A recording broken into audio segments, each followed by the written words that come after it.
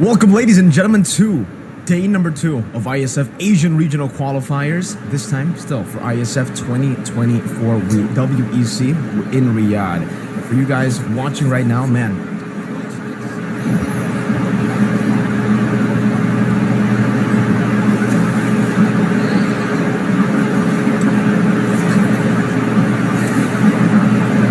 still, I think, a round robin for them. So, what are you doing? How you doing? Nice too.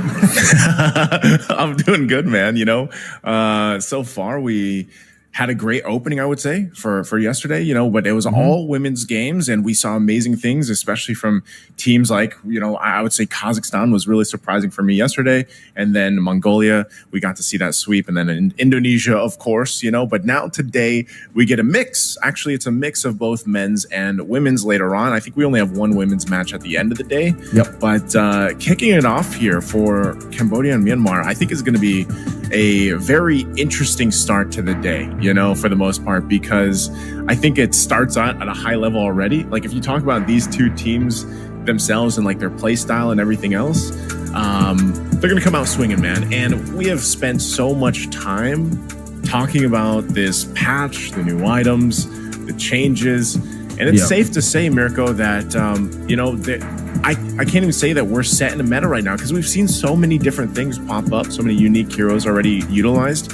And, these new items also coming into play, of course. And that's been a topic of discussion all around online everywhere. So we'll see. We'll see how even now some of these teams from the men's teams will be kind of setting the pace with whatever lineups and combinations of items they want to play for this first matchup.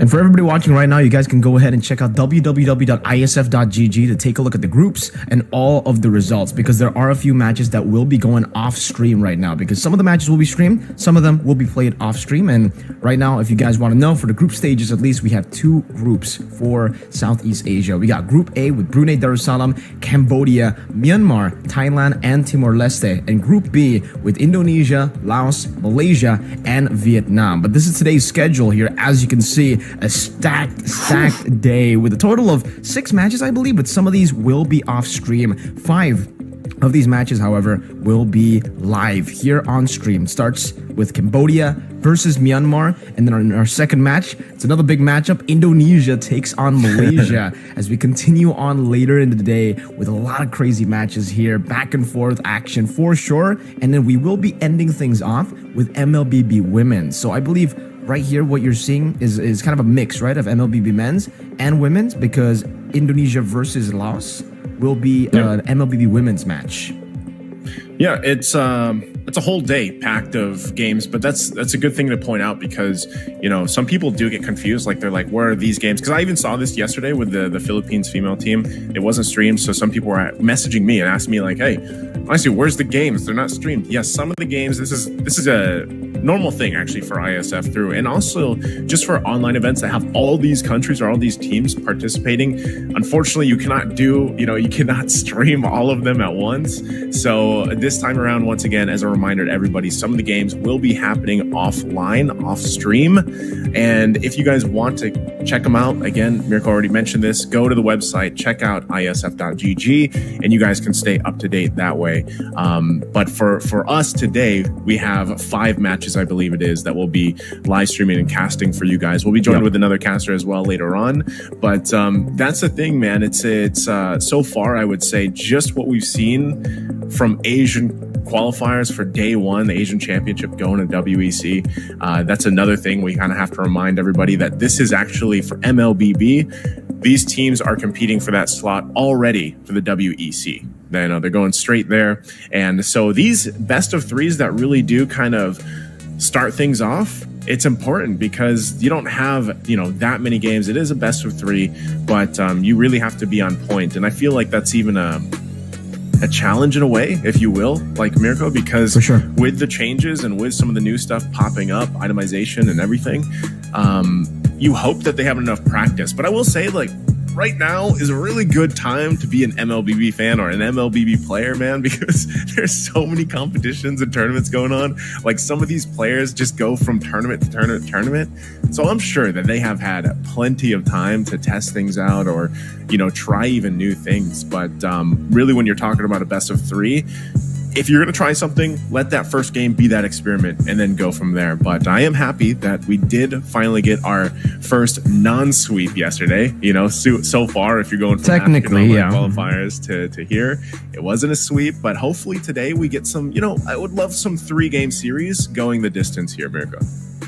I think match number 1 is very, very promising. If you want to talk about the match going all the way to full 3 games, I think match number 2 has a lot of potential there as well, right? But we'll stick to Cambodia versus Myanmar first here before we move on later on to Indonesia versus Malaysia. But I'd love to see the team lineups. And honestly, for the team lineups, I think you guys watching should already know. For Cambodia, it's a see you soon lineup, but obviously without MP the King. They've swapped out a few of these members, but I do want to talk a little bit about the slots first, right? Because for Iesf 2024 WEC 24 in Riyadh, for at least Southeast Asia, there will be 2 slots, right? And then later on, there's going to be 1 slot for South Asia, 1 slot for East Asia that is already taken by Mongolia, by Team Mongolia. We got 1 slot for West Asia, 1 slot for Central Asia, and again, Kazakhstan by beating Uzbekistan 3-1 yesterday in the non-sweep. That was Kazakhstan qualifying straight into Central Asia as the team. And also, we got the Oceanic qualifiers later on. We'll have a playoff match for Guam versus New Zealand. Very, very interesting matchup. But now let's talk a little bit back about the lineups for both these teams, right? Because for Cambodia, it's Lucas in for MP the King from the See You Soon lineup for Cambodia, but it's still going to be the same group of people that we are used to seeing on the international stage for Cambodia. It's Felix, Ra, Run, and Boxy. And for Myanmar, it's basically just full Mythic Seal, right? Ruby DD, Ken, Justin, Juno, Zide. I'm a big fan of both these teams, honestly, but you know, maybe I'm a bigger fan of Justin, perhaps because of what he was able to show back then in MSC 2022, the crazy Johnson plays and how aggressive he is as a mid laner. It's just a very different angle, a very different perspective as a mid laner that he brings to the scene, you know? I love the creativity coming in from Myanmar all these past years as well, but for Cambodia, it's the sheer amount of just raw mechanics that they have. I think Boxy is very, very impressive for me personally. Like after seeing See You Soon a lot of the times in international tournaments, Boxy is one of those roamers, especially on flashy picks like the Kufra, the Chos, these initiators, who is able to just steal the show sometimes up against, you know, even the Filipinos, Indonesians, some of the powerhouses. He's able to perform so well on these picks, and it really just comes down to how he's feeling, because it seems from some of these tournaments, if Boxy doesn't get that momentum going from the start of the game, if he doesn't get his flashy picks, Cambodia do lose a bit of that power early on to dictate the matchup, to go for these crazy skirmishes, and to force the team fights that they're kind of known for here. Technically, for both these teams, they're known for team fighting. Both of them love skirmishing. Both of them love playing around these neutral objectives and then battling it out. And here it is, the lineup again, as you guys probably want to see for Cambodia. It seems there's going to be actually a bit of a swap. I'm not sure, but it's going to be Moshi, Tegami, Nabi, Ue, or V, sorry, and Yui Fendi, it seems. So it's actually not going to be the lineup we were talking about. Okay, well, interesting, because I was following what's on, we saw here earlier, but if this is the case, if it is just going to be let's say a completely different team, could be even the case for Myanmar, but we'll have to see once we get the look at the lineups. But I guess what we could say is that, speaking of what we've seen from Cambodia before, by the roster that we were used to seeing from See You Soon, that could actually play a part where it's like the play style, I should say, the play style for them is definitely a part of their identity, if you will. And I feel like Cambodia is always one of those regions that, I don't want to say they're complete dark horse territory, like from internationals that we usually see them compete in, but they are a team that typically, you're right, like if one of the players for some reason just doesn't have like a good game or a good day, their series as a whole kind of struggles. And they have a lot of playmakers, I feel like, and something that Cambodia kind of struggled with was fitting into that. It's not completely an old meta, but the utility dancing off meta, with the lords and everything else. They were a team, they were a region that really just liked to fight. And I feel like where we are going with the meta right now favors these regions. Like it favors these regions that love to be a little scrappy, start off on a really strong foot, get the momentum going. And, some games just so far, like we haven't seen games go super long just yet. I feel like the longest we've seen is maybe the 23-minute mark, I think, is our longest game. I know our fastest is 6.5 minutes. Like that's quite the disparity between 6.5 minutes to 23 minutes. And we're yet to get to the point where are we seeing some of these longer games go 30 minutes? Because with teams like this, especially when we're in this part of the world for ISF, teams are most likely going to end quicker than, take longer to win games. We see them end a lot earlier. So, part of this, again, okay, we are going to take a look at Cambodia's roster. Here we go. There you go. Yeah, all right. It is. I didn't know if we were getting thrown a curveball. Yeah. Or, but it is going to be Ra, Lucas, Boxy, Felix, and Run for the lineup from Cambodia. So now that we have that cleared out, thank you so much. And now we can, again, we have a lot of information on these guys, Mirko. So, everything that we kind of built up, I think the region still plays very similar to what we see from them, and that's why they're such a dominant, strong, lineup here from Cambodia. Very, very aggressive lineup for every single one of these members, right? But especially Ra and Boxy. And I think, like you mentioned, in this new meta, especially, this has already been like the case for the longest time, but the trio mid is just so important, right? So if Ra and Boxy can get things going all the way from the start, can get a winning matchup in the mid lane or just comfort picks so that they can actually pop off in these team fights, it'll do Cambodia a whole lot here in these skirmishes. And also for Felix mainly, it does seem like he is more of a playmaking XP. He loves getting his hands on the Terizlas, getting his hands on the CC heroes that can really dive into the back and actually provide some sort of utility, whether it be CC or sometimes a little bit of damage mixed in with that CC, right? Maybe a CC pick, curtain call with some poke there with the yo-yo. Really cool stuff from Cambodia. And I'm glad, I had a second guess myself earlier because of the rosters, right? But now, all right, I was like, all right, I don't know why they would swap, but okay, this is the correct one. And I don't know. Sometimes, especially with these players already playing with an import in their MPL, some of the concerns that are raised during national or like when they represent Cambodia is the fact that how are they going to perform without some of these imports, right? They have an import in the gold lane and also they have an import in the jungle. So with these two players not being able to play for Cambodia, obviously, now with two players stepping in, I really wonder how they've actually adapted. How has Lucas and Run adapted to the rest of the See You Soon lineup, right? Because technically, they have been playing together for a long time as well, but this is where full lineups like Myanmar have an advantage, have a bit of an edge here. And we can see here for Ken, Justin, Ruby Didi, Juno, and Zide, they've been playing as a team for such a long time. This is Mythic Seal. If you guys follow the Myanmar scene, the Myanmar qualifiers, they're always able to make it to at least top 2. It's very unfortunate that the last 2 times they were only able to get top 2. They were not able to get that final win in the grand finals to qualify to some of the other events, but I'm glad to see them here representing Myanmar, right? Because even though they're not going to be in the Esports World Cup, they'll be in the World Esports Championships, maybe to the main stage. I really hope so too, because this is a team that a lot of people, even to this day, even after their solid performances back to back, people still doubt them. People still think that they are like shaky, and I get that. I definitely understand that because it does look like Myanmar are kind of shaky compared to, other teams, but that's just their playstyle. They love going for the 50-50 gambles. They love taking risks, and it's all about the calculation that they make in the game to make those risks happen or to take those risks and make it good for them, make it work for them. I'm very interested in how this will work out because technically what I mentioned for Myanmar kind of applies to Cambodia as well. They're also risk takers. Is that it's going to be a bombastic game for sure. I 100% agree, man, because when you just look at this lineup from Myanmar, just watching them over the course of like the past tournaments or even the internationals they've competed in, they're always a team to keep your eye on. They always are able to sometimes pull something out of the hat in situations where you're like, man, how do they do that? And it's usually just because, again, their players individually are so gifted, and as a team they've been playing together for quite some time now that they have this synergistic thing with that bombastic play style, if you will, that chaotic play style.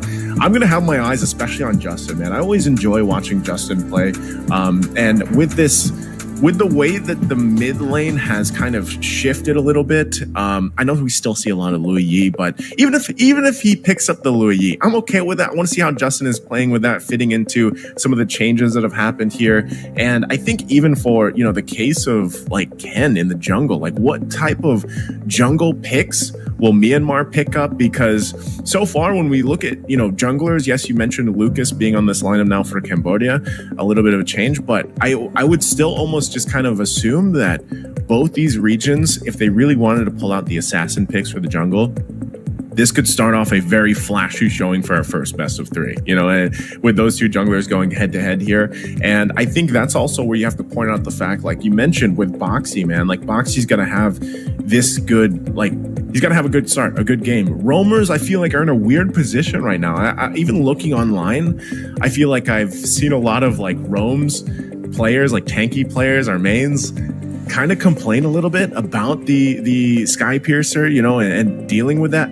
I don't know, like I've heard two sides of the story, and maybe you guys listening and watching the stream can also share your thoughts, because I feel like there's two camps for the Sky Piercer. Like some people are like, man, it needs to be changed. Something has to happen about it. And then there's the other camp that's like, it's not that bad. Like the defensive items are actually decent, like to deal with it.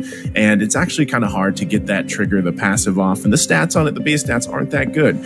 So like there's two camps of like debate for this item alone. Like, can you imagine one item causing so much online debating going between the both categories here? So I want to see exactly what these two teams want to do about it, and how that's going to affect some of the roaming options. Because even yesterday with the women's, Mirko, we saw some great things just with like a Minotaur alone. Remember the combination? I feel like this is the most memorable for me yesterday, was that Minotaur Iksha combination. I mean, they had a Terizla too paired in with that, and that was like you're just hoping for the holy moly setup wombo combo of lifetime. We didn't get it at the end, but you still saw how strong the Minotaur still is in the roam, and some of that setup potential when you pair it up with an XP laner like a Terizla, who is arguably probably one of the most picked heroes aside from Yuzhong in the XP lane, that is definitely going to be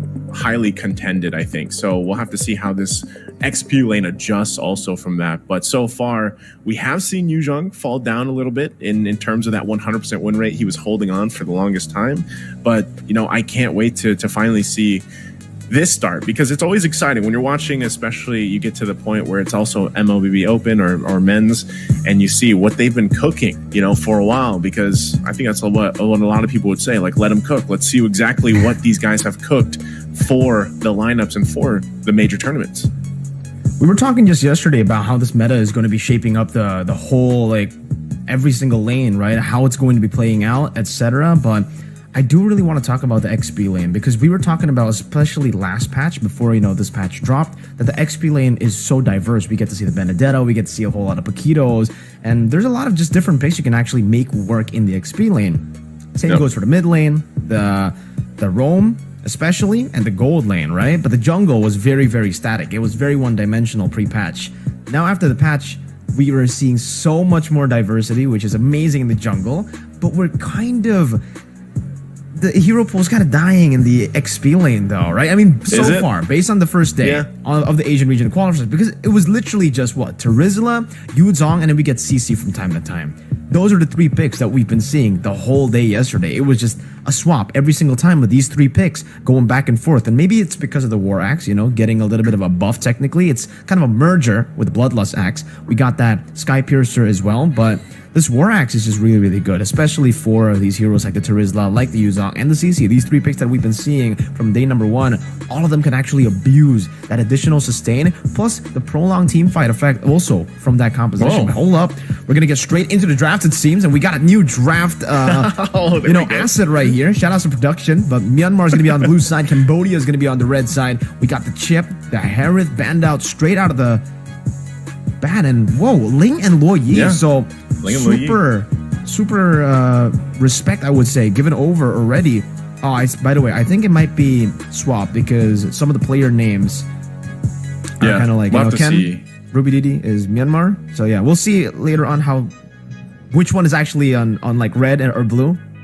Yeah. Right now, we'll just go with the fact that these bans are for sure, right? So, well, at least that, and see if the players end up swapping here, because it is pretty important when you're thinking of a who is blue, who is going to be red, and how do they draft according to that. Matilda's going to be banned out here for this last phase. I'm still assuming this is Myanmar banning these out. Interesting too that the Ling was taken out, because we saw this yesterday. It was from Indonesia, right? That played the Ling for the first time. Okay, and it was quite devastating to say the least. So last ban's going to be the Angela taken out. We saw that priority picked up quite a bit of times so far throughout this. So first pick here with a lot left open, and this is where typically you see the Fredrin still open. You're going to be like, man, Fredrin locked in right now, but that's not the case anymore, guys. It's changed, right? This utility dominance is changing to a certain extent. Roger picked up first here. Great flex pick, right? It's really, really good. I was just expecting, hopefully maybe we get that Fredrin pick, right? As you say, it's not going to be the Fredrin first pick. That will be a classic Caster Curse moment. But yeah, the Roger is just really, really good right now. We got so much flex potential on this Roger to go for the jungle or the gold lane. But hey, Myanmar seems to be, still loving that Fredrin. It's going to be the Fredrin and the Arlet locked in. Arlet also kind of a flex right now. They can use it in Roam. They can also use it in XP. It's going to be very, very good to utilize in towards a later phase. But all right, we are going to go back here straight into the draft. So we're not going to be using that asset, not just yet.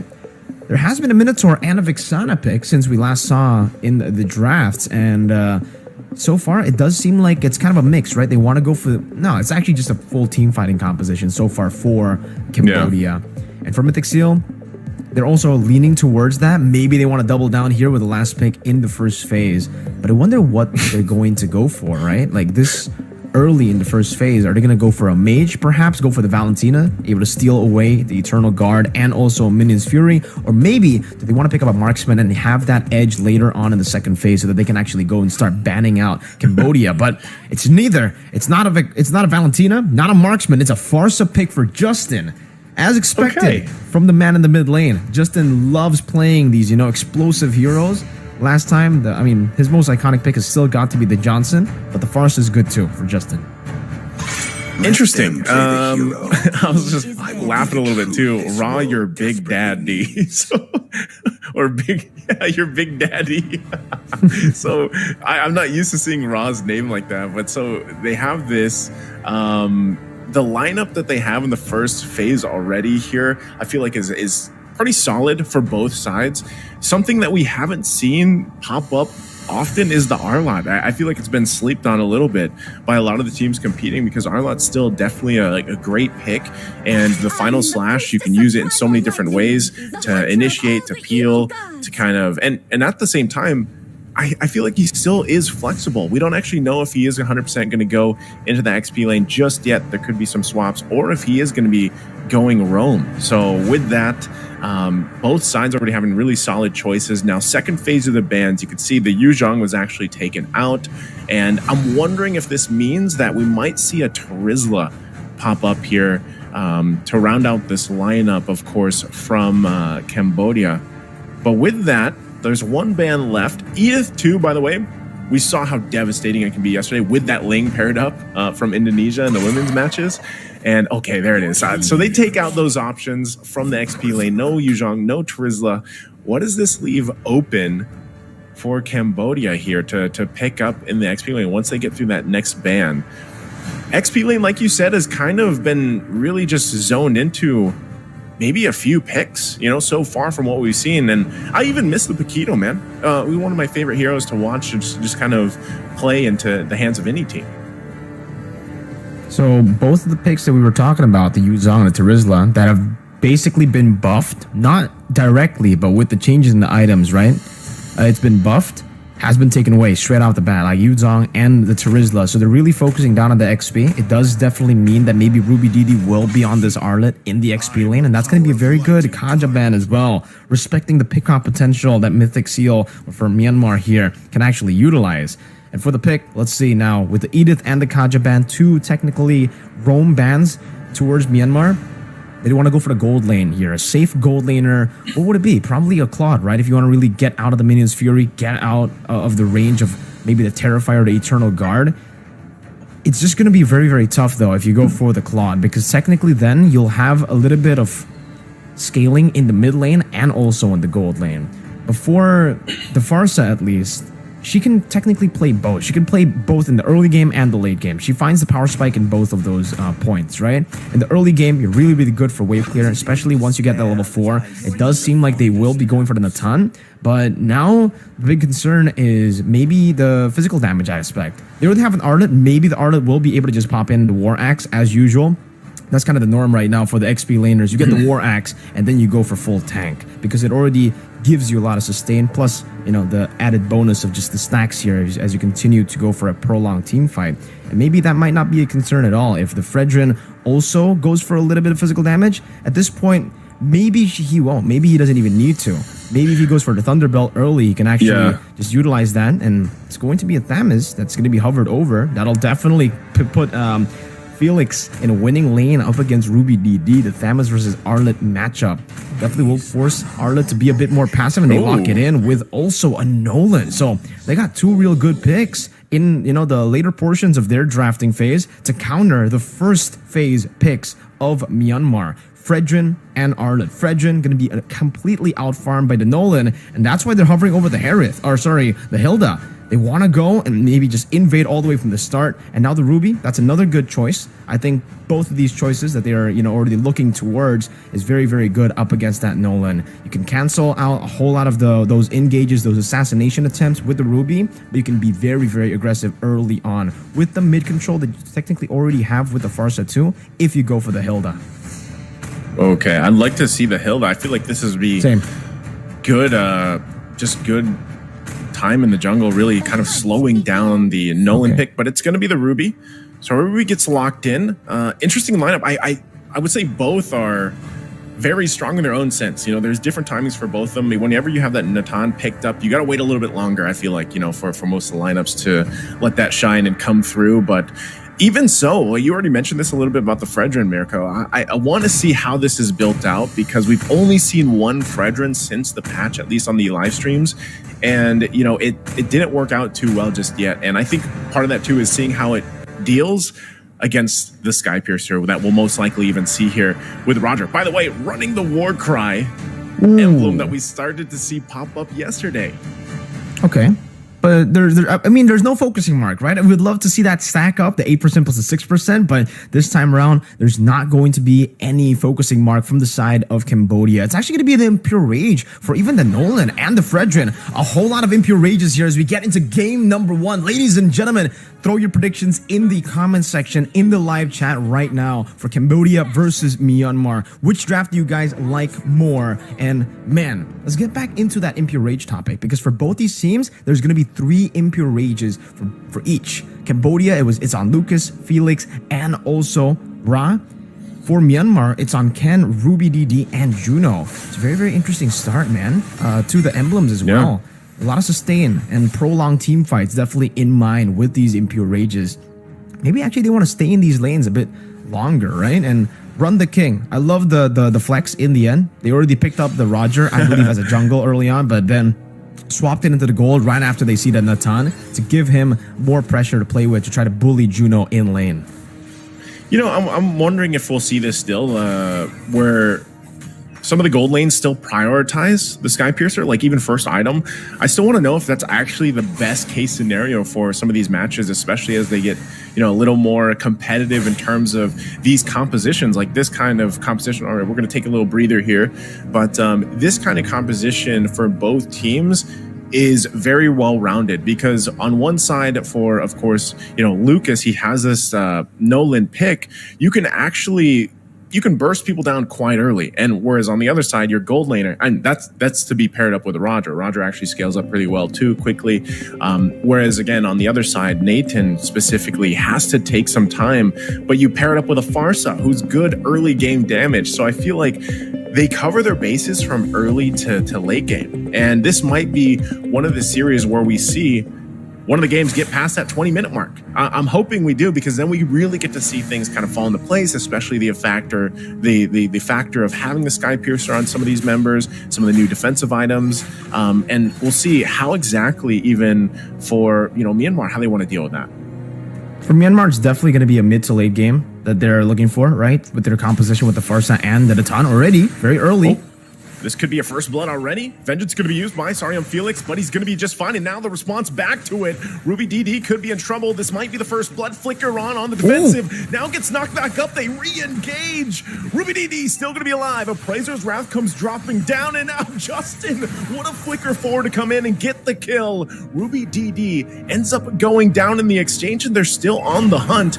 Not sure if Boxing is actually going to be able to chase them down, but that's fine. It's a 1-for-1 trade. Wow, and now the turtle's up. That was so good for Myanmar, right? I mean, the fact that they fought that 2v3, and then later on, with some of those reinforcements, it technically became a 2v4, but they were able to survive, and now Felix on it. They're gonna go for it. Ken able to get the turtle. Feathered airstrike comes down. They get the kill on Lucas too. Sorry, I'm Felix to drop as well. Myanmar comes out swinging for the first objective.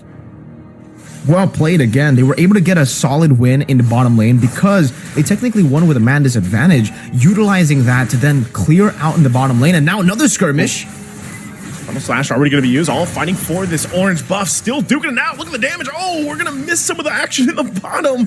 It looks like Boxing is still going to be alive. And we missed it, but Ruby DD went down, and we're looking at the top lane while that all happened. But it looks like Ruby DD ended up falling in the exchange.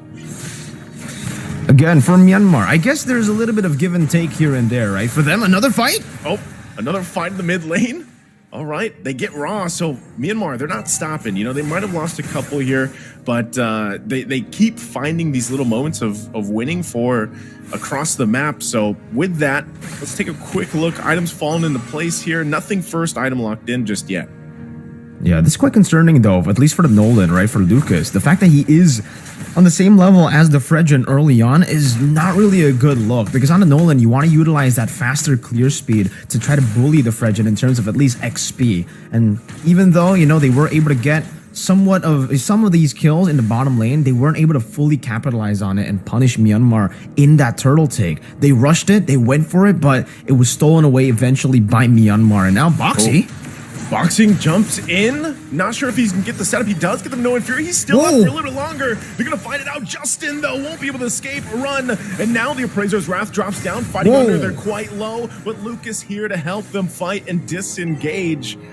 I'm surprised Cambodia, no one drops from that. I don't even know how Boxing was actually able to survive that. Manoy Fury plus the motivational roar, I guess, was enough. And now Ken could focus on Lucas. This could be another pickup they're looking for. Gets dragged back in as Lucas will now fall as the turtle spawns. That was already so good for Cambodia, the fact that they were able to get that dub, outplaying Myanmar. But in the end, Lucas staying in that bush, opening it up a bit too early, and now Ken has a massive advantage. It should be a free turtle in Myanmar, and he should be able to just retry this, and that's what he does. Ken going up again, a little bit of that skirmish happening, but I don't think they're going to really come in. Bottom lane, though. Oh. Run, gonna be a trouble. Yeah, that's the burst damage we were talking about. Justin now, like we were mentioning, a key player here for this lineup from Myanmar. And right now he's doing really good at just scaling up on this far side. The scaling is going to be very, very good for them. Again, for Myanmar, everything's going to plan, because technically for them, it's all about just playing around this early to mid just by trading. As long as they stay even across the board against Cambodia, their composition will actually outscale. The fact that they're winning makes it even better for this Natan, for this Farsa. The Farsa early on already very, very good, especially right after level 4, but now it's going to be in that limbo state. If she can get a few more kills, actually, you know what? Justin's already on 3 kills, so this is already a snowballing Farsa. So coming into the 7th, 8 minute later, when the third turtle spawns, Myanmar will have such a crazy amount of damage to play with, crazy amount of burst. And at this point, Juno might actually also participate in these skirmishes, because usually on the Natan, at least before the Holy Crystal, you really don't want the Natan to participate in the fights. But for Myanmar, I think most of their members are actually quite ahead, so they might actually be able to utilize this fully to go for these skirmishes to force Juno to snowball even faster, because he's already on the way to the Starlium Scythe. Right after he gets a Starlium Scythe, it should still be okay. The best way would still be for him to go for, you know, the Holy Crystal before the fight. That would be the best power spike to play with. But hey, if your team's already winning this hard, going and finishing up that Starlium Scythe straight into, oh my god, that damage straight into the Holy Crystal would be great. But yeah, the Thunderbelt, we were talking about that maybe built up by the Fredrin, but it's Ruby Didi who builds it up first right into the Fury Hammer, so no War Axe, at least not now, and Ruby's going to be doing so much damage with that true damage on the Thunderbelt. Lucas, the fact that he's in the same level as Ken, again, is going to be concerning, because when it comes to the retry battles, Ken has the last hit advantage, right? With that first skill straight into the retry, you're very, very good on that combo. You should be able to utilize it to get it, and now turtle number 3 spawns in the game. Turtle 3, they're going to dance it off once again. I'm offended to find the pole. Now can they get the connection? Eternal Guard going to be dropped as well on top of them all. It's going to be the first one to fall as boxing goes down, and now they have to win the fight. A flicker from Justin, though, keeps them at bay. It's only a 1 down for Cambodia. Myanmar can just go ahead and get reset and healed up here. They're going to go ahead and probably start the turtle, but it looks like they call it off for now. Still have to be careful of some of the damage outload from Cambodia, but it looks like as they get in position, they'll check things out. And that's going to be, I mean, Run was able to really push down this turret. Not sure if he's able to get it just yet, but now they find themselves once again at this turtle to fight it out for. Zides does not have the I'm offended combination, can't force the fight, and Boxy, he has that Minoan Fury, so they go ahead and try to feel this area out. Rudy DD waiting for this flicker final slash combination, gonna go in already. Flickers out himself on the defensive. So this is one time again for the turtle. Feathered airstrike drops down, and it's gonna go for the reset. They want Ken down. They jump in. Rudy DD goes in with a vengeance. Final slash to help him out. It's gonna be Boxy that falls. Eternal Guard gets dropped down. Ooh. And now still finding out he's still gonna be alive. He's on the run. Ken will go ahead and start up the turtle. It's just a disengage. Meanwhile, Juno pushing in. Zides will finally fall, but I think Myanmar is happy with that. They get the objective, they get some kills, and everybody tries to make it back in time, but it looks like he stops him out. Zaria Felix gets the kill before eventually going down himself. What a fight for that last turtle. XP for XP, Roamer for Roamer, so technically it's a fair trade, but look at Myanmar, they were able to get the turtle, and again for Juno, that's a big kill now in his pockets, getting him to snowball even faster in the early game to get to that mid stage, to get to that Holy Crystal. It's going to be big for Myanmar. Cambodia, they get a trade off the board, finally at least getting a structure here, because for Myanmar, they were also able to get a mid lane turret, by the way, in that skirmish. So now the fact that Myanmar has a 3,000 gold lead with a composition that technically still scales mid to late is going to be very, very scary for Cambodia. I thought for sure around that turtle, you know, for Cambodia, they needed that win desperately, because their composition is still very, very reliant on a snowball in the early to mid game, and you can see it here from the Nolan already. A little bit of a change to that build path. From the Heptases, you usually see a little bit more damage, maybe with the Hunter Strike, but now he's kind of forced to go for the Melfic Roar. There's so many tanky members on Myanmar that can soak in that damage, and so he'll have to go for that penetration first, and maybe now he goes for a little bit more of just that base damage. Maybe a BOD even if he feels confident, but it does seem like Boxy. Oh, whoa, Boxy gets caught out a little bit, tries to use that Minoan Fury, but will eventually get taken down. And like you were mentioning, especially some of these itemizations, there's Juno. There's the Holy Crystal before that 11-minute mark that we talk about with this Nathan locked in. Sky Piercer also being picked up by Run the King. And with that, this could be a very crucial power spike for both of them. Look at Ken taking a ton of damage. Now Sorry Felix is going to jump in with the Conquering Inferno. They're forced back a little bit further. Vengeance already popped as well.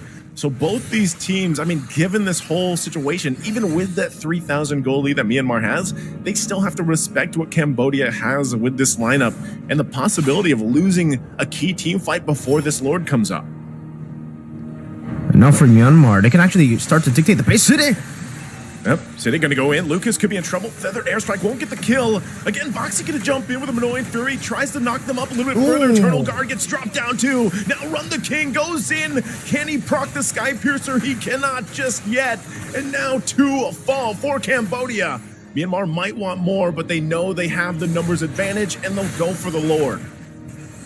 No Minotaur, no Vixana, Ra and Boxy have been taken down in that skirmish earlier. It was a very good re-engage for Boxy. I could definitely see what they were going for there, but the fact that Juno was just able to blink out with that entropy, really crisp, clean positioning from Juno to get himself out of that sticky spot and to outplay that situation. And you can definitely see from that skirmish alone, the burst damage that the Natan has. Yes, I said that right. Burst damage. When you get the Holy Crystal, that skill 1 will basically be burst, especially if you land both of it, with the entropy and the one that's coming out yourself, right? So Myanmar, overwhelming advantage now as we enter the 12th minute of the game, because they've already technically gotten to their mid stage at the 10th minute. That Holy Crystal that should be, that should be actually acquired by the Natan around this minute, around the 12th minute, has been acquired at the 10th minute, so they were able to just dictate the pace, and now they can continuously siege down on Cambodia. And if they get all tier 2s, this is incredible value again. Conceal by Side, and it's only used to just zone them away. The turret splash should get rid of this Lord, and it does,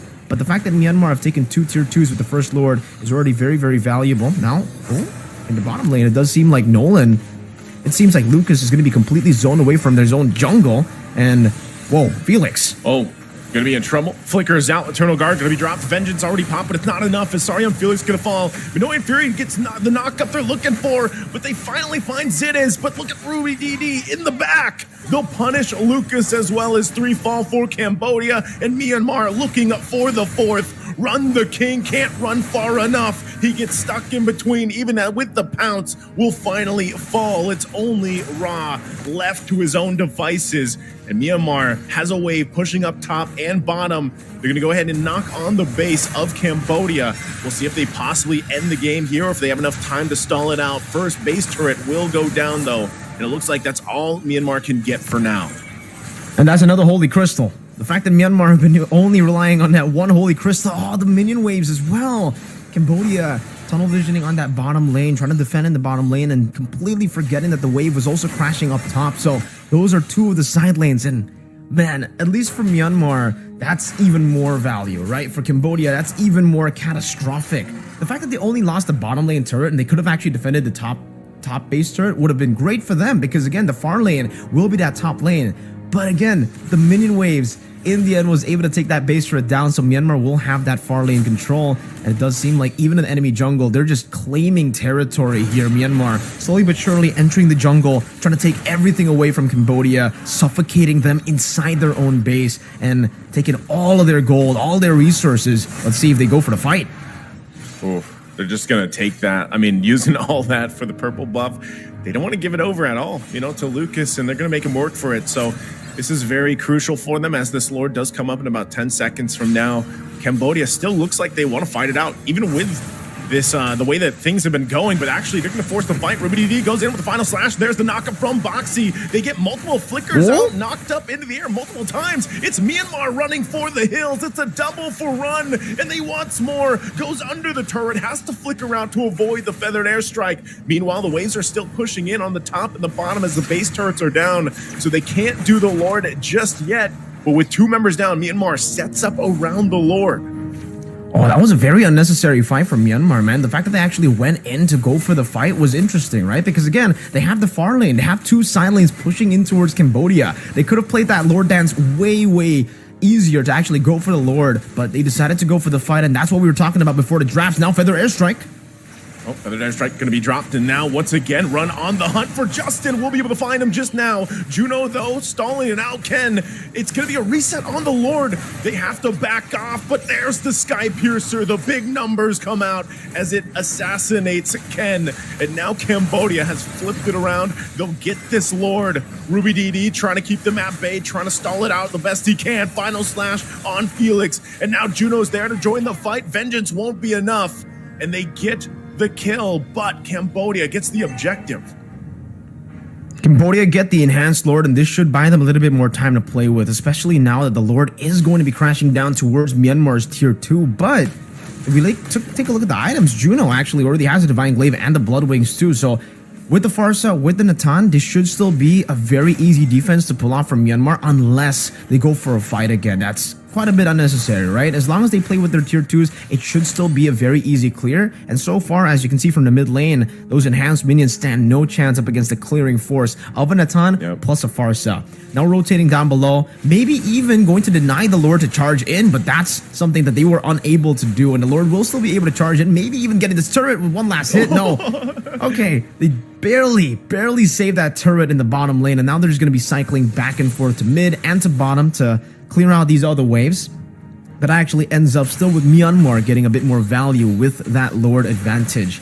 Still though, for Myanmar, they had the two side lanes. There was no real reason for them to take the fight, but it is that Myanmar style that we were talking about before the drafts, right?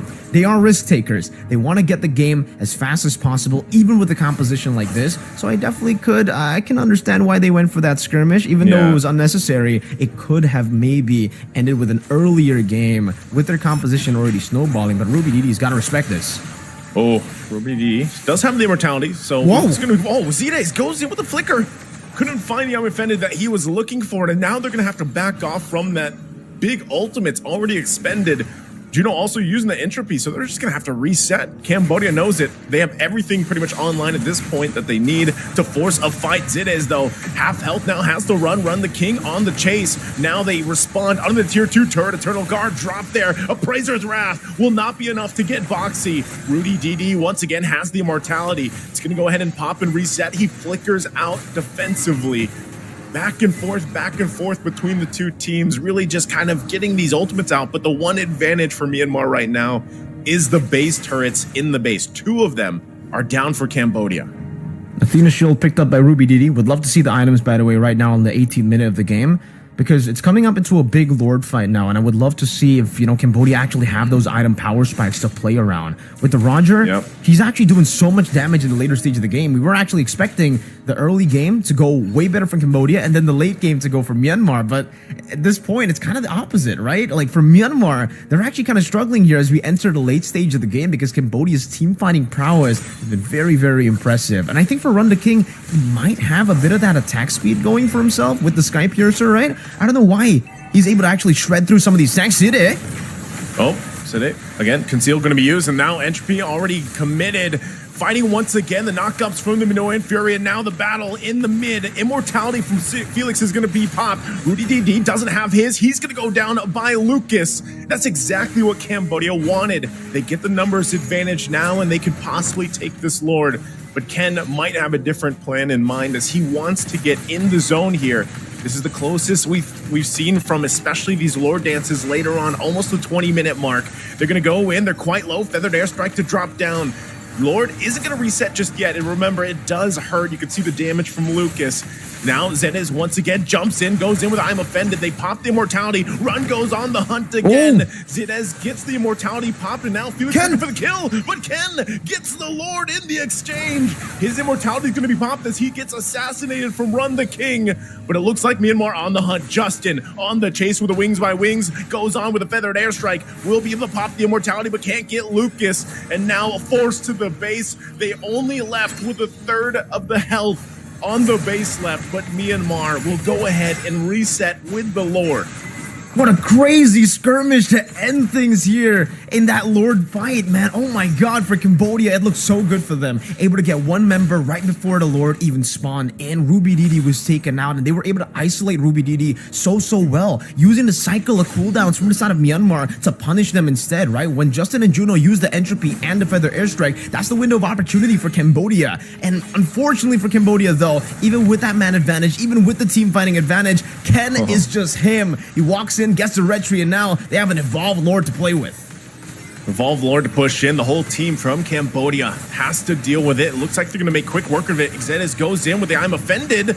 Boxy's still going to be alive, actually utilizing the Minoan Fury, so somehow, some way, Cambodia still defending even against that Lord push. But this will be that last turret in the base going down, and now Myanmar looks to possibly cap out the game here. Half health on the base, so it's up to Cambodia to play the defense. Juno going to jump in with Entropy, Run trying to keep them at bay as well. Doesn't want to commit the Lycan Pounce just yet, but to clear the minions, and it looks like, so far, Cambodia holds on defensively. Oh, Cambodia still with a great defense. They were able to just cycle through those waves back and forth again, staggering those waves. But unfortunately, they will have to, give away at least one turret there. There's no way that base turret would actually survive in that crazy siege that Myanmar was planning up. And now we get to see the items, by the way, for the anti-cuirass and the blade armor. It's already built up by Ken, so at least now we understand why he's so tanky. But looking back at the Roger, looking back at Run, it's actually just a normal build, right? He's utilizing the Windtalker with the Endless Battle right into that Sky Piercer, so utilizing a whole lot of penetration, base damage, and utility. Technically in this kit, yeah, it's still with that movement speed with the Windtalker and the additional true damage you deal on that Endless Battle to shred through some of these tanks. And already Myanmar are looking to go for perhaps an ambush here all around. But for... Oh, Ra actually also picks up a Holy Crystal. Those Eternal Guards that have been very big for Cambodia, they could actually now start bursting people down from Myanmar with that Holy Crystal. Myanmar is going to be very careful as to how that Eternal Guard gets used up and to Ra's positioning. Because so far, Ra has been actually playing these team fights so well, never really being fully targeted or taken down or even low in these skirmishes up until, when Myanmar makes it messy. But it's kind of weird because for Myanmar at least, they want to play it front to back. They want to play it as clean as they can in these team fights. And it's Cambodia who actually want to look for messy team fights. If Lucas, Felix, and Run could actually flank to the back, or if they could find a massive re-engage, that would be great. I'm offended. Yeah, I'm offended. Already going to be expended. So once again, Myanmar, how do they play this out? Knowing that a base is fully exposed from Cambodia, they could take advantage of that if they want to. And that's part of this process for the Lord Dance. And now Sarmian Felix going to try to keep that front line. It's really up to Boxy here to find his own setup. He does have the flicker available. Have to keep an eye on that. Has immortality, so can extend some of his health a little bit longer. Does jump in. There's some annoying Fury. Not going to be able to find the they're looking for. It's only Zid as he goes in defensively. But look at Juno's damage. Has to pop the Wind of Nature. Ken could be in trouble now. And on the backside, they're going to force them back even further. Myanmar left to run for the base to heal up. But it looks like Ruby DD will be able to keep them from committing to the Lord just now. And we've gone to a point where this is the longest game of the Asian regional qualifiers. Technically, even if we combine the African regional qualifiers, we haven't seen a 23-minute game just yet. So that already breaks the records here just for our game one. And it seems Ruby DD wants to go in. Oh, huge final slash with the flicker combination, and they'll take out Ra. He's been doing such a good job on positioning and now gets taken out, and now it's Sarmian Felix. He's trying to extend, but he will go down and Run. Left in it all, and another member falls as Myanmar now dismantles Cambodia, and that's going to be enough for them to possibly just end this game. They don't need the Lord. They'll just go ahead and take down the base further. Minion's going to be pushing in. Lucas trying to buy as much time as possible, but Feathered Airstrike is too much, and Boxy as well. The Minion waves are already pushed into the mid lane. They'll clean up the kill just for the finesse, and they'll take game number one. Well played to Myanmar. And man, of course it's gotta be Myanmar to do the things that they did in this game, right? It's gotta be Myanmar to get a massive gold lead at the start with a late game composition, to actually throw that lead later on right as the Lord, the enhanced one, spawns in, and to win it when the gold is all but even. Wow. Well played to Myanmar. GG to Cambodia. We'll still have another game, and perhaps for Cambodia, they can actually force out game number 3 here, considering how well they played it towards the later stage of the game, which is the big, should be the big weakness coming in from Cambodia, which is that late game coming in from the composition. They were able to make things work really well, with Run the King being definitely the highlight together with Ra.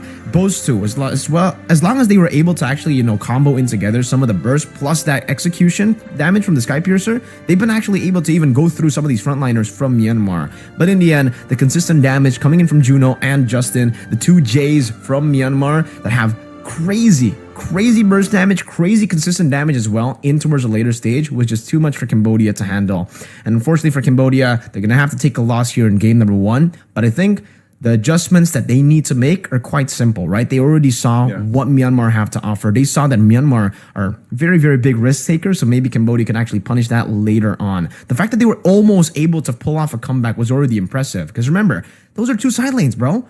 2 side lane base turrets were already taken down before that enhanced Lord, and the fact that they were just able to team fight, win over and over without having those 2 side lanes, it's super unfortunate for them, because Ken was able to steal that evolved Lord. I think if that didn't happen, if Cambodia were actually able to utilize that man advantage, to get and secure that Evolved Lord, things would have turned out very, very different.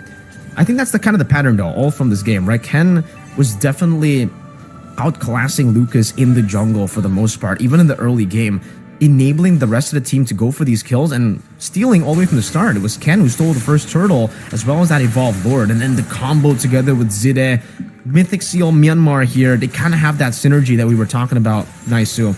The fact for, at least for Cambodia, right? Some of their members, they're used to playing with some of these imports. Maybe the synergy is just not fully there just yet here, and they need some more games to get going for that synergy to finally click. But still, you do see, at least for the three members, Boxy, Ra, and also for Felix, that they were able to bait out some of these skirmishes. Boxy completely outplaying Myanmar here in this particular skirmish in the mid lane, and they were able also to create some space for Run to escape.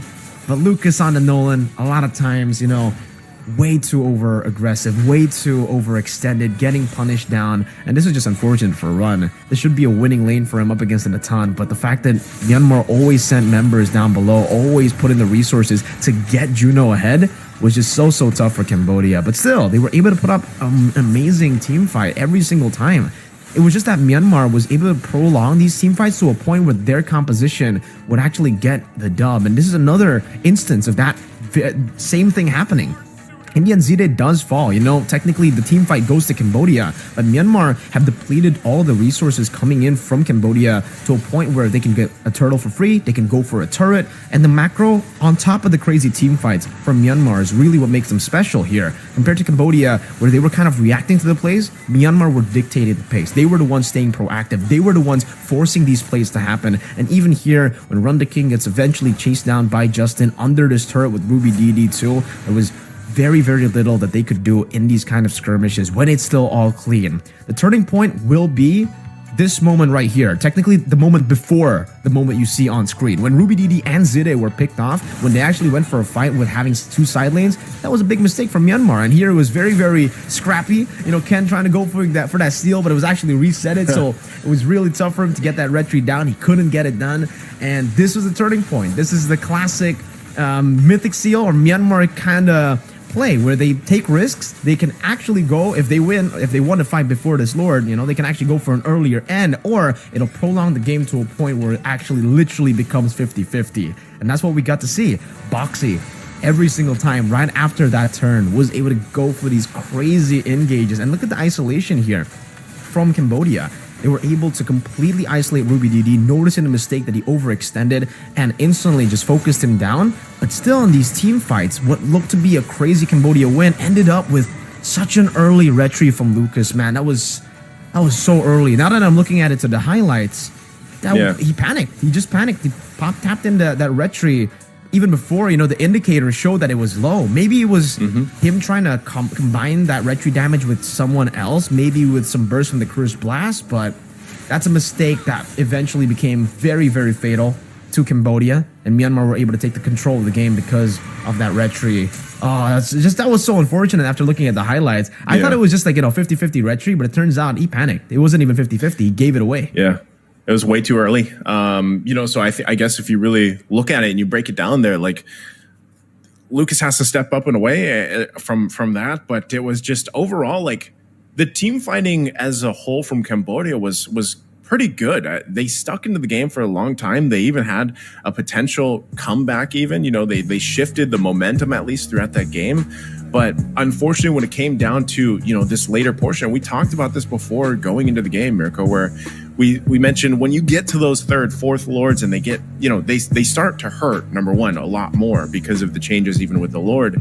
So I feel like that was one difficult thing. It's already hard to do that as a Nolan or any assassin jungler pick, but then you really have to, like, if you just sit there too long, you're going to take too much damage. So maybe that was part of the reason why, you know, it was way too early on the retribution, but overall, I just think that Cambodia actually had good team fighting potential. We saw a lot of that, you know, in terms of the sets from Boxy, the Eternal Guard usage, like we mentioned from Ra. The positioning, for the most part, was good, but eventually it gets so chaotic and you know, you're dealing with multiple entry points. I mean, trying to decide to, how do we avoid Zide's I'm offended combinations with the flicker? How do we not get final slash from Ruby DD? Like, there's so many things that they had to keep an eye on. I feel like at some point it got just a little bit too chaotic. And this time, Myanmar's been doing this for so long that they just, even amidst the chaos, like somehow, some way, Myanmar just makes it look like so calculated. You know what I mean? Calculated chaos. And this time around, even I will say that I noticed with the Fredrin, though, it's not as easy to just sit there and tank things up, though. Like, there is a definite change where you got to be a little more finesse with it. You know, you got to be a little more technical with the way that you're using the Fredrin instead of just planting yourself and tanking everything and regenning everything back up, you know? And so with that, I think part of this is just a way for Cambodia, the way they can adjust, because it is a best of 3, right? It is match point, of course, going into the next game, but Cambodia showed a lot of good things here for this matchup. I'm just wondering if this is maybe it's a better time for Lucas, depending on what he picks up, if he still wants to go with an assassin, because honestly, I could see Ken just doing this again. Like, if they want to pick the Fredrin, go for it. Like, they didn't, that was not a problem at all dealing with this. And so I think one of the things, though, too, is get Lucas what he needs to.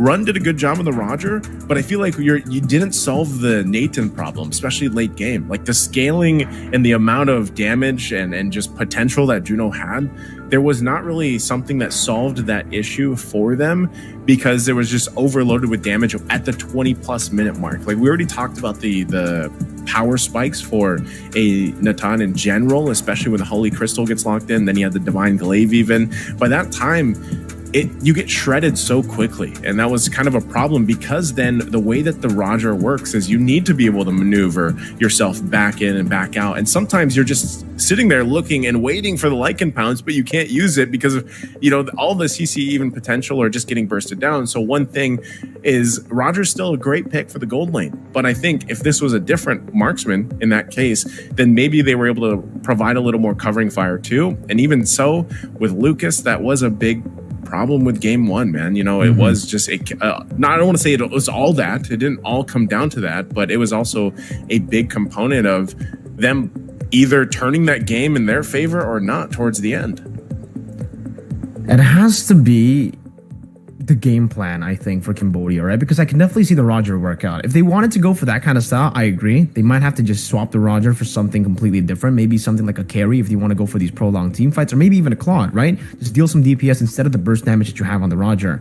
But the fact that they picked up the Nolan means that they technically wanted to utilize the early game snowball, but they just rotated to the wrong side of the map. And I think that's what caught Myanmar off guard as well. Because early on, we saw from Myanmar at least, they were rotating straight to the XP lane. They were so aggressive. It was Ken and Ruby DD against the world. And they were kind of shocked because of how many members that showed up from Cambodia in that XP lane that should have been the weak side of the map by all means. Because Cambodia have a Roger against a Natan. I was also already praising that pick, right? I love the fact that the Roger was flexed in the last minute to go into the gold lane instead of the jungle, because they already see a Natan in the enemy team. So that can actually give you a lot of opportunities to actually, you know, take down the Natan in the early game, shut the Natan down all the way from the start.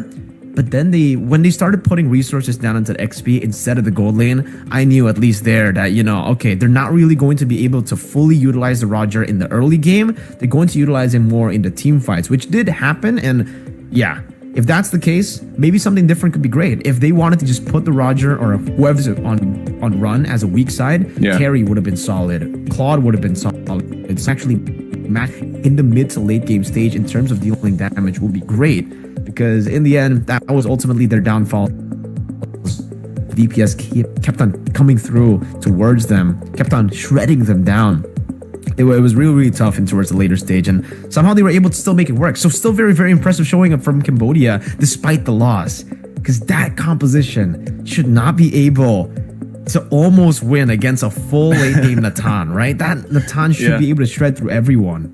I think we got to give props to Felix though, because of his usage of the Vengeance every single time as well. When he decides to pop it, it was always perfect. It always punished Juno. Juno was caught off guard so many times when he went for the entropy and, you know, the full attacks. Yeah, it's good to see Thamus like come out too, just because again we've been only really seeing very certain picks, like very, very few picks that would be the Yuzhong, the Triza, kind of pop up in the XP lane. And, you know, this time around, we got to see something different for the next game, though.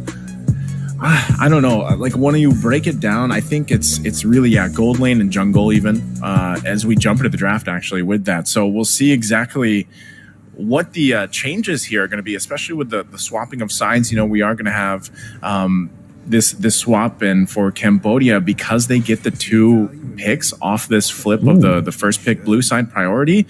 They could already round that out the best way they can, getting 2 priority picks that are valuable enough for their whatever lineup they have planned. Because like you said, even with a lineup that isn't supposed to necessarily go up against the late game Natan, like they did a pretty good job. The execution was there. It's just it fell apart. It wasn't as solid as a whole. And I think you talked about this specifically about, you know, Cambodia even going into the draft was sometimes if there's a little bit of a lack on one of the roles, whatever it may be, then the struggle will eventually show. And Myanmar is a team that statistically is usually on point from each role. And I feel like if you just look at game 1, you know, there were some minor mistakes here and there, but overall Myanmar knew exactly what they wanted to do in that game and how they approached it.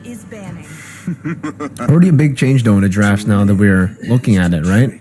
In game number 1, it was, well, the big change number 1 is definitely going to be the sides for both these teams. For Myanmar, they were on red side, and they were actually the ones to ban out the chip, the Harith and the Angela. And I think for now at least, they're actually trying to force Cambodia to decide if they want to go for the Loyi ban, the chip ban, or to leave everything up for grabs and to technically leave it over to Myanmar to take. It's going to be really, really scary though if Myanmar actually decides to go for that chip. They're very, very good in the early game. So using the Fairness, the Fredrin bans now, full respect, it'll create space for some of these other heroes that were banned out in game number 1 to be left open. Because I think for Myanmar especially, we saw Ken on the utility. He's great on the utility, but he's even better on the assassins. This guy is a monster on the carry picks, right? Even the Granger, I think it was M4, he was able to utilize that Granger with the Harith in the gold lane and make it work. So I think that's the plan for them. They were really hoping that the lane was going to be left open, but now something that has changed is the Angela and the Mathilda has been left open compared to game number 1, and maybe it should be a prioritization for Myanmar, and it does become prio. That Angela first pick for Myanmar, leaving the Mathilda open, and I think for Cambodia at least, they're actually going to take their time with this one. I don't know if they want to take the Mathilda. It's a safe choice. It'll be very, very good for the composition, especially if they want to go for those prolonged team fights. But they might just want to go for some other picks here at the start. Maybe going for the Terizla early would be good too, right? Something that can actually, you know, nail some of these members from Myanmar down so that that combo, if they actually still want to rely on that kind of combo with the Roger, could still be good. Roger Terizla could be the first choice to go for here, or maybe they might go for an early Valentina just to try to take some of those ults that, you know, Myanmar like to play with, especially now that they already have an Angela. But they will just pick up the Roger first. That's a very good flex pick again. Super prio now, and actually, they won't utilize that flex pick if this is the pick that they decide to go for. It's a Baxia. So straight out the bat, they're revealing that the Roger will be going to the gold lane, and they'll be taking the Baxia away from Ken. It could be very good with Angela. Unless the Baxia goes, what, Rome? The Fanny gets hovered over. This is another Ken pick that I know personally. He's very good on these assassin picks, so it wouldn't be strange for him to go for a Fanny, actually, especially now with that he already has an Angela to help him. Yeah, I was going to say, especially with the Angela.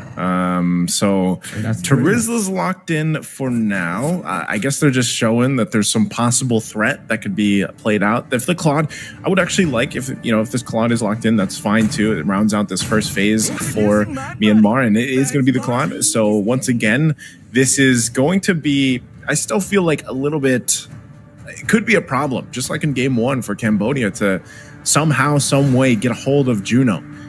They didn't solve it in game 1, and if that Natan performance is how he's going to play the Claude, then I feel like that's concerning if you're for Cambodia. So this is going to probably be a typical matchup that we've seen throughout ISF and even in other tournaments. It is going to be the Yuzhong versus the Terizla and the XP lane.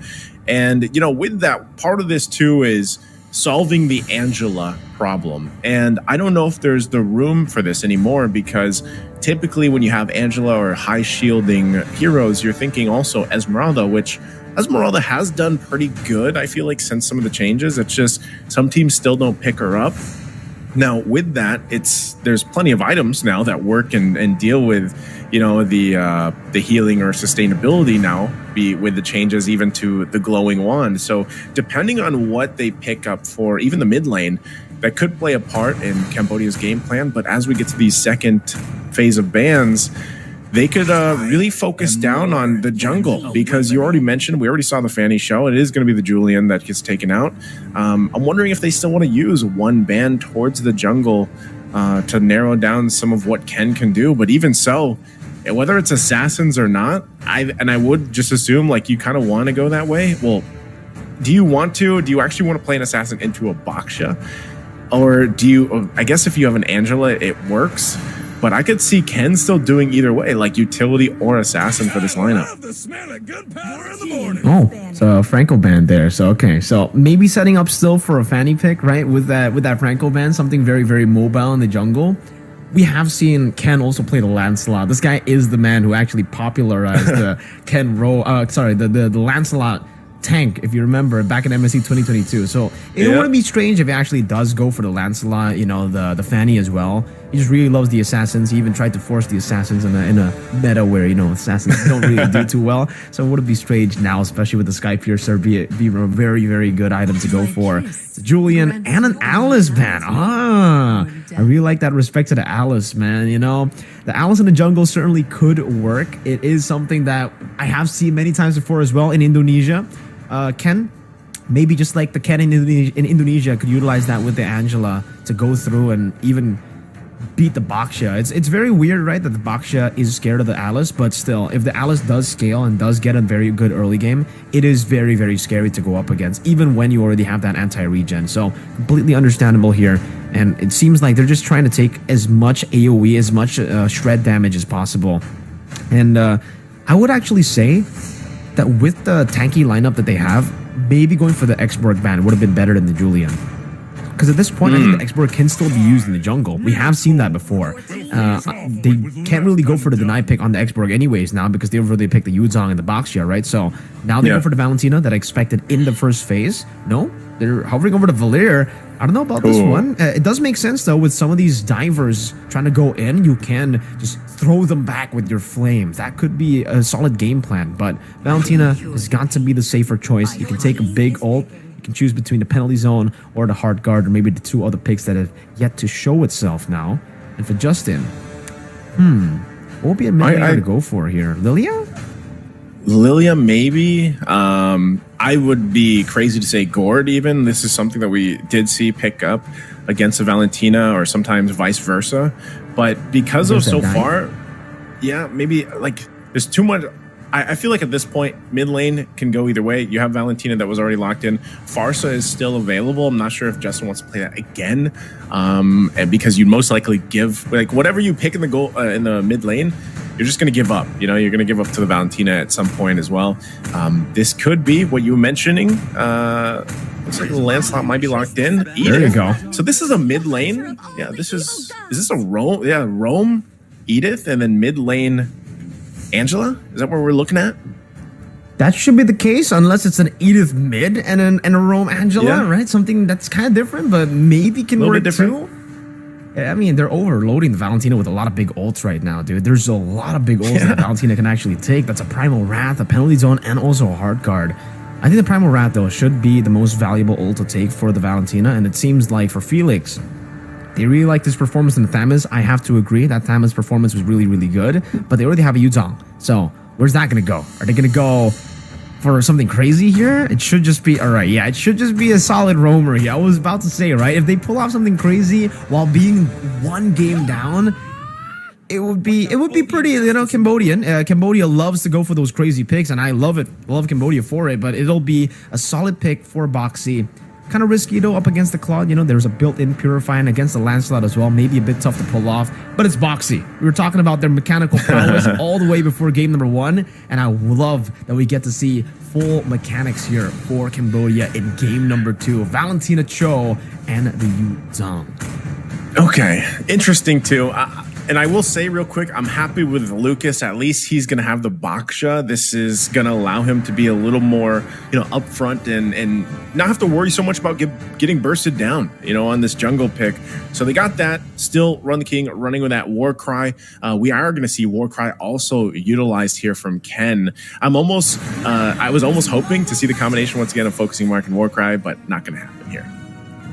All right, no War Cry, at least for Felix, but we will see 2 War Cries for Ken and also for Run the King. Very interesting stuff here. Ken on the War Cry. This guy's a pioneer of that tank Lancelot. I would love to see how he utilizes this Lancelot now with the War Cry. So he's expecting to go for longer team fights instead of burst. I love that. No lethal ignition, no burst. He wants to utilize the consistent damage. And by the way, for you guys watching as well, this is already going to be a change for the Cho. You can see that passive stack now on the mana bar. And for the Jikundo range, it's also been increased. So for you guys, welcome to game number 2. Will Cambodia be able to force a game 3? Or will Myanmar just clean sweep Cambodia here with this more of a AoE composition that they have?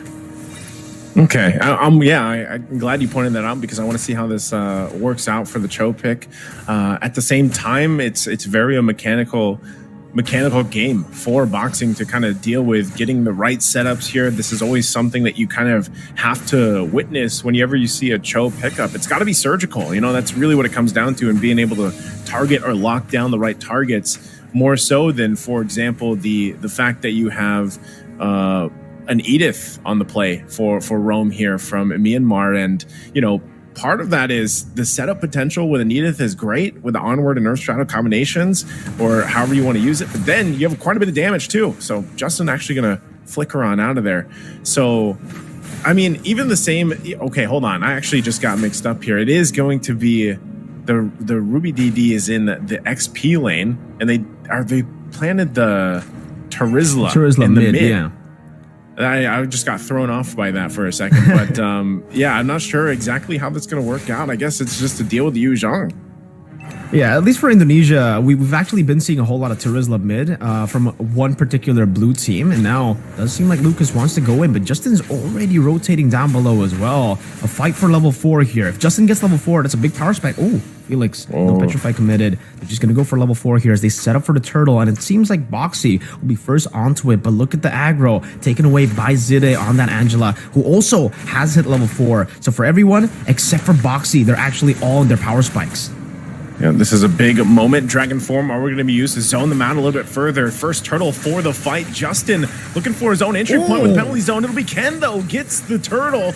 Can they win the fight? Justin the first one to fall, and now they're going to force them back even further, but they jump it back in. It's Ken that falls next, and Cambodia winning the fight all throughout as 3 bodies fall for Myanmar. Not sure if it's going to be another, but sorry on Felix. Will get stunned, but he's going to be just fine. So Cambodia comes out big with the kills while Myanmar got the turtle. It started off so good with that steal, right? The puncture straight into the Thorn Rose, comboed in with the Retribution, but then Cambodia, the prolonged team fight of their composition definitely is better, at least at the start, because the Valentina can also steal the Primal Wrath, and that was the big concern when we saw the Edith pick, right? The Valentina have so many ults to choose, and in this skirmish, Ruby DD wasn't really able to shred like Ra, your big daddy Ken, right? Still very, very funny on that name, man. Shout out to Ra for that name. But we're going back live again. 3-0 start now for Cambodia. It should be really, really good for them, especially for Ra and Felix. They should be able to really force and go for these proactive maneuvers, which they do find comfort in. For Cambodia, at least, they do really well when they do get a way to dictate the matchup. So this time it's already looking really good for them, and Myanmar will have to go back to farming up until maybe Ken finds another power spike to go for. But now Boxy, interesting start there, but for Ken, I really wonder what the item power spike is for the Lancelot, right? Yeah. Is it the War Axe? Is it still going to be waiting for the BOD later on in the Melfic Roar? I am kind of curious about the build path as well, technically, for Ken. Is he even going to go for full tank, or is he going to go for a mix? Maybe a semi-tank build like he's kind of known for? I think for this, with this lineup, you could probably maybe even do somewhat of a hybrid, pick up 1 or 2 of those more offensive items and then go towards the defensive, because later on it is going to be just him trying to get into the objective dances and try to steal it. Now he did it earlier, but unfortunately after he did it, you know, they fell apart from that.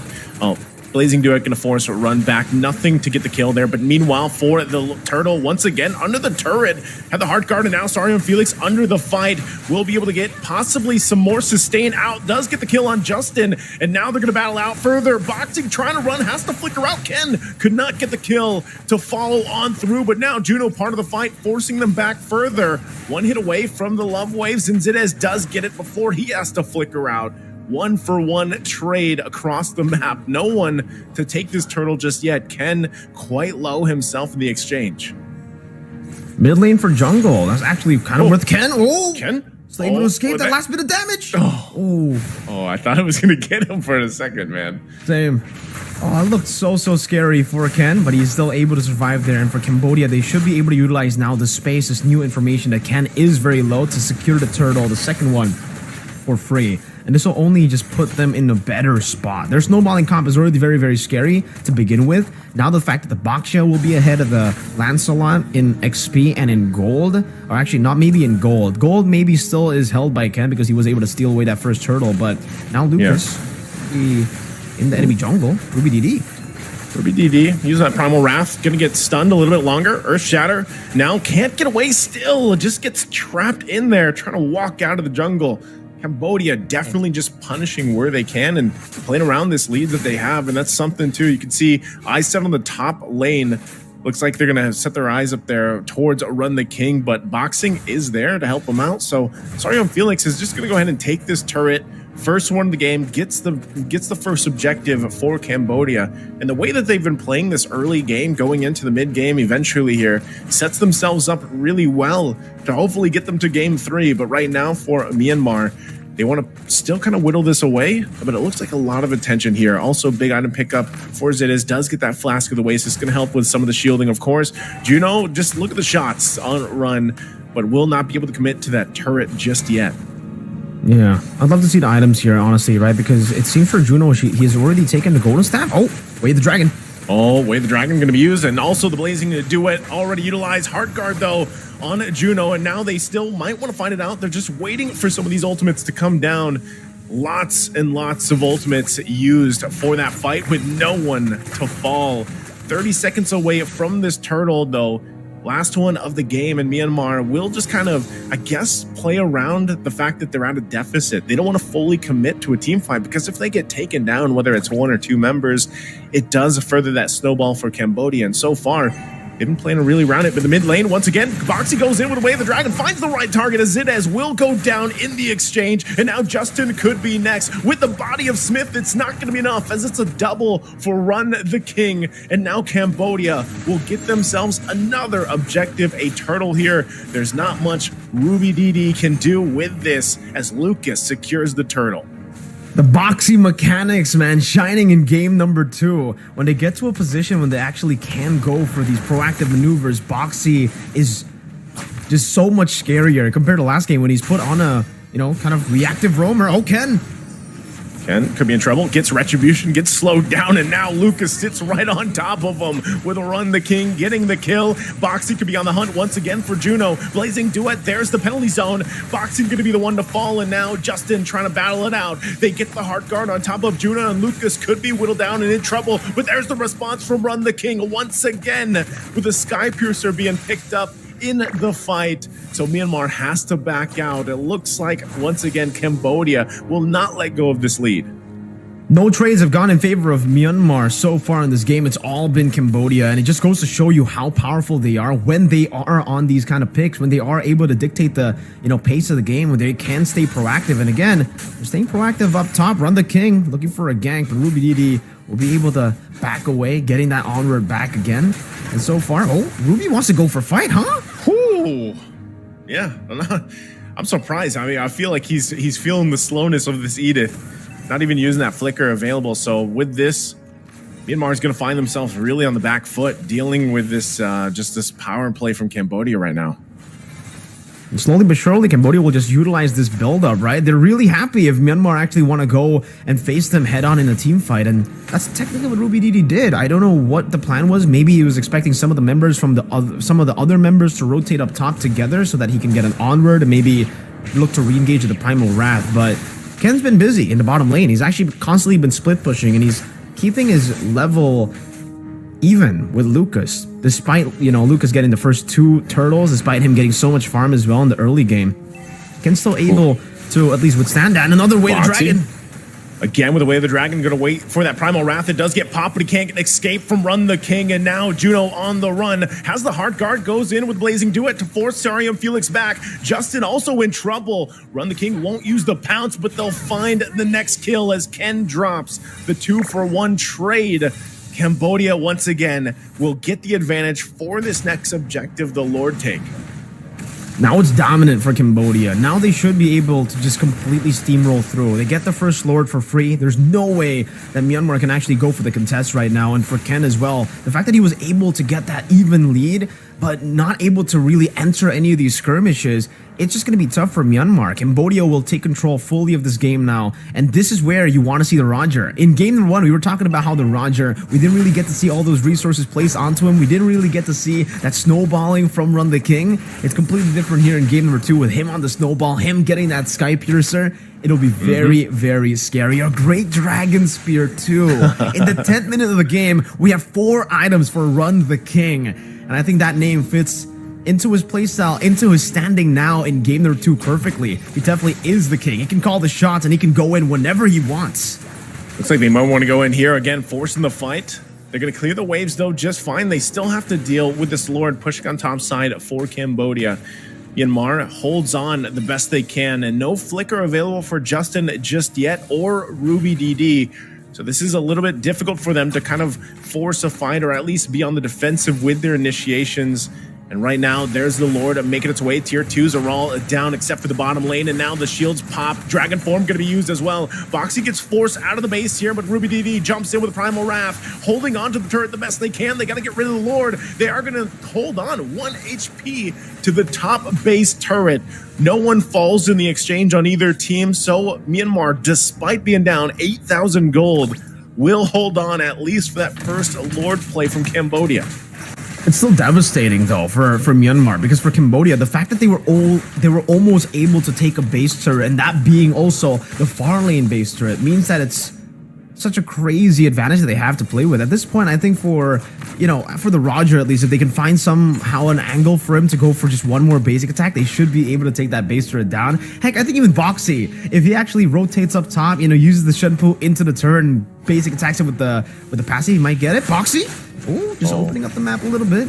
Not going to go for the full skirmish just yet, controlling the enemy jungle, just like Myanmar did to them in game number 1, but it definitely seems a bit more disciplined. You're Boxy! Oh! Still not going to be able to get the follow-up he was looking for with that Way of the Dragon, but they will pop the Black Dragon too. So still, Cambodia, a lot of ultimates down for that exchange. It might look like Myanmar wants to possibly punish this.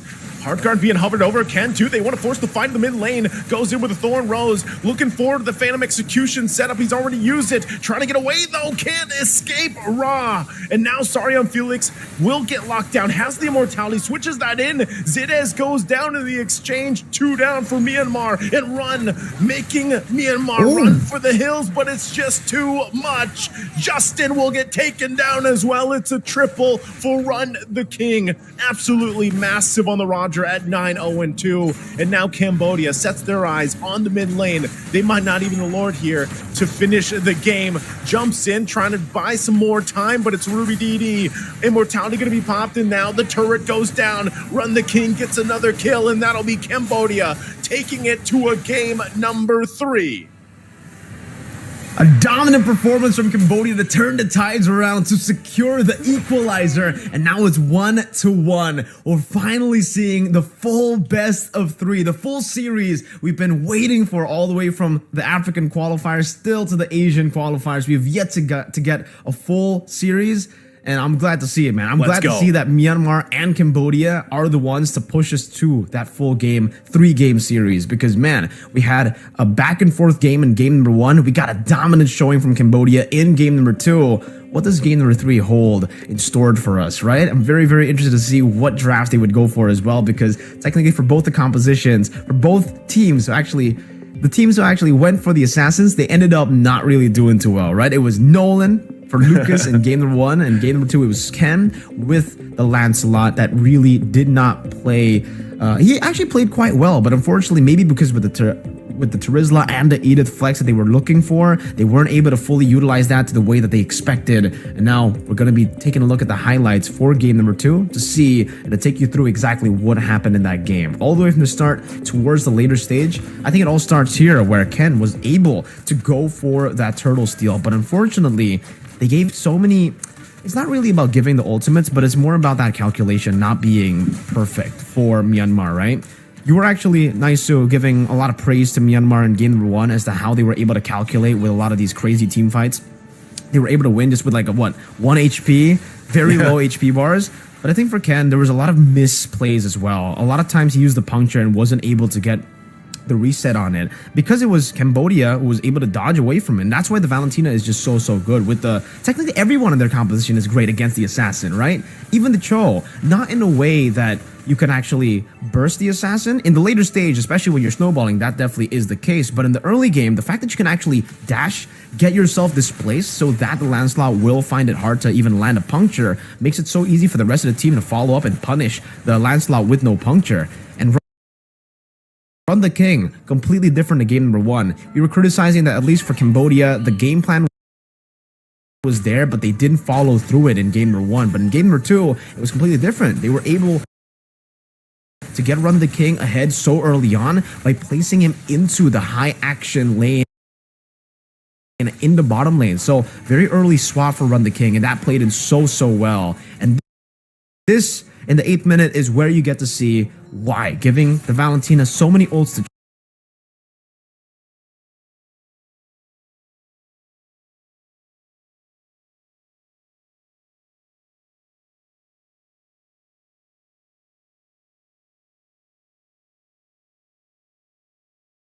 choose is a bad time. Bad time for always in the back line, just dealing damage and then flickering forward when he can eventually to go and get the kill on Ken. But at this point of the game, in the 13th minute, it was a 7,000 gold lead already for Cambodia. There was not much that Myanmar could do with their composition because they were kind of also leaning towards a snowball. They needed a snowball. It was a change of pace for Myanmar that didn't work out, and it was just great for Cambodia. Because if they want to go fight from the start of the game, that's Cambodia's specialty, especially with Boxy on a pick like this. How many times did he get the way of the dragon? We were already concerned. You know, it's an Edith, it's a Terizla, it's a Lancelot, it's also a Claude with a Purify. These heroes, not really that easy to catch. And even if you do catch them, they have ways to re-engage, they have ways to punish you for catching them. Nope, not a problem for Boxy. Boxy on the Cho is just different, bro. Hits diff, you know, and Kicks I diff. think like a part of it too. You look at the line, you look at the highlights there, and it was what we said kind of needed to change from game 1, and that was a big part of that was let Lucas have a little bit of a better time on the jungle, and maybe that was simply just letting him have that Baksha pick and being able to be a little more tanky, you know, and that's why I said too, even the yesterday and the days before, I was like, you know, this new patch and everything doesn't mean that the tank meta is dead or anything like that. I think there's just an adjustment period that is going to happen here because, you know, like you said, man, there's 2 assassin picks now that really haven't worked out on the losing team, and it's just part of this lineup that we saw here was really a combination of just Cambodia really making use of, Boxy, the fact that he was able to find so many setups with the Way of the Dragon. And sometimes it wasn't even that. Like, he wasn't even committing the Way of the Dragon. Like, sometimes it was just him kind of baiting things out with the Shinpo, you know, like setting things up that way and getting the minor knockups there and letting that roll there. And then it was a very similar thing. Run the King finally got to have that game on this Roger after the game 1 where he was just shining, especially, you know, that Warcry emblem, guys, like that's 8% extra damage after you use the 3 abilities or auto attacks, I believe it is. I think it's even basic attacks. It procs that 8% damage, and you're seeing that really come to place.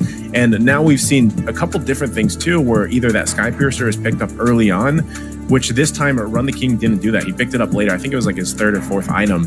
And so he was already snowballing pretty heavily based on that early game that he had. And then he became a huge threat. And this time around, with the lineup that they were playing against up, Run the King had a better time being able to initiate or use the Lycan Pounce into a fight because of the fact that what they had with Yu Zhang even. I mean, Yu Zhang from Sorry I'm Felix, this was a solid choice. Classic matchup that we constantly see, the Terizla and Yu Zhang. And I just feel like there was way more impact to this game from the Yu Zhang in comparison to the Terizla. Like, we didn't see too many, crazy penalty zones from Justin. And maybe this is partly because what they drafted and where they went with the roles. Again, we didn't think 100% it would be Justin playing the Terizla in the mid lane. Yeah.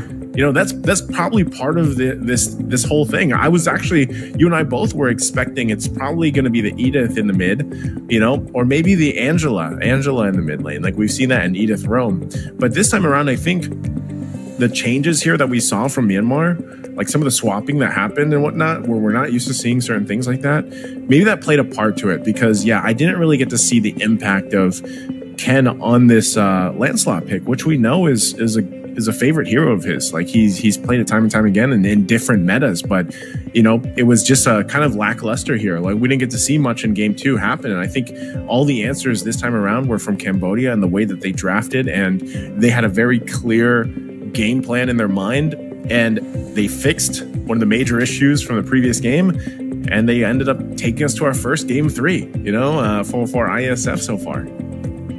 They did. They did in a very, very dominant way as well in game number 2, right? Because we were expecting maybe the momentum, especially with that early game composition, to be held by Myanmar. And maybe that's what they were looking for with the Terizla mid. Because, yeah, we were expecting maybe the Edith to go mid, maybe the Angela to go mid, but it was definitely the swap between the two, right? It was Edith Rome or Edith mid, and Angela Rome or Edith or Angela mid. But it turned out to be the Terizla mid. And with the Terizla mid, it could still work. Again, we see that a lot in Indonesia. Not a lot, but just from that particular blue team from Rebellion, we do see that a lot. But the way that they use it is very, they're very, very versatile, which they did really well. They were able to get the CC down, the penalty zone, and the Primal Wrath as well, but they weren't able to out-damage the composition from Cambodia. They had a lot of damage, too, to play with, and they were all beefy boys, right? Beefy Even boys. the Valentina. You deal so much damage to the Valentina, but the fact that Ra, your big daddy, right? Your big beefy daddy. boy, was able to steal the Primal Wrath and be the beefy boy, because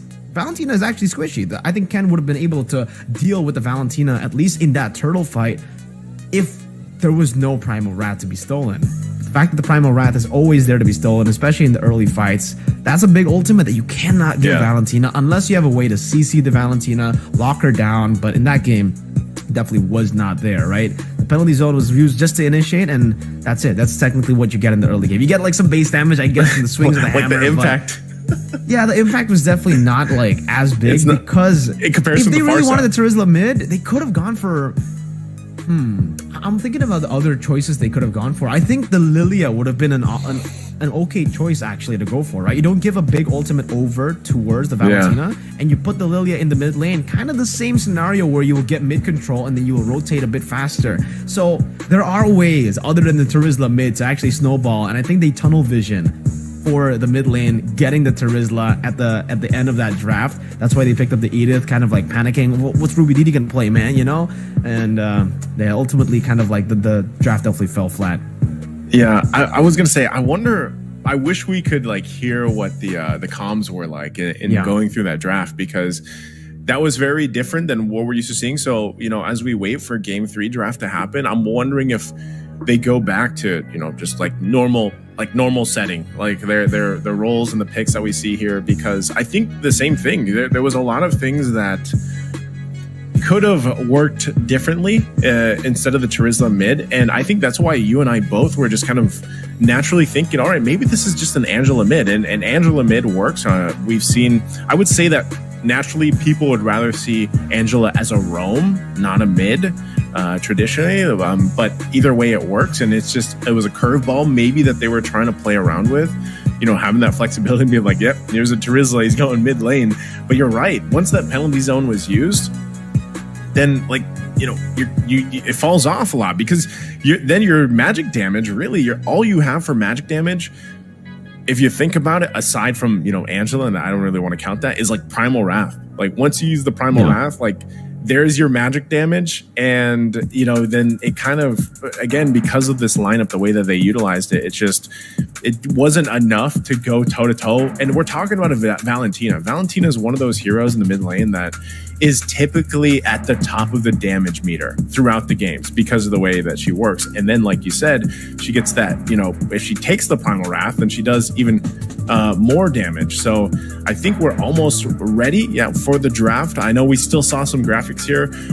Big shout out to the production. They're still trying to, get that situated. That would be our first time actually seeing the pick and ban, the graphics. But hopefully we'll see how these kind of fall into place, like lineup wise, for both the teams, because now that we've had a good sample from game 1 and game 2, and we are rather familiar with these players and these teams just from different tournaments, there's a lot that it can happen as it comes down to this best of 1. And I know some people in the chat were asking, is this like an elimination match? It's not an elimination match. It's a best of 3. There's for this portion of Asia, there's a whole like a round robin, I believe, and Mirko mentioned that there is going to be teams qualifying later on. There's matches also happening simultaneously offline, guys. So this is just actually our first match for this sub-region of Asia.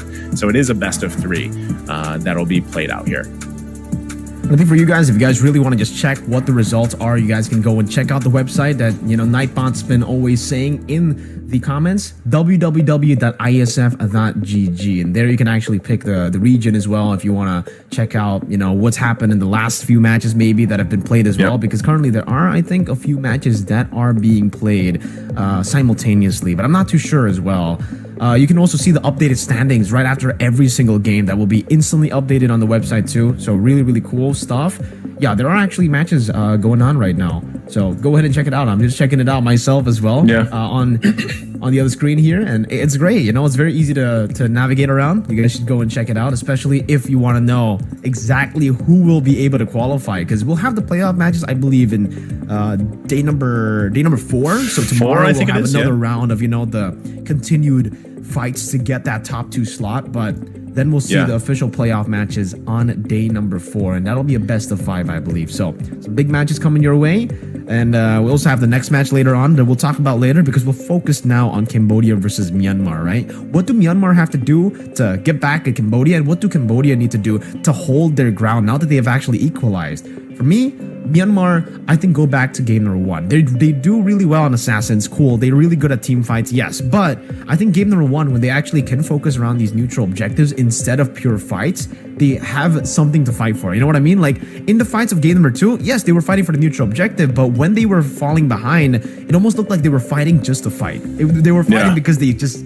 like to fight. They just enjoy the thrill of dying or winning in that skirmish. And really, it's very unfortunate. It's very fun. It's very entertaining, especially, but it's not really the best way to go at it, especially when you're behind, right? So maybe go with a draft that can actually wait for the late game. If you actually lose in the early game, maybe something that can ensure you for the later stage, like the Natan pick, maybe even a Claude pick that you want to play with, though. Don't force the Claude to fight early on when the rest of the team loses. I think the adjustment definitely needs to be made. It's a very simple adjustment though for Myanmar, and for Cambodia, do what you're already doing. Go for the early game compositions again, and make sure you win out in the first few neutral objective battles, because it seems when you do win out against Myanmar in the first neutral objective battles, again, the tendency of Myanmar to just go for the skirmishes is a bit too easy to predict for Cambodia, and I think they can continuously just ride that wave.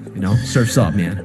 Surf's up. Going on that point, I think I really want to see what they want to do for the draft in terms of just jungle picks alone, because now that we've seen essentially 2 games where it's like 1 assassin versus 1 utility, I'm wondering if both of them just throw it all out the window and they go both assassin. Because so far we've seen so many assassins banned out.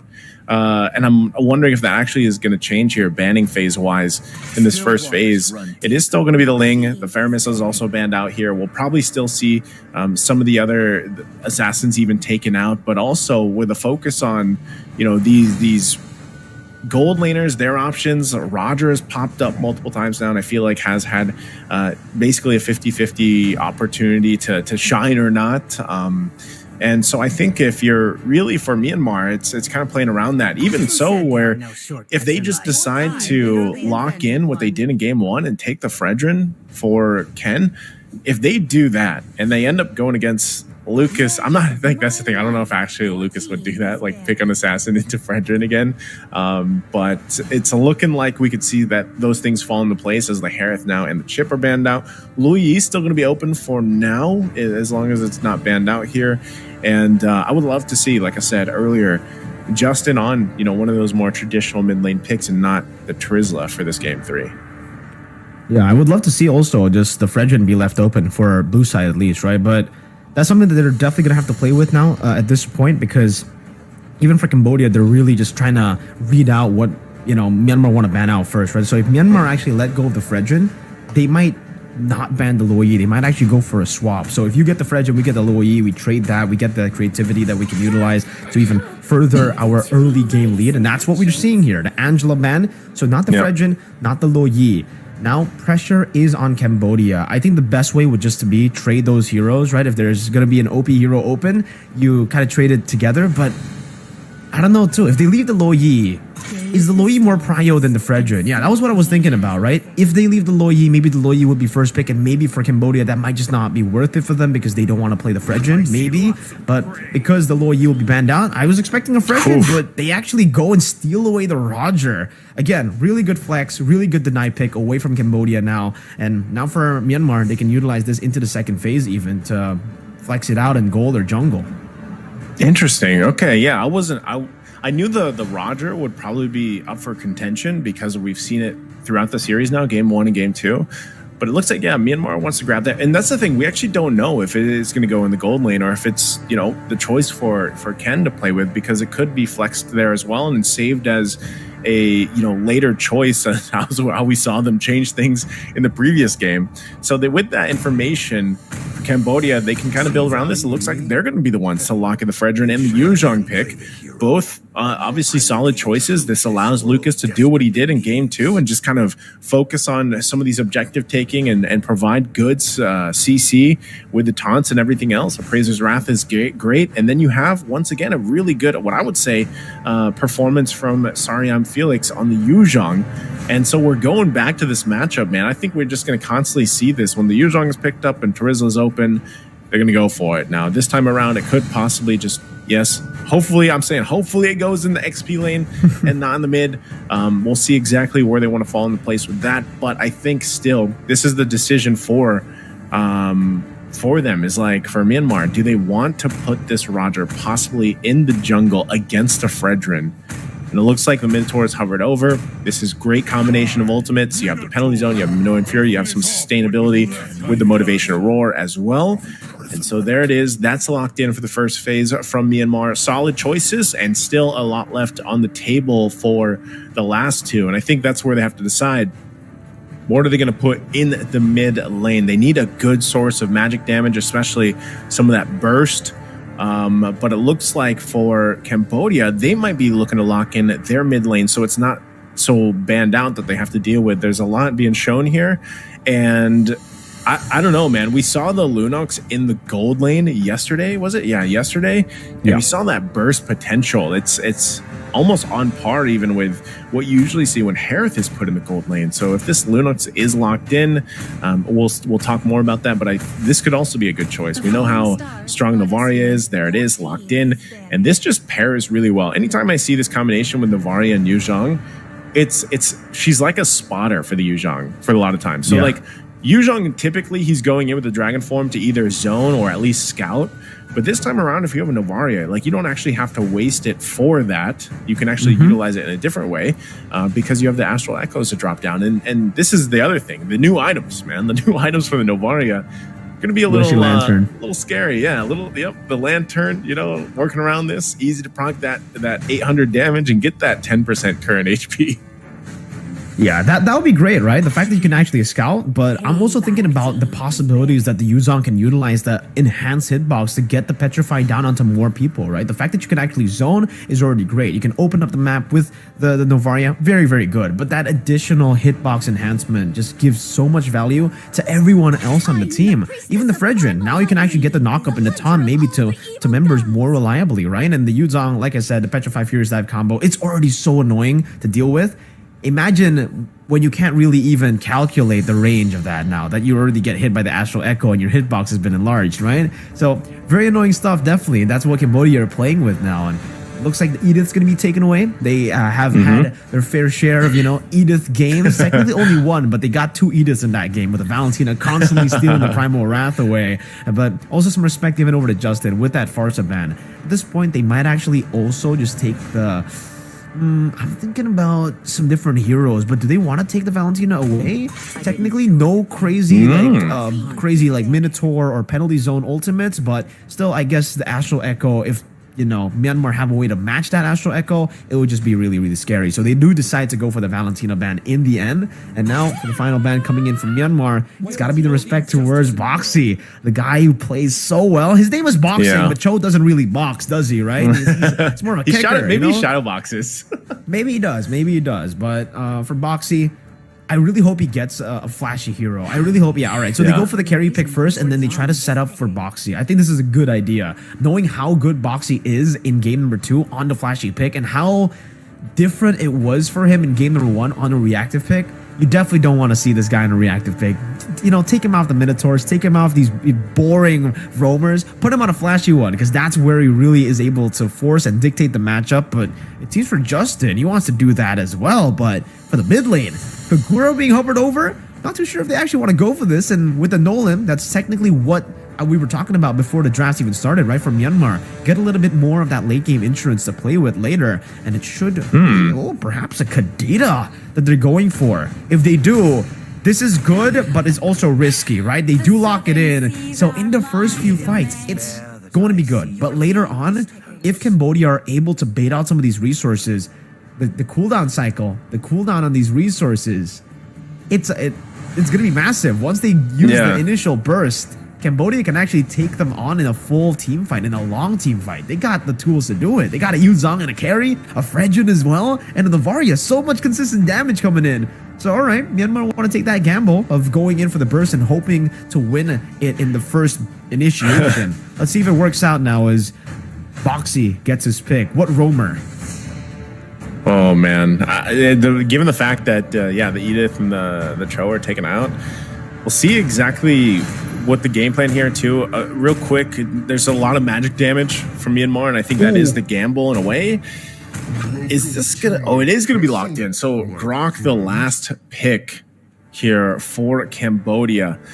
Lineup wise, interesting from both sides. I think they cover their bases though. Overall, it's just I feel like when I look at Myanmar's lineup, you're really going for those one-shot potentials. Like anytime the Kadita is there locked in, that's the plan. That's the game plan. We've seen Justin play this hero before, obviously, and playing with that mindset of just trying to get the numbers advantage with an easy kill.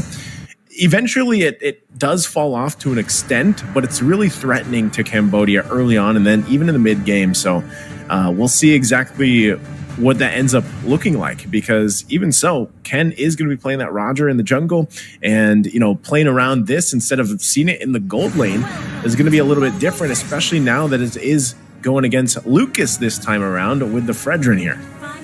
All right, let's get into game number 3, ladies and gentlemen. Will Cambodia utilize the momentum of that equalizer in game number 2, or will Myanmar pull off another comeback, this time in game number 3? Who will take this full 3-game series over? Will it be Myanmar or Cambodia? It's your time to spam the live chat with your predictions. Will it be Myanmar? Will it be Cambodia? As we get to see both Lucas and Ken in the jungle, and Boxy already very early on trying to force out that retry, and he should be able to do so, because you can see from Ken at least, no retribution available, but he's already very low. Whoa! Oh, well, that's a great start for Ken. Gets the first blood already. I'm not sure, it's Boxing probably didn't have to commit that much to it, but he ends up dying in anyway. So you know, this is the difficult situation to be in. If the Roger gets a momentum in either, whether that's the jungle, whether that's in the gold lane Roger, it is kind of tough to deal with. So right now it looks like Boxing is just going to go ahead, you know, and at least to get vision over here, make it still hard for Ken to deal with.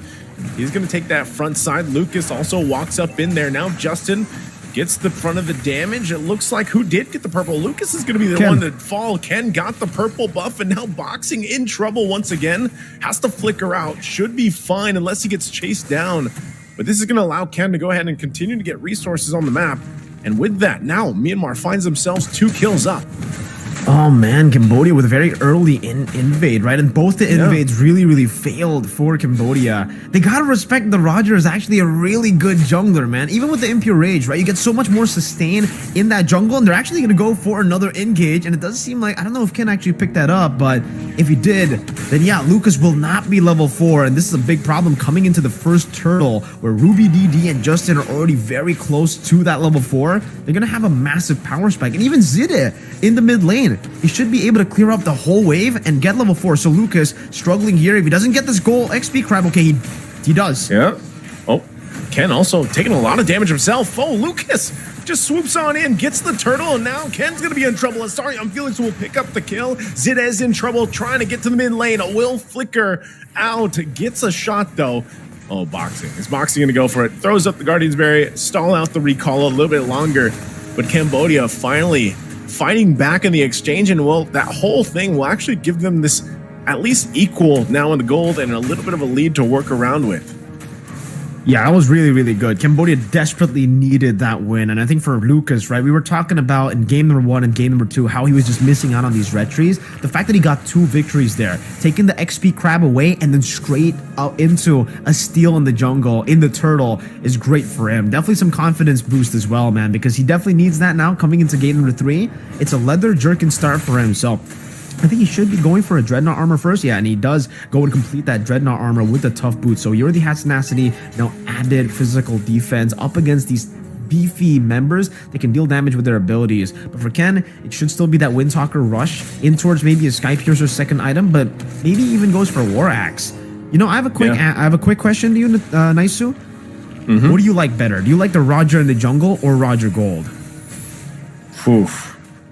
I would probably say Roger in the jungle. I'm not sure if I like him in the gold lane that much. I just feel like there's better choices for gold laners rather than Roger. I think he does fit in the jungle though better, especially now. I gotta agree. That's my answer as well. I love the jungle Roger more than the gold lane. I love it more than the gold lane, and it's because firstly you have a safe way to go and clear, right? But more importantly, you're actually very active in the start of the game, and that's really the important part for the Roger. How you get the snowball early on. Meanwhile, in the gold lane, we're seeing a lot more of these, you know, kind of weak side picks. Just scale up later on, maybe even the Claw, the carries, and then the Tons that we're seeing now. And there's another fight up top, it seems. Ruby DD already defensively used that flicker, so a lot committed once again at the top side. Justin gonna jump in, won't be able to find the knockup he's looking for, and now Sarium Felix wants to fight back, and this could be the moment they turn around. Minoan Fury under the turret, they pick up Sarium Felix, but they're fighting under the turret as Zidez will fall while charge gonna be used. Ruby DD does have that body of Smith, keeps him quite defensive on this Terizla, so and he dodges the shot too, so they keep it together. Turtle's up here though, but Ken gonna work on his buff as well for Lucas on the orange. So both teams will go ahead and get a reset before they commit to the objective. But man, it's very close between the two teams right now. Playing it very slow, because for Myanmar, technically the way that they want to win in these team fights, I mean, the way that they want to tackle these neutral objectives is through winning the team fights. They want to go for the members first. They don't really want to go for the neutral objective first. That's what Cambodia want to do with a wild charge, and obviously with a Fredrin there to go for the last hit. That's what they want to expect. That's what they expect to go for in these neutral objective battles. So for Myanmar, the person who actually needs to tank up the turtle, the person who needs to take the aggro, shouldn't be Ken. Ken should be coming in at the very last second with the Lycan form. He can go for the gun form, just, you know, deal some damage, poke him down, and that's what they're doing now for the second turtle. Yeah, they're going to jump in. Once again, Lucas trying to contest this turtle. Shots coming down. He gets thrown into the air as he falls. Ken will get the turtle. Now Sarion Felix keeping the front line under control, but also in the gold lane. 2 fights happening at once. Juno will win the 1v1 versus run, but now Ken can't pick up the kill on boxing just yet. Ruby DD will wait there patiently. He's 10 seconds away from the flicker. I think he's going to stall out as much as he can boxing. And it looks like he's going to do just that. Meanwhile, in the mid lane, they continue down at the tier 1 turret. They finally get it. But once again, Ruby DD, flicker nearly available. Boxing still there, left to the limbs. And they'll go ahead and stall him out as long as they can. They won't be able to get the turret just yet, though, as Sarion Felix is back to the lane. Yeah, Voxy, he has to stay up top there. He definitely needs to just, try to deny that turret take, because it would be so bad for them if they lost 2 turrets off of that play. But definitely, I want to give a massive shout out to Myanmar as to how they tackled that fight and how they adjusted right after turtle number 1, right? Because in turtle number 1, they were actually utilizing Ken as the guy to go for the turtle first. He was starting things up. He was the one dealing damage to the turtle, and he was taking aggro. And that put him in a position that was just so vulnerable. Way too vulnerable as the main carry of the team in the early game, right? So the fact that they actually played around it, the Minotaur was the one that took the turtle aggro, and it was Ken who just stayed in the back with the gun form dealing damage to it. It kind of forced Cambodia to go in, because either way, if they go in just for the steal, that's kind of not possible, knowing that Zide will use the Minion's Fury and will knock up Lucas, and they just basically, for Cambodia, they just definitely needed to look for a force into that turtle pit, and that's what they did. Unfortunately, it didn't work out for them, because then Lucas was just so open to all the damage coming in, not just from Ken, but also from Justin, who bursted him down quick, even before the turtle got into the the retribution indicator sweet spot. So for Myanmar, a good win there puts them in a very good spot now to look for the snowball, up for turtle number 3, and even in the bottom lane, Juno somehow was able to get a 1v1. Run the King, way too overextended. It was so far inside of the enemy jungle to a point where I think he was like almost below the tier 1, right? So definitely not a good spot for Run the King on this carry. You definitely want to try to go back and forth up against the Natan. You want to try to bait out the entropy and then fight when the entropy's not there. But it seems for both these teams, they actually don't want to go for the 3rd turtle, which is great for both these teams technically, because they want to actually wait up. For Cambodia, they want to wait up. They want to go for some of these levels, some of these farm before they actually go for a skirmish. And for Myanmar, it's kind of tough for them to pull off that turtle fight. But it seems for Cambodia, they're going to utilize Juno being up top to go for a fight instantly. Yeah, Lord already half health here. Dragon form going to be used. The rest of the team making their way. There's the rough waves of the rough wave combination. And they find Lucas penalty zone into the back as well, forcing him back. And now it's Myanmar looking to punish even further as Sarion Felix will drop in the exchange. So it looked like Cambodia was confident in taking the Lord, but look what happened. It was a disaster. Myanmar swings down, gets the Lord, and gets some kills, all just for their roams. It is. And that's why I was kind of confused, right? I was saying that both teams really didn't want that turtle, wanted the Lord to spawn in so that it would delay the game to a certain point. For Cambodia, I was definitely thinking that they would actually want to utilize that to go and farm up a bit more, because even Lucas was behind of Ken by a whole level. And again, for Myanmar, they're very happy to utilize that small lead to go for these bursts, because with their composition, if they get a good initiation, they get the win, and that's exactly what they got in the last team fight. Luckily for Cambodia, though, they got a carry and a Navarre. Very good clear. The Navarre dealing AoE damage, and obviously for the carry, dealing with the Lord. So defense should still be okay, but Juno, 9th minute this time. A whole minute behind, the game 1 timer of how he got the Holy Crystal. And now Myanmar can actually start dictating the pace, can start going for these big team fights to force some neutral objectives, or to force some structures even. They'll be able to take a tier 2 up top as well, 2 of the side lane tier 2s. So still some good stuff from Myanmar, as that's also Ken completing the endless battle. For the carry, as expected, this is why I really thought for the burst! Oh, the burst is just too much boxing. Juno, as you were just talking about it, now they'll find a triple from Sarion Felix. Breath of the Ocean knocks up Lucas. Lucas will get a kill before he goes down. A maniac for Juno. On line for this Natan, and already 10 minutes in, Myanmar just comes out with a decisive team fight. Man, were you just talking about Juno and landing that Holy Crystal, and then he goes and gets a maniac, Mirko? Ninth minute Natan, Holy Crystal should be kind of illegal, right? The normal timer is 11 to 12, but you can see the damage there.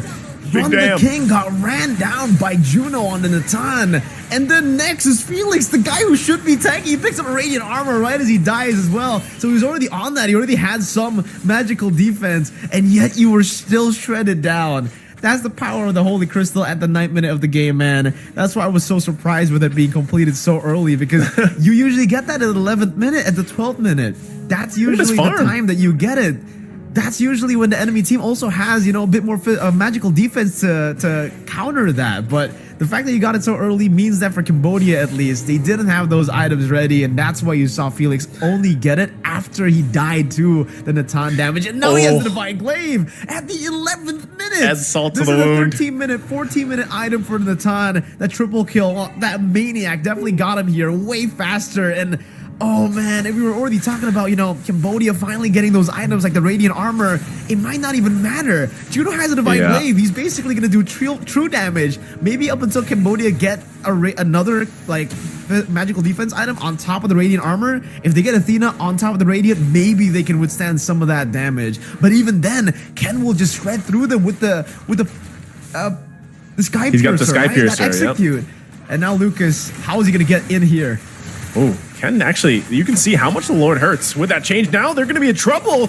Zidiz goes down in the exchange, and Sarion Felix will be the one to follow. Ken also battling it out. Penalty zone going to be used. It's a double for Ken. Juno still alive, quite healthy. Rough waves from Justin used. The trade, the 1 for 2 now. Ken is still up, but I don't even think Myanmar wants to commit to this. They're still respecting the fact that the Lord does hurt Ken quite a bit. And they could lose this possibly, as Lucas on this Fredrin will be fine to tank most of it better than Ken can. But they go ahead and get ready for the reset. Zidiz will be up in a couple seconds, and meanwhile for Cambodia as well. And they'll go ahead and converge back to this Lord fight as they get situated in. Again, another amazing skirmish from Myanmar. The fact that they were able to get both Felix and Boxy there, the punishment was just real. And yeah, we definitely see the change on the Lord, right? You're going to struggle to actually go for the Lord dances on these carry junglers. So it definitely has to be Ruby DD or Zide who tanks up this Lord. Because earlier, Ken was actually very, very low. If Siu if Cambodia were able to actually initiate on Ken, that would have been pretty bad. But even then, if they use all their resources on Ken, there's that secondary carry that we were talking about, that crazy Natan, Juno. This man, it seems like on the Natan, he's just so much more comfortable, right? Because we got to see him on a different pick in game number 2, and it was different. His Claude is just not as Natan. His Natan is something special, really, man. From his farming, from the way that he enters these team fights, to the way he kites as well. And even in the mid lane, oh my goodness, almost bursting down the frontliner. No Felix. Myanmar might just look to go for this. He forces Sarion Felix back to the base, so they know that he has to get some more time. He actually goes in with the Dragon Form instead. Look at the unleashed damage from Run the King. Ken will get the Lord though, but can they win the fight? Juno is shut down from Sarion Felix to fall for Myanmar, and now Ruby DD is next. Tries to stay alive the longest he can, but eventually will get chased down by Run the King and Boxing. But Myanmar, man, did that fight not go in their favor as Cambodia comes back into the 14 minutes of the game, but they still have the Lord to deal with. Myanmar, the game could be slipping in slowly out of their hands. You saw the team fight. You saw how much damage Run the King now has on this carry pick. They'll quickly work through the Lord and probably get some more turrets in their favor. And it seems the combo is still a bit too deadly, right? Despite Myanmar being at a massive, like, with holding a massive gold lead, they still were actually punished heavily by the Astral Echo and the Black Dragon form that we were talking about in the drafts. The fact that the hitbox enlarges by quite a bit, the Felix can actually just jump in, and we actually get to see the damage dealt in that skirmish. And it was both, Felix and Run the King doing a significant amount of damage, but mainly it was Ra.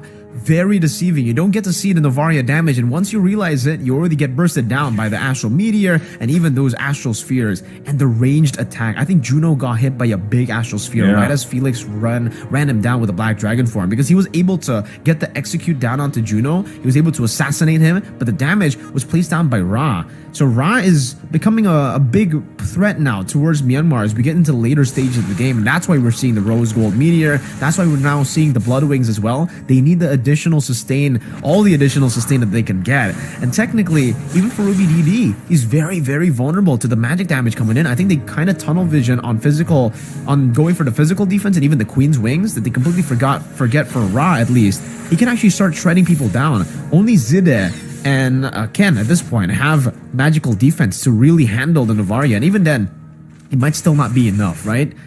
Because the Divine Glaive is already built up by Ra, and I think he's on the way to a last item, Holy Crystal. If he does get that last item, Holy Crystal, that's going to be some crazy bursts that he gets to play with. And for Myanmar, they got to start to cycle through very disciplinedly. They need to start to look for angles to take him down in the back, because if he continues to shoot these spheres and Myanmar go in a fight with low HP or even half HP, it'll just give the rest of the team, Run the King, Felix, Lucas, Boxing, so many more ways to enter in these team fights and to punish Myanmar. Yeah, this is where you start to also see at this point of the game as we approach, that late game and everything, and we're here, and the positioning is crucial for both of the teams here actually for this. And like you said, I think one of the big components for Cambodia to work around is just the amount of damage that comes from Ra, like on this Novaria, and the vision that it provides that we talked about so much in the draft. So with that, Myanmar is actually just going to go ahead and start blazing on this Lord, and look at the damage from Boxing. Will get less than half health here. He's still going to be fine, though. Has the immortality to work around with, too. But this, again, positioning is crucial. Sariam Felix looking for his own position and flank to come through with Dragon Form like we saw previously. Meanwhile, Ra is just assaulting, sieging from the back line. And that's why Myanmar has to be so careful with this lineup that they're facing against. And they have to plant pretty much Ruby DD here to keep the Lord at bay. Lucas doesn't really have to do anything, as it's Myanmar that wants to put the pressure around this Lord. So they find themselves half health now. It's all up to Sariam Felix to probably start this fight. They look like they get ready to go ahead and initiate, but hold on, it's a fourth of the health. It's really low. Who's going to be Ken able to get the Lord? And there's the knockup from Zidez, but the fight's going to break out once again, and Run the King is just unleashing the Appraiser's Wrath. Will fall down. A wild charge to find multiple members. Immortality going to be popped. Run the King looking to follow up on Ruby DD, but won't be able to find the kill, and now forces Ken back on top of it. The 1-for-2 trade, but again, the Lord is secured by Ken in the exchange. That combo is still so disgusting, man. The fact that, again, the Minotaur was able to pop in the Minion's Fury, and there's another penalty zone that comes through. So many layers of CC for Lucas to go through, and Ken just gets the free retry again. Here we get to see the replay, and you can see Zidez, look at that, right? Into the penalty zone. So you can see it. Lucas tried to dash in forward and try to juke in that penalty zone, but in the end, still got knocked up, and Ken was able to go for the last hit. Meanwhile, Juno, great entropy to the back, so they actually can, blink back forwards. And I think for Ruby DD, I gotta give him props too, because he was able to actually just stand in the front line, body block a few of these shots, and now they're actually gonna go for the siege, maybe the end game siege. Not enough though. Yeah, not enough to get that last turret. So it's just showing here, Mirko, that Cambodia's lineup is still a huge threat. I mean, look at this. Ken is quite low, and at this point, Ra can continue to fire off and kind of keep them from really putting the pressure moving forward. So yeah, Cambodia lost that one base turret in the mid lane. They luckily hold on to the top one. They shouldn't lose that, even with some of these waves pushing in, unless Myanmar forces that to happen. But so far, so good for Cambodia on the defensive. And it could just be them really doing this, farming up, continuing to lock in some of the last couple items that they needed, and then getting set up for the next Lord, unless they just decide, hey, we want to fight this out. We want to end this game number 3 before the objective dance even happens. You can see both teams, there's nothing for them to really want to take right now. So they're just going to zone up here into that Lord, because really for Cambodia and the lineup they have, they can't send someone to farm and push one of these side lanes. They need everyone here for this team fight as much as possible, and they know that. So for Myanmar, they can kind of bunch up, wait around for that. There's no quick way for them to just force a fight. And real quick, we see some of the items, still the last ones being to lock in. Yeah, so I'm just hovering over the items here. Immortality, actually. So we're getting to a point where, these marksmen will start to sell their boots to get their 6th item. And for Juno, it's the Wind of Nature as well. A lot of respect put into Felix, because he knows, Winter Crown as well there for Zidez. Interesting. So I believe he wants to go for the Minion's Fury, Flicker, and maybe Crown? The Winter Crown. Yep. Because I believe now some of the changes that have been made to how you utilize that, you know, it used to be suppression. Now you can actually use abilities on top of the Winter Crown and it'll still proc. It'll still be used up there. Mlbb gets an angle. Oh, actually able to go in. Penalty zone already used. Run the king. Has the immortality. So they might just have to back off, but they used the dragon form to chase down Myanmar. They might be forced to fight this one out. Sarion Felix goes in, can't find the connection. There's a Minoan Fury. The knockup is there, and now they're going to unleash. Look at Juno's damage on top of Ken. They're going to force Cambodia even back further, and they find Run the King, and they'll run down Cambodia. Appraiser's Wrath to keep them at bay, but Myanmar might just go ahead. Ooh. Oh, and a shot from Ra. Able to get Zinez down. So it looks like Myanmar wants to make the play, push the top in, get that turret down, and possibly rotate for this Lord, unless Cambodia with 2 members can keep them from ending the series here. Lucas holding down the front side, Juno there using the entropy. There's the immortality. It's already going to be popped. They have the waves pushing in. Now it's up to Ra, left alone. There's not enough time, and it looks like Myanmar will be able to take this series in game number 3. Well played to Myanmar. Even though there were a few of those fights that went to the side of Cambodia, again, they were able to finally get it done through their leads, through their advantages, playing and adjusting back to their winning conditions. That Minotaur and the Terizla, the combination of the Minions Fury and the penalty zone still was too much to handle for the side of Cambodia. Even towards the end, when the penalty zone flicker combo was already used up to initiate over, when it was already baited out, the Minions Fury was still there, and as long as, for Myanmar, as long as they were able to get that front to back working, it would just automatically be a win, right? And in the end, Cambodia, they weren't able to find those creative angles anymore, even with the Astral Echo, and they actually fell, or they actually, yeah, they kind of fell to that flank as well from Justin, dude. Yeah. Justin, ever since, you know, they lost out in the full initiating battle, he's always been adjusting to that moment to actually go for the flanks. He's been rotating across the different paths in the jungle to find a flank on towards Ra, and in that particular skirmish, he was able to find a great flank. Unfortunately, not catching Ra, but getting Run the King, getting in the back line. The fact that he was able to, you know, kind of like split that front to back composition of Cambodia was already very, very good for them. But it all started here with the first 2 kills being given over to Ken and to Justin. It set the stage for Myanmar to get this massive snowball running. Luckily, though, for Cambodia, they were able to punch back. They were able to hit back here with a turtle take, a good steal, because Ra was able to pop in that Astral Echo to give the vision over, to give those hitboxes over so that Felix and Boxy could go for a big play. But in the end, some of these skirmishes that go back and forth ultimately just goes to the side of Myanmar a bit too often in the early game, and that's what really created this big snowball for them into the next turtle as well. They adjusted very, very well, because in the first turtle, Lucas was still able to enter the team fight, getting the last hit, and then they were able to outplay. But the adjustments made by Myanmar is that, you know, if Lucas wants to jump in, why not? Why don't we actually just go for the team fight first before we go to the turtle? Why don't we use Zinez to actually tank up some of the damage from the turtle to take the aggro so that Ken can still jump into the team fight with full HP? And then we continue with that 1v1 in the bottom lane, and then the Lord here as well. Some of these skirmishes were just so clean by Myanmar in the early stage of the game, especially this first Lord take, because this was the Lord take that was kind of confusing, right? We were expecting both teams to not go for the turtle because they wanted to wait for the Lord so that they can actually delay even further and wait for their carries to get to power spikes. But then they decided, for Cambodia, they decided to go for a very desperate Lord at the mid-game, and that's what gave Juno so much power here in towards the 12th minute of the game. You already had a Divine Glaive, if I'm not mistaken, at that 11th minute, on top of a Holy Crystal. But somehow, again, Cambodia, even though they were under so much, like they were behind by so much gold, they were behind by so much XP, they were behind in terms of structures and neutral objectives, they can always pull off a fight win. But Myanmar, again, playing through the neutral objectives. Like we said before this game, as draft even started, that adjustment needed to be made from Myanmar, and they did. They were able to make those adjustments happen. They played around the neutral objectives. They just baited in some of these resources, and again, that Ruby DD body block saved Juno, I think, for sure. With the Lord in their hands, they were able to push in, get in the base turn in the mid lane, and then the final fight was a desperate call by Cambodia.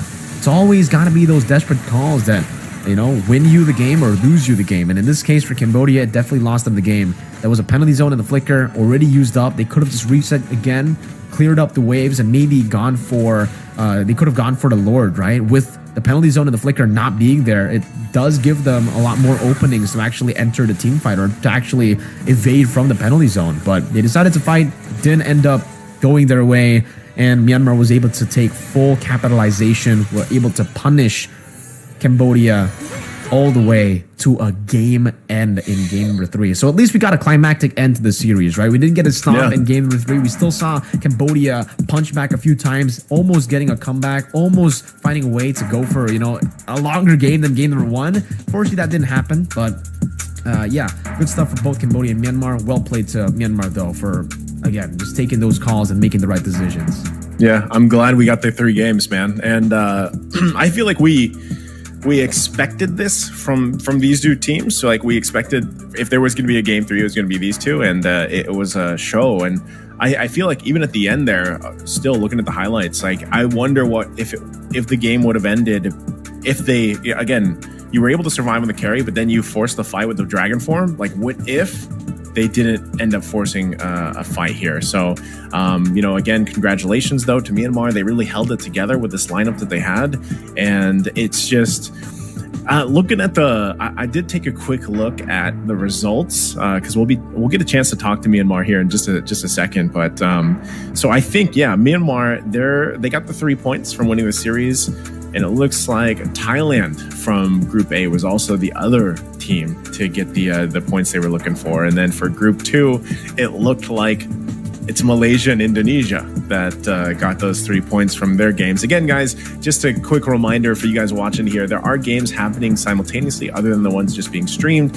And if you really want to keep an eye on what's going on as a whole, check out iesf.gg and head over to the Mlbb section, and you guys can check up all the up-to-date rankings and standings happening right now, and for this portion of the pretty much the group stages, right? Because I think, the Southeast Asian group or the category has the most teams. I think it's like 9 countries that will be competing in this round robin to eventually go off to the next stage, which is their playoff stage. And then, reminder, all this is leading to Riyadh for them. It's the road to the WEC to battle it out once they get to the WEC in Riyadh. Yeah, so just as an update, you already said it, right? I mean, Indonesia were able to win in the match that was not streamed earlier, and also now with Myanmar. So both Indonesia and Myanmar are actually topping their group. Alongside for Group A, it's Myanmar and Thailand. For Group B, it's Indonesia and Malaysia. So it's literally the battle for first place now as we get to our second match. But we will get an interview first with the winners of match number 1. I wonder who's going to take this interview, right? If it's going to be Ken or Justin, because definitely have a few questions to ask them after that performance, after game 2 especially. What happened there? It looked like they completely lost the vision of what they wanted to do. Definitely want to get those answers, and you were asking about maybe some of the comms that was happening in the draft. I'd love to see that answered as well by some of the members here from Team Myanmar, because that game 2, all the way from the draft towards the game, it just definitely seemed like either they were tunnel visioning in the draft and the game, or there was some miscommunication, some big ones in the draft and in the game, or maybe they just made mistakes, right? Maybe it was planned. Maybe they have practiced this composition before. Maybe in game number 2 they just made too many blunders that ultimately did not end up with a good game for them. It was a stomp by Cambodia. But I like the fact that for game 1, game 3, when Myanmar won, it is a close game, right? It's really back and forth. But when game 2 happened, it was just Cambodia stomping. So is that just a Myanmar thing at this point, right? Is that what we have to expect from Myanmar? That's them cooking, bro. Like maybe that's like let them get there, But I think either way, when you look at it, like that is a question that I would really love to hear about. Game number 2's draft, and I'll go back to saying though, like I could still see it working in theory and everything that they had, and I think this is also just to say like we're in a refreshing position for the meta. And so for all the games that we're going to see here for the next couple of days, and then of course the other tournaments happening, it's a refreshing thing to see this shakeup where you're talking about, Trizla possibly going mid. We saw this in the African qualifiers, that was even before the patch though, where it was a Yin Rome and a Hellkurt mid. So we're in this area, man, where I feel like it's a nice, refreshing thing from a viewer perspective, even a caster perspective, to see these changes, of course, with our meta. Yeah, We got confirmation, by the way, for everybody back at home who are wondering who we're going to be interviewing. It seems we will be interviewing the star boy from Myanmar. The star boy. Justin Johnson was Justin a nickname Johnson. we gave him back in MSC 2022. And we'll finally get to, ask him some questions. Mr. Justin, I still think he has the long hair, right? The signature Justin long hair.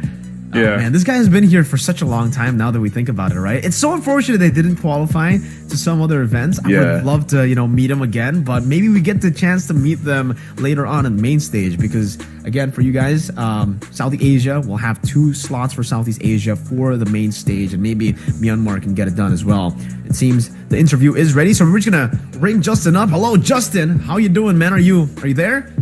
Yo! Yeah, he's got it. What's up, Justin? How you doing? Yeah, I'm pretty fine. Yeah. All right, man. I got a question for you, right, Justin? You've been here for a long time, but I want to talk to you first about that game. That was a crazy game, crazy performance, crazy series. What happened in game number 2? Because game number 2, you guys were playing so differently. The draft was also very different. Did you make a mistake in the draft, and did you make mistakes in the game, or was that already all planned and you just, weren't able to get it done? Firstly, we have a strategy like that, and in the gameplay, we make many mistakes, so they snowball us. If you ask if they won the game easily, that's why. Okay, so just mistakes, nice. So you just made mistakes. Yeah, it's mistakes, but it's part of the game plan too. Justin, again, congratulations to you guys. That was a great best of 3 series to open it up. Real quick, I'm going to ask you, what team do you want to face off? What team are you looking to face off against the most throughout ISF? I think SRG, Red Giant, because I heard about them. They are so strong in scrims in tournaments. Yeah, that's why. I wanted. There you go. We're already setting some expectations. There you go. Yeah, for Malaysia, right? So we'll see if they can. We'll see if they can actually manage to go to the next stage. Because I want to ask you another question here, Justin. Based on the groups, you know your groups, right? You're grouped in together with Thailand, Cambodia, Timor-Leste, and Brunei. What do you think of the groups? Do you think you got a good group? Do you think it's an easy group? What do you think? Oh man, it's not an easy group, but it's a big chance to go to the playoff stage compared to like Indonesia, Malaysia, like that. But it's a hard group, by the way. Yeah. Right. So awesome, definitely man. Yeah. So it is a bit diff. Mm-hmm. Got another question, nice? Yeah. No, that's gonna. Justin, it's great to see you again, and great to see you guys competing here. You have many games ahead of you, and I hope to see you guys in the playoffs. And then we unfortunately we won't see you in Riyadh coming up, but maybe we see you in Riyadh later this year for ISF. Congratulations again. You better make it, guys, Justin. and best of luck. You gotta make it, Justin. Yeah, I hope so. I will try. We'll try our best. This is the only chance we have left. All right. Tell the rest of Team Myanmar good luck from Mirko and Naisu, and we'll see you later, man. Good luck on the next matches. Goodbye, Justin. Bye-bye.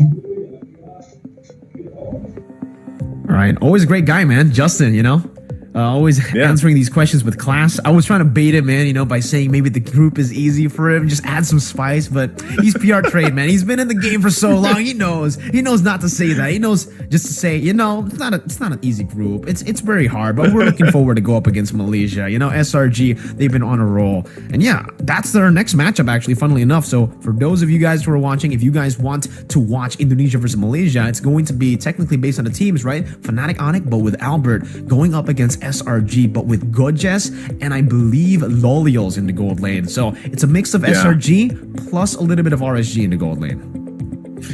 It's I guess you could say it's almost like a half preview, I guess, of like future future tournaments, what's gonna happen.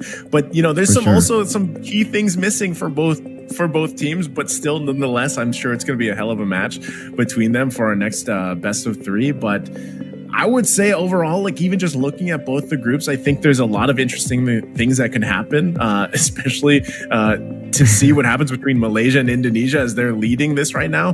But even for Group 1, like I do agree with Justin's answer. I think we could actually still have some surprises though too. I can't wait to see eventually. I don't know if we will. It looks like tomorrow we get a glimpse at Thailand, because that's really what I want to see too. I want to see Thailand play, and I think that's tomorrow that we see them on the live stream. So we'll see how the rest of the lineups follow in, the points follow in for the group standings. But so far, we've opened up with a banger, man, for day number 2 here. And number 2, I don't expect anything less. So can't wait to see it. Yeah, and for you guys, don't worry. You guys will just have to wait for a bit. We'll get some confirmation as to how long the break's going to be, because we will have that match in very, very, very soon. I think it'll be a very short break, though, because the match should be starting very, very soon. But don't worry, we'll get that confirmation for you guys in a bit. All right. I just want to ask Naisu at least, right? Because Naisu, unfortunately, you won't be casting the next match. I gotta ask you a fire question. You know what's coming up, man. I can see your reaction. You can ask me who's gonna win. Indonesia versus Malaysia. Who's gonna lose? Now I gotta turn it around, right? Who's gonna lose? That's that's the curveball. Who's gonna lose? Yeah. Oh man, lose. I'm not gonna ask you who's gonna win. Okay. I've heard the whispers about Malaysia as well. Yes. You know, well, SRG. I've heard the whispers and everything about them, but they're missing some key components to that. I feel like success. Yeah. You know, that they had in their region, especially the whole undefeated thing. So and when I look at Indonesia, they're also missing some keys to the success that they had, but they are filled in also with very solid, legendary players in their own right, so I think part of this, I'm gonna say Malaysia. To answer your question, Malaysia's gonna lose that match in the best of 3. Sorry Malaysia, but I don't have a curse or a blessing, so you guys are at least safe that way. I don't know if I want to ask you for your answer, Mirko. Oh man, I don't know if I want to answer your question, right? Even if you ask the question, I don't know if I want to answer. I just want to play it safe, right? Because these two teams, they've actually met in the groups of both. So Iesf right now for the Asian qualifiers, and they're also going to meet up later in the group stage of the Esports World Cup MSC coming up very, very soon as well. So very interesting stuff. It almost seems like they were just made to meet each other, right? It's bound to happen, man. I'm really excited for this match. Here's my question. Okay, I won't ask you that. I'll ask you this. Okay. Is their play style so far from what you've seen? I know we both have watched even Malaysia play quite a bit in their recent, league.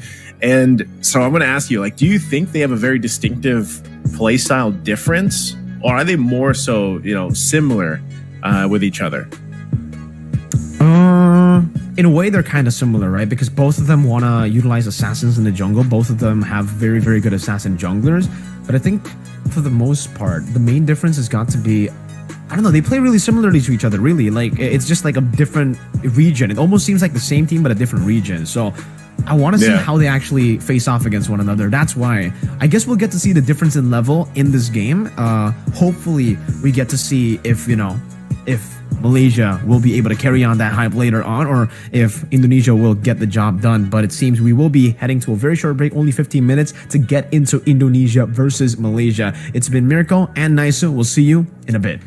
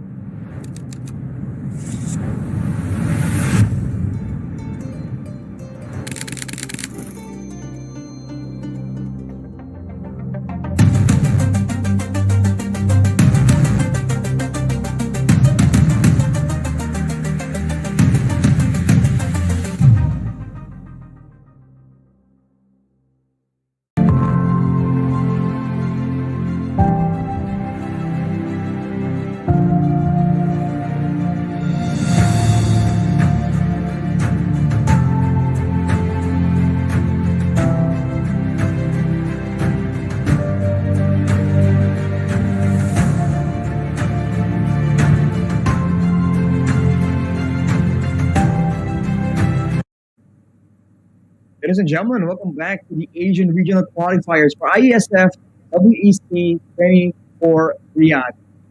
Me and Rashi out of nowhere, back with Miracle. Hopefully, nice to will be put yourself small break. Had a banger of a match. How do you feel about the action so far, Miracle? I feel very great, man. I feel good as usual, man. Every single time people ask me how I feel about these matches, I just gotta say great, because especially this time, you know, we got our first full best of 3. We've been waiting for this moment ever since even the African regional qualifiers. And in the African regional qualifiers, everything went in to a full sweep, even until the very end. Luckily, we finally get, you know, that full best of 3. And what better of a match than the previous match, Cambodia versus Myanmar, to take us all the way to 3 games. Some close games, some crazy tactics being shown as well, some crazy drafts as well.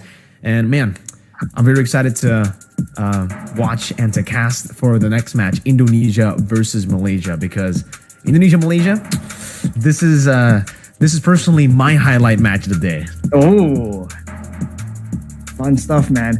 I mean, for us personally, there's stakes as well, you know, so we're gonna stay professional, of course, always. But there's some stakes here, man. We have a lot on the line here, and we're expecting the best out of the best in our own region, actually. So we'll have to see, especially with the changes. A lot of people have said that if you're already on top, it's hard to kind of be as adaptive. Usually you want to be a bit more consistent when you're on top. So we'll have to see that for Indonesia right now. Can they have that adaptability with the changes, massive changes when it comes to items and the quote-unquote meta as well?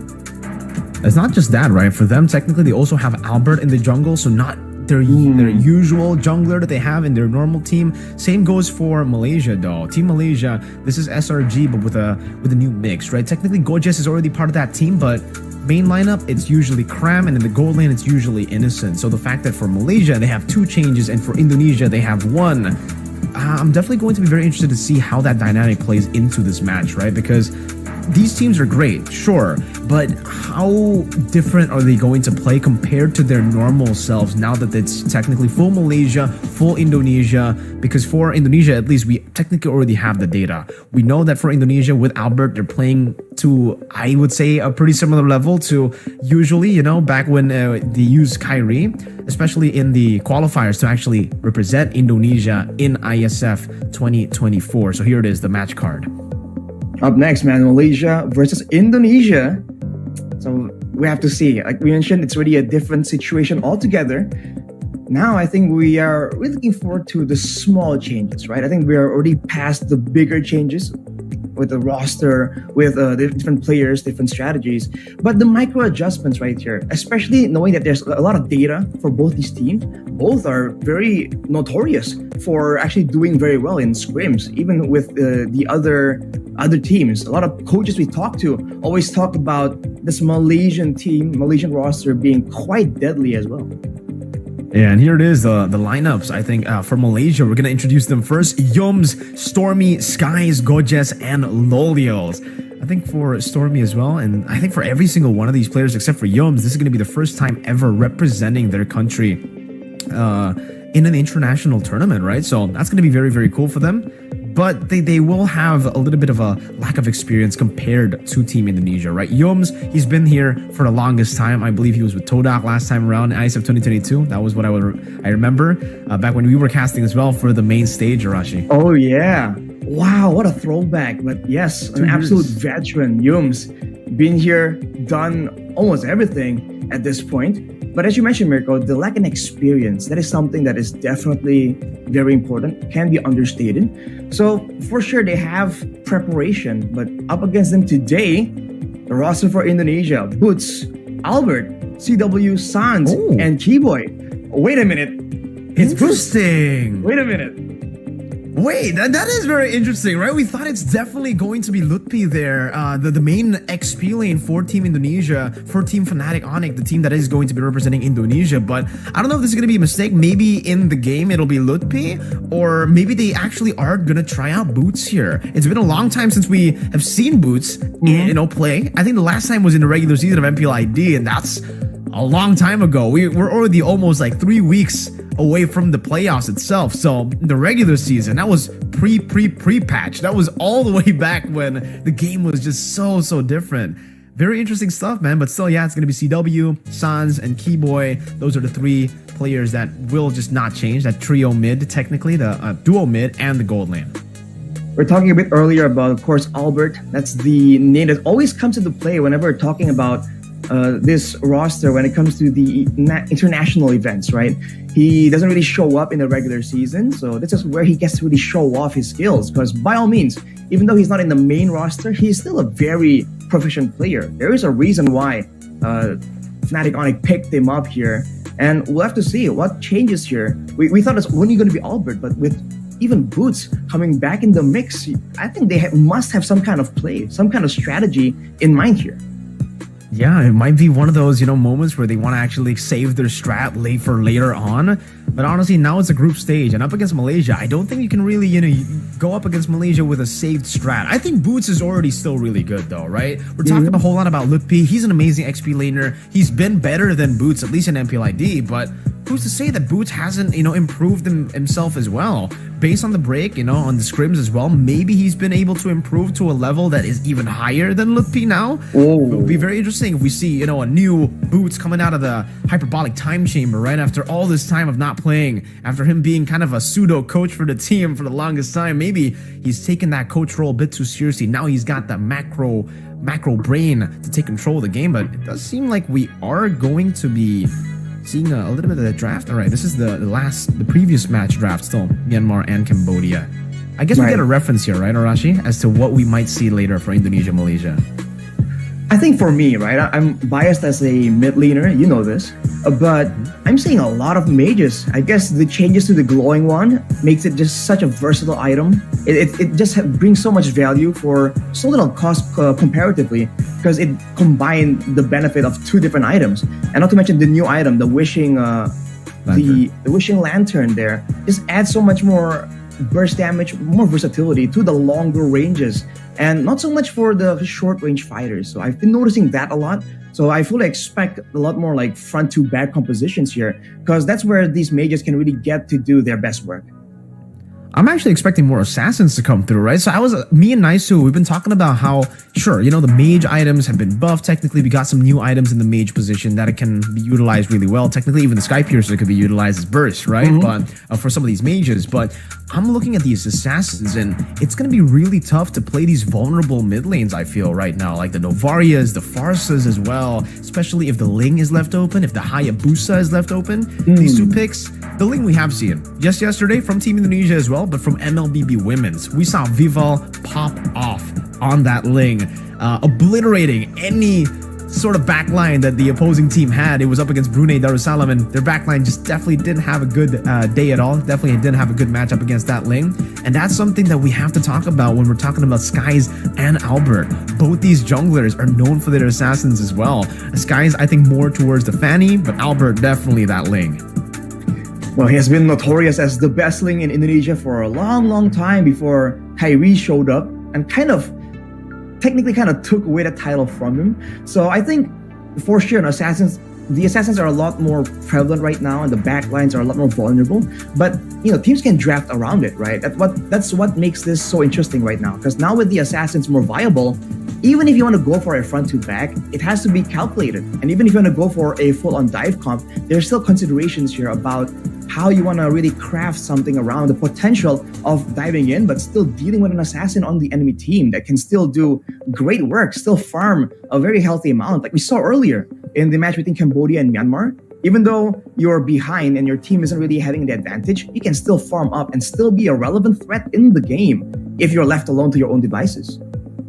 And I think if we go back to the point of to the rosters, right? The fact that Boots is playing, does that mean we're going to be seeing more of the Terizlas, the Lapu Lapus come up and show up in the XP over the usual Lutpi picks that we've gotten accustomed to in the MPLID, right? He's been playing a lot of the carries like the CC, the Mashas as well. Some of these damage dealers on top of just the playmakers that he usually goes for. Even the Paquito. We haven't seen a single Paquito game, not a single Benedetta game all throughout the Asian regional qualifiers and even in the African regional qualifiers. We've seen the Benedetta, but not the Paquito. Oh, drafts. All right.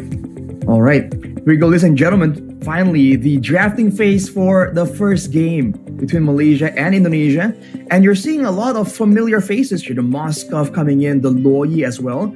But to no one's surprise here, the Kadira, always respected from Sans. We just saw it earlier in the first match, and man, in the hands of Sans, that Kadira is equally threatening, and he won't be making an appearance now on the Kadira, but we'll see. On that Lo Yi, is it going to be more of a macro approach here from Indonesia? And by the way, Arashi, so we got to confirm. So it's going to be Lutpi who's playing, not Boots there. Oh. At least the name suggests that it's Lutpi. Unless, again, that's like a miss swap. Maybe we swapped in. I don't know. But it looks like it's Lutpi based on the draft right now. And it's going to be a Valentina ban to take away the threat of someone that can take the Primal Wrath and also the diversion. And man, the Edith has been phenomenal. I think today as well, if we don't count game number 2 of Myanmar versus Cambodia, Edith in Rome or in mid has been pretty okay. It's been pretty good, right? But on NXP, not as much. So still a good flex pick. They're actually going to ban out 2 mid laners here for Stormy, really respecting Stormy in the second phase. And it's going to be the Arlet ban coming in from the side of Malaysia, trying to take away, I guess, that flex potential of the Edith. I guess trying to maybe force the Edith either to roam or to XP. If they can kind of lock down where the Edith is going to be, that definitely is a big value when it comes to the strategization of the draft. So that Masha here, ban away again, certainly is one of the picks that Onyx was using very well. So it might show up today as well if it's not ban away. Now with the first pick in the second phase for Indonesia though, usually you would think it's going to be the EXP here first, just to, hide that final card for Indonesia a bit longer. I think now that we're honest, that we're seeing the Masha ban. I think, yeah, by the way, the fact that the Masha hasn't shown up at all, but okay, the Brody does. And okay, Arashi, yesterday, when me and Nisu were casting for some of the games, we saw the Brody ban in the first phase. And I was already I was hyping the Brody up right after the patch. I was saying, all right, Brody's busted. I've been spamming the heck out of Brody. I'm an official SPA, Arashi. You know what that means? What is that? I'm an official Sky Piercer abuser, bro, and I play the Brody all the time with the Sky Piercer, man. You get so much base damage already with the Brody. You technically already have an execute mechanic in your kit. On top of that now, Sky Piercer. So you can execute some of these members even harder, and the fact that Malaysia have shown the Moskov so early on, it is going to be a good matchup for the Brody. But there you go, that's an Aurora for Stormy, a signature pick for the man. Though it may look kind of, weird, Stormy plays this a whole lot in MPL Malaysia.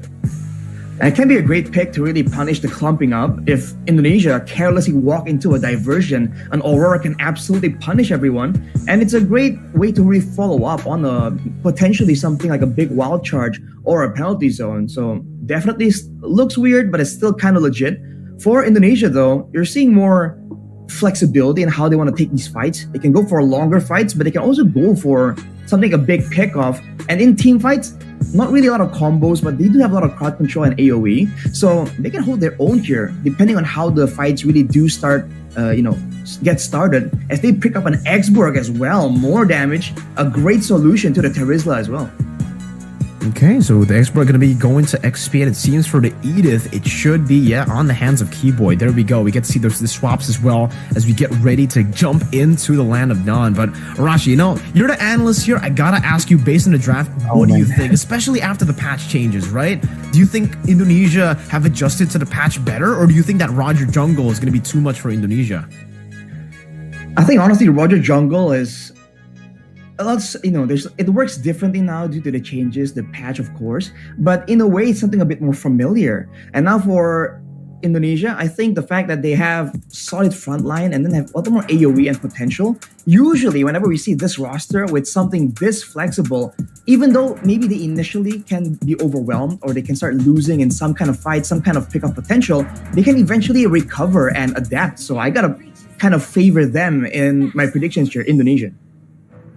All right. Seems we're just going to jump straight into game number 1. Ladies and gentlemen, Indonesia takes on Malaysia. Type in the live chat right now who you guys think is going to win. Hashtag Indonesia win or Malaysia win in the comment section down below as we get to see the jungle. Albert versus Skies. Roger versus Fredrin. Also, Temporal Rain for Albert. Whoa, interesting. The new emblem on the Fredrin. We don't get to see this a lot, by the way.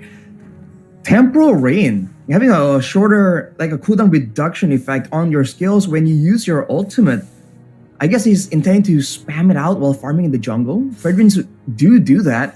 But we'll have to see how effective this is because it takes away from some of his combat potential, especially pre-level 4. But Keyboy, as you can see, already diligently protecting the jungle, making sure that so far no real big plays are happening. But especially with the low Yi, I expect Indonesia to really start ramping up the aggression, particularly right now.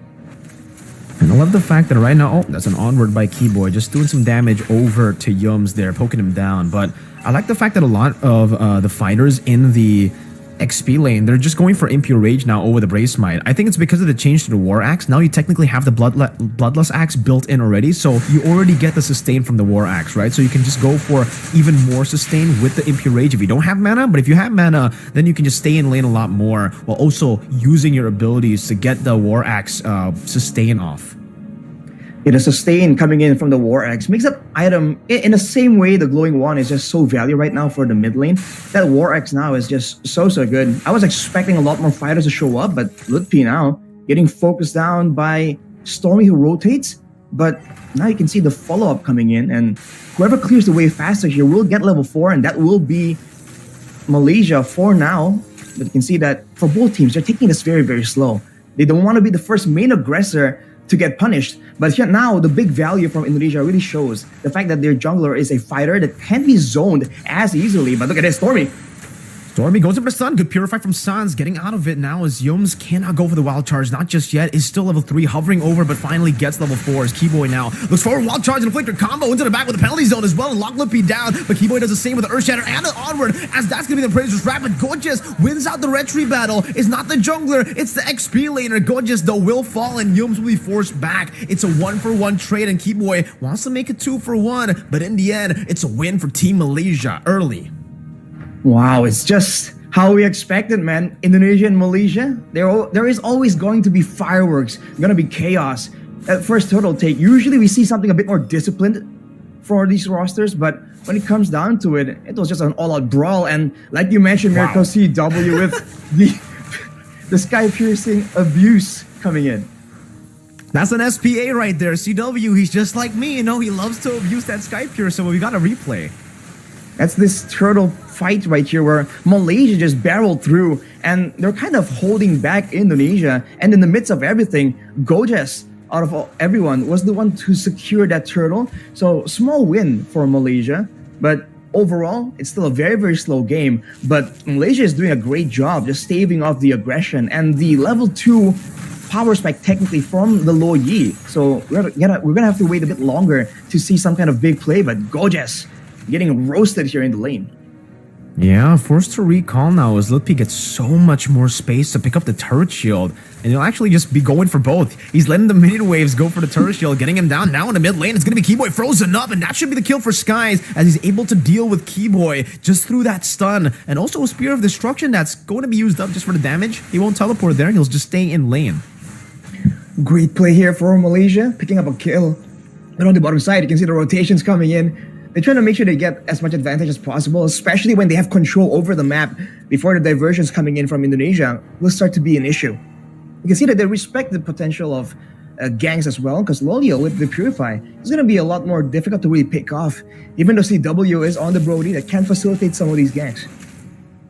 Okay, set up for the second turtle now. Lutpi doing the same thing he's been doing to Gorgeous up top, just roasting him down. But Skies is rotating up top, trying to deal with the Faraga armor. Actually jumps in as the War Axe gets completed by Gorgeous. Keyboy with Earth Shatter, going to zone Stormy away from this turtle. But look at the barrier there placed down. Albert won't be able to take full aggro on it. Gorgeous gets taunted up, goes in for the penalty zone, connects onto Lutpi. Their retreat battle, and it's not going to be any of the junglers winning it out. Look at this! Look at the damage coming from Stormy and the CC, as that's going to be him taken down. But Stormy now running away with the passive. Gorgeous flickering forward to find Lutpi as Keyboy deals with Skies in the Primal Wrath, and CW rotates from the bottom lane, but will give out so much more prio in the bot towards Lolio. Spear of Destruction connecting on the CW as Yums gets taken very low, but is still able to survive, and Lolio decides to go in. That's a stun on the CW, and now with the Lycan bounce, they're able to get the kill. CW forced back, and Sans is able to get a few more of these trades on, but in the end, it's an all-out win for Malaysia.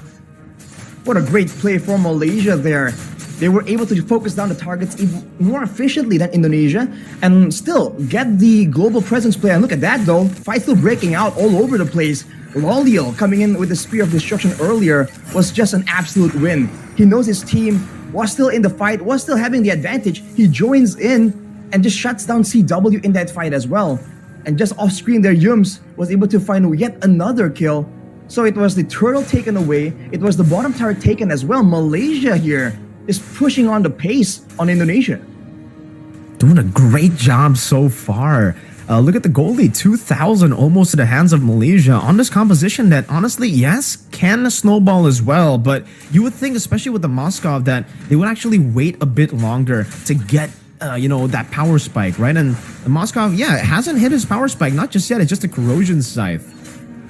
I think it's just a great play by them to just use the early game power spike. You can see a Sky Piercer completed for Skies as well on the Roger. So a bit of that execute threat for the members of Indonesia. And as we mentioned, Gorgeous with the War Axe, he was already doing so much damage, being so tanky early on. And right there, steal attempt as Albert tries to retaliate.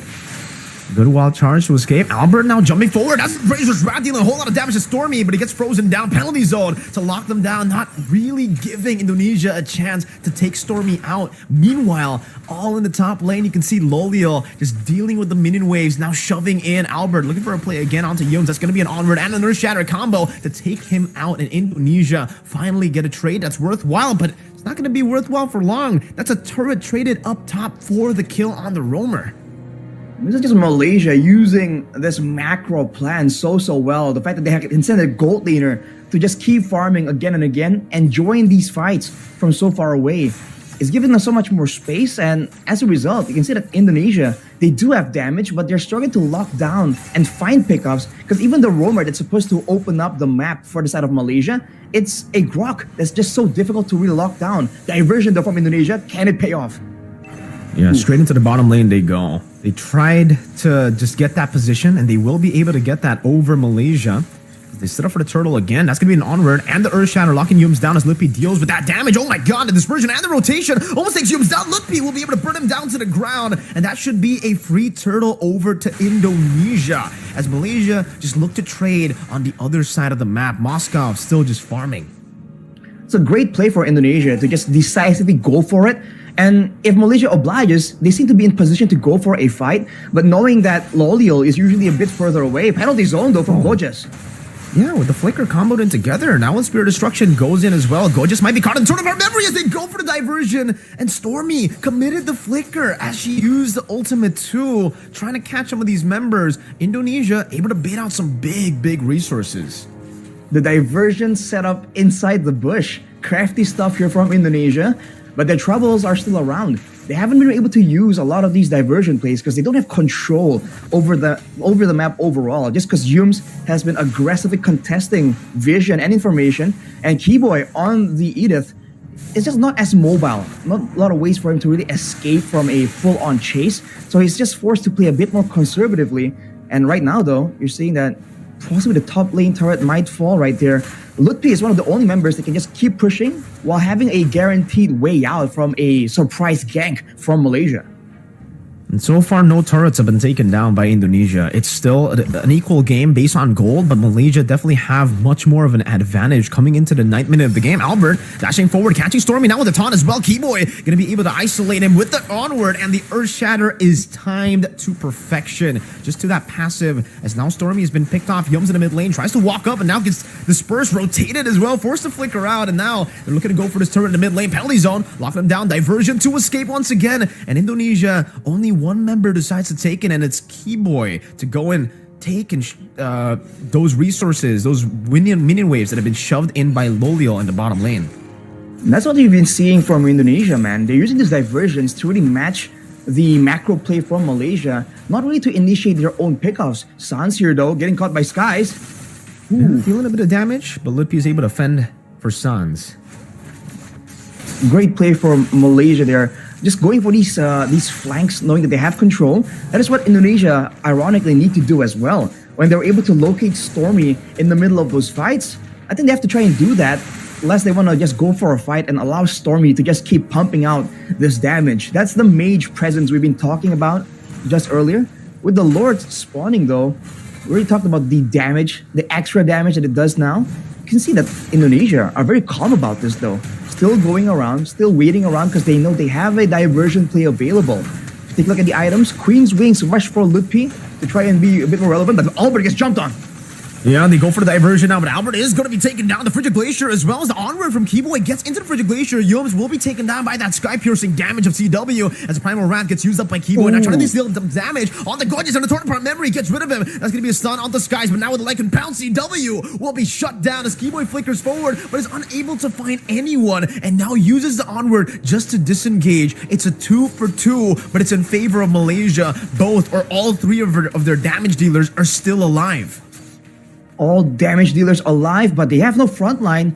They'll be forced to play a bit more conservatively right here, but no, never mind. They go for Lutpi, but he does have the Firaga. He might get taken out though. Whew.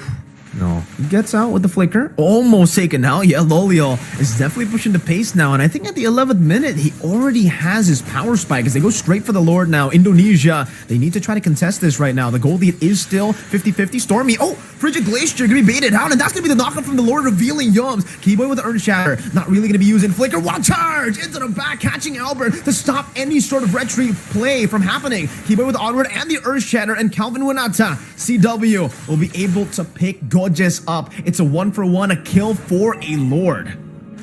Definitely still value for Malaysia though, and immediately everyone scrambles into position to try and manage the minion waves.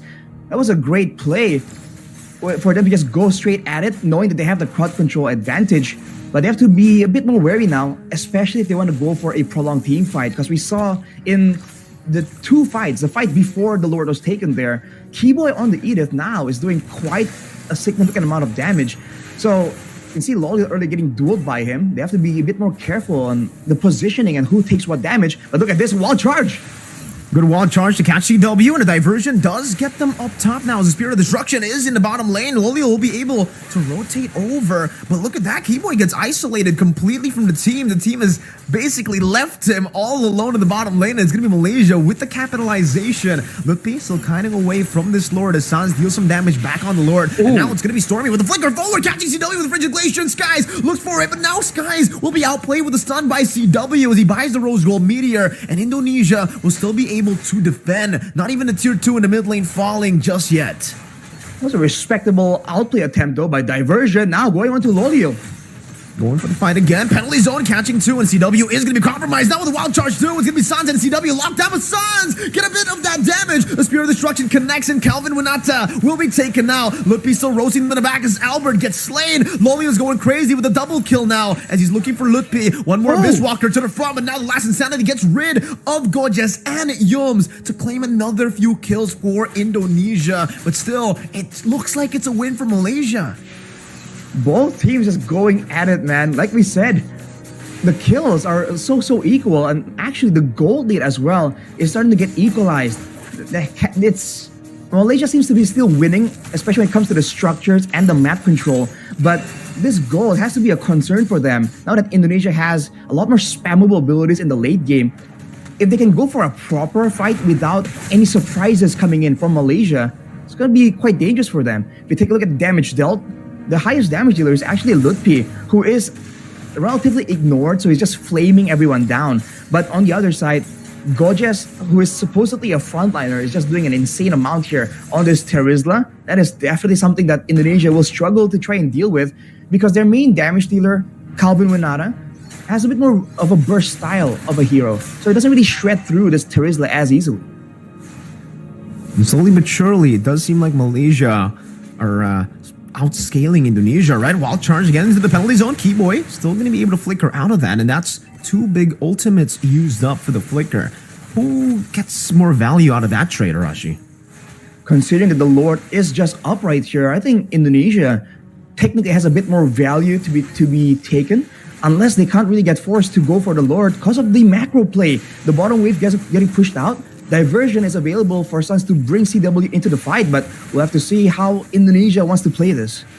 Okay, Lutpi in the front trying to zone them away now on that X-Borg. Sans gets the conceal of Keyboy to go back into the mid lane to clear this wave, and he will be able to do so. Athena's shield now bought up by Keyboy, so a little bit more sustainable in the skirmish. As Albert, you can see that the Lord dance is not as good as it was before, as the Lord takes so much of your HP away. Albert is down to a quarter of his HP, and now it's Lutpi who's trying to take the turtle or the Lord aggro. And again, So much damage already outputted by the Lord. This new change is definitely changing a few, dynamics in the game. The Lord Dance is so much harder to do. Oh, Keyboy, onward, and Earth Shatter right into the Frigid Glacier. They're all going to be baited into CW. Now in the back, it's going to be Sans who gets taken down by Loliel. CW gets some damage down with Wind of Nature. Will be able to save him, and Loliel gets the outplay onto CW. Look piece next to the chopping block. The Spear of Destruction connects, and Loliel teleports behind him. The Faraga armor still ready. He will use it to just clear up the wave in the mid lane, but he will not be able to do so. One more cannon minion. They might be able to utilize all of this to go for the game end in game number 1. Just one cannon minion, one more hit to the cannon minion, but it'll be enough for Team Malaysia to secure game number 1. What a performance, man. That final fight was a complete wipe from the side of Malaysia. Indonesia, unable to do anything, outplayed at every turn. Who would have expected, man? Malaysia just striking first, pushing Indonesia on the back foot. And it's with Loliel too, right? The guy we were talking about how Loliel is completely different, how he plays to Innocent, the usual lineup for SRG for this team for Malaysia, and Gorgeous as well in place of Cram for SRG for the representatives of Malaysia. And you can see that with Gorgeous, with Loliel, they're still able to be an absolute menace in the Land of Dawn. And I think we saw it there. The fact that Loliel was able to completely outplay CW. CW didn't go for the Wind of Nature, not at all, Rashi. Do you think that was a bit of a bad decision that CW made to not go for the Wind of Nature going up against a Roger and a Moskov? Because he did go for the Rose Gold Meteor. I definitely get that. Stormy was dealing a whole lot of damage, and that Frigid Glacier is annoying to deal with. But also, that physical damage in the end was what killed him, right? It was the Moskov who was chasing him. I think he was really banking on the positioning to really avoid that. But against a Moskov, you never really know, right? This was the fight earlier where I was talking about how Keyboy was able to do a lot of damage. But overall, with so much crowd control, so much ways for Malaysia to really deny Indonesia a favorable fight, the penalty zone, the wild charges, the glacier coming in from Stormy as well. You can see that whenever a fight breaks out, they're using these tools not to go for a combo, but to split apart the composition, the formation of Indonesia. And when their vulnerable members are left behind like this, like CW is caught out of nowhere, it makes it very difficult for Indonesia to get a lot of winning fights, a lot of winning situations where they can just stay protected and output their damage. Whereas for Malaysia, especially for Loliel, he has the Purify. He can be a bit more mobile in these fights, more self-protection. And Stormy has the passive on top of his own crowd control so that he can actually match his own when it comes to these very messy fights.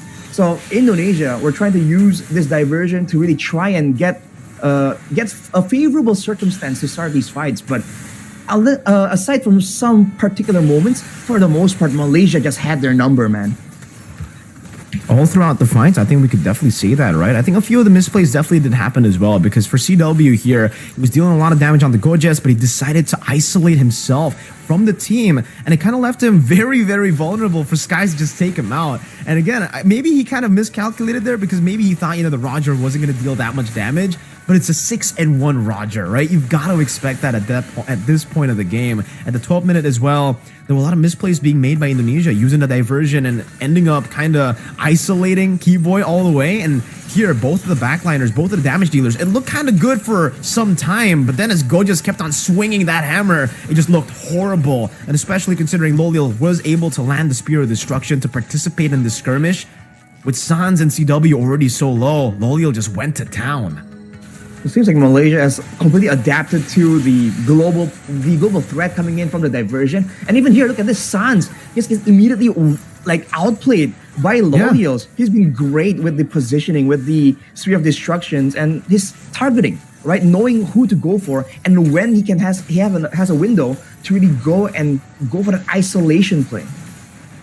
And here as well, the final play, I think right after Sans gets taken out, they would have still been able to actually, fend off a little bit. But the fact that CW, again, Arashi, the question I asked you, no Wind of Nature, that has to be a question that we have to keep on asking to CW, right? Was that the right call? Because maybe if he did have the Wind of Nature, maybe he would have at least survived. I don't know if he would have been able to completely outplay the situation, but if he survived, the game would have definitely gone on to, later stages.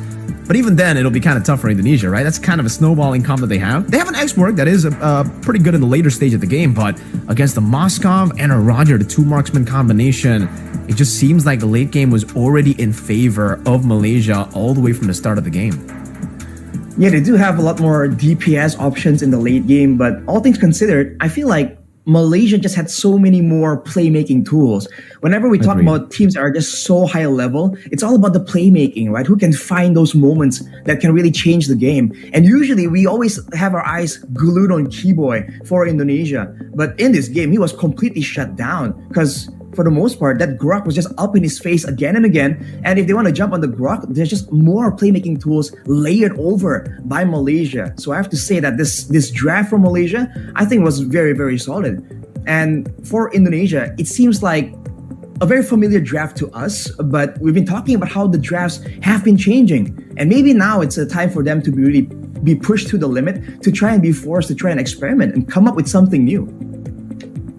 For sure. I think maybe for Team Malaysia, they definitely got the read on the meta a bit better, right? The way that they were playing and their draft as well, their layering of CC was still just more efficient, definitely. Even though they left open the Lo Yi, the fact that the Lo Yi has been nerfed with the diversion, you can definitely see that in the game, right? For Indonesia, the way that we usually see it from Sans is he usually just spams that diversion every single time it's up, utilizing the cooldown that's already very short on that ultimate before the patch to constantly look for different angles. But now with the change, it does seem like they have to kind of like hold themselves off from using the diversion too much. They have to use the diversions in the right plays for the right time. And some of these times they were able to do so, but in the end, again, they still lost out on the team fight.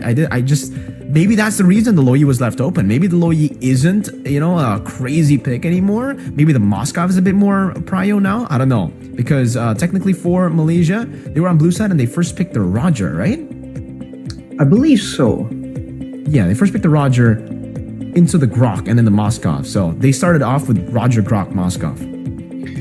I think it's just the lore changes as well. Makes it so that Lord dancing, holding the Lord like that is just so much more punishable. So for Malaysia, I think the Moskov in particular was just such a value pick because it's not just the damage output, it's also the macro. Having someone that can kind of outplay solo also is kind of secure, but can also join all these fights from so far away and push fast. It's almost like a whole package here for the Moskov that allowed them to really get an advantage and force Indonesia to be the one to really rush the neutral objectives. We saw that when they were able to do so with the turtle, I believe, one of the turtles earlier, they were able to get an advantage. But you can see that when it's a bit slower, when they have to wait around and play along and take some damage from that Lord, they immediately just felt that change and how punishing it was to just be forced into that spot. Okay, Rashi, but I gotta hit you with the hard hitting questions here now, right? All right. mean, yay or nay, temporal rain Fredrin? Right, we haven't addressed that. I think for now, nay. I wasn't sure what the idea was. I know that Fredrin is a very you gotta use your ult, right? heavy hero, but yeah. So the thing is, it gives you a reduction when you use the ultimate. Exactly. So it's not like once you use it, you just keep getting reductions. It's like a one-time reduction, if I understand the tooltip correctly. So you use it once, you get value, and that's about it, though. So technically, in a short burst engagement, the Fredrin can get a bit more value. But overall, with the back and forths, with the longer fights, I feel like an extra bit of damage, extra bit of healing maybe from the Impure Rage, or maybe even the faster clear speed with the Concussive Blast can be a bit more valuable than that. I have to agree, man. I think for the temporal rain, it might have been a mistake. I don't know if Albert mistapped it, or maybe he actually thought, the temporal rain would be a great choice. But we've yet to see it, right? I really hope that we get our doubts erased, our doubts basically taken out of the game after game number 2, because if he does go for the temporal rain again and wins on it, then maybe we'll see the brilliance of it. Maybe it's because of the clear in his own jungle. Maybe he can use the when he can use the Appraiser's Wrath and then straight into the clear, right? But even then, I still personally don't really like the temporal rain on the Fredrin. We've seen Brave Smites, Impure Rages still, and the normal Concussive Blast, and I think those 3 work a little bit better, especially now. I think the Impure Rage has been rising in popularity a whole lot. in the previous match, Cambodia versus Myanmar, Mhm. 6 players in total in that game went for Impure Rage. That's how many Impure Rages were there in the game. It's like the new QC or the new Brave Smite, you know? Back in the day it was Brave Smite and then it became QC and then now it's Impure Rage. It's the new cool thing that everyone's just buying into. I wonder if like it'll be funny if we kind of maybe ask and the answer was like, oh, the idea is to go in with the Fedrin, Appraiser's Wrath, right? Get like a neutral objective steal, and then with the cooldowns you can kind of like escape. So it's like an in and out like playstyle in theory. It'll be pretty funny to see if it happens. But for now, they have to try and find something that really works here. Because on paper, especially for the long duration fights, they were supposed to really win it out. But Malaysia just showed that it's not about just the composition, it's how you play it, how much pressure you can have around the map, what kind of flanks you can get. And if you do have everything lining up in your favor, even if your hero selection and composition doesn't really win out on paper, it doesn't matter. They can still get the upper hand. Yeah, and Yums was definitely, another.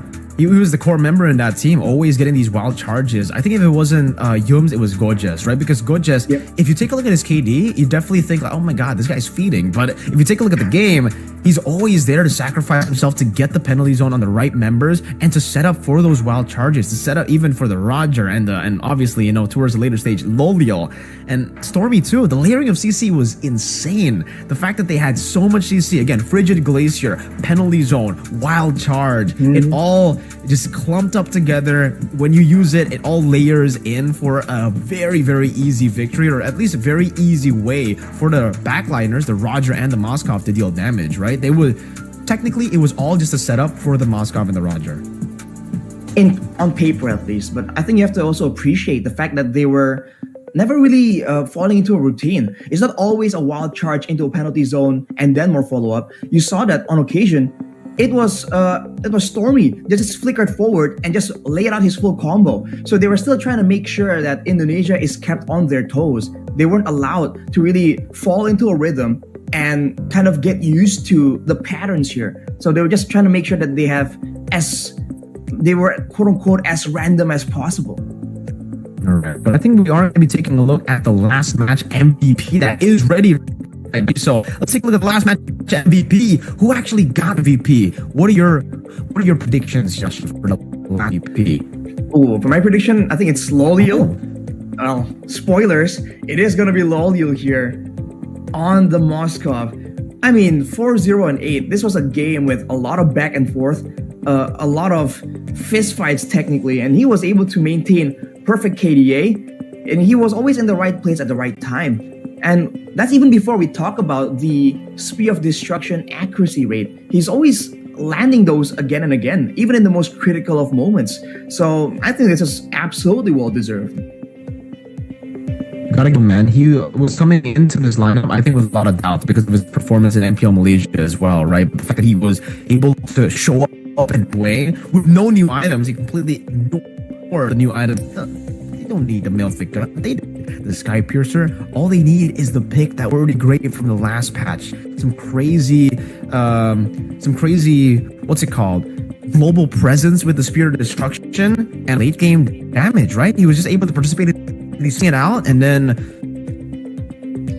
to become a threat that he is. And of course, with the right tools to purify, the Wind of Nature as well. Don't forget, that was a big factor in how in that final engagement, CW was trying his best to try and find a way to deal with him, to try and turn it around. But with the Wind of Nature, there was nothing he could do. And Lolial understands that. And that's, I think, what's impressive. He knows his power levels relatively to the game as well. So he knows when it's time to really go in aggressively, because he has the backup, he has the tools ready to try and make the outplay happen. If he doesn't, he plays a very calculative style too, and just lays back and waits for the right opportunity.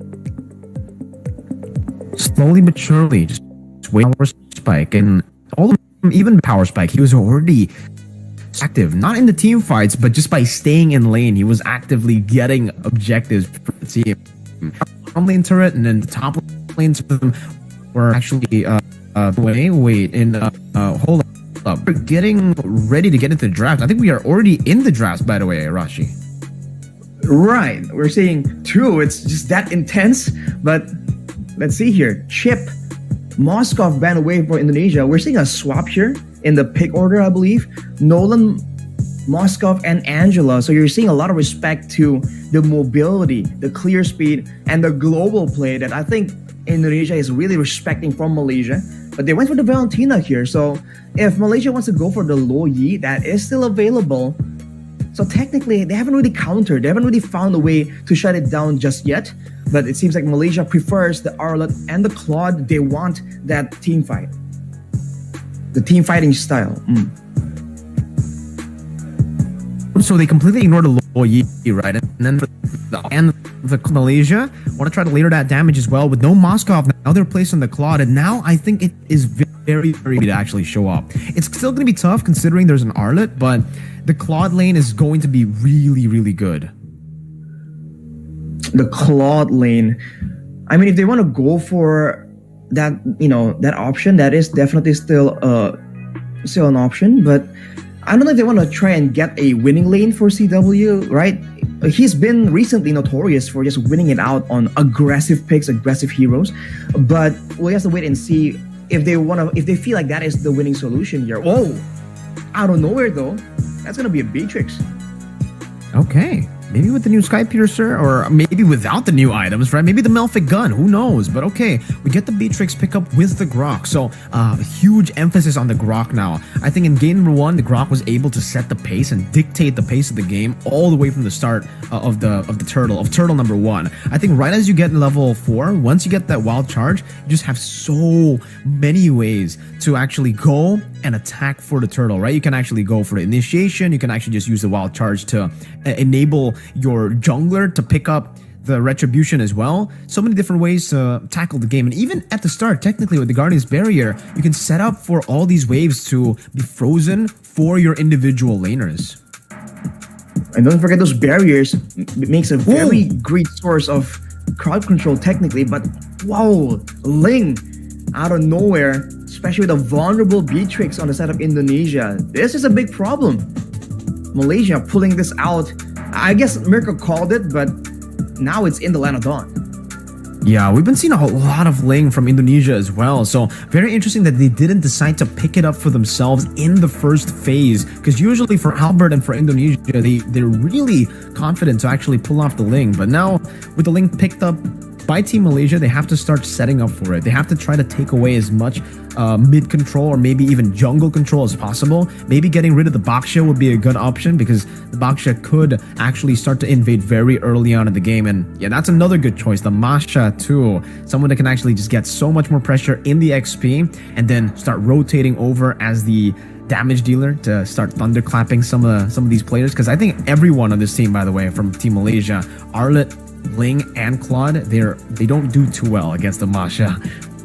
And I think considering how they've been playing, it makes sense, right? The fact that they want to have someone just pushing on the side lanes, relatively secure, not really susceptible to just getting destroyed 1v1. Banning away the Masha is a big part in making sure that that doesn't happen for them. So great ban, value ban for them, but now for Indonesia, they're faced with the global presence coming from a Ling this time, and usually we see either a suppression being used to try and control that Ling, or we can see like an EXP laner that can really match that kind of pressure. So we have to see what Indonesia will go for.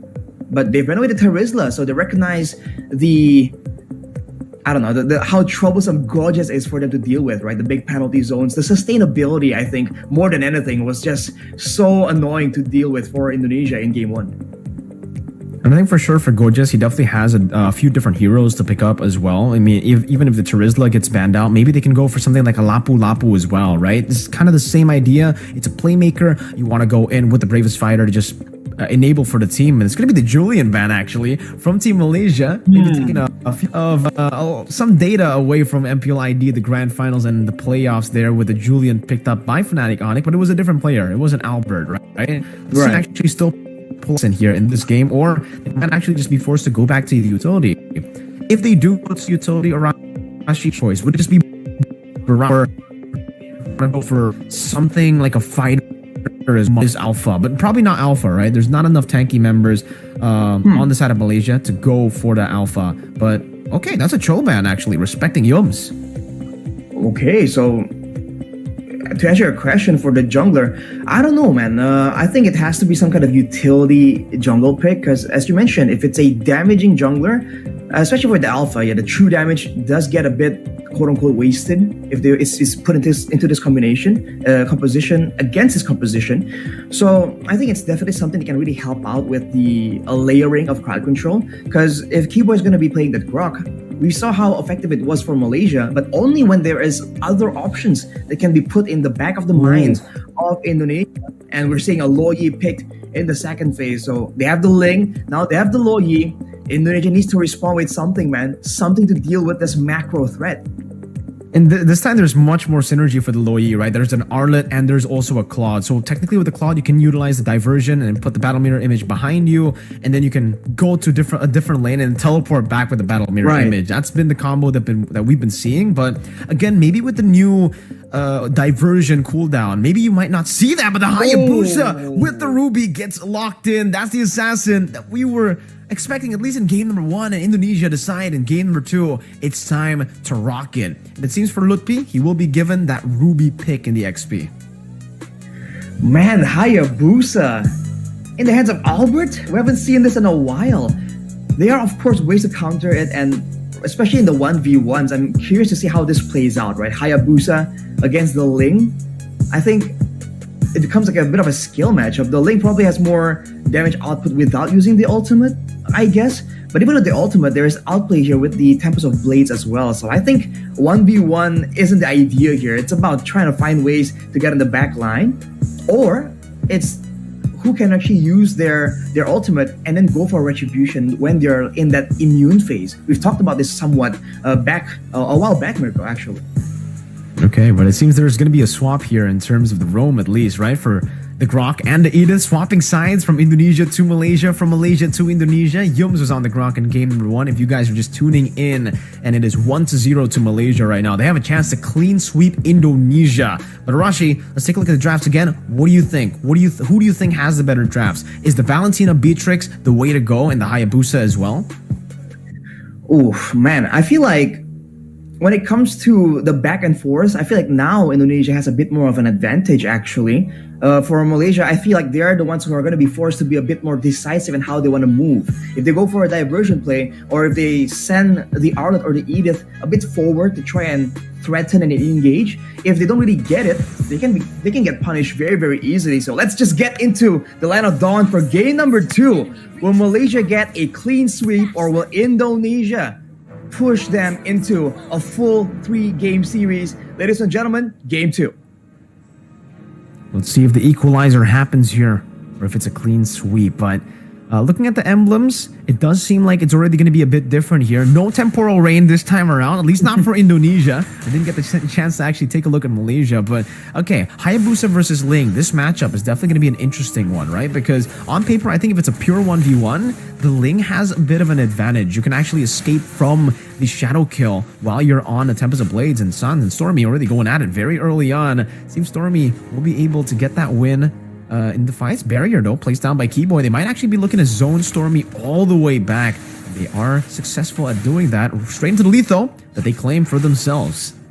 The early game Valentina play, and you always need to mention Sans when you're talking about the Valentina. It's just a different way he plays it, and he can be very creative with which ultimate he decides to really go for right here. So now Yums is still trying to do what he did in game 1, and going on to Albert.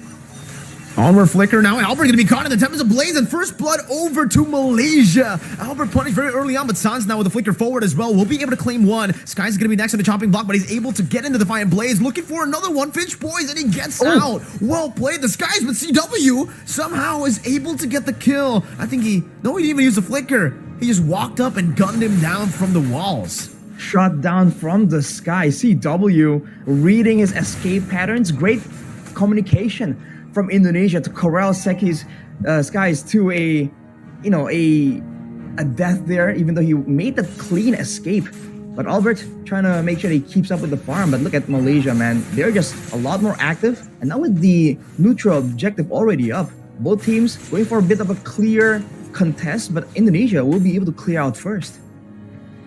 That will mean that they will get level 4 first, but with Albert having no purple buff, I'm not even sure if they actually want to go for this contest this early on. Diversion or read towards that bush there. Gojes will be able to get a very good position. Earthshatter gonna be used up and not onto anyone. That's the turtle. Reset it again. Wild charge onto the back now with the Primal Rat stolen away. Sans dealing a whole lot of damage, and Gojes will be taken out as Skies looks for the play. Yums with the Earthshatter knocking up Sans, but now Albert's gonna be targeted down. As Albert will he be able to escape? Tempest Blaze knocks him up. Skies not able to get the last hit, but it's gonna be the Primal Rat coming in from Yums, and it's an all-out win again for Malaysia. Skies gets out just barely there with 1 HP and secures the Sky Piercer too. Oh man, Sky Piercer in the hands of this Ling. Definitely not ideal for Indonesia. It was going so well for them, but it almost seems like the engage was a bit too early. Keyboy went for the wild charge and everyone kind of had to walk up a bit more to really follow up on it. That small window allows Malaysia to really come back and trade back the play. And you can see the Primal Rat damage is great in the hands of Sans, but you can't forget Yums can also deal a lot of damage there, as both teams actually are still taking this neutral objective very, very slow. It's like the fights are more important than the objective itself. Well, they are 2 assassins, right? It is 2 assassins in the game. Maybe the neutral objective might not play as big of a role compared to the usual utility role, but Lutpi is the one who takes the turtle aggro. Flicker, final slash now committed only onto Lutpi. Those Yums pops into onward. Earthshadow Flicker knocking Albert up. He does still have the quad shadow, and he does go in. Retreat battle going to be used up, as that's going to be Albert winning it out with the help of the wild charge, and now jumps back onto Yums with the shadow kill. Sans picks up the kill, but it is going to be Keyboy that is traded in. Skies already very low, and Sans is looking to go for that one last hit to take him down, but Skies will choose the defensive route. Lutpi still hovering over now into Gojes.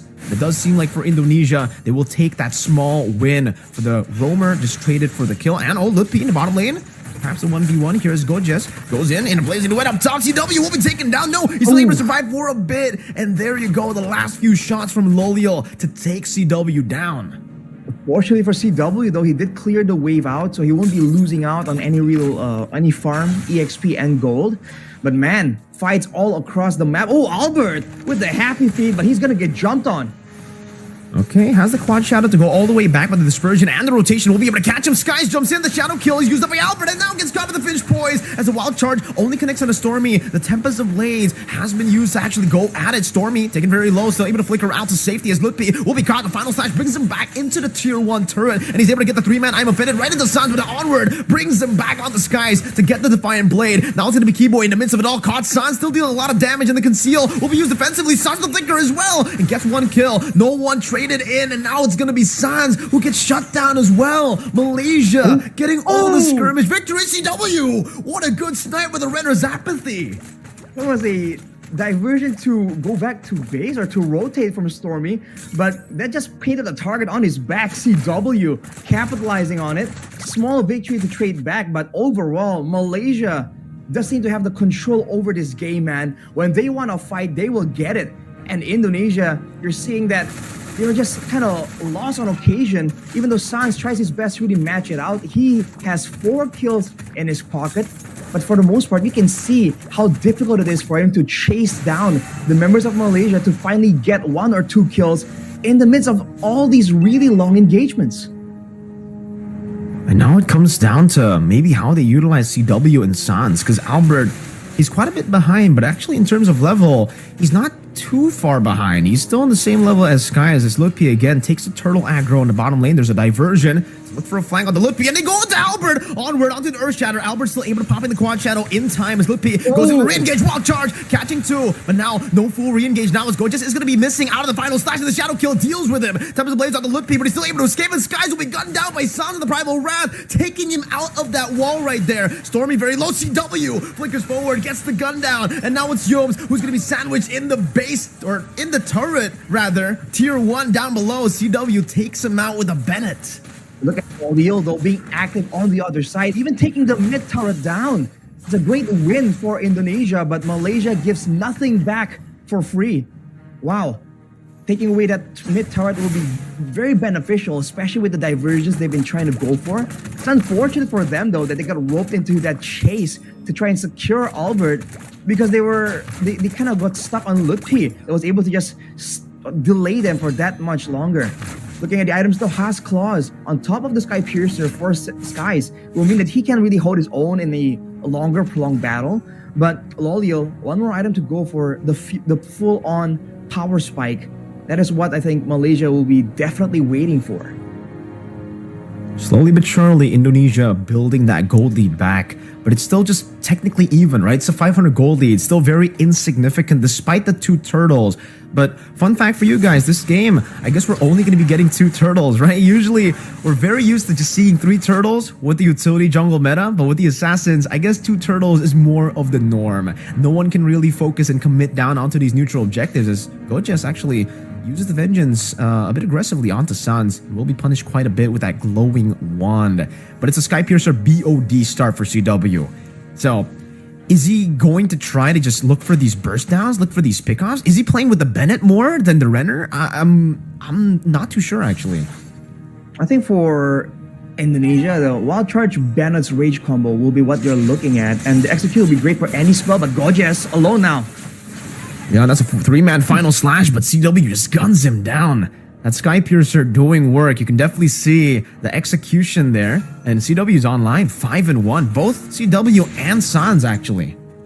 But here's the problem for Indonesia. Even if they can really match out the team fight situation, look at Skies. He's still pushing right now. And no one can really stop him. Even if Indonesia wants to send their EXP laner to stop this macro play, Mlbb cannot match up to the macro presence of a Ling. And that's even before talking about the diversion play.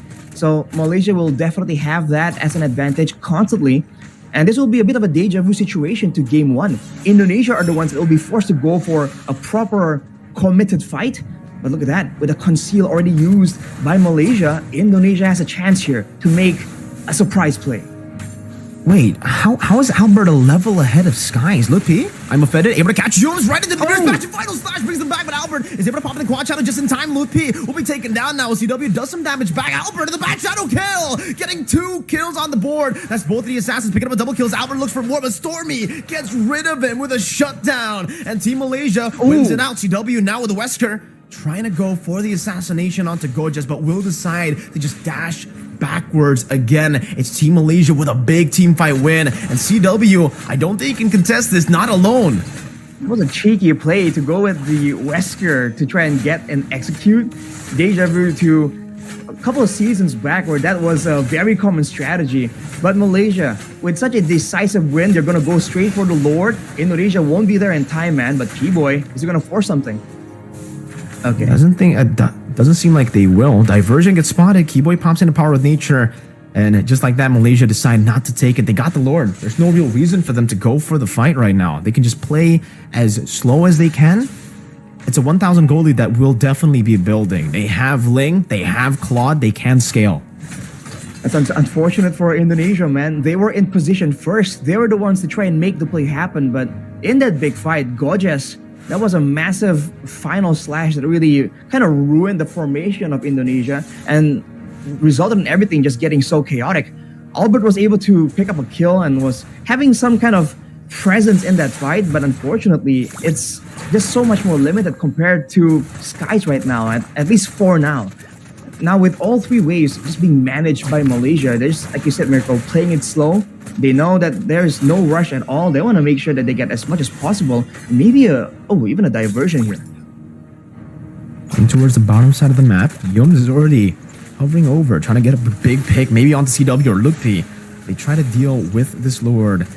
It seems that tier 2 will be given away. It's a bit too risky to defend all the way into tier 2 because Gojes also has ways to actually displace them with that final slash, but they will be able to deal with that Lord. Still with the mid tier 2 intact. Indonesia defending this time, but Malaysia finding crazy value with that Lord. Ooh. Oh, wild charge? Into the Bennett's Rage? No, they don't decide to go for it. Good flicker out from Yums to evade from that. The onward as well. Just to open up that bush again. And now in the mid lane, they're trying to go for the clear as well, but man, Malaysia straight with the Primal Wrath. They know how to utilize their resources so well. Mlbb, I'm offended, gets knocked out by the Earth Shatter as well. No real engage now, as that's gonna be Skies who jumps in onto Mlbb again, dealing some damage, taking him to a quarter of his HP. And Albert, his purple buff is being threatened away. And that's the final slash to connect onto Albert. He's still able to get out with the quad shadows. Keyboy gets gunned down by the blazing duet, and Mlbb is able to survive, but it's a win for Skies. I think he took the purple buff away from Albert, but I'll have to look at Albert before I can really confirm. You have to wait for the visual confirmation. You're seeing Wind of Nature's built in for, at this point, both the gold laners. But for Malaysia, man, I think the response whenever Indonesia makes a play has been just so phenomenal. Every single time there's been a big ultimate, a big catch attempt from Indonesia, Malaysia just has the right responses again and again. If you're looking at the damage dealt, Sans definitely is one of the main damage dealers. CW is more of a burst hero, but it is diversion play just to send Lolio to go for a clear. Is he gonna come back? Nope. Didn't set up for that play, but that's the macro play that Malaysia still has at their disposal. They've been doing all this without really relying on any crazy big diversion plays.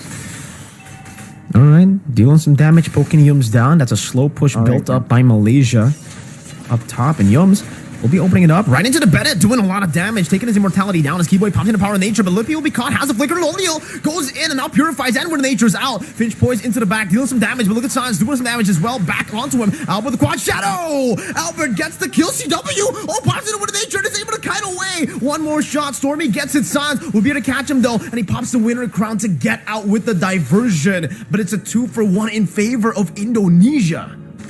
That was mildly surprising. Wow.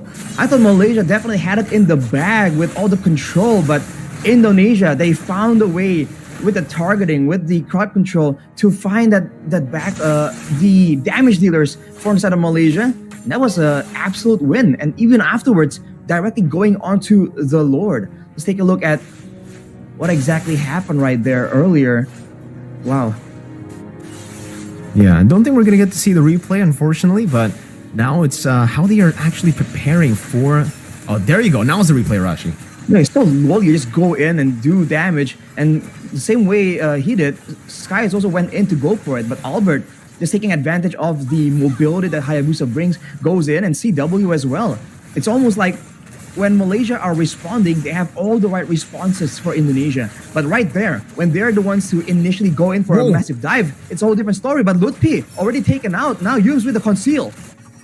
Yeah, and the diversion into the back means that they can actually look for a flank. Yums are shattered. Oh, Yums gets a knock-up onto CW and Keyboy. And that's 3 on the board for Team Malaysia. But take a look at the Enhanced Lord that's just doing so much damage on the base, getting the base turn as well. Sans almost taking Lolio down, forced to go with the Battle Mirror image back again as Sans pops into Primal Rat, now walking up onto Yums. Albert walks up as well, has a shadow kill, decides to pop it in, and is able to get out of the skill 1 coming down from Gorgeous. And technically, Indonesia get a lot of value in terms of turrets. They get a base turret in the far lane, but in terms of kills, yeah, they lost that one. What's with Indonesia and Lords, man? There's always some interesting Lord happenings whenever Indonesia is in the picture. All things considered, even though Malaysia had a great sequence there, a great catch, great team fight, they lost the base turret, and it's on the far side, away from the next Lord. That could prove to be fatal. Let's take a look at the items here, though. Sans, especially with the Blood Wings and the Lightning Truncheon, he has a lot of burst damage on top of the potential to go with the Primal Wrath. So now, especially if you're a backline or an assassin on the side of Malaysia, you gotta be a bit more careful because, you know, Sans will be waiting to try and do something just unpredictable. All right. Once again, for Indonesia, it seems they're just trying to go and take this purple buff away. Sans dashes forward, but Skies will be able to retreat, securing it for himself. As CW gets that blade of the Heptases, and now I really want to take a look at the items, right, for Indonesia and Malaysia in the 16th minute of the game. It's a very small gold lead, but at this point, what is a gold lead even, right? It's technically 50-50, but the structure. How is this going to play into the next Lord, Arashi? The fact that the base turret in the far lane was taken down by the Lord.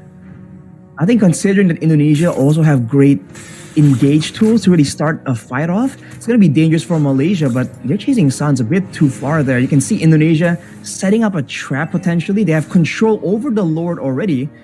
And with that far side, just pushing constantly. Oh, Gorgeous. Ooh.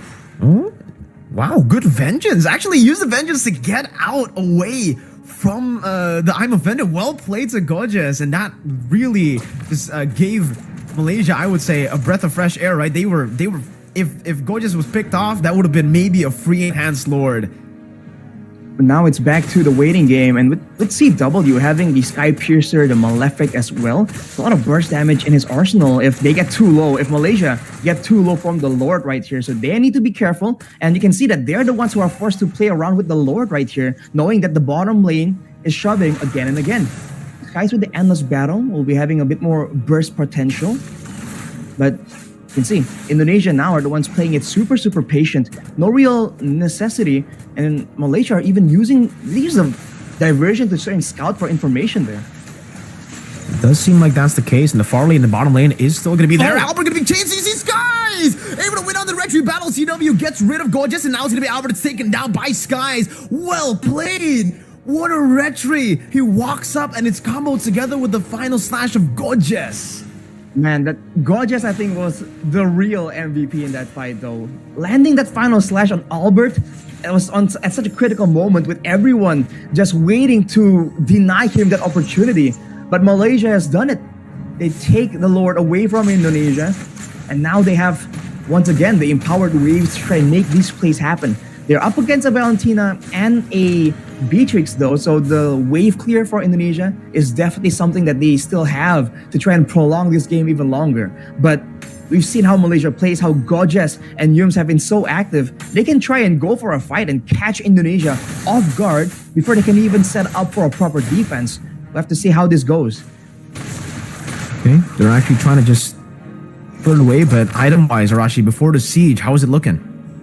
With the Divine Glaive, the Winter Crown as well, Stormy is all set up to try and make the most daring of plays all the way in the front line. And with Loliel just trying to finish up his final item right here, he might be able to get it by the time the Lord reaches the base of Indonesia. Okay, there you go. Immortal in his pocket as well. They're just gearing for a full-ditch effort, and they have the diversion into outside the map play if they want to go for it. Let's see, man. They bring Gorgeous away, but he's all alone. Can't find the final slash. Goes in with the Vengeance and will be CC'd down with I'm Offended as well. And the Vengeance will not be enough to get him out of there. And it'll be Gorgeous taken out. And for Indonesia, they'll be able to defend this. That means that they can actually just get rid of the Lord as Malaysia disengage with the Conceal.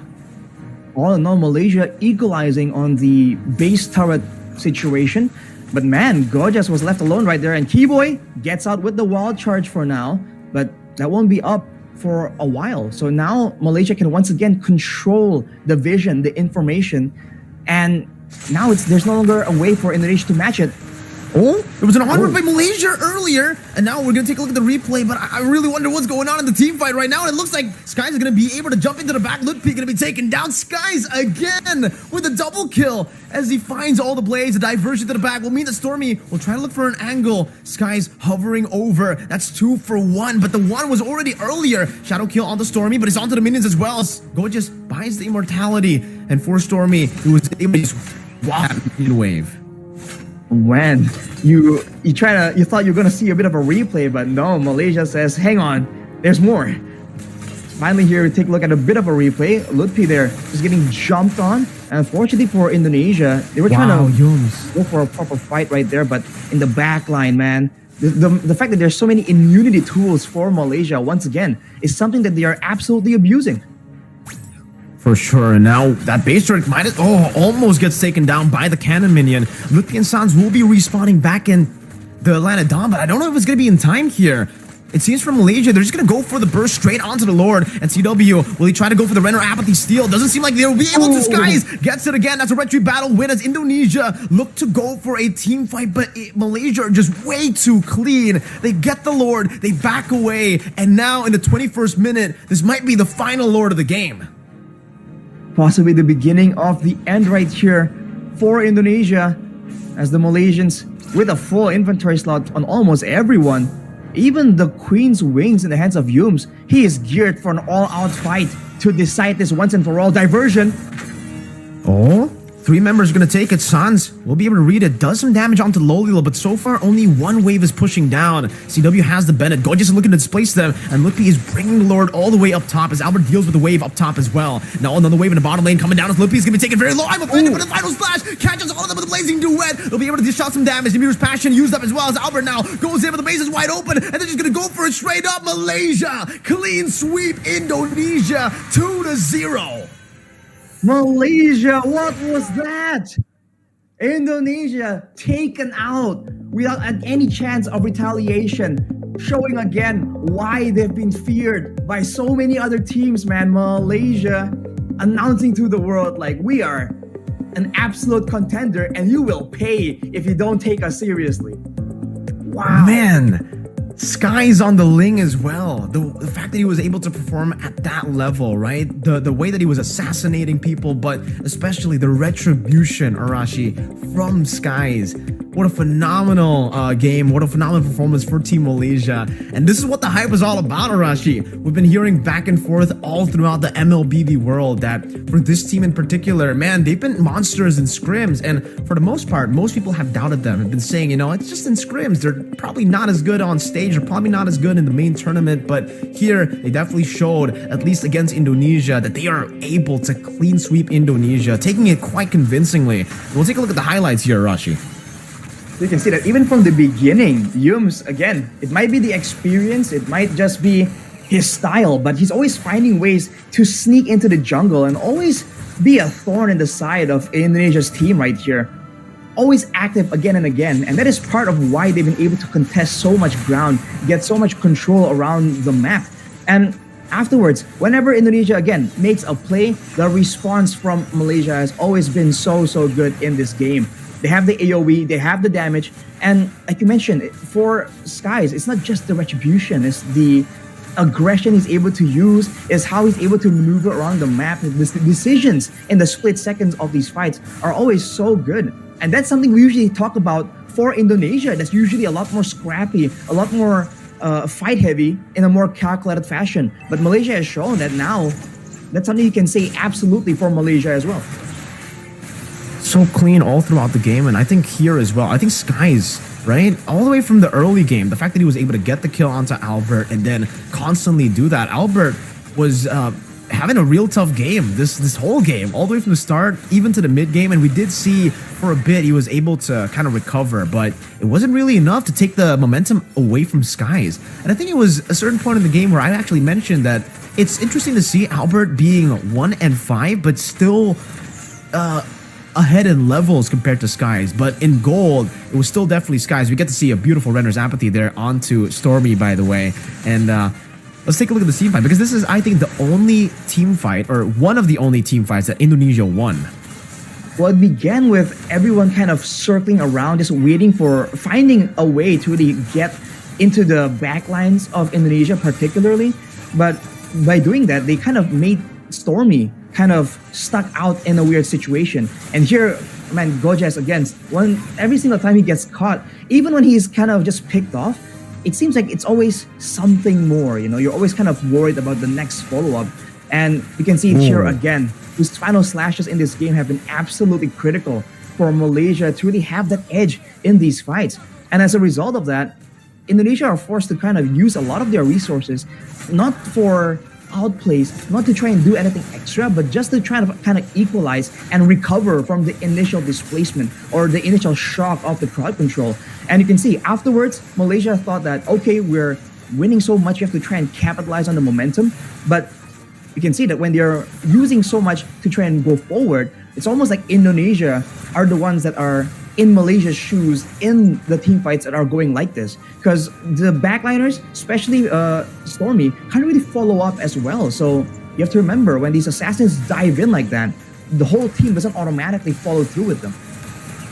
It's all about the positioning as well, right? Because we were talking about how, you know, they got the Lord, they got the enhanced Lord at that point of the game, and it looked like that was going to be the momentum that they would utilize to at least make the game go even further or take some advantages. And they were able to do so technically with the far lane, but all right, let's give some props over to Gojas, though, for this wonderful setup for Skies to just come in and retry, right? Because you're right. I think you definitely got to give more of a highlight to Gojas in that particular fight, because if it wasn't for the final slash, it would have been more 50-50. Maybe Albert would have been able to win that out. But because Go just went in, sacrificed himself almost technically there, and got Sky so much more room to go for the clean red tree, it was so good. And here, dude, the fact that Yums, he didn't decide to go back. He decided to flicker forward.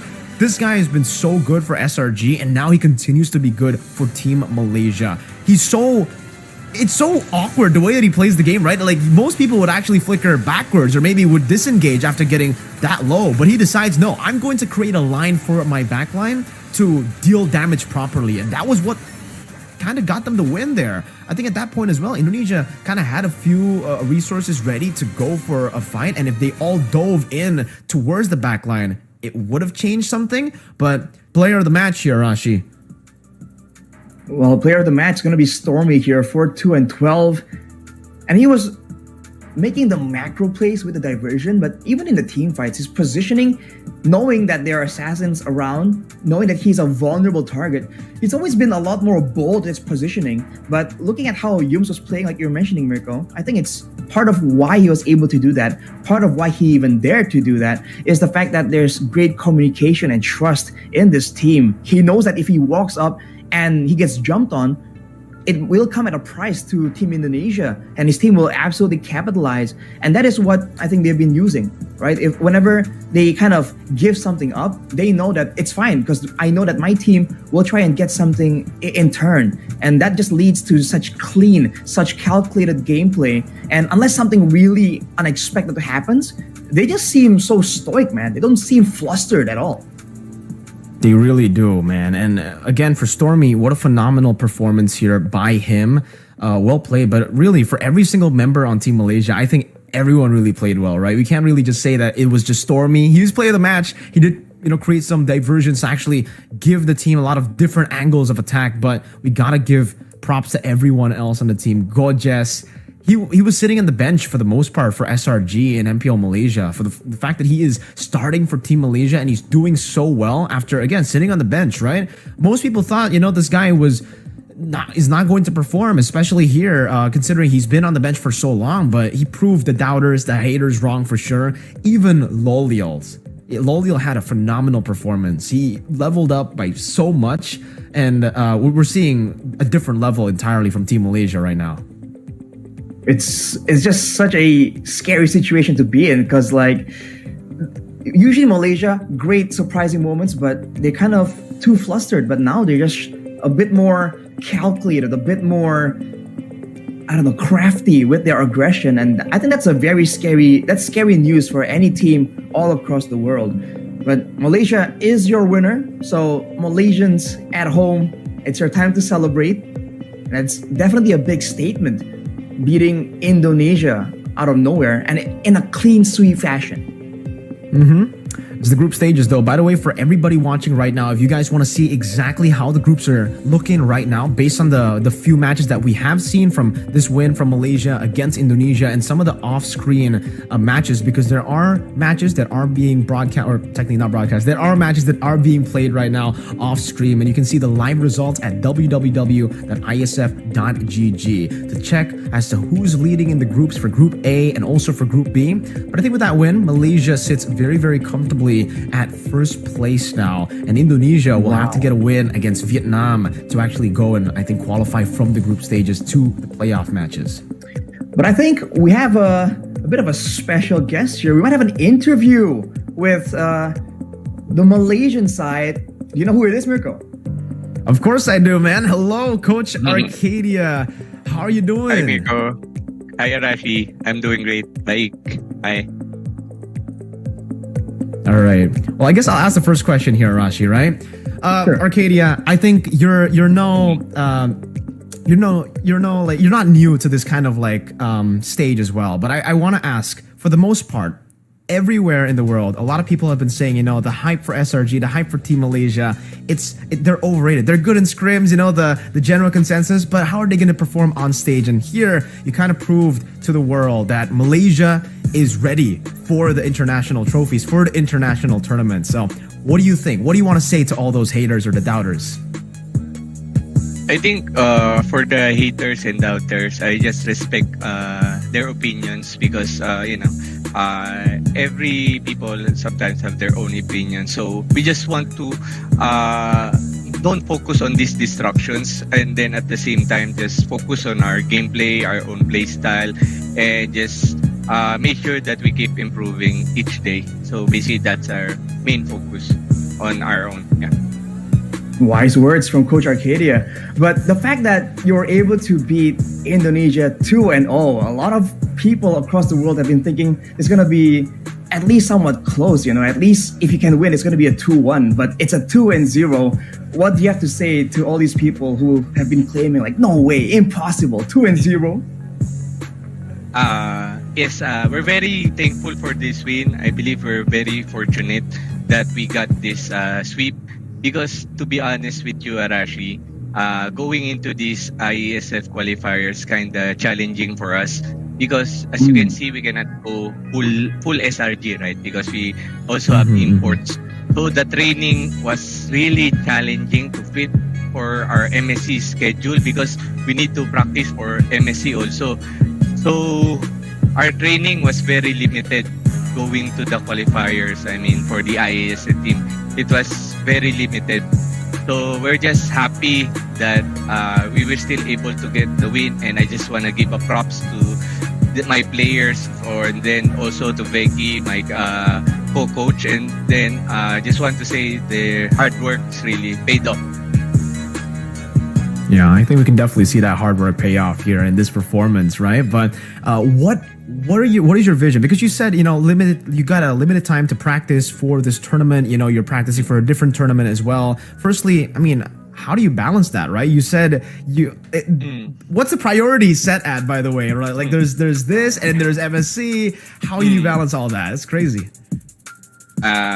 Yes, it's really it's challenging, but we just if I'm gonna be honest, our scrim is like one scrim for IESF, like that. That's how our training schedule is. But we're really working overtime for us to perform at both of the tournaments, the MSC and then this qualifier. So we just really working hard at this past few weeks. All right. Well, thank you for your time, Coach Arcadia. Do you have a final message right here to all the supporters, the fans from Malaysia, that has been just so passionately supporting you so far? I just want to thank all of the fans that are supporting us, and also to my family, friends, and loved ones, and also to all of our supporters of my players. And also, I just want to say thank you to all MPL community for supporting us in this journey, and hopefully we qualify going to Riyadh. All right. Well, again, thank you, Coach Arcadia. With that, I think we'll end the interview right Thank you, there. Coach. Thank you so much, and good luck Right, thank in the you. future as well, sir. See you around. Thank you. Congratulations Thank on the you. win, man.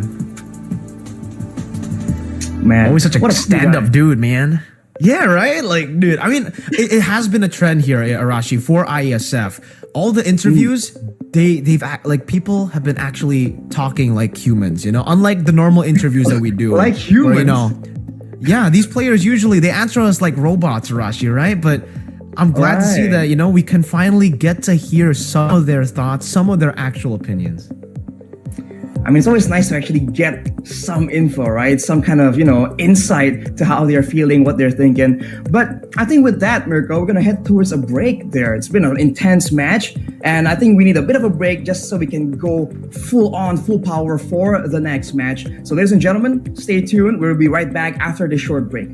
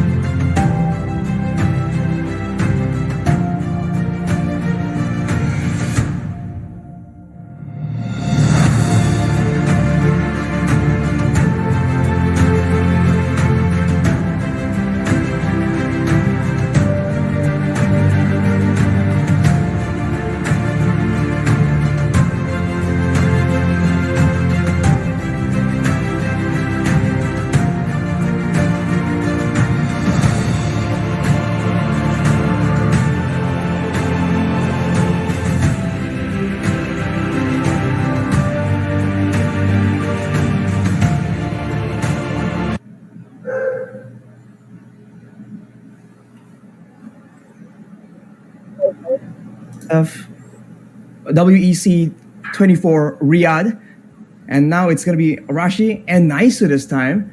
And we have an exciting match for our next one because it's going to be a decider. It is. It is a decider match, Arashi. It's two, I feel like, two teams that a lot of people don't know so much about, I would say, because these are regions or teams that don't necessarily have as much of, I would say, like, experience in terms of like being streamed and everything. Now, for example, for New Zealand, I know this team came from the OCC Australia qualifier, and if I remember right, they just started actually having their league over there. So these are rather two new teams. And then for Guam, of course, they went through their own selection process. And if you guys actually wanted to go and check those out, like if you want to know more about these teams, of course, you have the iesf.gg website you can look at.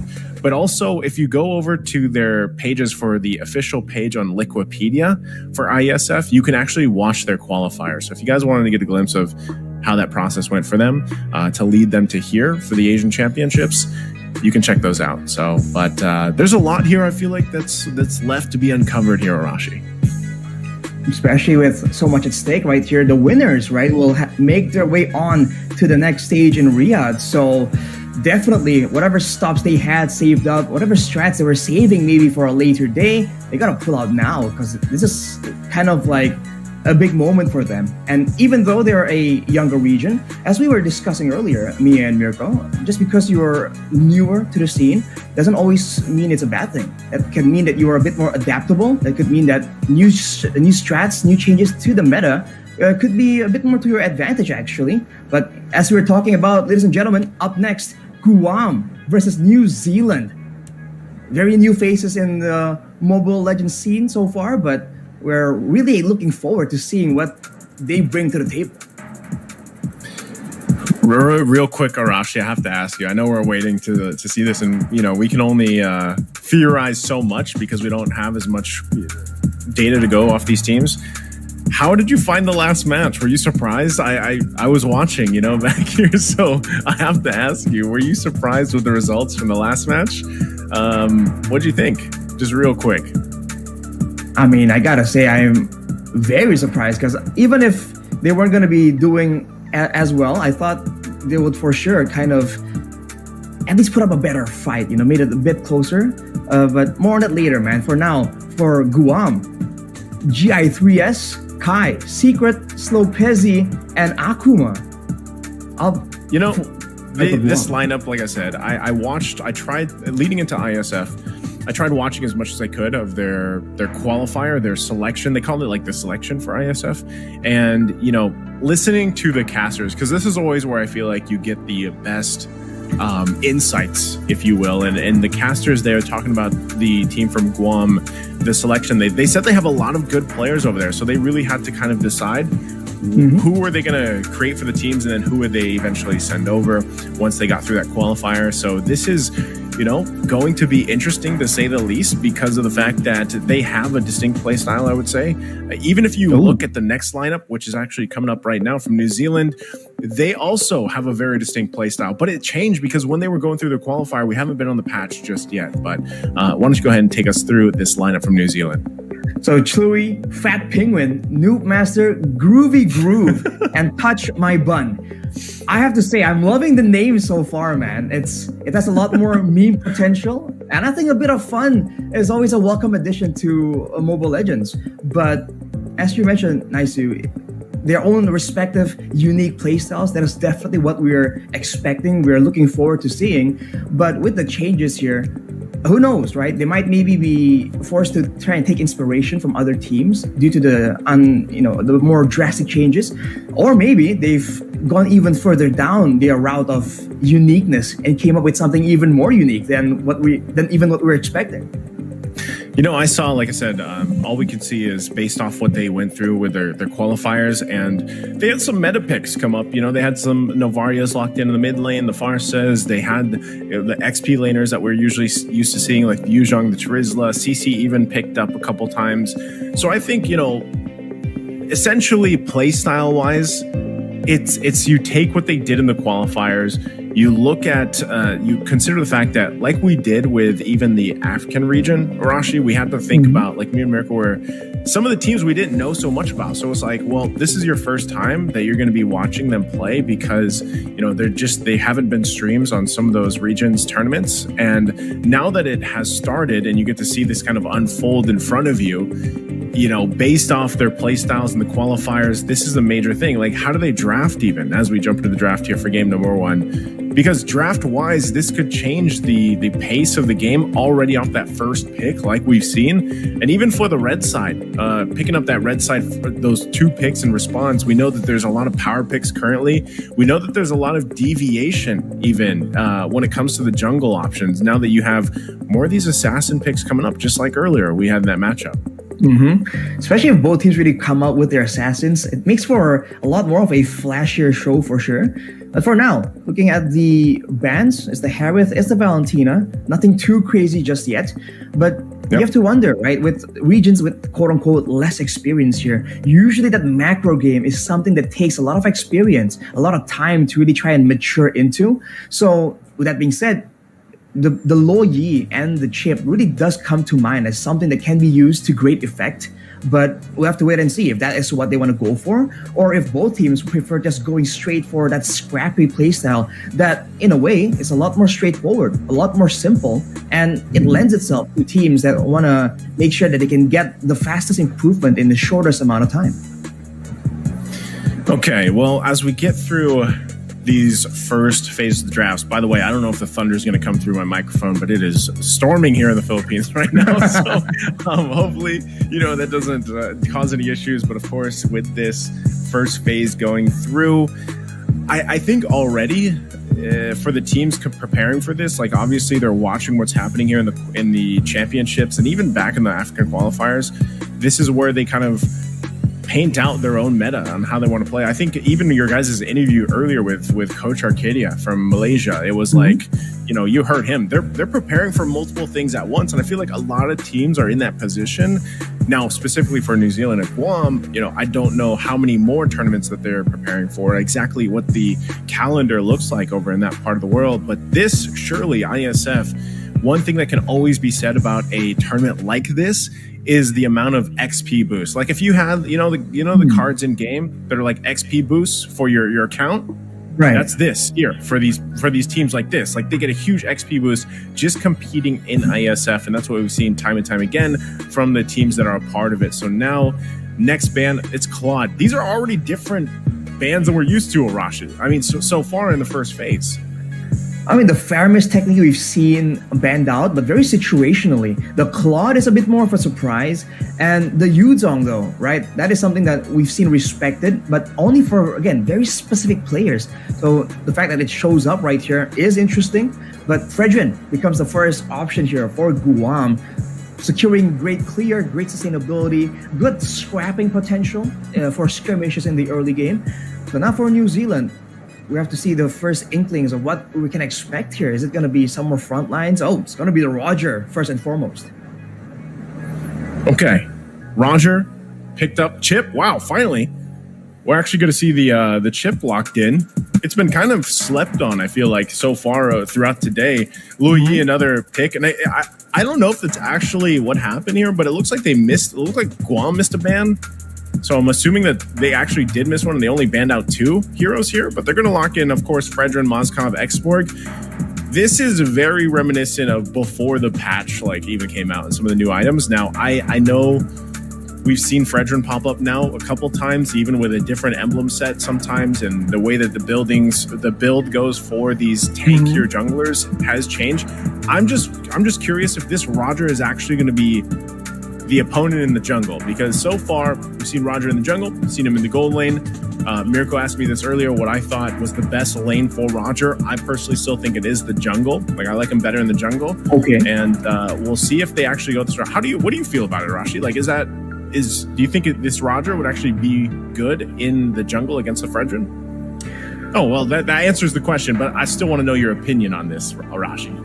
I think it can do well against the Fredrin because of the clear speed and the fact that you can actually do well to really punish the Fredrin, because Fredrin likes being kind of on low HP, and so if you're on a hero with an execute, you inherently have a bit more of an edge against them. But of course, I do feel also that the gold lane now is just so critical, and I like having a healthy amount of DPS on that gold lane marksman. So I think Roger, I would prefer in the jungle as well, but again, it depends on the rest of the team as well. You can't just pick in one hero, slot him in without knowing where it fits into the rest of the composition. But now, up against the Moskov carry here, I think we've seen that it's been somewhat equal, skill-based, but the global presence from the Moskov, we've just seen it being used to great effect just last match. So I think for New Zealand, they're going to try and contend with that using the chip. So expect a lot of action there being taken by force towards the gold lane. I think that's part of the hard part of Hero Rashi is utilizing the chip. I feel like obviously shortcuts great. The way that you get to move around the map is great. You get a lot of utility with that, but still I think, you know, for most teams, the fact that they're playing, okay, hold on, we'll see what ends up happening for the second phase of the draft. Do we have the same? All right, we have the same. I thought something else would happen. That's the point I was going into, Arashi. I was going to say, if you're playing into the chip that's moving around with the utility, Louis would be great. It was still open, but then New Zealand's like, no, Naisu, we're banning it out. They ban it out. They get rid of it. That's fine. Good choice. So I think the obstacle here for Guam, remember, guys, this is a best of 5. This is not a best of 3. I know we opened today with all best of 3s. This is a best of 5. I don't know if we stated that, but this is a best of 5 because there's only 2 teams from Oceania.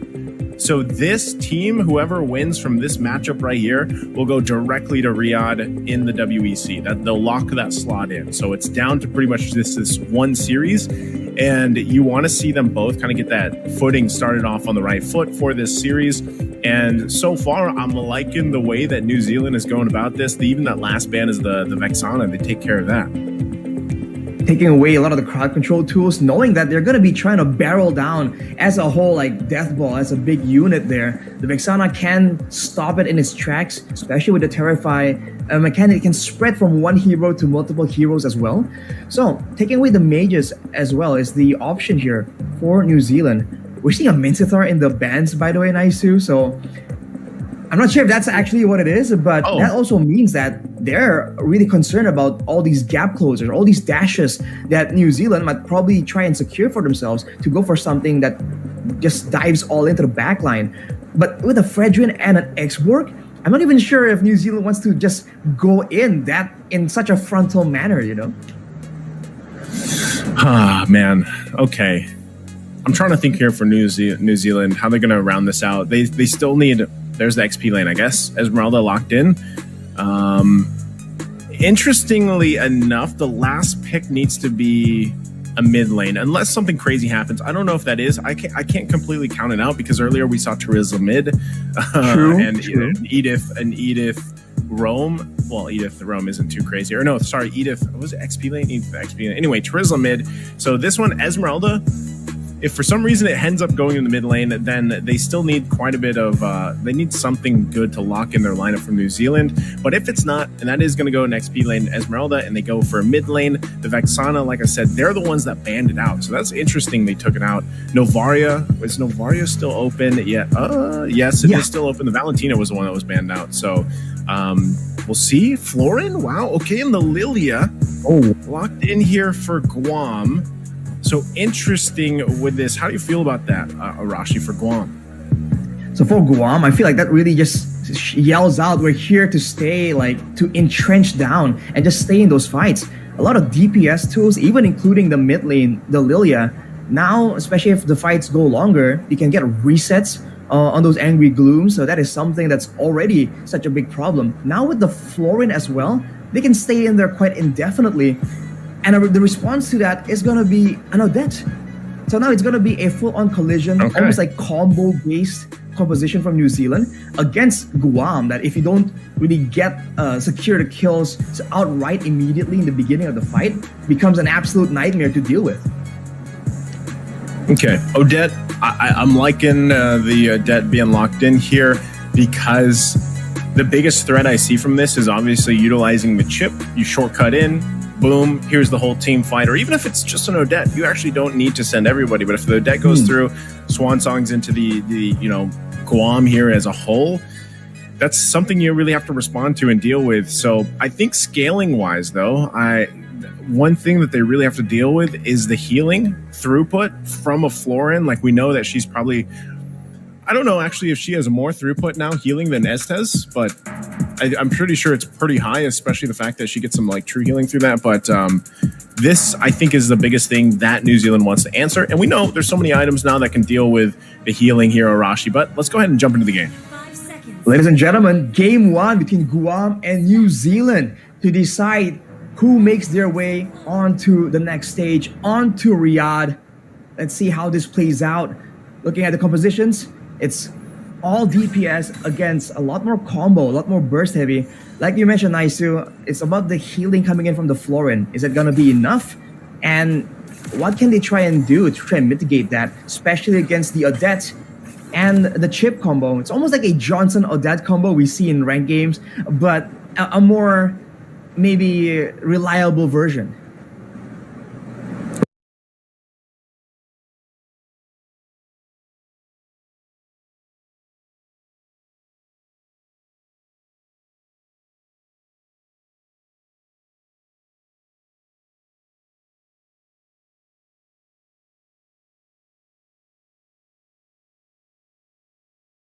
Reliable version, the Johnson Odette combo. We'll see if that actually plays.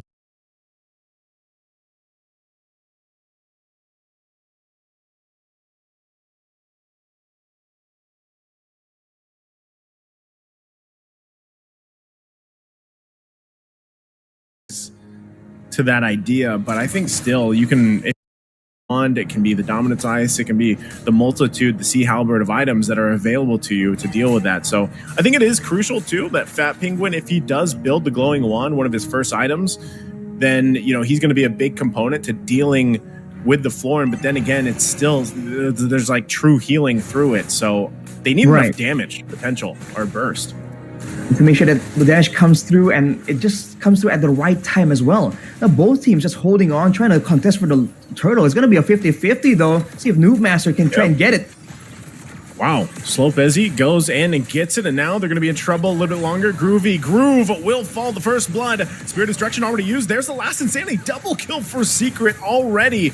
Starting the pace here from Guam, and with that, they'll go ahead and take the resources as well. They took the objective, and now the resources, the buff here from New Zealand.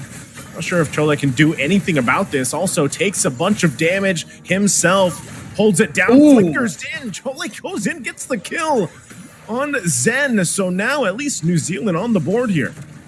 But they lost the purple buff, and they really didn't get the same kind of presence, the same kind of prio they wanted for the neutral objective. They were able to secure it, but considering that they had a fighter in the jungle that should be a bit more sustainable, they were kind of going all in right there, and they weren't really getting the same kind of snowball that you would expect from Noob Master, because he did go for the killing spree in his emblem setup. He's definitely expecting to be going in immediately, securing those kills, trying to snowball as hard as possible.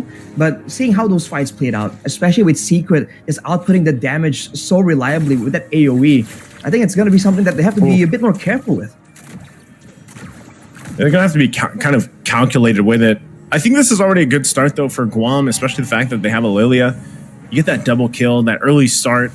I think he just picked up the Enchanted Talisman, too, so already locking in that first item. It's going to help them out in some of these early skirmishes already, and that's something you can always rely on, once again, is having a Florin here. Anytime you draft up... Oh, wow. Fat Penguin, as I was just talking about, the Lilia gets a kill off cam, and now going to fight in the mid lane once again. The damage potential is already there, and extending the team fight with a healing, and Groovy Groove has to get out. He'll be fine. Kai picks up the Corrosive Scythe here, and now with all that, next turtle is going to spawn up. That's a nasty composition from Guam, man. The X-Borg and the Lilia just outputting damage so regularly, so intensely. It's almost like they're replacing the DPS. I mean, Kai wasn't even part of that fight just yet, and you can see how difficult it was for New Zealand to stay in the picture. Now Groovy Groove getting jumped on, but the turtle might fall to the hands of Guam. Oh, yeah. Swap as he gets it once again. Spirit Destruction into the fight. Now they're going to battle it out once there. Fat Penguin goes down first, and now Noob. Oh, multiple members just getting wiped out here from Guam. They're going to force Touch My Bun out of there. So New Zealand not able to get anything. Not the turtle, not any kills either. And this is the power also. Just think about it. The focusing mark with this lineup from Guam, making Secret even that more deadly, landing those blooms time and time again. And the focusing mark definitely played a role, but New Zealand clumping up together right there. The last insanity from Zukato Zen just immediately demolishes everyone who are trying to really stand their ground and match up against Guam.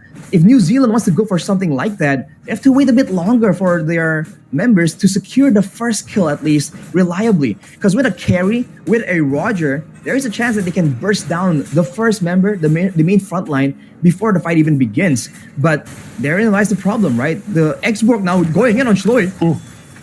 Last Insanity going to use again. New Master was the first one to go down and still going to find it out. There's shields being taken as well. Groovy Groove could be in trouble. Pops the Vengeance will go down anyway and still try to hold it together. But again, they lose 3 bodies. Fat Penguin not going to be able to use that Swan Song the way that he wanted to. And it's another kill. New Zealand loses this fight quickly in the bottom lane. That's unfortunate, man. We were talking about the global presence coming in from this chip, but Guam doesn't care at all. They're gonna overwhelm you, pull you into their pace, pull you into their fights. And you're saying that Groovy Groove wants to try and make opportunities happen for his team, but he's not allowed to do so. On the other side, Touch My Bun is able to actually get a turret in exchange, so small victories, but overall, the same underlying problem still persists for New Zealand. They can't match the damage output, and they can't really deal with all the AoE, and they're running out of options here to really force Guam to split apart. They can just stick together as 5, and New Zealand don't have ways to split push or don't have ways to crowd control to kind of break up the formations. Yeah, this is already a game in a situation where it's slipping out of the hands of New Zealand for game number 1 in this best of 5. And now they're going to set their sights here on the top side, working on that tier 1 turret. They've already got the other 2 in the mid and the bot. And they've got themselves nearly a 7,000 gold lead to go with it. So Guam now putting the pressure here on the top side. Not sure if New Zealand even wants to really do anything about it. Looks like they're just going to call it off. And really they're left to trying to decide where can they find the golden XP to farm up to hopefully match up with what Guam has. Because when you have this kind of lead, it's tough to work around with. Look at this, even Groovy Groove on this chip. Just getting torn to pieces here. Half health already.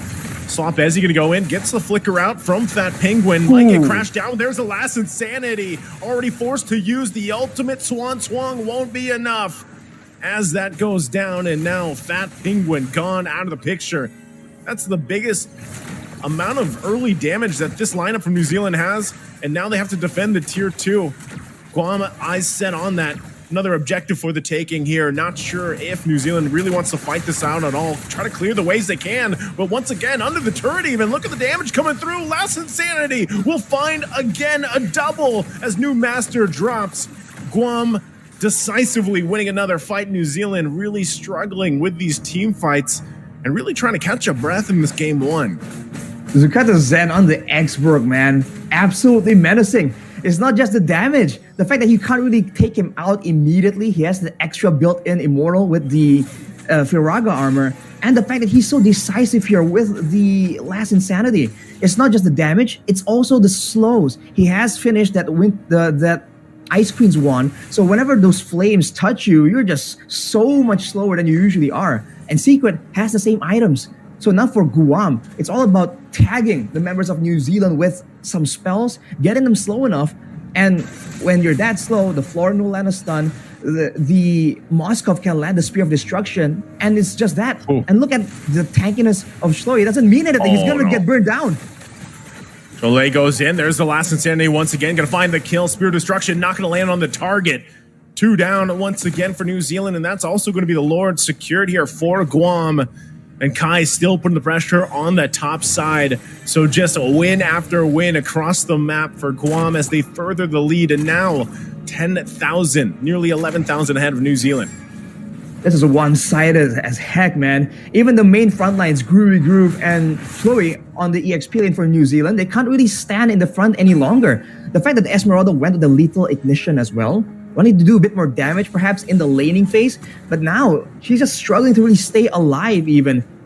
She can maybe escape from big fights, but that's about it.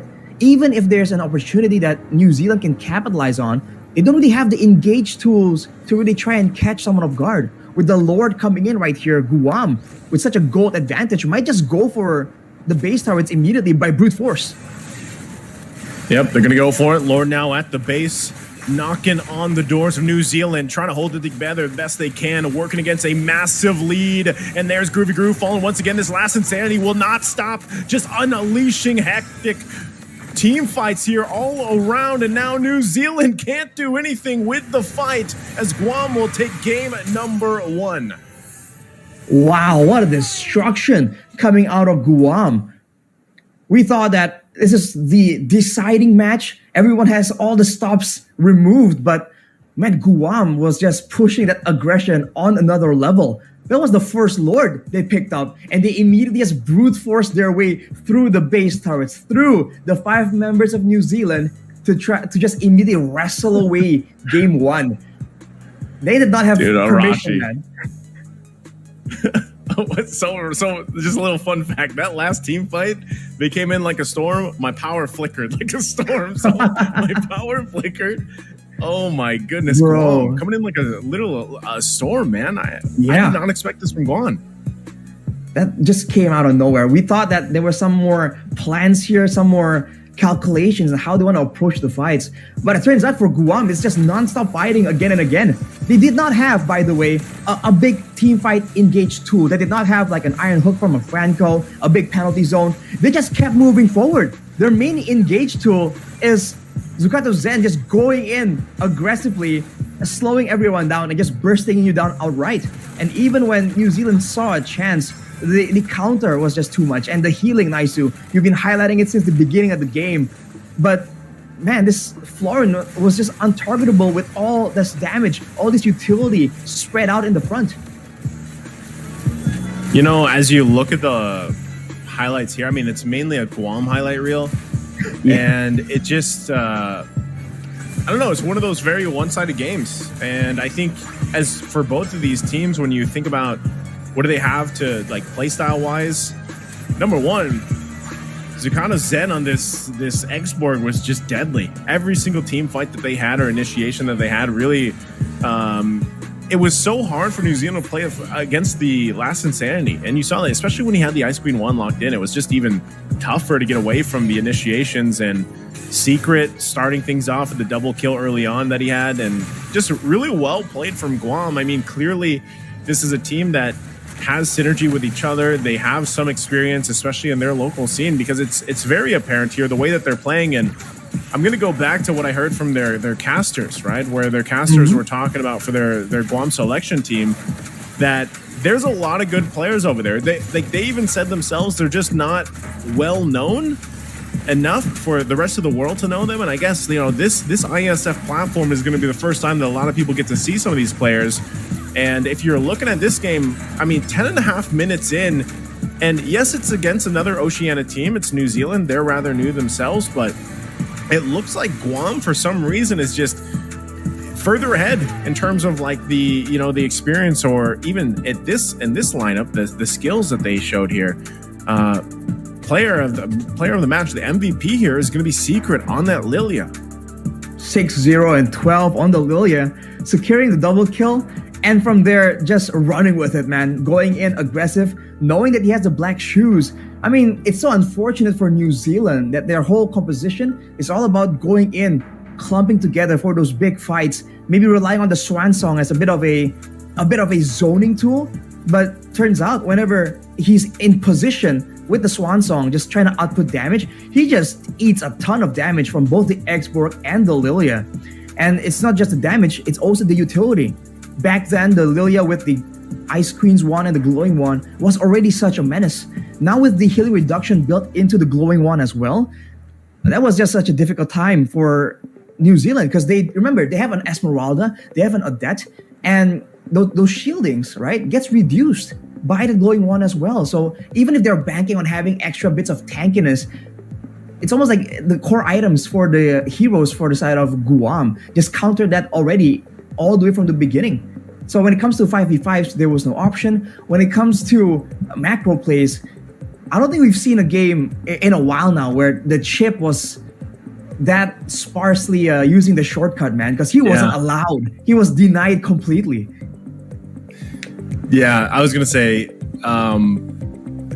back to the draft, I was thinking, man, it would have almost made sense if they had the Loi. It was banned out to deal with the chip, but you play like this, Arashi, you don't need it. You just counter the chip just like that, because every time you would almost be second guessing for Groovy Groove to drop the shortcut, because just the amount of the foot that they started on for Guam was already giving them that lead. And then if you're going to drop the shortcut and you're going to bring your team into a out itemed lineup, especially with this, and you don't want to drop the shortcut down. You don't want to bring your team to that. And so I feel like they really struggled on actually utilizing Groovy Groove here because of the chip, and not really winning those early fights caused the snowball to just get out of control. So what we're seeing so far from Iesf is some of these games going 10.5 minutes or 10 to 13 minutes and being a pretty one-sided game, or sometimes even some of those 13 to 15 minute games are very close. But this is one of those instances where just Guam came out swinging from the get-go. They got a lot of this gold built up. Again, Secret MVP was the one that really started things on this Lilia pick. But I think there was just so many things that were difficult for New Zealand to deal with, because aside from just being bursted down so quickly or slowed to death from the last Insanity, they had no answer for the heals, for the Florent. Right. I mean, they never got in a position for that, because we're talking about a gold lane especially that takes some time to build up. And this is Carrie. She has a very low range. So when you got to deal with an X-Borg, how are you going to even be able, let's say even if you had the items on a carry, you can't really fight the way you want to move around the map or move, movement or anything because of the last Insanity and just everything being thrown at them, especially on an AoE aspect when it came to those team fights. So this was a really good draft from Guam. I mean, when we first saw it, I was like, you know what? Yeah, this can work.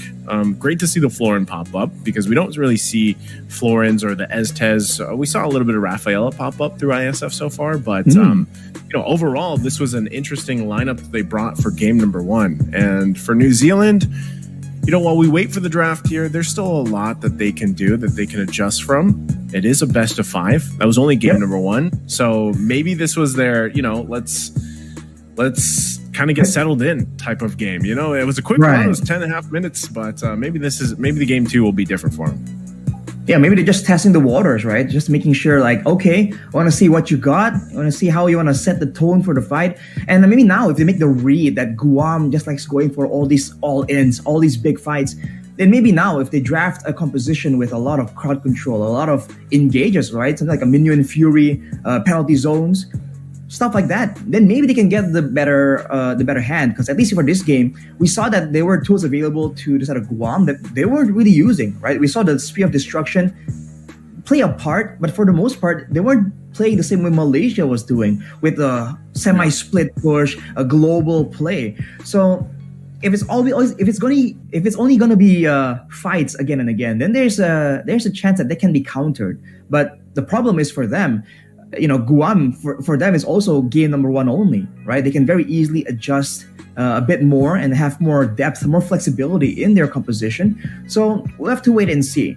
I think one thing for sure, for the side of New Zealand, they're going to be a lot more respectful of the dive potential here. If they want to have especially something like a carry in the back line, I think for game 2, they for sure will be finding some kind of way to stave off the aggression, man. Because like you said, Naisu, against an X-Borg, even if you are fully built, your basic attack range is basically right up against the range of the flames, right? And it just gets a bit too dangerous. So I think for sure there will be adjustments, but the question is, how long will New Zealand take to really recover enough? And this is before talking about the mental game, right? There's a lot of pressure right here, a lot on the line, and for both teams, this is like their big opportunity to try and break out into the international stage.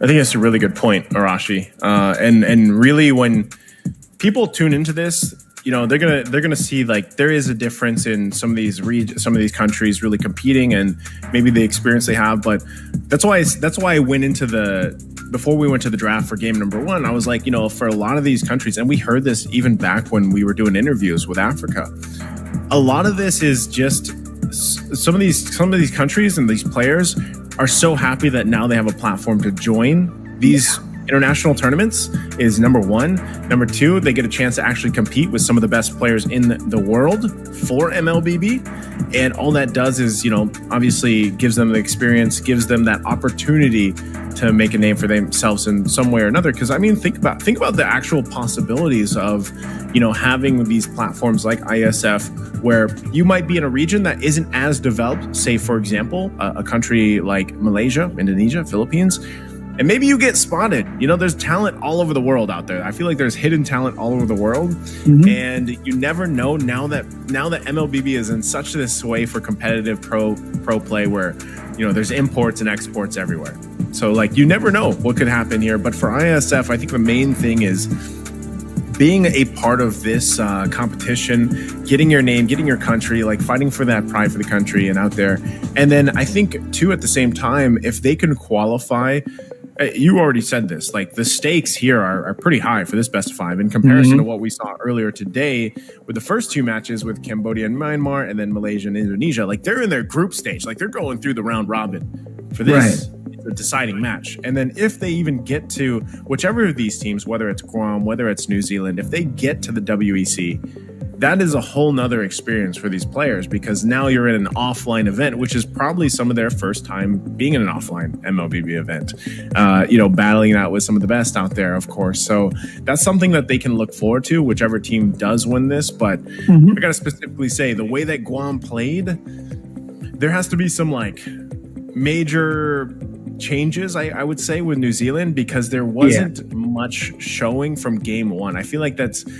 And I'm almost just gonna say, they're rather new, so like there wasn't enough data to collect off them. Like I don't want to count New Zealand out at all. That's not what I'm saying. I'm just saying like game 1 was definitely rough for them, and Guam seemed like the team that knew what play style they wanted to approach with, and then executed it very well. So, but if Guam does that in game 2, Arashi, I feel like it's almost safe to say like there is an experience difference here between the two. But I won't say it yet. I'm not going to say that yet, yet. New Zealand, you have an opportunity. It is a best of 5. Get us to a 1-1. And then let's start breaking things down, more technical here. Because lineup-wise, man, Arashi, it just wasn't like their lineup just... If they took out the X-Borg, I feel like if they just took out the X-Borg, if it was banned out, then maybe they would have had a better chance in that game. But like you said, even in the highlights, X-Borg was a huge nuisance to New Zealand here.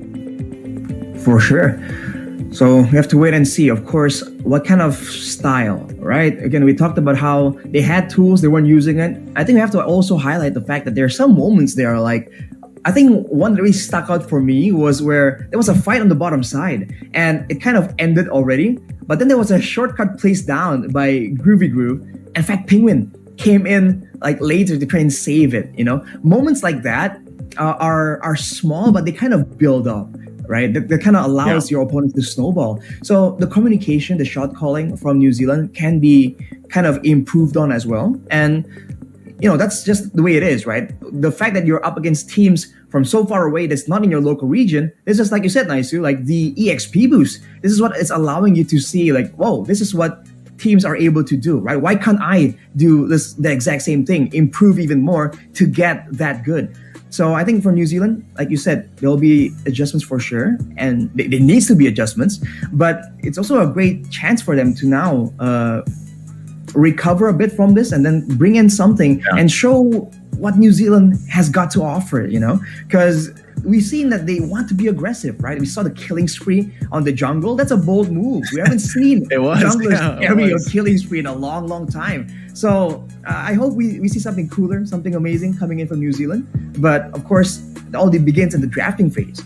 And you have to wonder, again, what kind of adjustments, right? Because you said it's not just about the damage, it's not just about the utility, it's also the healing and stuff. It seems like Guam has I guess, more experience because they've had more layers here that needs to be dealt with by New Zealand, and whereas New Zealand is a bit more straightforward. So I think right immediately there in the drafting phase for game 2, we're gonna see something of that nature.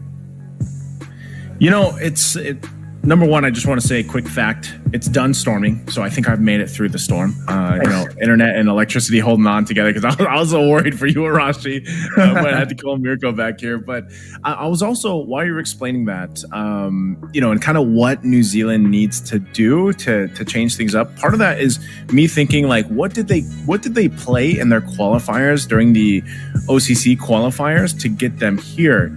And so as I was looking at that, you had some changes. I mean, and probably some of this has to do with roles, it looks like, because me looking at this, I see, you know, Groovy Groove playing a different role. He was playing some Mincetar, even in the XP lane, and then you had Fat Penguin playing the roam. So I'm just wondering if they're still trying to figure out what fits the best for their style, because even Fat Penguin through the qualifiers in one of their games, which I believe was a sweep, to get them here, he was playing like, you know, Angela, there was a Kaja, there was a lot of these roam picks that are still actually pretty good picks and valuable, and they could use. I mean, even Noob Master was actually the jungle during the qualifiers. So, you know, that's why I had to go back and look, because, you know, of course, we see this quite often where teams will change roles, or, you know, they'll even have some new members for ISF as they get ready for that and everything in comparison to what they compete with.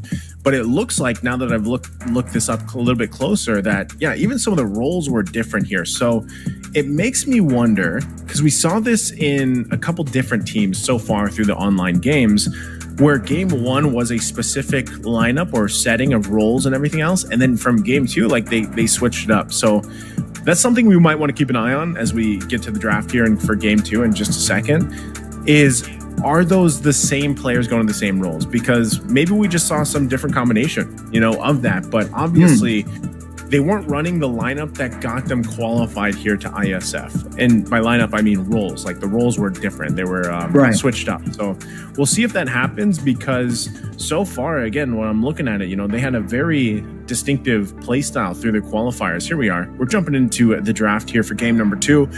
You're going to have New Zealand on this blue side, and you're going to have Guam on the red. So right off the bat, Arashi, 100% agree with the first man. Get that export out of here, says New Zealand.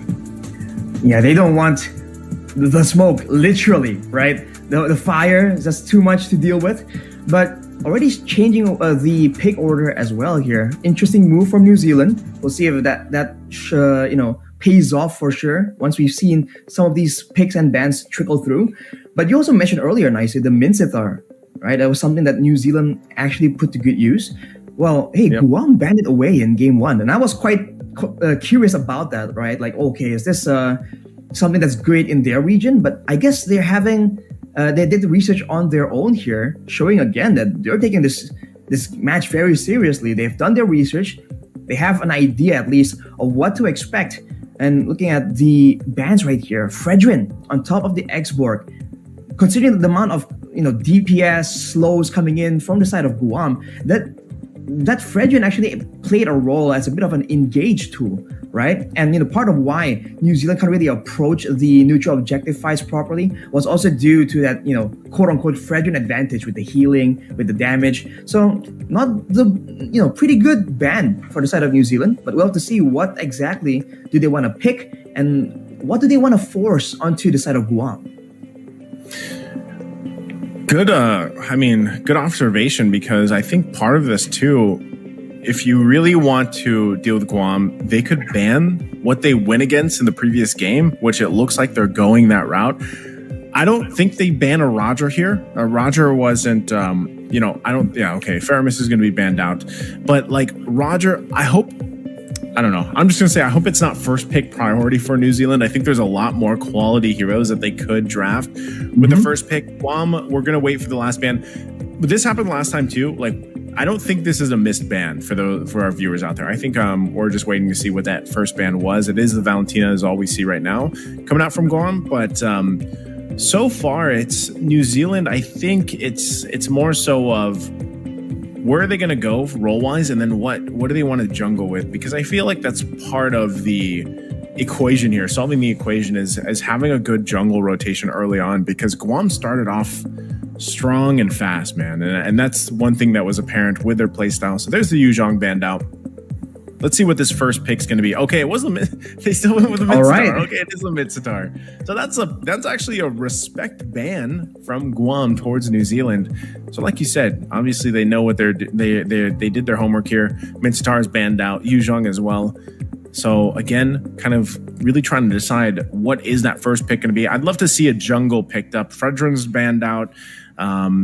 Not sure exactly if they want to take the Lui Yi chip. I wouldn't take Harith, I guess. Harith, do you feel good about this first pick for the Harith? It was nerfed, and after the nerf, we saw that the win rate dropped from the 100% pick or ban rate, at least in our region in Indonesia.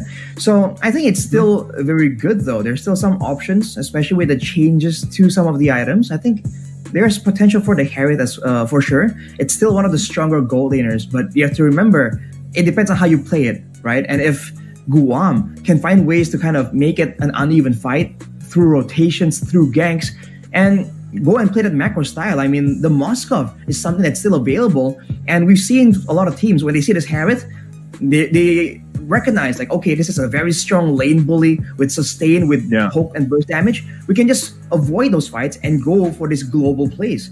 But Guam going for the Ruby and then the Esmeralda. You know, we haven't seen a lot of Esmeralda since couple of seasons back, but especially in this for these two teams, I guess that Esmeralda, it seems to be something that they really enjoy. And I guess against the Harith, there is some value here to be found from that Esmeralda pick, but they've only shown one pick. You know, I feel that Esmeralda pick came out a bit too fast. I think it was a good answer, I guess, for this. I mean, purely for the Harith. Like, that's all I'm thinking. Purely for the Harith. They lock it in. Florin. Okay, so interesting that they will pick this up. New Zealand will pick this up, even with the Esmeralda coming up early on. Again, it was Esmeralda that was played by New Zealand previously in game 1, and it did not work out the way that they wanted to. So Guam obviously picked this up to deal with some of the Harith at least. And of course, now you have a Florin also picked up and locked in for New Zealand. So for Guam, it's really kind of dealing with that. And I would be surprised. I'm wondering if their jungler has a Baksha in his repertoire, because he could go ahead and pick up the Baksha. And we saw so far from Baksha's work with the, I mean, obviously he's got his passive to deal with, you know, some of that healing and the shielding and whatnot. But we saw a lot of Bakshas actually pick up Glowing Wand too. So we're going to have to wait to see what the jungler is going to be here. But carry this time around from, I don't know, man. It's almost like Guam is just saying like, hey, we'll take some of the heroes you guys had in game 2 or game 1 and we'll bring it to game 2. So, but this time around, I think a big part of this is the fact that they don't have to deal against playing into an export, because it was New Zealand that banned it out. The previous game when it was New Zealand dealing with the export from Guam, that was a huge nuisance for them. So Guam is actually, I feel like, okay with this, with having the Esmeralda, having this carry, because they don't have to worry about that. And even then, Lui Yi is still slept on in the early phase. She gets banned out finally from Guam. Well, we're talking again about the early game being so critical, so important. And it does seem like, we saw earlier, Guam got that initial 2 kills, and then it just went, it's like a graph that just keeps going straight up from there. So maybe the early game snowball is just that much more important with their playstyle. So that being said, that makes the mid lane pick so much more dangerous. I mean, Lui Yi, so strong pre-level 4, even before the diversion. If they want to go for those fights again, then that's something that they have to try and keep in mind. But a Diggy ban for the side of New Zealand here, they are trying to make sure, I mean, that really hints at wanting to get more crowd control. Because if it's only a penalty zone, I don't think it really warrants a full-on Diggy ban. But I think that shows again that they want to get some more here. Seems like they're the ones expecting Guam to just do the same thing, right? Just keep going for fights, keep going forward aggressively. And for New Zealand, if they ban away the Diggy and they get the penalty zone and they get something with a bit more AoE crowd control, then like we were discussing earlier, Naisu, they can really go for a counter-engage playstyle. And considering that now Guam are the ones with a vulnerable short-range gold laner, that can very well pay off. It could. I think it could be the right choice for them. Wow, Dairoth. Okay, Dairoth's going to be the last ban. I'm almost thinking, too, if they actually wanted to go to the Diggy, yeah, I don't think that's, like, warrants a ban, like you said, just with a penalty zone. So I'm trying to think what other CC they could actually bring to the table here with this lineup already. We got to wait for that last ban, though, coming out. But, you know, I don't know, man, because with New Zealand's lineup already, like, Harith going in the gold lane, their mid lane options are, there's quite a bit still. They're going to be banning out the Matilda, by the way. So interesting that the Matilda's banned out, and that's probably more so for a safety too. I mean, they don't want to deal with utility. I'm also wondering why they decided, like, they banned out the Matilda, but the Ruby is there. We have seen Ruby go in the XP lane, but we've also more so seen her also in the roam. Oh, they go Tigreal. Okay.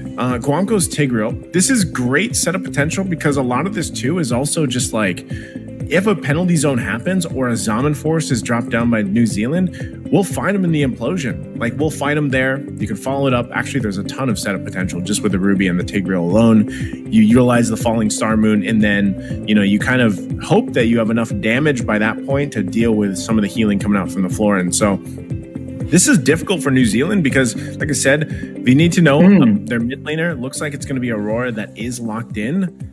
But this already is very, I mean, they have good healing, but this is kind of squishy. Like, this lineup isn't very durable. You're more so relying on the healing throughput they're going to have. And then, of course, you have Terizla, who's somewhat tanky. Oh, wow, what? Okay.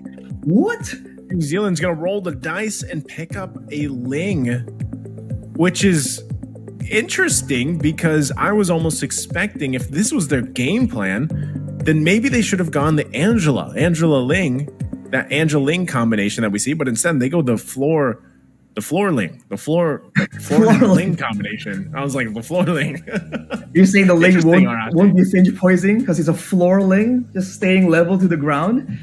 Man, we'll have to see. I mean, the Aurora, I guess, is one of those mid laners with a lot of crowd control potential. We did see that Malaysia used that to great use earlier, so not impossible. But Gusion, hang on a minute.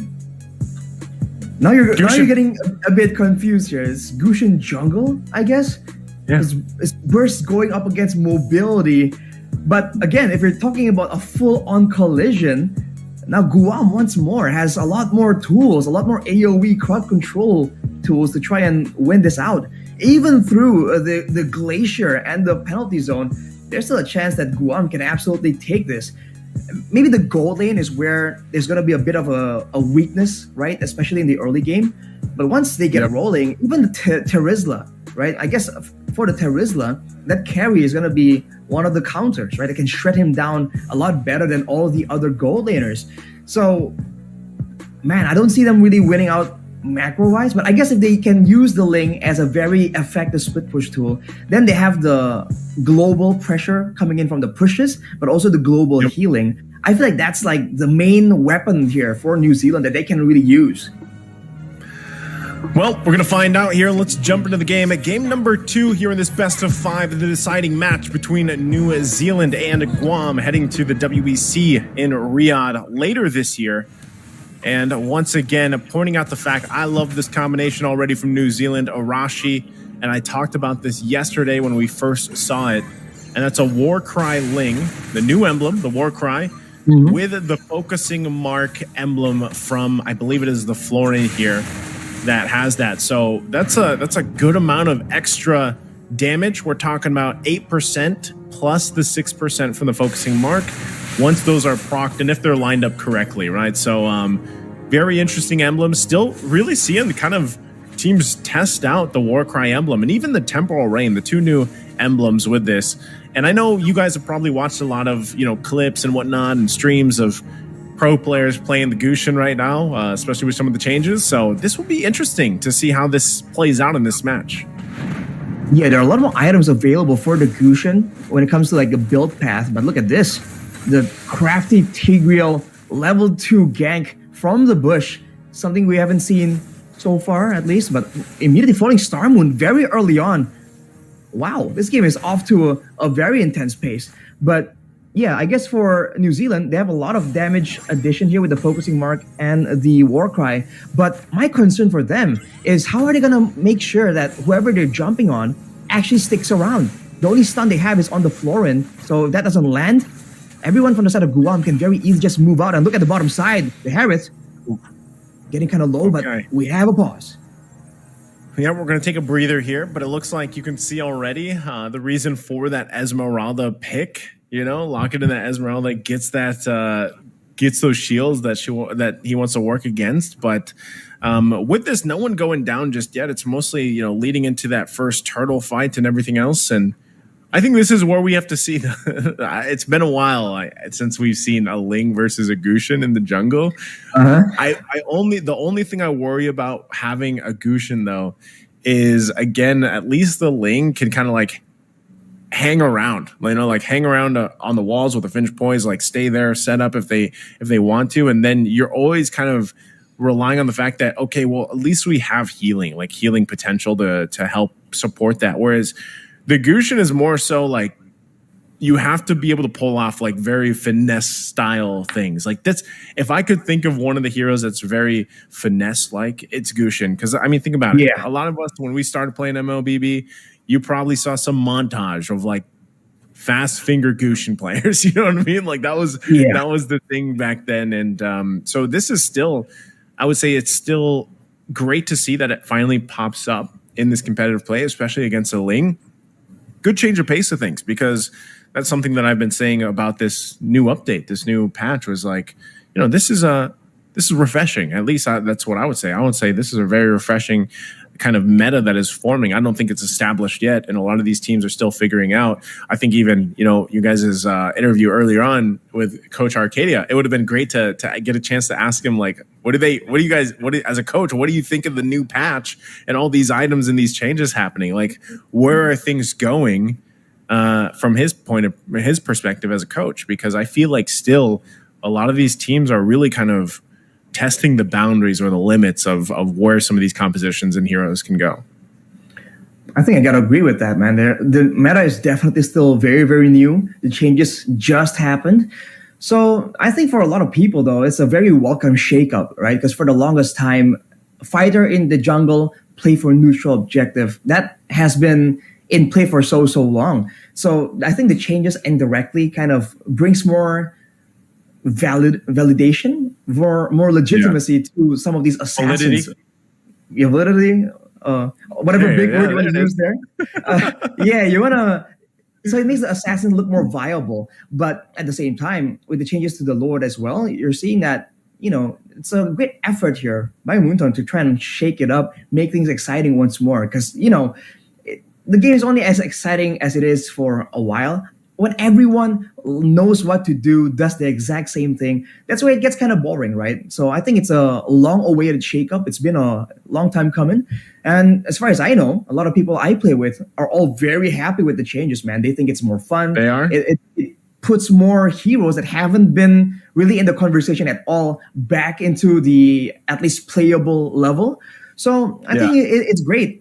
But I do think that the fact that it happened so closely to several tournaments here, it definitely gives a big of a headache for a lot of the coaches, man. You're definitely just trying to squeeze everything out. Like, okay, what potential, what kind of creative essence can we bring out? But, slow easy.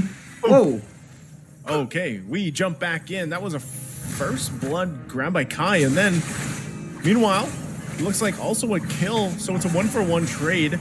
Looked like Groovy Groove got it that time, so interesting. Jumping back in from that, but let's kind of break that down. For New Zealand, Groovy Groove gets the kill, at least in the XP lane. He's going to be okay with that, but they need to support Noob Master here. Noob Master is going to need some help. You can already see that, of course. Secret putting the pressure on this side of the map, trying to take that purple buff away. And at the same time, the turtle's going to be started up from Guam, so they're doing a couple of things at once, a multitasking, if you will. And now it looks like Groovy Groove wants to do something about it. Turtle already going to be secured, though, and now they're going to have to win the fight, but they just disengage and back out. Slop Ezzy able to secure that, again, on this jungle Esmeralda. I mean, That's the thing, dude. Like the fact that you have Esmeralda in the jungle. I know I was mentioning earlier the Gushin versus Ling. I was just naturally in that mindset of Gushin in the jungle. But because it's in the mid from Secret, and that's the thing is like it's still impactful. It's a little bit different in terms of jungle or not, but it's something that we haven't seen. I only can think of one player that does pick Gushin in the mid lane, and that's over here in the Philippines, of course. Oh, I mean, a while back, a long time ago, at least it felt like a long time ago, I think the team that is now Fnatic Onyx did go for like a Gushin flex kind of situation because they have players that can play it both in the mid lane and the jungle. But Slopeasy on this Esmeralda, man, he is getting a lot of resources, going for a dive. Gonna go dive under and looks to get the kill for Kai. Kai will be able to get it. Touch my bun will go down right under the turret, but they're gonna trade across the map. All that extra gold going over to New Zealand. They're going to need it too. Secret now joining the fight, joining the fray. They go in the flicker. There's the incandescence as well. The Tempest of Blades comes down. They drop down the stuns as well, and they get dragged back in. Falling Star Moon from Swabezi now going to keep them at bay, but they'll fall under the turret again. It's a trade going back and forth, but Tulo will go down on the Aurora. So Guam bites back, fights back. And even in bottom, Touch My Bun has to stay and use that Zombie Force to stay alive against the 1v1. A whole lot just happened in the top lane. And look at the proactiveness from Guam. Slopeasy immediately going for the buff. That will be one purple buff denied from Noobmaster. He was already having a tough time being denied by GS as well as Secret, but now with no buff as the next turtle spawns, Guam just doing a great job baiting New Zealand into these long drawn out fights and picking the right moment, like earlier on the top side, to bait for a fight and then make sure that the fights happen as the cavalry, the rest of the team comes in. And look at Noobmaster deleted. Wow. Okay, I mean, that was literally a Shadowblade slaughter. Like, that's what the second skill's called. And that was a slaughter. Noobmaster was just deleted. He was slaughtered there in his own jungle. So, yeah, as you were saying, Arashi. Yeah, Guam is just starting to snowball once again. We thought that with this composition, maybe it's going to be a bit more difficult for Guam, but they're going at it. And with Slopeasy picking up the Starlium, that's a nice chunk of true damage. So the squishier members are going to be bursted down a lot faster. The tankier members are also going to start falling victim here if this Esmeralda just keeps dancing around the map out of control.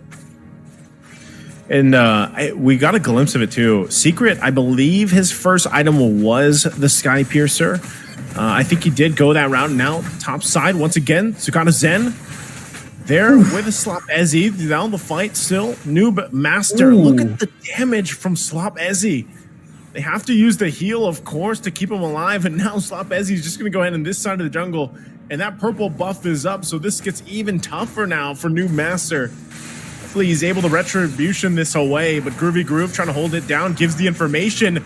Not able to get close enough. A little bit too late to the party and pops the Tempest Blades, but still the fight. There's the Frigid Glacier now actually pumping out quite a bit of damage. And there they go. Noob Master will fall in the exchange. They'll fight, but they get frozen once again. The passive already going to be popped from Chule, and now they have to back off. Tigreal once again quite low. Groovy Groove wants the kill on JI, but won't be able to get it. Penalty zone gonna find multiple members and still alive. The body of Smith, but Secret comes in, and that's the Sky Piercer at work. What a heartbreaking result for New Zealand there. Everyone's so low. But in the end, it's Guam coming out on top, winning out in the purple buff contest, winning out in the fight. They forced New Zealand to just group together, and they're denying what is supposed to be their greatest weapon, that macro play. Noobmaster bullied, terrorized in his own jungle, not finding anywhere safe enough to really farm. And even in the gold lane, we talked about this Harith being such a value pick. He's 2 levels below of Kai on that late game carry. As Guam picks up this turtle, and they seek to go for more snowball potential, going straight for the gold lane. Look at the sword spike, look at the slaughter again. The Sky Piercer. It is deadly on this mid Gushin pick from Secret. Oh man, Arashi, I wouldn't be surprised if Secret gets another MVP, and now in the mid lane, working on it and gets the double finds a fat penguin and Cholan looking for another. Look at the procs come through. Penalty zone will not be enough as Secret picks up a triple. It is tough to see for New Zealand because right now Guam is on a line and they're following Secret's lead as he goes in with Incandescence. Won't be able to go in actually with a sword spike. Will get the kill, but even with the flicker will finally go down. It's a shutdown, but I think Secret is happy with that.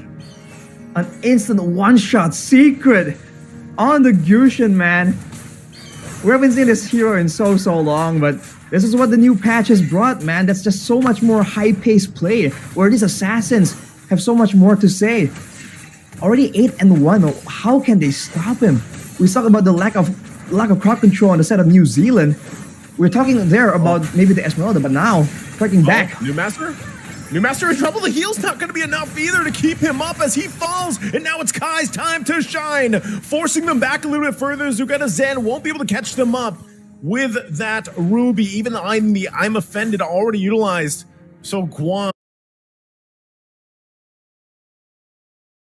It's time to shine, forcing them back a little bit further. Zugata Zen won't be able to catch them up with that Ruby. Even the I'm offended already utilized. So Guam, 10,000 gold ahead. It took him a little bit longer in this game number 2, but Rashi, I think you're starting to put the pieces of the puzzle together here. Guam is on a different level right now against New Zealand. 9 minutes in, we're 15 seconds away from the Lord, and I'm not sure if New Zealand really wants to even contest that or get even close to it, as New Master continuously gets shut down and his buff stolen from him. And now he's not even going to go to his purple buff. He knows he was at least 3 levels below. He's going to try and push out the bottom side of the map, get a bit of farm safely without someone that can be penalized. They can be just caught out by Guam. But for now, look at the way Guam is playing, man. They just know what they want, what objective they're going to go for. And Mlbb once again with the aggressive maneuvers. Whoa. Okay, whoa, okay. I'm offended, not going to be able to catch New Master, but I think Secret landed the sword spike. So we got New Master with the sword spike and the slaughter alone. Secret once again able to catch the Ling on this Gushin, and that'll be the Lord as well for Slapezi as he secures it for Guam. And this could be it as they push in 10 minutes in. It is only the first Lord, but I don't think New Zealand is farmed up enough to defend unless they throw everything on the defense here. And it looks like they might have to do just that as Lord makes its way in the bottom. So they bought themselves a little bit of time, but this defense has to be pulled off from New Zealand. There's more AoE for them, but let's take a look at that replay, man. Mlbb ushering him in. Zukato Zen tries to go for him, and we thought, oh, he's down. But Secret, man, immediately deletes him, gets out as well. Smooth operator as the waves come in, conceal from the side of Guam. GI3S there on the Tigreal, using that conceal, finds himself beyond the turret. We'll go ahead and scoot on out of there. So they get the shields. That's about what their whole plan was there on the top side. Now that the Lord is making his way to the bottom. So once again, New Zealand on the defense. JS goes in with a huge implosion, but Secret will unleash. They get stuck with the frigid glacier, but still gonna find it out. The turret's down. JI3 finally goes down in the exchange, but Kai finds another kill. And once again, Secret waits on the whim. Might go in, but second guessing it. Takes too many shots as Cholai keeps him at bay. So a good trade. New Zealand still in the game for now, but there's the falling star moon from Slapezi. Has the shields while Kai works on the base, and it's going to be too late as Guam will take game number 2. Another great showing of aggression. Not breaking at all, going full speed straight towards the crystal. And that'll be New Zealand taking a defeat in game 2. They tried their best and it looked a lot more stable until it didn't.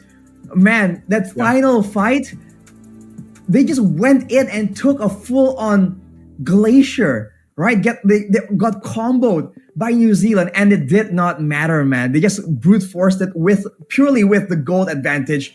Guam, what a performance! Yeah, you said it well, Arashi. I mean, it looked good until it didn't, and even the Gushin pick, like originally when I thought that was going to go in the jungle there and it ended up going in the hands of Secret, man, he's got to be MVP of the game anyway. Like whether we see that or not, Secret had a hell of a game on this Gushin. We're going to take a look at the highlights here though in just a second and see, once again, a very dominant highlight reel here for Guam. I mean, it looked painful, man. This was one of the moments where they went for the trades, right? We saw the adjustment. Oh, we can't go for fights. We go for a trade and gather on the other side. But then they overstayed here, trying to and set up a dive or a play. And as a result, they got flanked. They got caught out. And we saw what Guam can do once they started to get snowballing. And this game was no different. It started with Slow Peasy. And from there, that shut down Nuke Master. Afterwards, it's Secret. And we talked again and again about the importance of the trio mid rotation. And for Guam, the two members that were doing so well there was the jungle and the mid lane. And even though, in theory, right, the snowballing members from Guam are magic damage dealers that can be itemized so easily against, there wasn't a mixed damage situation for the side of New Zealand. It doesn't matter. When you're that far behind, when you have so much... when there's no control for the map and you're losing out in levels as well, they just kept going for these fights. And for the most part, unless a catastrophic mistake is made by Guam, there's no way they come out on top. And the individual skills, the individual flex we saw mechanically by the players, man, that itself already shows next level stuff from Guam. Yeah, like I said, Guam has a very distinctive playstyle, it seems, and they did this. They played this out so well. It looked like too for Chole there with the Aurora. Like there were some really good moments, where it looked like they'd be able to turn some of those fights around, even with the Frigid Glacier and the way that was all utilized. But I think if you really just break this down, Arashi, it's just they got outscaled again. I mean, anytime we're talking about a 10,000 gold difference at 10 minutes. That's quite the snowball, and it's quite a dominant lead to work around with. So, as you looked at that, it's tough to come back from that, even with a great setup potential with an Aurora. But there it is. Looks like our MVP for match number 2 is once again Secret here on that Gushin. I mean, to no one's surprise, right? Let's be real. He was just going out of control there. He was winning in the laning phase. The roams were solid, and he was able to isolate the right targets, right? He kept going for the Ling and the Harith, and that's great. But even when his team wants to go for a bit of a combo, and he saw that big implosion play being made by GI3S on the bottom side, he was able to follow up on that as well, showing again the versatility of this Gushin and how it's been so underrated because we haven't seen it in a long time. And I think it still provided really good value even before the Sky Piercer was even in the conversation. But the fact that he was already on the Holy Crystal, man, just shows again how much gold that he was just sitting on. Because the Sky Piercer, by all means, it doesn't really cost as much as some of these like really late game items like the Holy Crystal. But that Holy Crystal is like a good 3,000 gold. So he is definitely just rolling in it. Yeah, it's... And even when when Secret picked up the Sky Piercer, man, like he always had I feel like ideal moments on this Gushin to really utilize that and pop off with that, and it showed here. And I think a part of this too is just the fact that with the lineup that they had drafted around this, it worked out so well because the combination of having an implosion, which we saw work towards the end of the game there, and actually a couple different times throughout it, but the implosion, the falling star moon, and then having a pickoff where you can utilize the Ruby to get the Imafendins off is getting all of them clumped up together the best they can. Because remember, when that Terizla is locked in for the penalty zone, you know that they're going to want to fight there because think about it. There's a penalty zone, there's a Tempest of Blades, there's a Zaman Force. So what that game plan says from New Zealand is we want to fight right here. Right. Now, that's the perfect example from Guam is to be like, well, all right, if you actually want to fight us, then that's okay because we'll just implosion, falling star moon into all of that. And then, I mean, anytime you think about it with a Gushin, everybody clumped up and the burst potential that we saw with the Sky Piercer, especially, it gives them the favor of fighting around the lineup that we saw from New Zealand.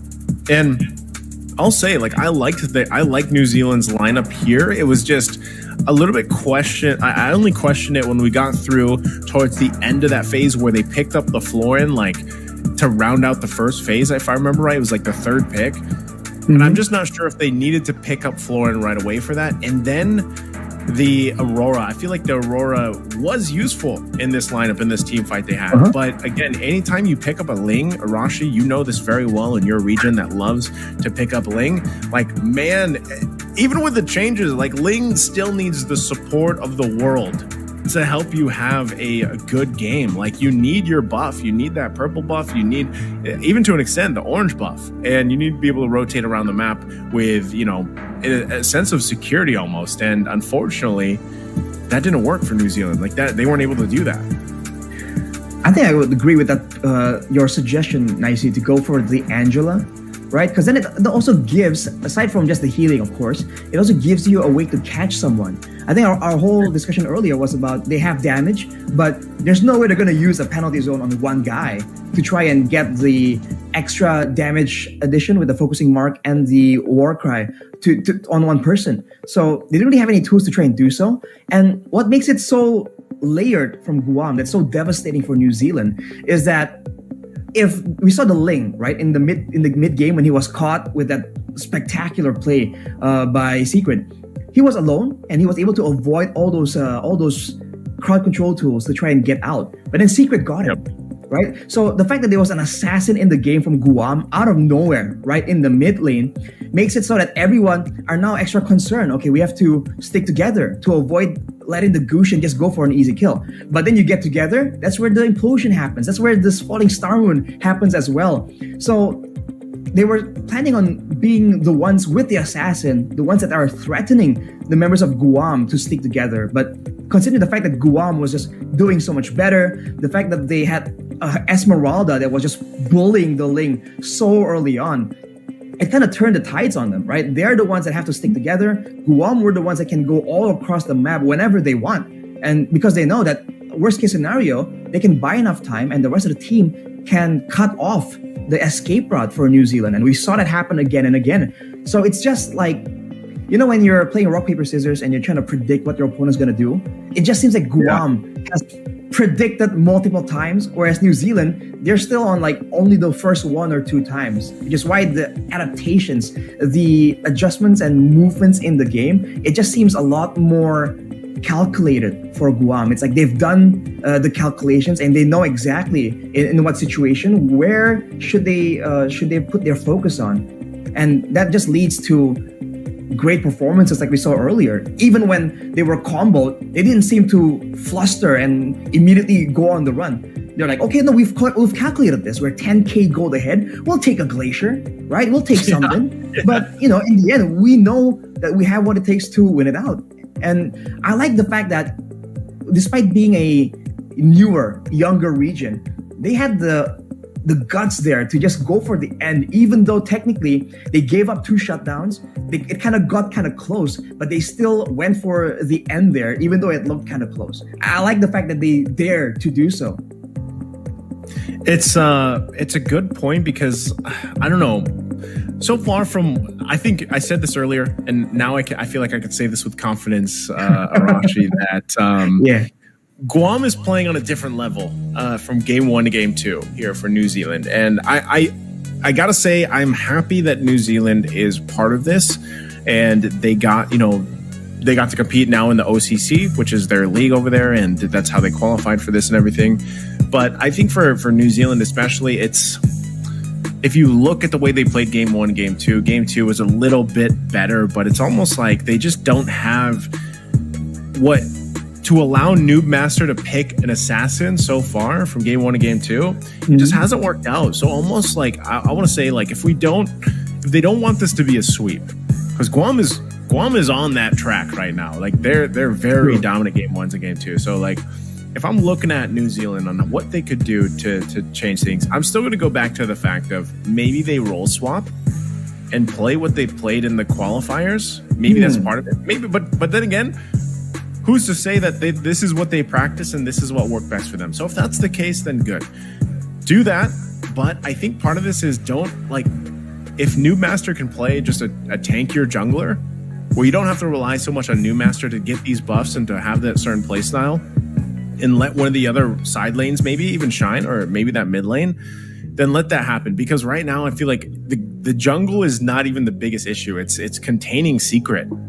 Like Secret, like someone needs to match up against Secret, you know, and that has to happen here because, and I think that can, like, I think that definitely you can have a good matchup against Secret, and in that mid lane, it kind of locked that in. But again, Secret has had 2 back-to-back MVP performances now.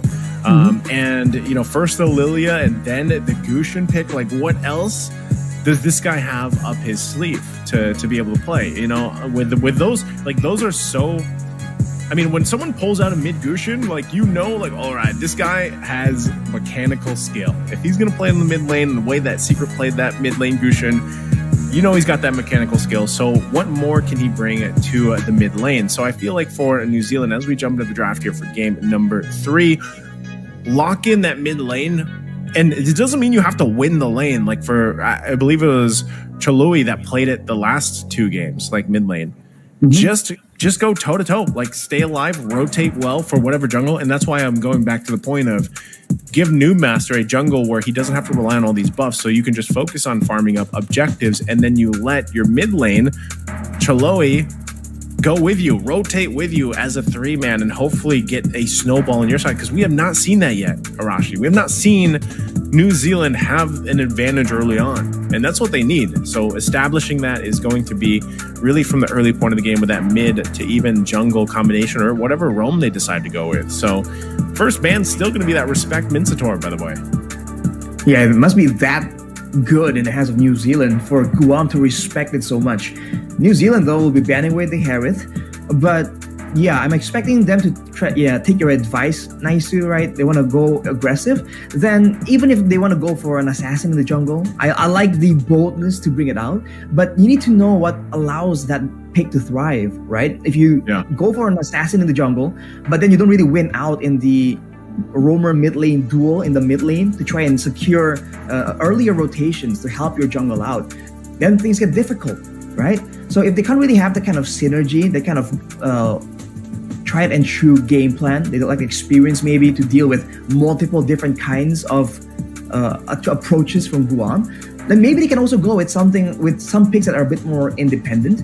Because we're seeing that when they are trying to set up for plays together as a team, as 5, they're kind of getting countered here. So if they can maybe set up for plays solo, right? Maybe getting really strong laners, you can just try and go for duels 1v1, then maybe they can do a bit better. But at this point, we're just naming possibilities. But for New Zealand, though, I think they're really respecting this 5-man collision against Guam. So that's why the fairness hasn't been let go at all this match.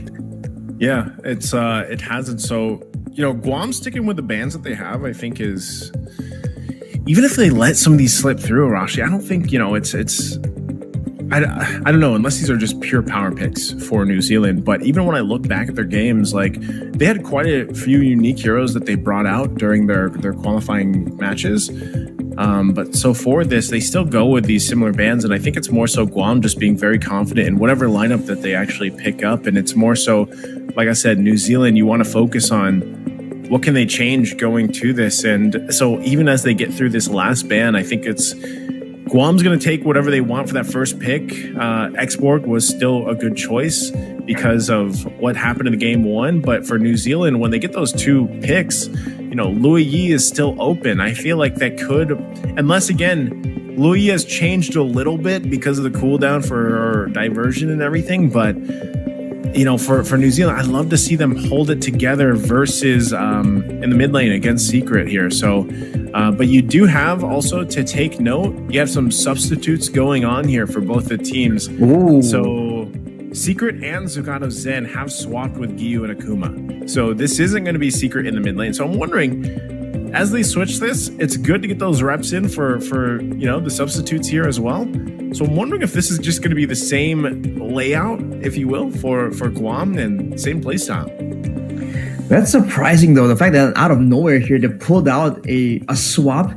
Because nice of you were talking about New Zealand, like maybe swapping out the roster kind of when it comes to roles and all that. But Guam here with an absolute curveball. They secure the Fredrin. So Yep.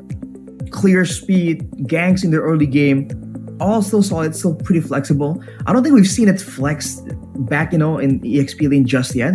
Now for New Zealand, very early Ling pick. They are set and they're set to try and make this work. And now with the Lo Yi, we talked about the mid prio being an issue. Maybe the Lo Yi can be a solution, but showing it so early here, I think it's very risky. Guam can maybe go for something of a counter already. They have a chance to maybe pick up the Angela to try and deny that away. We'll have to see, man. I think this is a very risky move from New Zealand. I'm just wondering too. This just popped in my head while we wait for these next picks. I wonder what server they're playing on. Like, I actually don't know anyone from New Zealand or Guam, or like have played with anyone from the Oceania region for Mlbb. So I wonder where that server is located. But I'm just thinking about here as we wait for those next two picks. But yeah, I agree with you, Arashi. Ling picked up first phase like this is quite the statement from New Zealand, and for Guam, they're gonna lock in the Novaria plus the Ruby. So it's almost it's still a problem, I feel like, for New Zealand to deal with. Can you match up against a Fredrin? Like, you already locked in your Ling, so you already went that route. You already chose this.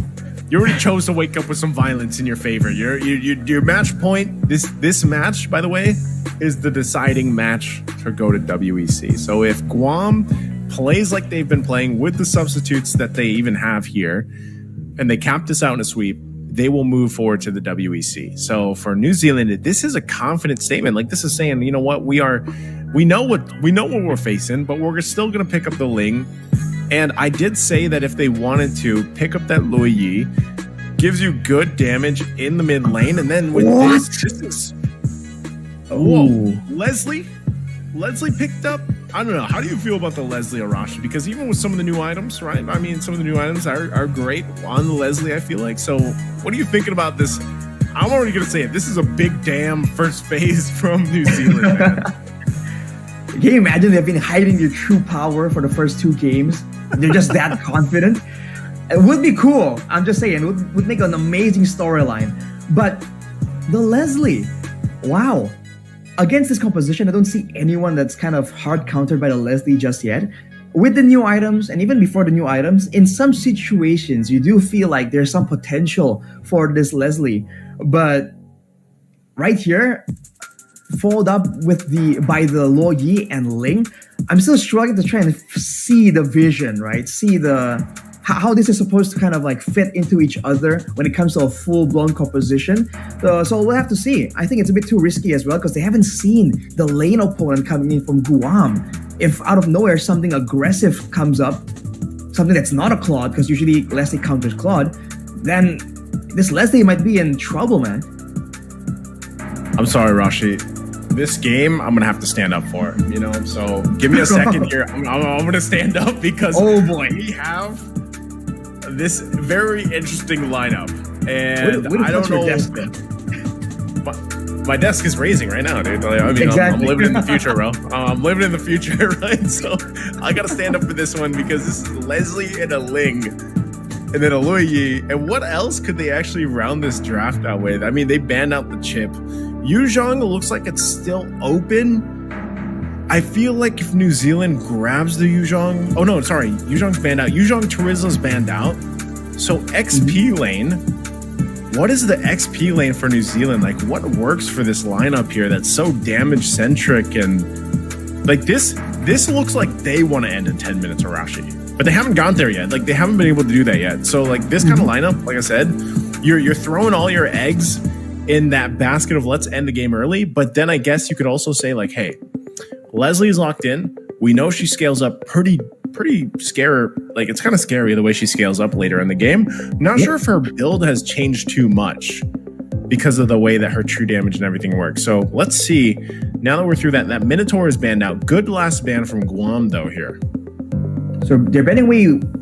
Guam is banning away just crowd control tools, possibly protection, right, for the backline, especially with the Lo Yi and Leslie. I guess there's some crowd control built in through the passive of the Loyi and the knockback from the Leslie, but overall, they're not very independent backliners. They can just survive a dive from a fighter or an assassin. So taking the Minotaur away is a great option. I wonder if New Zealand will default back to something like a Florin, right? Because with them being so squishy here, they can either go for a more sustain, which is a bit more risky, or they can get some more frontliners. And specifically, if they can get a frontliner with sustain like a Uranus, in a way, it kind of fits in and works with their composition. But they went for a Kaja here, so the idea is to grab someone, delete him, and this is the Logi Kaja combo. But especially in the early game, I am concerned about how well can New Zealand actually seal the deal, right? Usually Divine Judgment is paired with a carry or something. They need burst damage to ensure that whoever gets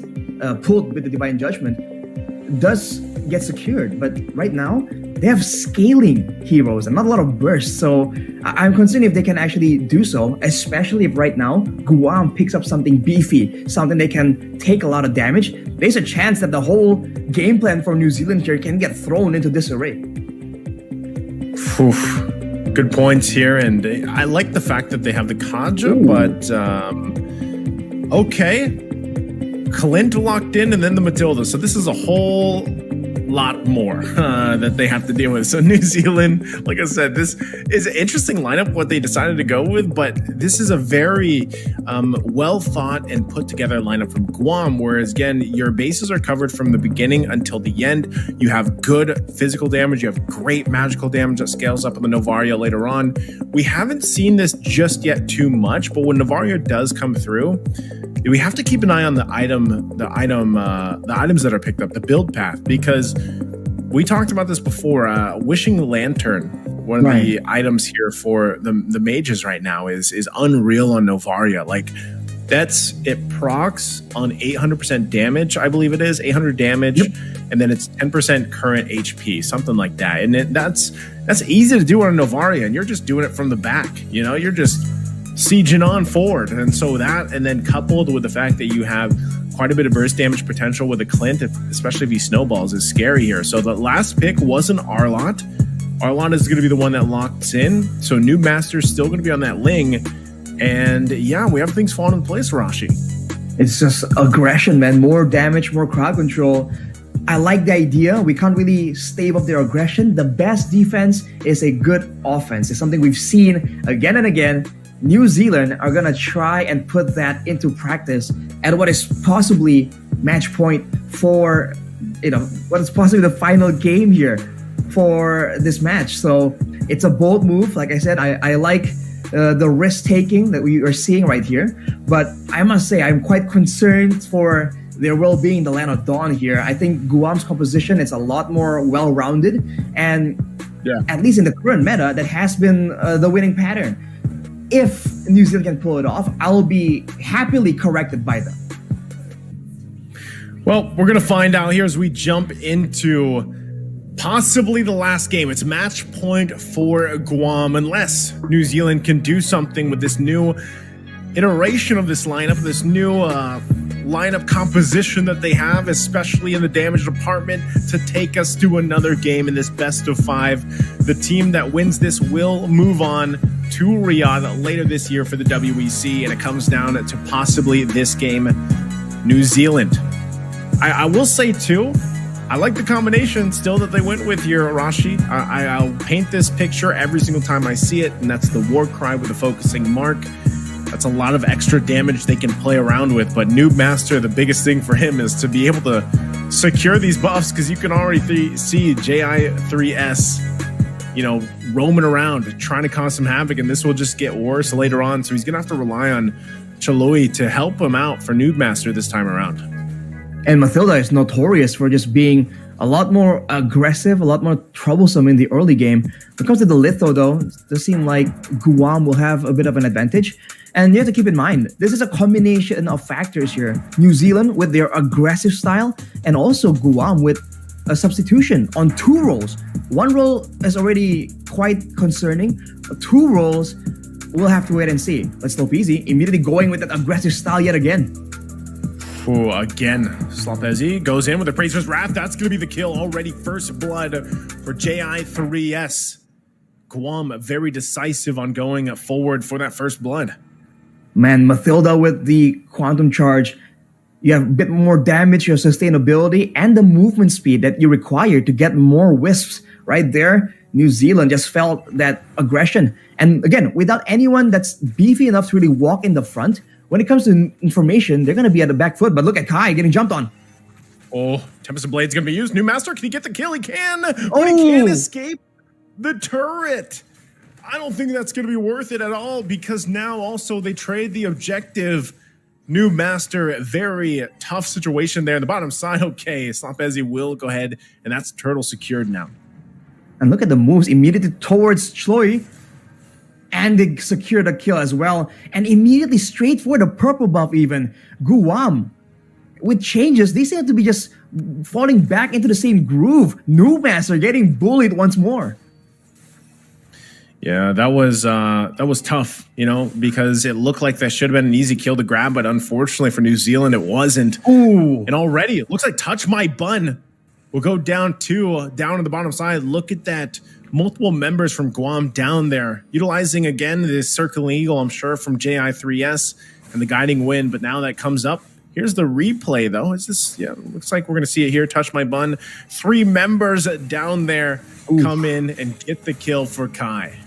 That looks painful, man. Touch My Bun definitely got his buns ruffled there.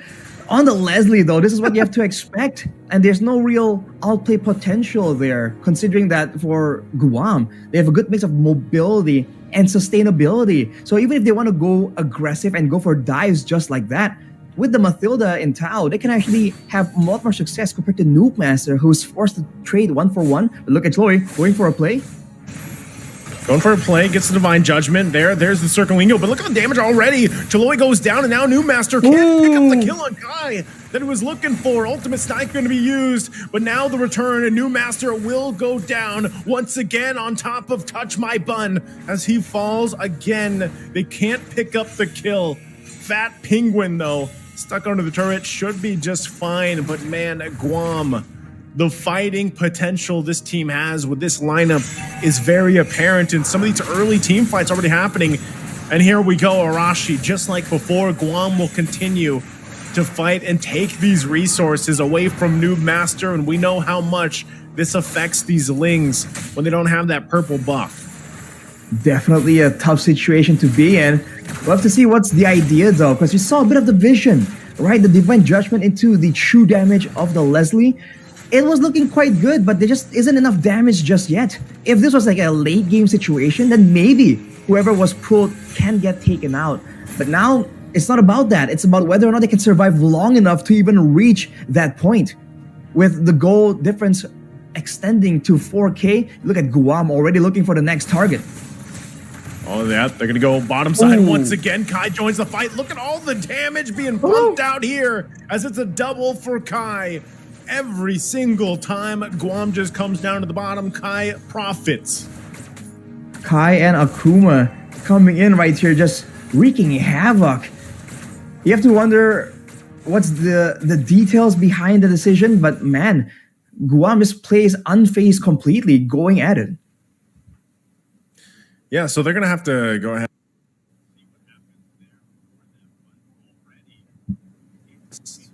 A good start. Great start for Guam. This is a massive jump back in. But either thing is very and when you're thinking about this lineup that New Zealand has, when they're playing against this lead that's set, it's a very expensive lineup for New Zealand. And you're already seeing what New Master has to deal with. So I think at this point, it's I don't know. I don't know how they're going to buy some time, because so far when you're seeing this, like this early on, they're not any crazy plays or anything like that. They're also just playing around the fact that Guam has a Matilda. Even with the subs that came in, they're still looking as dominant as ever. And that's the surprising part, because I thought we were going to see a bit more of a dip, an adjustment period maybe. That's usually what happens when two new players come into the roster mid-game, right? You've played two games in the match with different people, and then you replace two of them. It usually doesn't really look that smooth, but that's just the way it is with Guam right now. And we talked about the individual laning, right? And for Guam, they're just winning out individually, right? In these small skirmishes that macro-wise, you're not even seeing New Zealand get a lot of opportunities to try and go for that big diversion play along with the Kaja. For the most part, Kaja is forced to show himself around the Land of Dawn just because the laners are just being pressured so much more than they were expecting. Oh man, as we jump back in, pressure or not, like look at this, right? 7,000 gold ahead nearly already for Guam at 7.5 minutes in. This is a tough area to be in if you're New Zealand or any team out there that is facing this kind of disparity in terms of gold this early on in the game. So, with that, they also lost that third turtle. So what this means for New Zealand is that once they even have that Lord come up, they're not going to be in a situation to really fight. This happened earlier. It looks like this was about the 6-minute mark. You can see them fighting even under the turret. And now, once again, this is another fight that broke out earlier on in the mid lane, forcing them further back, and a shot from Giyu as some of the team fights that we missed when we had to cut to us and back to the game. And this was that third turtle that was secured there. So again, you see how Guam just asserts themselves on this part of the map from New Zealand. And the fact that Guam has the Novaria, it also reveals the whole roster of New Zealand just so often. That's before talking about the poke damage. The fact that the Loyi kind of gets denied, always getting spotted by the Novaria, always getting shoved in by the Novaria, one of the faster clears in the game of all the heroes. So Guam just winning based on pressure, and even when it comes down to solo execution, they're just doing better. And GI3S with the genius one, what? Going for even more snowball, even more damage on this Mathilda. Technically, building magical damage increases the shielding as well, so it's not even that bad of an item. Yep, it works, in essence, especially when you have this kind of lead that you can work around with if you're Guam. A lot of this is going to work. And now, once again, in trouble, taken out in an instant. New Master falls in the mid lane right before the Lord comes up. So that is going to be Guam just taking the Lord now. I feel like at this point, New Zealand very demoralized in what's happening here throughout this game. I mean, throughout the series, it's been from game 1 to now game 3. Slopezi will go ahead and secure this Lord for Guam as they get ready to go ahead and assault the base already of New Zealand. We'll see if they can hold on, though, to kind of extend this game out. You can see Guam, they're just playing so confidently. You saw Kai, 6-1 Clint. I know he's fed, but against a Lim, against a Kaja, against a Loyi Kaja in particular, that combo, he walked into the enemy jungle just to get a bit of extra farm. That's just how confident, how much more, mentally advantageous Guam is right now. Looking at the items here, Giyu, with the Enchanted Talisman, is he going straight for a Holy Crystal? Looking at the components, that seems to be what it is. As Noob Master is trying to itemize for the Sky Piercer to try and finally secure some kills, but now Guam goes for the base. Cool.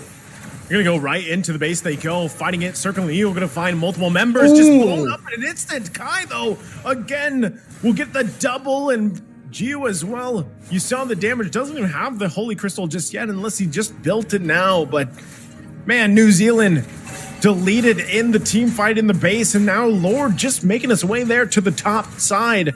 This very well could be it as Guam gets ready. That's a flicker from Fat Penguin, and I don't think they're going to be able to do anything more. Clearing the waves out, working on the base here, and Guam will take a game 1, 2, and 3 in a decisive manner under the 11-minute mark as they will move on to the WEC in Riyadh later this year.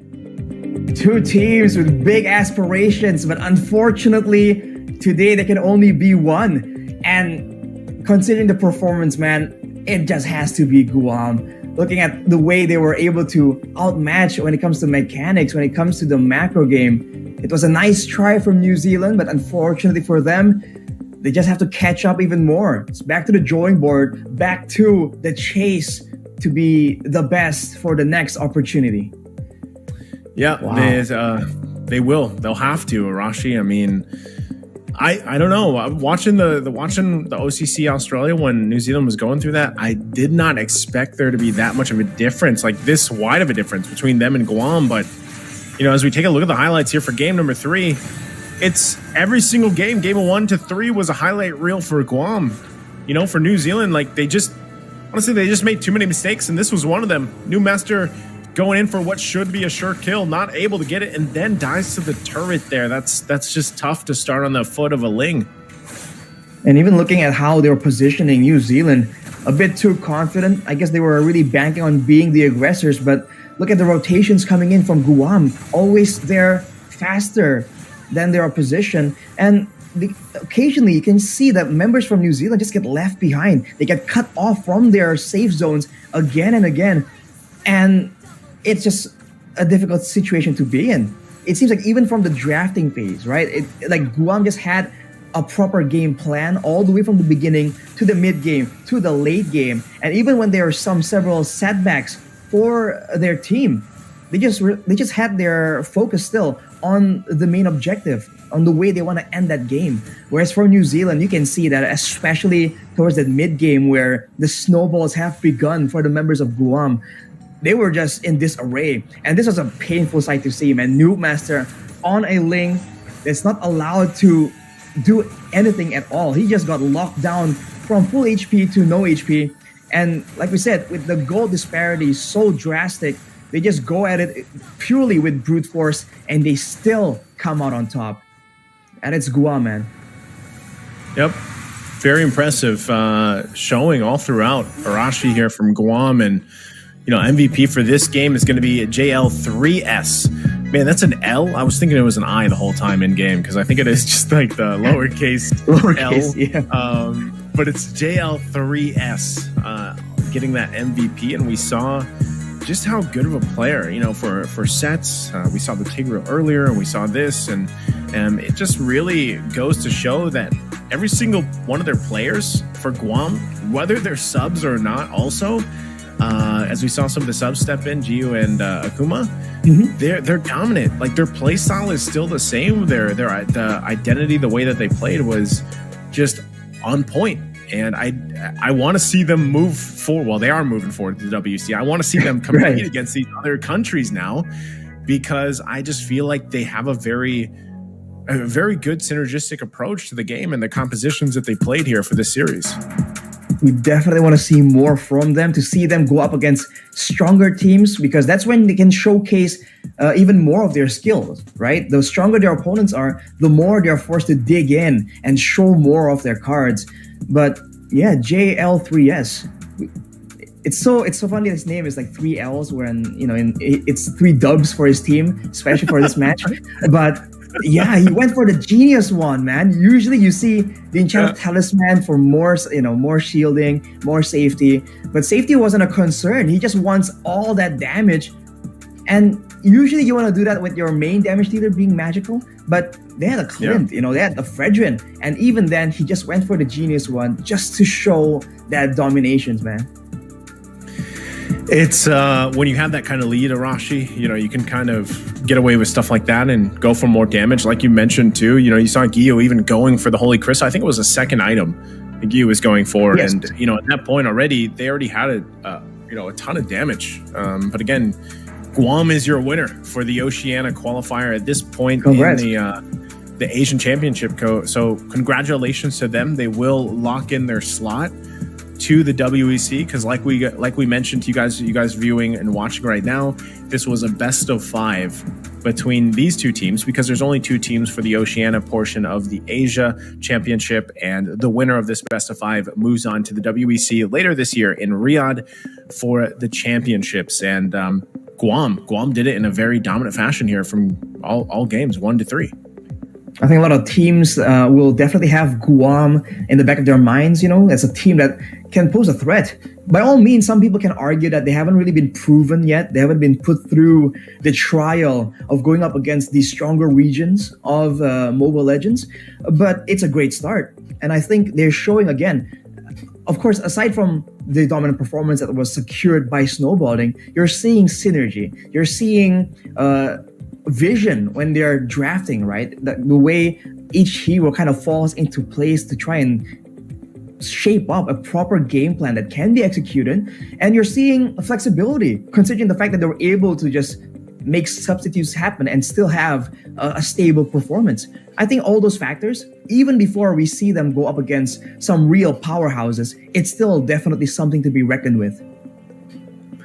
I think when you look at their playstyle, it kind of it fits in really well with what we're used to seeing, like at least in Asia. You know what I mean? Like Guam they're relatively new, I would say, like for a lot of people to see for the first time. And so far, it looks like that they can hang with some of the best teams out here in countries out here for Asia. So, I think overall, I would love to hear how they prepared for this and maybe some of the experience that they had too, because I know we'll have an interview in just a little bit. It looks like it's going to be JL3S. So once they're ready, we're going to ask some questions here because that's what I want to know. Like Guam, I don't even know that much about Guam. So, to see them play like this is a very good thing, number one, to see exactly.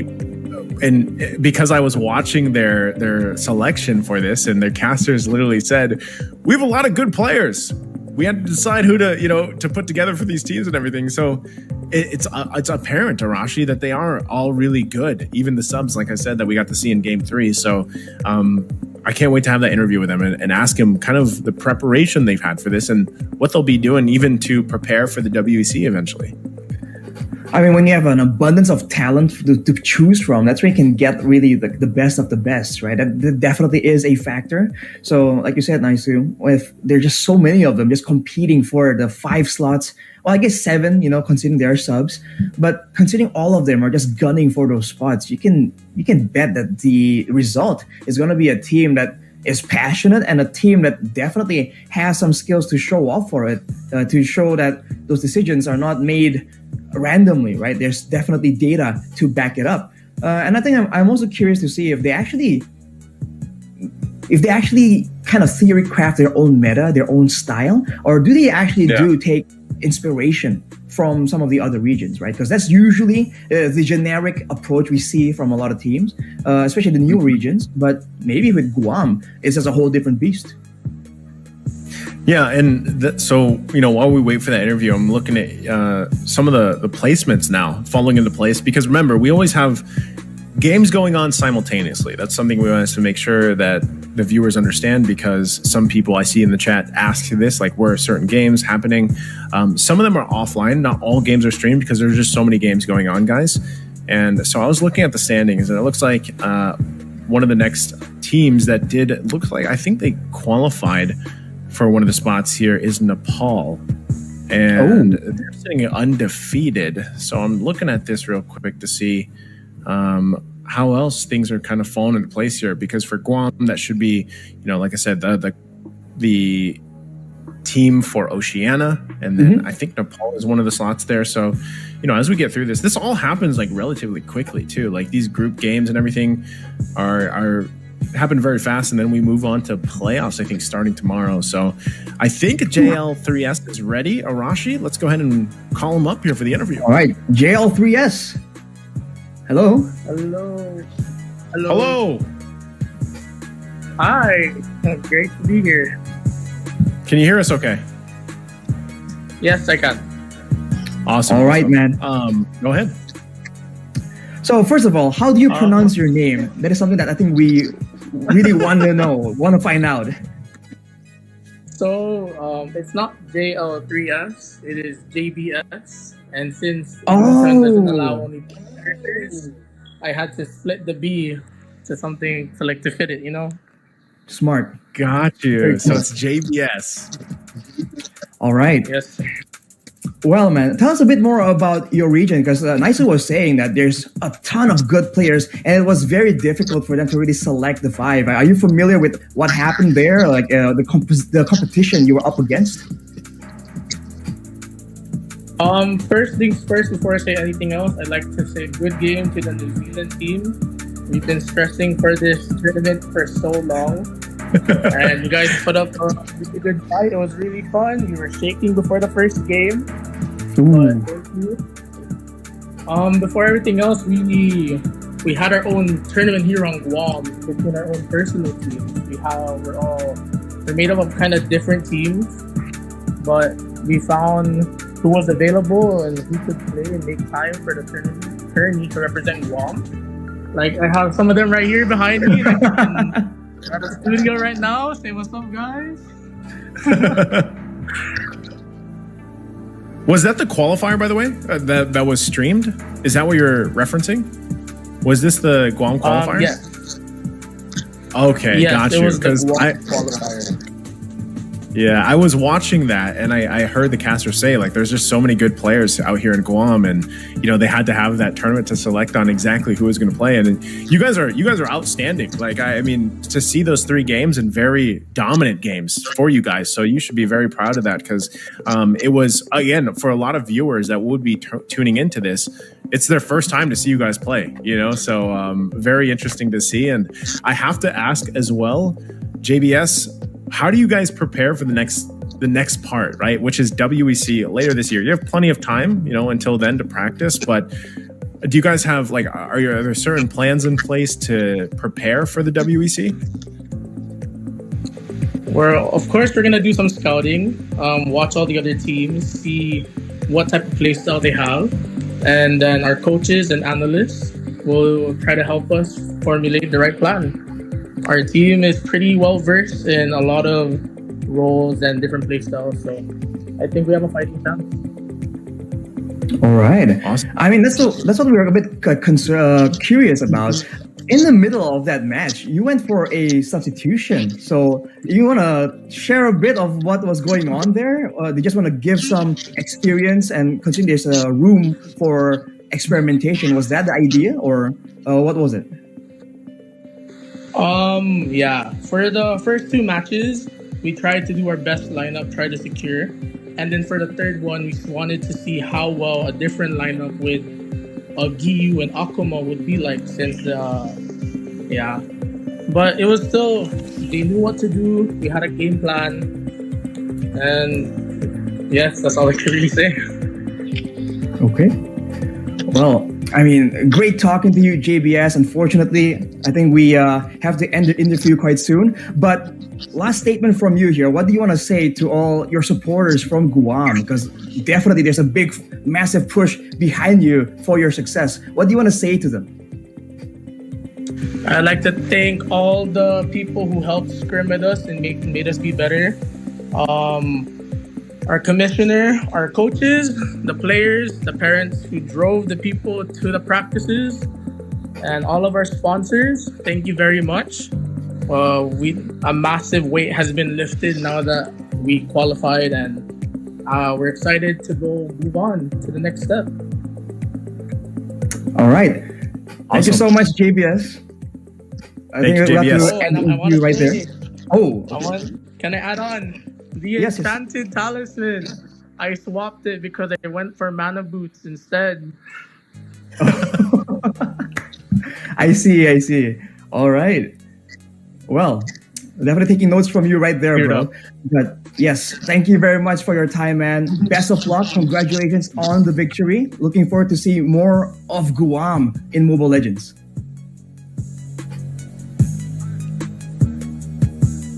There we go. All right. It Great seems to like see, man. yeah, it seems pretty fun. The whole atmosphere over there seems kind of brotherhood focused. It's like what the Indonesians would say. Yeah, it's I would say that just here, I wanted to ask more questions. I know we have to, some of the interviews we don't have as much time because we have more games to go through today, but hopefully, when we get to see them out there in the WEC, forever who's all going out there to cast and everything, can get to know some more about these players, because I feel like there's always a ton of story to a lot of these players in these countries, these teams that a lot of people don't know so much about. I mean, are they students? Are they working? How do they balance their schedules between playing and everything? Because that was something that we always like to ask, even when we were doing the African qualifiers, was, how do these countries and these teams prepare for this? Because a lot of them are not as lucky as other parts of the world, like Philippines, Indonesia, maybe Malaysia, where they get to just dedicate their entire day and week to MLBB practice, So these guys are also balancing life and everything else that they have to deal with throughout their preparations. So that's why the next thing is like, what is it? They have some months time to basically get to the WEC, but it's great to see them. And I can't wait to see Guam perform there on the world stage. I mean, even earlier, he was thanking the parents for just driving out their children to go to the practice areas. So there's definitely more effort required for them to even get what we kind of take for granted here in the bigger regions for sure. So I do agree, Naisu. A lot of stories to be uncovered for sure. But I think, unfortunately, that'll be it for this match. We're going to have to go straight to a break because, like you mentioned, Naisu, there's still more matches to come. And so we're not even through half of it just yet. I think we're just about passing that halfway mark. So don't go anywhere, guys. Ladies and gentlemen, back at home. We'll be right back after this break for the next big match.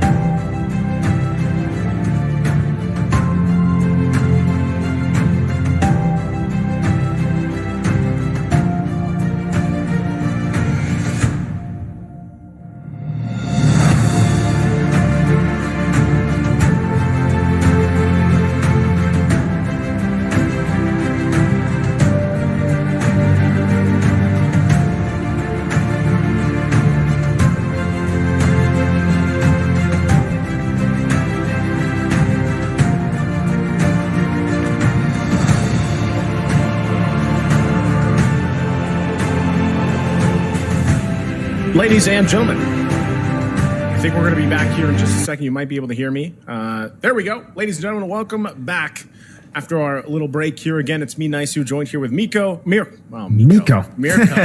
Once again, Arashi is gone. He's resting up. But we are here for the next matchup, of course, for us today for the Iesf Asian Championship. It's all the road to the WEC 2024 out in Riyadh.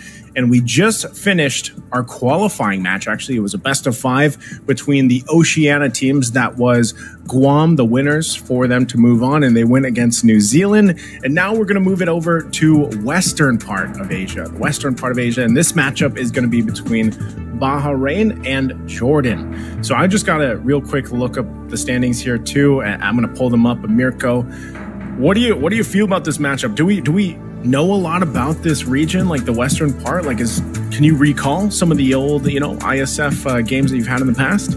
Unfortunately, no, man. I'm coming into this match kind of blind as well. So I guess we're just going to have to see how they both perform, right? For Bahrain and for Jordan, I honestly have no data on them, on how they perform as well. Based on the results and the standings though, right? I'm looking at it as well, and you guys can go and check it out. www.iesf.gg, as simple as that. Just type it in your browser or wherever you're using your phone or, device at. But Iran's number 1 with 1 win, and Jordan is following close in second, but technically they're tied for number 1 with 1 win as well. Bahrain and Syria have both lost a match. So technically, looking at this, Bahrain, Jordan, I'm not too sure. Maybe Bahrain just lost against Iran, and Iran were just too good, right? But maybe Jordan are also too good. It really depends on how we want to take this data, because I seriously have no idea. Maybe we get the game time as well as how dominant they were able to get their games, but for now, no data. I can answer that for you, bro. Oh, okay. I can see that. So Bahrain lost in their first match against Iran, and they were around I would say 15, 17 minutes, and then they had a 28-minute game. Whoa. But before we go and look at some more of that data, let's go ahead and look at the lineups here for Bahrain.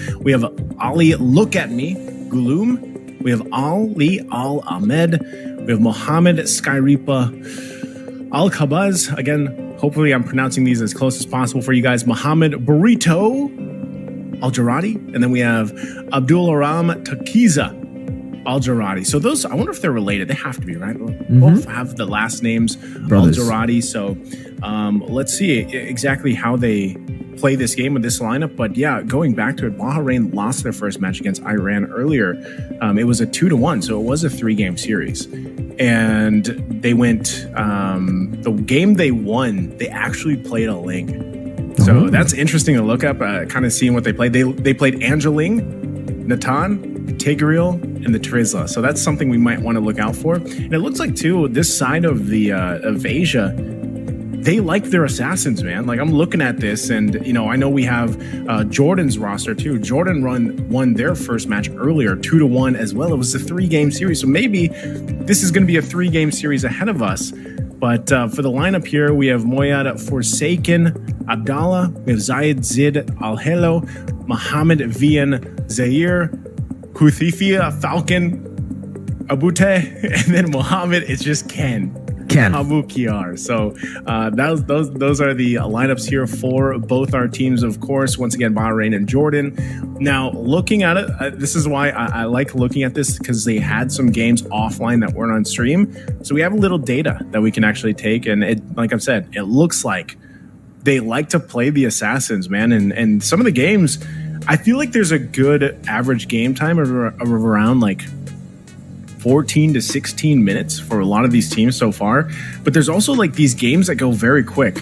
Jordan's first game that they won offline versus Syria, it was 11 minutes, dude. 11 minutes is what they went with, and they had a Xavier Florent combination in that lineup. So I'm excited to see what they have to bring to the match here. An 11th minute win on Xavier and Florent. That doesn't happen a lot of times, man. For Xavier and Florent, especially late game heroes that snowball in the early game. Yeah. I guess I could see how that could work, right? If the Xavier gets an early triple kill or something, and obviously the Florent can just scale up together with the rest of the team, then maybe we'll get to see that again. Maybe the Xavier is just a really, really high priority pick as well for Jordan. Did he play did Jordan utilize the Xavier in game 2 or game 3? No? I think it was, so it's game 1. Mm-hmm. They used it in game 1. That's what I see. So game 1, and then it was an Eve. and then an Odette. Was the Xavier banned from That's what after Jordan game went 1? with. What's that? Was the Xavier banned after game 1? Do you know that? Or no? That I can't. Okay. I can't. I don't know. Oh wait, hold on. Oh? No, it was not banned. Oh, okay. So I was banned thinking in game 3. it was banned in banned in game game 3. I see. yeah. All right. So at least we kind of have confirmation in the not like every single series, not contested every single game in the series, Yeah. but still, Xavier is going to be a big pick, I think, for Jordan, especially considering they got to win on that hero on the Florin as well in 11 minutes. Would love to see how they can actually utilize this to snowball in the early game, because Xavier, by no means, is an early game hero. It's not a hero you would actually be able to constantly get snowballs on, but hey, maybe that's just Jordan's style. Maybe they use the Mystic Field in a way where it sets up for the rest of the team, and the combo is just so good in the early game. But even Bahrain, though, do you have any like fun Bahrain. facts? Any other any crazy picks? Where are you seeing this, by the way? I'm seeing this on Wikipedia, man. I'm seeing this on the western part, West Asia part of Wikipedia, and this is, just taking a look at some of the information that was given from their offline game. So, even for Bahrain, dude, they like the way that they play. It looks like, or no, sorry, Jordan. Jordan doesn't like to play against the Hayabusa, so they banned out the Hayabusa every single game, plus the Ling. So I think the data that I'm getting from this region, the reason why we're looking this up for all you guys viewing this out there, is because, again, this is a region that necessarily we don't have as much information on. So now that there is this information here from the games that they played earlier on today, it's interesting to see their pick patterns and their ban patterns, because so far in this Western Asia part of the side of the world, I'm seeing all assassin picks for the jungle, man. Like, I'm seeing, I do see a couple of Fredrins here, maybe a Baksha here and there, but mostly it's like Lings, Fannies, I see Julians, I see a Leomord. I see a lot of those picks coming up, so I think this is going to be an interesting battle here, because so far as well for their group, they've had both their games go the distance to 3 games. So we know that at this point, because we have to also highlight this, that as this is the first live stream game of their games, they have already, won some games or lost some games offline. So this could already be a pretty heavily weighted game to secure one of the slots here for the playoffs ahead of them, right? So they are going to be... Oh, wait, hold on. Actually, this is just a single round robin for this area, for this match. So single round robin, all the matches are going to be best of 3, and I think the top one just advances to WEC. So interesting here. I forgot the only ones with the playoffs, I believe, is Southeast Asia with the 9 countries. All right, so it's going to be very, very interesting to see how Jordan actually, takes this game in Bahrain as well, because Bahrain are already down 0-1 in the group stage, and for Jordan, they're 1-0 up. So if they get a 2-0 game especially, I think that'll increase their chances by a whole lot, and then they'll technically just have to wait for Iran to maybe, even if they win, maybe win 2-1 as well, not 2-0. Yeah. I think the game rate will also be very, very important later on in this round robin, because it is going to be single round robin. We'll also have day 2, so it'll be concluded tomorrow, I believe, for this for the West Asia, for the qualifiers. West Asia, yeah. Very interesting to see. Well, okay, so Iran and Jordan are currently the favorites, and for Jordan, they like to play those assassin picks, right? But they also really like to go for the Xavier. They don't like to go up against Hayabusa. But for Iran, they're also really good assassin users, it seems. I'm looking at the same page you're looking at now. You're looking at it now? Yeah. You're seeing so, that information, right? I was like, man, this helps. And the Yuzong has been really contested amongst these two as well, by the way. Like, Jordan got a dub on the Yuzong and the Baxia on top of the carry Florin. Same goes to Iran. In game number 1 up against Bahrain, Bahrain actually lost against the Yuzong. So there's a little bit of a pattern there, right? Back and forth. Meanwhile, for Bahrain, they actually utilized the Masha Rome. That's something we haven't seen in a while. We've seen the XP Masha after the patch, after the changes of Masha, but really, the last time I saw a Masha Rome was pre-patch. It was the patch before this one, Yeah. Wait, wasn't the Masha banned out in the Indonesia and Malaysia match too? Yeah, it was respect towards XP, towards Lutfi. Lutfi plays a very good Masha XP, yeah. So I'm wondering, now that some of this has changed, like how well does Masha fit into XP lane? Or we've seen it before in the Rome too. I feel like there's still some flexibility that can be played there. But again, I just think this is, while we wait for the draft here, I think this is going to be an assassin-centric playstyle from both these teams based off what we're seeing. And at the same time, we still see a lot of the teams banning out Hayabusa. But look at this. We jump into the draft for game number 1, and Angela is already taken out because this is something that they played in the offline games that they had, the off-stream games, I should say, where it was like that Angela Ling combination that was used. But for Bahrain, the play style that they have and that they've played around is really, I'm wondering if Xavier is even going to be coming up in one of the bans here or if not, but let's see exactly how this goes because that is a Benedetta. Yeah. It looks like being banned out by Jordan. We have not seen a single Benedetta game since we started the Asian regional qualifier. So seeing the Benedetta banned out here in the first phase is definitely a very, very interesting sight to see. The Angela, more normal, right? And at this point, I think for Bahrain especially, they might want to try to take out some of these assassins unless they want to give Jordan a chance to go for those assassins because, again, I think you mentioned this. Was it Bahrain or was it Jordan who won with the Angel Ling? Oh, the Angel Ling was Bahrain. That's the one game they won against Iran. All right, so never mind. So they're going to actually try to let that go for themselves, right? Maybe the Ling will be up for them. Now they ban out the Baxia. That was something that Jordan was able to use in game number 1 with the Yuzong, that combination, Yuzong, Baxia, to go for the full snowball in the early game. And now we get to see Ling get banned out. Right on cue, right as we were talking about, the Angeline combo. They were trying to force this out, but this does mean by, basically looking at the bans right now with all of it just being respect, I think for the most part, except for the Angela, it does mean that Bahrain want to maybe leave open some of these big picks like the Chip, the Luo Yi, because we have not seen a single Chip game. We've not seen a single Chip game. Even in African regional qualifiers, right? I don't remember. We didn't. We saw one earlier with Arashi. Okay. And it struggled, man. Like it was one game that Chip was used by Groovy Groove and from New Zealand, and it did not have a good time. So it was something that I was wondering, like when it came up, that was one of the points of the conversation was like, how does Chip fit in right now, currently with some of the changes that are going on, some of the item changes, of course, and the shortcut is great because actually it was paired up with an Odette, and you would think like, oh, Odette through the shortcut, boom, Swan Song, big damn. But that unfortunately did not happen. So not sure it is open. We'll see if it's picked up. Same with Luo Yi, but that was also the Hayabusa ban. So these two bans kept popping up here. The Ling and the Hayabusa for this region for these matches. But there it is. First pick is actually going to be the Roger thrown in. Okay, Roger first pick. We've been seeing a whole lot of that Roger going into first pick, man. It's a very good flex pick. You can be utilizing it in the gold lane and the jungle. Keeps the enemy team thinking every single time you go for the Roger first pick. And it's really, really good, even as jungle and as gold, right? A lot of picks, even though they're flex, they're much better in one role. And for Roger, I think for both the roles in the gold and in the jungle, he fits just perfectly well in both. A lane bully in the gold lane and a person that's just very, very active around the team fights as the jungler. But it's going to be the Fredrin and the Harith pickup for Jordan. Instant response from them. And it does seem like they are very, very confident with the Harith. Even though the Harith hasn't really been getting, a lot of success. It's been okay, but it hasn't been as OP as it was before the patch. The Fredrin too, but okay. I don't know if you were watching the Indonesia versus Malaysia match, Naisu, but I gotta ask you the question. Temporal Rain on the Fredrin, yay or nay, man? I feel like I would still rather...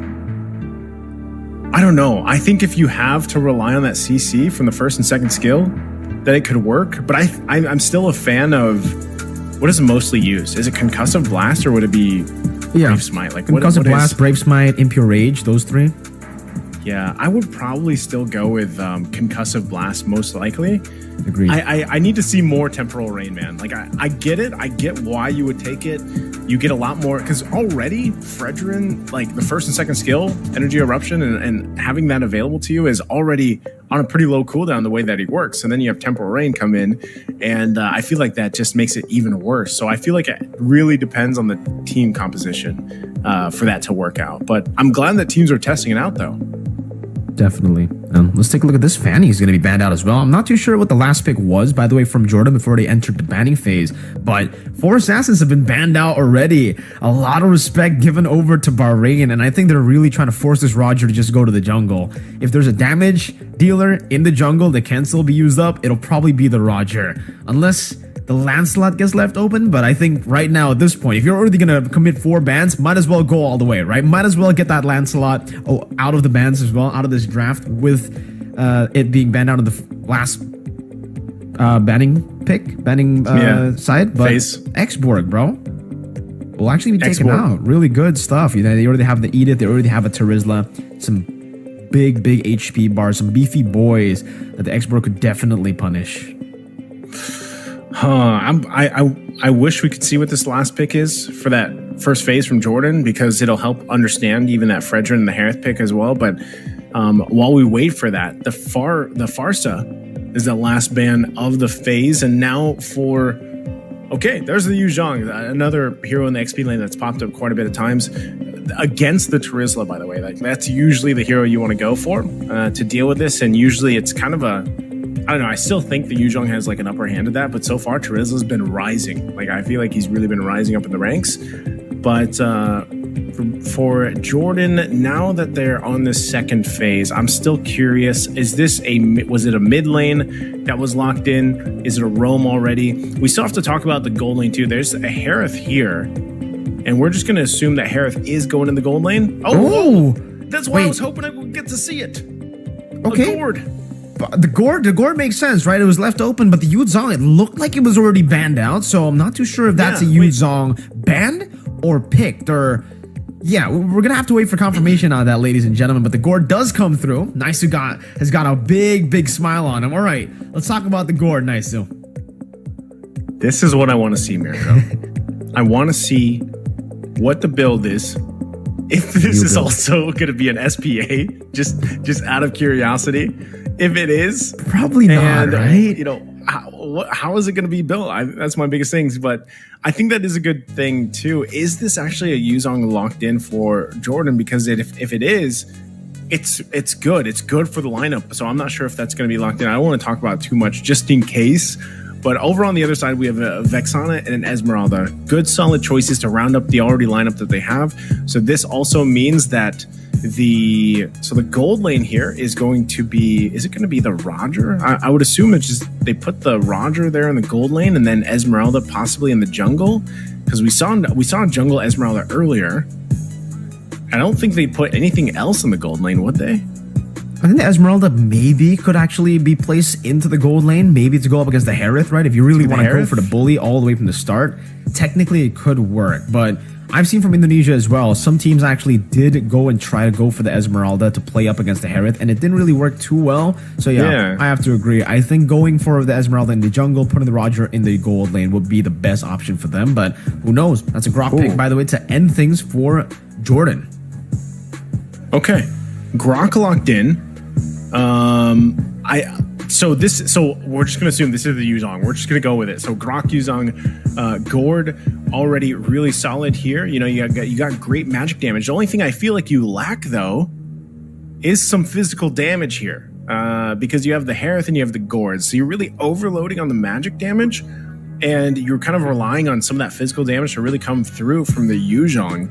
And play around the fact that you're just going to try to go and burst. And when you look at the other side here, you're going to have to burst through a lot. So hopefully that interaction between a Harith and a Gourd works enough to burst through, you know, these naturally tanky heroes that we're seeing. And plus an Eternal Guard. That's another thing. It's going to be an extra body in those team fights. And one thing that's really difficult with the Gourd, assuming he's going to have Flicker or maybe Sprint, if you get knocked up, it kind of negates a lot of that damage you get. But here we go. Let's find out as we jump into the game here. It's game number 1 in this first best of 3 now for the stream for Bahrain and Jordan, again for this west side of Asia. And as you take a look, so it is going to be, you have the Gourd and the Yu Zhang. It was the Yu Zhang like we were thinking. And also the War Cry on Takiza here for that Roger pick. So still, we see a lot of teams actually experimenting and bringing up the Warcry emblem.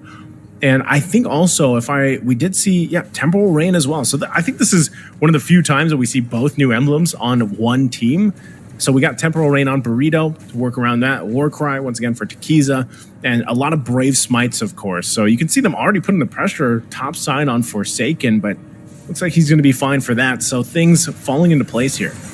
Yeah, even Veen and Onavest actually very, very aggressively just invading the enemy jungle and will actually be able to get that green camp away from Tekiza. But it is, by the way, the Esmeralda that's going to be going into the gold lane. And so far, Al's doing a great job there in the bottom lane. Absolutely bullying Falcon, getting him so low. And it seems now with a dive attempt, Lycan Pounce going to be used up by Tekiza. Very aggressive. The wave wasn't there just yet, and Falcon will be able to survive because of that. And he'll be able to actually soak in some of the gold from the minions, even going for the last hit. But Al goes in for a little bit of damage, gets punished by that turret, and is very, very low. I think for the Harith as well, Falcon's got to recall. It's so risky to be staying there with a Roger around. Yeah, that's tough to do. They're both going to have to kind of reset there. You see Al going back as well, going back to base. So 10 seconds away from this turtle. See, Onavest has that level 4, has that Mystic Gush available. They might just go for a stun on Burrito if they can. They could set it up too. They have a Petrify from Forsaken, but he's not going to land the stun that he was looking for, so they might have to just... Wow, okay. Interesting usage of the Mystic Gush here. A little bit early, I'd say. Yeah, just try to get that prio in lane, I guess, for Zid to actually rotate into the enemy jungle and invade. It seems they're going to look for this over the turtle, but it's just going to be resetted now, and Zid gets caught in the onward Earth Shatter and the penalty zone. 3 knockups, the Primal Wrath will be used up with the Eternal Guard by Burrito to pick up first blood, and it's Bahrain who claims it. Okay. They claim that. They get the first blood, and it looks like they're going to go ahead and grab themselves this turtle as well. So... interesting, because Jordan was simply punished by overextending into the jungle side, and it looks like, once again, they go for it. Just an onward and the Earth Shatter and some damage from Tekiza, but now it's just going to be them respecting this. They already got the neutral objective. There's no real reason to force any more skirmishes, and both teams just fully reset. Okay. Now, at this point in the game, Jordan, it's nothing too crazy. I think when you look at their lineup, they need to be able to scale up pretty smoothly, and I think the part of this too is the fact that once again this is a Harith Gord combination. You don't have as much physical damage as you would hope to have. I feel like still relying on Forsaken to be a big part of that, and like I was saying earlier too in the draft, you want to overload the damage, so they do that by having VN as fancy with the focusing mark to hope that that extra damage, the extra 6% will help them out to get the kills, because I think that's mainly what they want to do. And getting the kill early on, having that advantage of the fight. You can see things fall into place. Hold on, Eternal Guard. Oh, straight into the Furious Eye. Petrify, though. Burrito will be able to flicker out of safety, but the Black Dragon form goes into the chase, and Veen will be able to get the wild charge to knock him up under the turret for Forsaken to pick up that double kill with the passive DOT. And Jordan, they'll be able to equalize on the board, a 2-for-1 trade for them. I like how Onavest just was a little bit too late, so he's just checking it out, swinging by, picks up the glowing one too with that. So hasn't been able to land anything just yet. A little bit early aggression too, but it looks like Zid, I think he'll be fine. Yeah, he uses the Retribution, but that's the thing with this lineup. Like I was saying, from Jordan, they want to get that numbers advantage right away because they do lack some of the physical. Oh, hold on, actually they want to fight again. Good onward, right into the Perth. Right, or Shatter into the Primal Wrath. That's afflicted forward, and Onavest will be able to get the stun down. Mystic Gush too, and the Furious Dive knocks Sky Ripper up. Meanwhile, up top, it's gonna be Zid doing some damage, able to actually escape and getting Burrito so low. Now the full engage, the penalty zone is able to lock Zid down. Now the hammer just swinging right, and Zid should be taken down. That's a defensive Furious Dive from Forsaken, but Team Giza will be on that Lycan 4, missing out on the shot, and will not be able to take Forsaken down. But the turtle is up for grabs. Good reset technically from Veen. He's trying to go for it even more, but will not be able to completely reset it. No wild charge as well. It should be a free one for Tekiza, and it will be. Yes, Retribution from Tekiza to secure the second turtle of the game. Tekiza doesn't have a kill yet, but he's doing a pretty good job at really kind of controlling this side of the jungle of his and keeping it under control. I'm not sure if Onavest is going to go for the stun here and probably try to force a fight, but it's better that they don't, because Jordan now has found themselves at falling behind a little bit. Nothing too crazy, of course, but you'll see it. Bahrain's doing a good job at just fighting when it's honestly sometimes it's Jordan starting the fights here, but this time around you can see some of the first items also being locked in. Good farming happening from Falcon. Does pick up the Starlium Scythe. He has that available already. The Enchanted Talisman locked in from Al, and those two will pretty much just be a dead lane for now. You know, they kind of have to rely on the team to help them get a pick off, and it looks like that's what's being set up at least to happen here, but it's going to be spotted out. They can't commit to it yet, and we're still quite a bit of ways from the objective. So the rest of the team, also Skyrippa, might be the one to start the fight. It looks like he's going to use the conceal already. Gets the onward, but the Earth Shatter can't be cancelled even with Wild Charge. Now pops in Primal Wrath. The penalty zone will be able to lock Zid down, and look at that damage from Burrito with the Temporal Rain getting the cooldown. Skyrippa still able to escape for a bit with the passive just ticking down. A good Falling Star Moon onto 2. Onifest gonna be caught now as Falcon rotates over, but dashes towards Al, who gets the shielding. Now punishment onto the Demon Force as well, but it's gonna be Forsaken who gets taken down into mid lane. Another Lycan pounce onto Falcon. One last hit should do it, but Takiza will decide to move back. Oh, gets the final shot as he runs back, and now it's going to be Look at Me and Burrito who are on the turret in the mid lane taking it down. Ashley, look at me, right? I mean, again, just great team fighting from Bahrain here. And just when you think Jordan was actually going to come out with, come out on top of that team fight, it was a good push and pull between Bahrain and Takiza each time. With this, Roger is able to just continue on and kind of be a nuisance to this. So for Jordan, now they might actually want to go ahead and fight this one out. It looks like they don't want to give all 3 turtles up, but I don't think they have any space to work with as VN gets the information, and that is now the 3rd turtle secured for Bahrain. So now Jordan, they are going to find themselves at a dire situation already in this point of the game. Well, okay, not too dire, right? It's only a few thousand gold here. But based on the way the team fights are going, what I see them happening is really struggling to find these team fights going in their favor, simply because if the Wild Charge isn't available, they really don't have that much of an initiation. You don't want to rely just on Forsaken to go in with the Dragon form.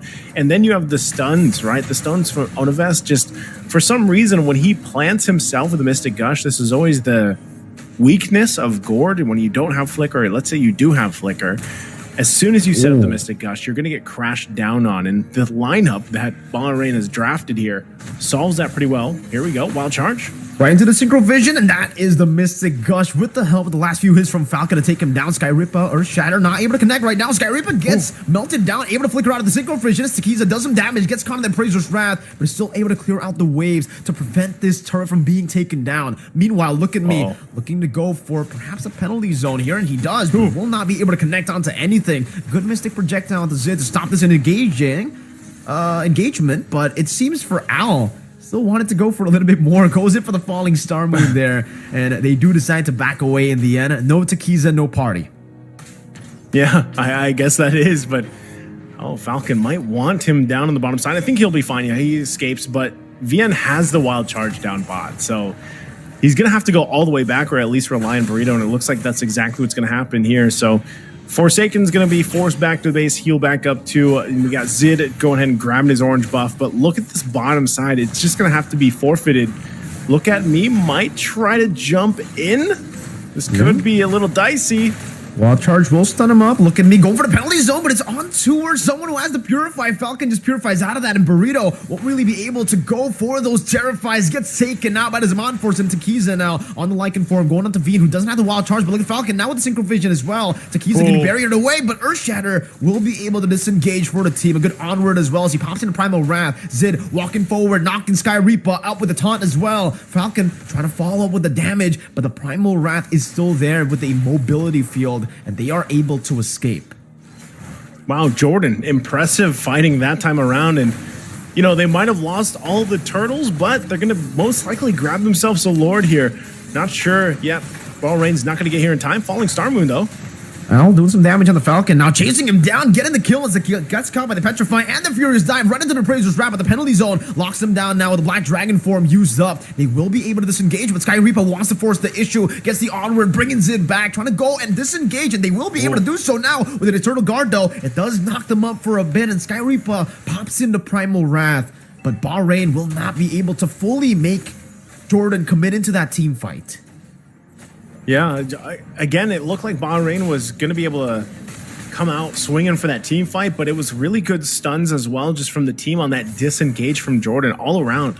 You know, everyone really did their part there for that fight to make sure that it didn't get to be worse than it could have been from Bahrain. But now, again, they have the Lord to work with, pushing down that bottom side, and we'll see how this kind of falls into place once again. But for Univest, he's fallen into place. 3 items locked in already on that gourd. He's got that penetration. He's got the glowing wand. He's got the slow. That's, I think, the biggest component to this as well. Getting that Ice Queen wand and allowing that to slow down the members here, where then you get to shine because it's a Zaman force as well that kind of acts with that. So this is going to be the tier 2 falling down. And now for Jordan, how do they play into this and the base assault that they could go for? Look at me, though. We'll hold down the tier 2 in the mid lane for now. And it looks like that might be all that Jordan can get. They're not crazily ahead. I mean, it's relatively even, you know, across the board economically here. They did a good job at coming back from about a 3,000 deficit, but here they go. Onward, and the Earth Shadow right into the Primal Rat, the mobility field as he gets knocked out by the Eternal Guard. Wall charge defensively to get out, but a penalty zone cancels out the Mystic Gush. Look at me in the midst of it all. That's going to be the kite back from Falcon with the Zaman Force, saving Onivest. And it seems Forsaken and Zid were able to just stand in the front, soaking all the damage. But Zid might be taking a bit too much damage now, gets caught in the Cursed Blast, but is still able to somehow use that Retribution to get the movement speed to escape. The way I would look at this is there is a lot of just really even team fighting going on. It's not just one-sided where, you know, Jordan's going to... Oh, hold on, Univest. As the Flicker decides to go for it, I already used the Falling Star Moon earlier, and it seems Zid wanted to go for more there, but it was a bit too scary, I think, to go and chase an Esmeralda and a Vixana and an Edith, so they decide to reset again. So going back to the point here, you know, they're both teams are doing a really good job at team fighting. I mean, even that, it was a good thing that Univest had the Flicker. Otherwise, he would have gone down there to an Esmeralda. And she's working on the next item locking in here too. She's already got 3 items that she needs for Al. And with that, so Jordan, as they get ready for this next objective take, we're about 10 seconds away from the Lord here. Timing is going to be crucial because Univest, when he doesn't have the Flicker available, they just got that out. He might not have it for the next fight if the Lord is pushed, and it looks like they're going that way here. Oh, but even bottom side, they do seem to focus on Forsaken a little bit, but they might want to rotate up here because it looks like they already sent Falcon to start this Lord up. And right now, Bahrain's going to have to come up with an answer for this. But look at this bottom side, too. Okay, Falcon is actually doing a really good job at just soaking up all that damage with his Zaman Force. Forsaken will just be able to pop in the Black Dragon for him, and Al and Sky Reaper are still all the way in the bottom lane. Good rotation. Now look at me, going to be isolated. Good wild charge to lock the keys it down as Falcon locks him as well. Trying to go for the Zaman Force again, but gets terrified, and that's a good disengage. But still, Jordan get a kill and a Lord off of that play. Yep, and that's going to be a good start for them to start knocking on the base of Bahrain with this. Once again, with the previous Lord that they had, they weren't really able to push further than those tier 2s because of, again, though, like Bahrain has done a pretty good job at team fighting. And they're going to continue to build up a little bit more here on the items, of course, but also a big item pickup came out from Univest where he picked up that Wishing Lantern now. And this is where, at least for me, on a personal note, like I want to see how this works out for the Gourd here, of course, and how does that extra damage play this part? Because it's easy to proc that with 800% or 800 damage, all that's needed for the 10% current HP. So now that the Lord's here in the mid lane, it's going to get cut off with the Guardian Barrier, but they are going to knock on the base here. Good Mystic Projectile, knocking him up. Mystic Gush as well. And also the Sky Reaper, who takes a whole lot of damage. Eternal Guard knocking him up. Forsaken taking a whole lot of shots from the turn in the penalty zone. Locks them down. Zid able to pop in the Appraiser Strap, but it's ticking. Burning Flicker forward. And look at me. Swings the hammer one more time to take Zid down and to defend for Bahrain in their base. Hey, great defense from Bahrain. As I was saying, you know, I'm wondering exactly how this push for Jordan would be. But this has been the story of game number 1 so far in this best of 3. Bahrain and Jordan going toe-to-toe in these team fights.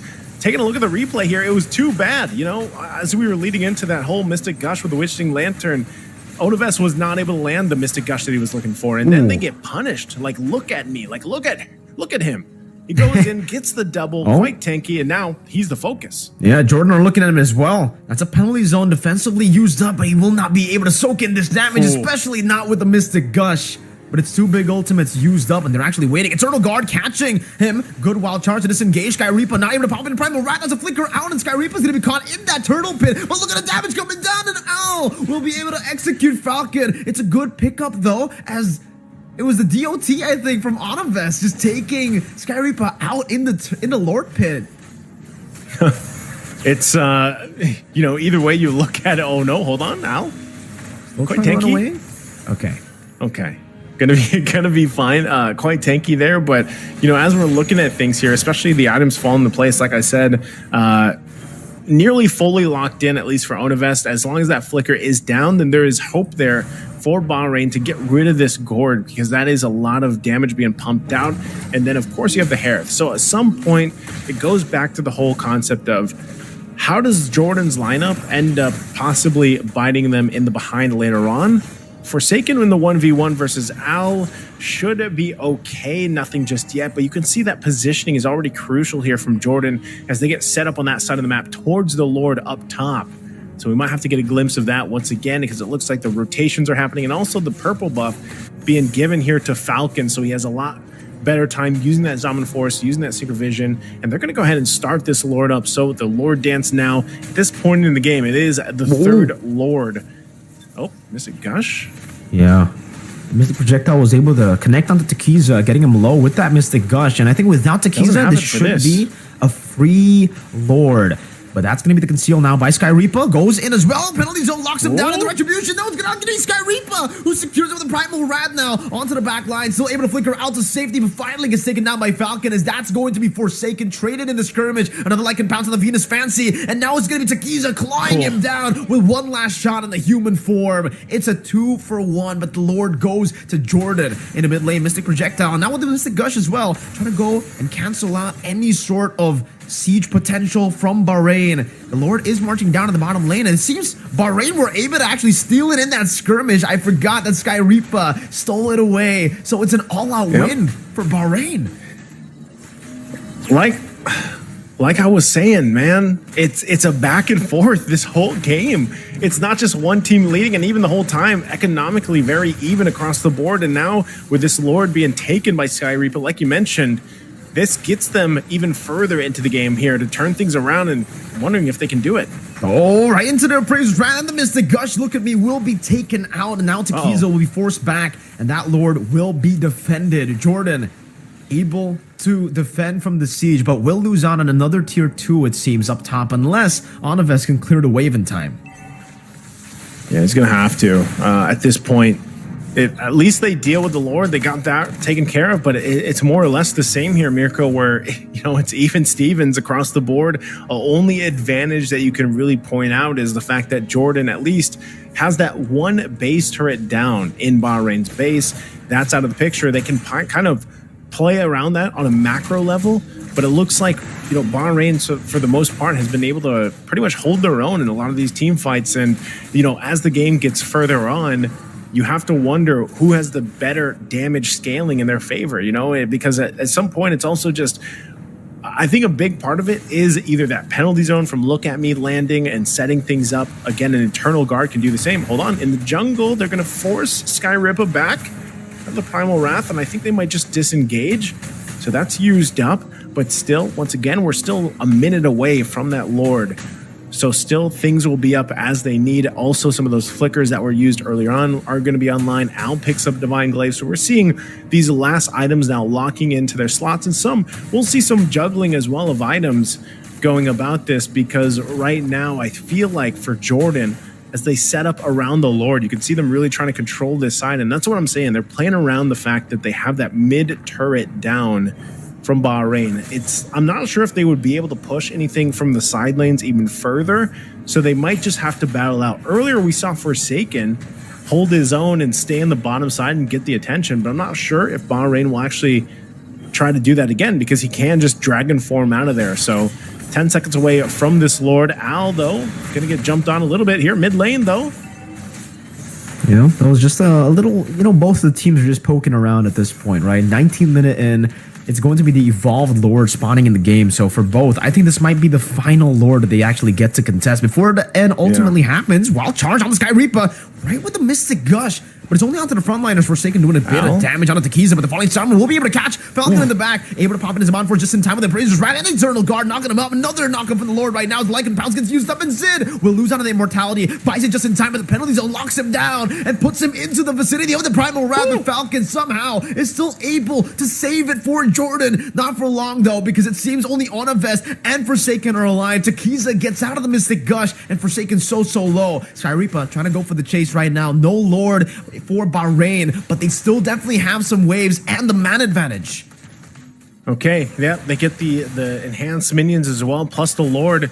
Some way, somehow, Falcons was able to secure the Lord for them. So Jordan will stay in the game for a little bit longer, but we still have 20 seconds on these timers. And you see Bahrain making quick work of the Lord. So it's going to be up to Forsaken and Onavest to defend the base turrets here. Okay, look at me in the bottom lane as well, setting up for another wave to push in. Mystic Gush already used up. That's a good bait into the mid lane as Tekiza loses a bit of HP, taking 2 big turret shots. The Eternal Guard does connect the Forsaken with the penalty zone as well, zoning him away right now as Tekiza gets rid of that turret in the bottom lane. Forsaken will be able to survive, and they will just concede that one base turret in the bot side of the map. Okay, so that was enough. That was enough that Jordan had, and now it's pretty much still the story of the game, Mirko. It's even across the board economically, and even now the turrets. Both bases have 1 turret down, 1 for each team, and we're looking at a possible just reset until the next Lord, unless Jordan wants to fight it out. Remember how many immortalities also got popped. There they go. Okay, Mystic Gush as well, doing a whole lot of damage. Falling Star Moon, though, and that's going to be the catch into the back on the vest. Taken out, look at me with that beautiful penalty zone to enable that from happening. Lycan Pounds. Tekiza is unstoppable, and he'll be able to bait out a Zaman Force right as they go for this base turret. No Zaman Force, only Zid and Veen. How are they going to wave clear? Now, an Earth Shatter with a flicker. Still able to be dodged away from now, and they will be able to use that Retribution from Zid to clear out that cannon minion. But now there's another wave, and there's still 30 seconds on those death timers for Onavest and for Forsaken. Al trying to walk up, and now that's a good delay on the mini waves, but it'll still come crashing down. Let's see if they can actually go for this. Another onward and an Earth Shadow with a penalty zone, locking him down once again. Zaman Force, but he's going to be knocked up. Gets the Purified down. The Primal Rat will be able to be locked down. Falcon still able to get the Sustain down as Al looks for the chase, but he will be kited over. Al losing a lot of HP. Tekiza, does he go for the base? 6 seconds onto Onavest. 4 seconds. They might be able to go for the defend right now, but Tekiza still wants to stay here sometime. All right, they want to go for the base. Now, going to be locked down. Lycan Pounds to take Falcon out. The Mystic Gush burning them down. But Burrito, look at him with the last few hits. Bahrain secure the game in a comeback. What an ending for a game number 1 here. I was holding on to my own seat, Mirko, as you were going about that fight. Oh my goodness. I thought they were going to be able to clear it up in time for Jordan to get back. Onavest was back, but the Mystic Gushes as well. But by that time, there was just too many minions, and then the base was just knocked on by Al. What a performance for both teams, I gotta say. For game number 1 for both teams, hell of a game 1. I didn't know who was going to come out on top of that, but also for Bahrain to stay in it when they were also lost the lead that they had earlier on. Great fortitude from them. Great endurance to stay in the game here. We're going to take a look at the highlights also for this game number 1, because there's so much here to highlight. And, you know, jumping into this game 2 minutes in, you saw this, the pace was already set. And it was already set by Bahrain. You know, they started this, they went through it, and then eventually, too, Jordan does fight back. They find their own wins in this early game, and they punish Bahrain. And honestly, it was a back and forth the entire time.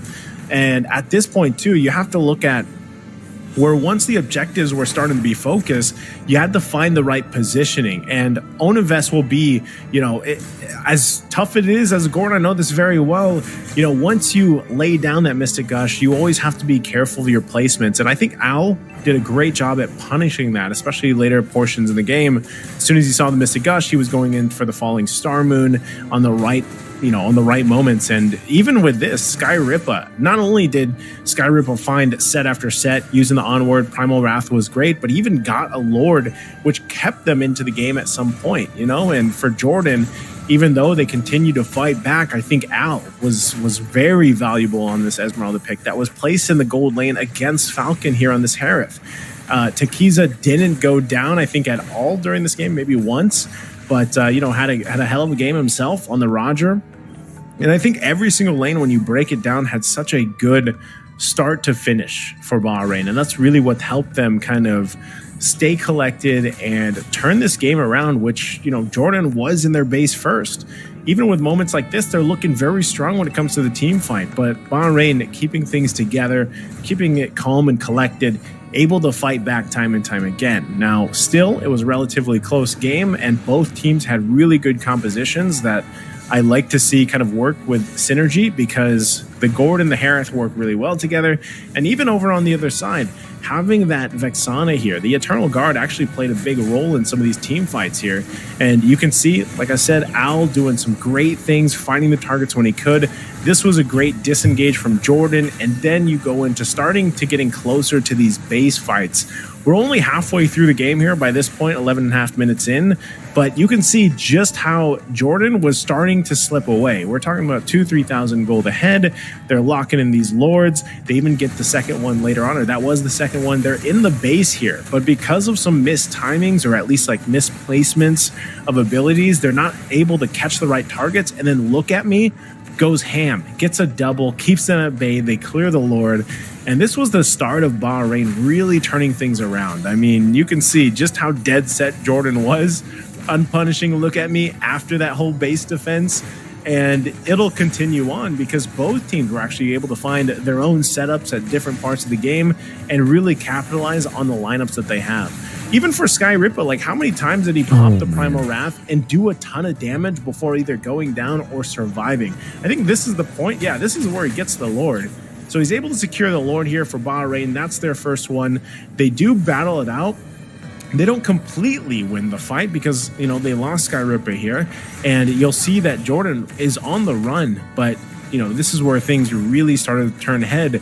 And this was I think this was the last Lord fight. Great fighting potential, but just the amount of damage Zid had to take, and even with the immortality, it just was not enough. And you can see the response, the layering of ultimates, the swoop in. Falcon does get the Lord though. They with that whole exchange, but they lost nearly their entire team. And then we come down to this, and look at Onivest. Look, gets crashed down from the falling sun moon, and that is such a tough thing to happen for Onivest because of the fact that you have an Esmeralda across from you. So you know that you're going to get the damage just bursting out, but then you're probably going to die. And again, this was a really good attempt at trying to extend the game enough to get the rest of the team up to clear the waves. But by then, Al's already knocking on the base with the minions pushed in. And it was just too unfortunate that Jordan wasn't able to take that game number one. But either way, man, I gotta say, that was so competitive between the two teams. It could have gone to anyone. And this time around for game one, it went to Bahrain. And I really am still quite speechless in that game, right? Because we got, again, so many comebacks, so many layers of turns after turns after turns here. Nice. So it was so good at the start of the game for Bahrain, and then Jordan took over. And then right as Jordan looked like they were going to build a snowball, Bahrain were able to keep them at bay. And constantly, we just get to see that back and forth all the time. Whenever a team is ahead, it's actually when they're about to be behind. That's a setup for them to actually throw that lead over, right? Because of how creative both these teams were to actually look for skirmishes around the map. Because when Bahrain looked for skirmishes up top, Jordan tried to catch them in the mid lane, and they're always trading in these positions. Even some of the times, actually, maybe a bit of overextension from the side of Bahrain. A lot of times for Jordan as well.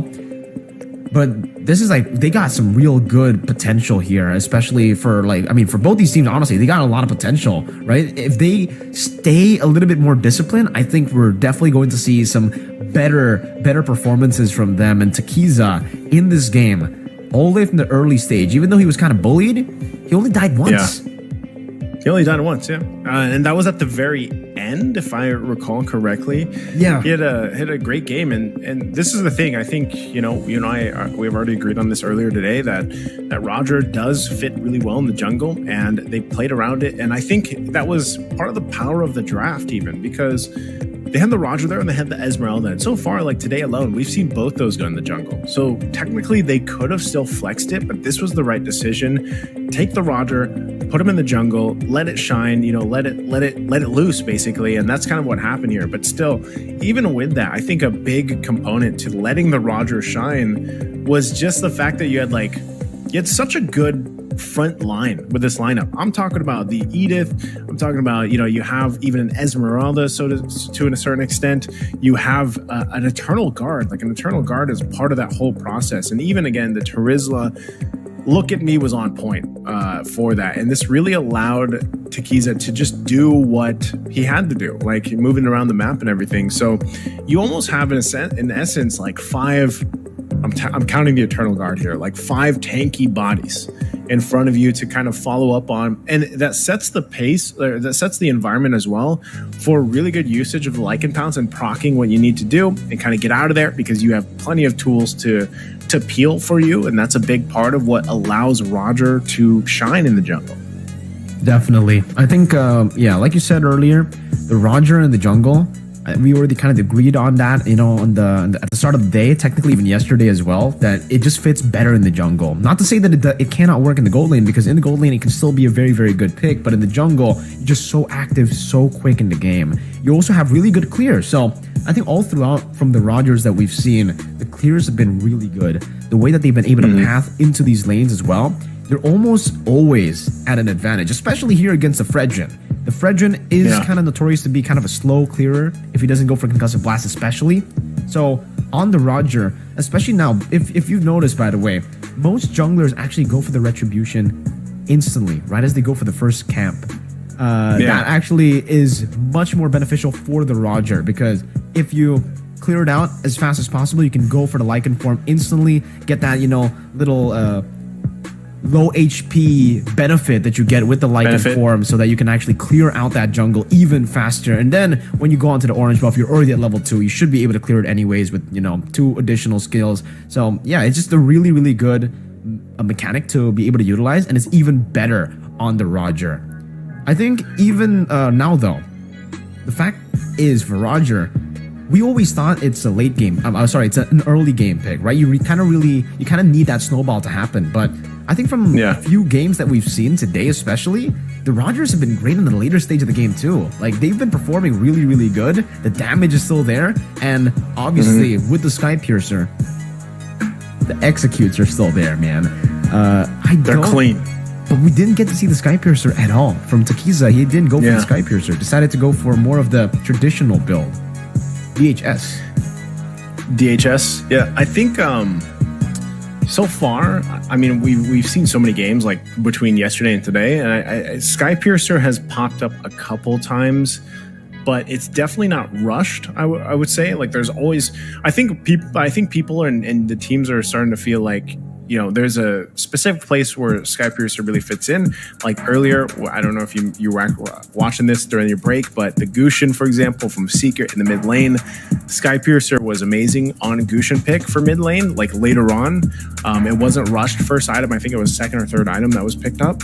But for this, again, when you're looking at kind of the way that Bahrain played, it seems like they like to follow up on, especially on the roam and the XP lane that they have, because if you look at even the game they won earlier today, I think they still have the Terizla there. They had the Terizla and they had a Tigreal. So, these roams that allow you to be very aggressive, but also peel, because that's what we saw even having the Edith there, the way you kind of work around that lineup, I think is when Bahrain really shines, because just watching the two team fight, I mean, Jordan and Bahrain have really good team fight with their compositions that they had. It's just it came down to really that level of who has that better team fight and who has the better decision of baiting some of these ultimates out or these battle spells out and then finding the right angles to initiate from. I think that was a big component to Bahrain sticking into this. And part of it too is the fact that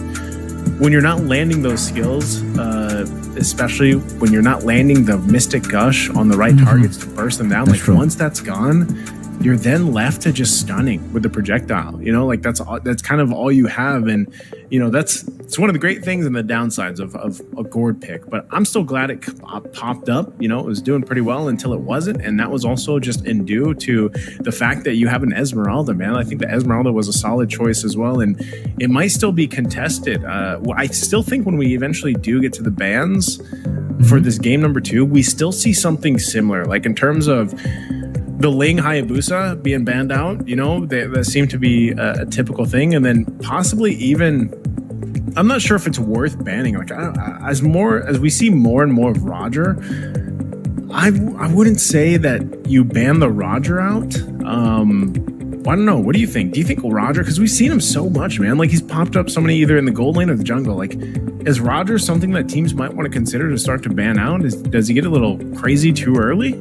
Yeah, I think that's why I was about to talk about that too, right? The fact that he does well in the early game, mid game, and late game, the fact that you can actually flex the Roger from the gold into the jungle, from the jungle into the gold lane, making your opponents very confused. It seems like the perfect pick. It seems like it's just going to be prio all the time. And so far, yeah, we have seen that the Roger has always been prioed in the first phase, at least first pick almost every single game today, right? So I think it's gone to a point where maybe teams will have to start considering the Roger ban in the first phase. It's getting to a point where he's ridiculously flexible, and even towards a later stage, the jungle could... It's so OP in the jungle, even if you try to go for counter matchups, the Roger can still, like, usually, if you get a flex pick, let's say you pick up the Roger, right?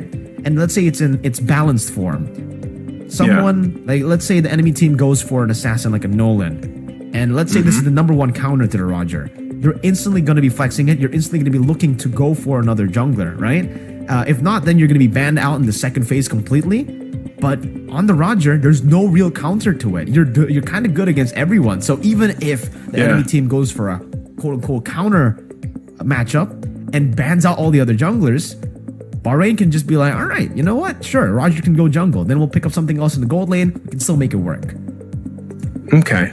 All right. Yeah. So with that breakdown, we'll see if they actually decide to just this time around, if Jordan wants to go ahead and take it, or bans. But so same bans so far. The Angela, Matilda. This is something that Bahrain likes to ban out as well. The Matilda, they don't want to deal with that utility and just the shielding. Even it seems like with the Angela ban. So we'll see. I think, I don't know, based on this too, based on what we've seen and even the data we have from their games that were not on the stream, they might priority the Roger here, even for Jordan.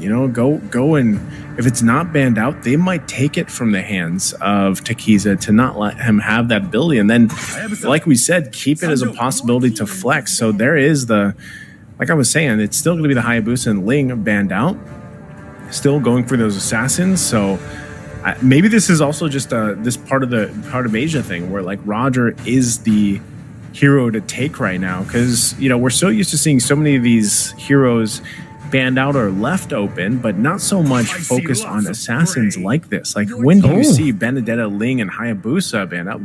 Good response. Hey, they go ahead and take out the Roger, so they deal with that. So now this leaves us to question, like, what is the priority here? Is this going to be Fredrin is still open? It's been a while since Fredrin is actually priority pick, first pick.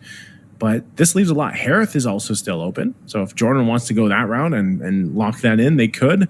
But it's going to be a Baksha. So in a way, going back a little bit here for utility being the priority for that first pick. Yeah, with the Roger ban, everything is technically almost the same, right? They also did go for the Matilda ban, but the Baksha was one of the main win conditions as to how Jordan was able to get that game number 1. I think it was up against... Who was it up against? But yeah, they were able to get their game 1 in like 11 minutes with the Xavier. That was with the Baksha Yuzong combo, right? So at this point, Bahrain definitely need to start thinking, do they want to go and deny that Yuzong away? Or do they want to try to counter the Yuzong instantly here by a Terizla pick, right? Or if they're actually already anticipating the Yuzong, maybe just go for a mage and the jungle. Go for something different and then later end things off in the first phase by going for an XP lane. Try to get that good matchup, I think, for Look At Me. They do go for the Vexana. That's a big pick that we saw actually on the hands of Jordan and the Harith as well. So double magical damage to start things off here for Bahrain's first phase in the red side. Okay, double magic damage. You mentioned this, their first game that they won in 11 minutes. That was against Syria. and they had the Baksha locked in. So if they're going, I don't know if they're going to do the same composition, but they had Baksha, they had the Xavier, they had a Florin, a Carry, and a Yu Zhong.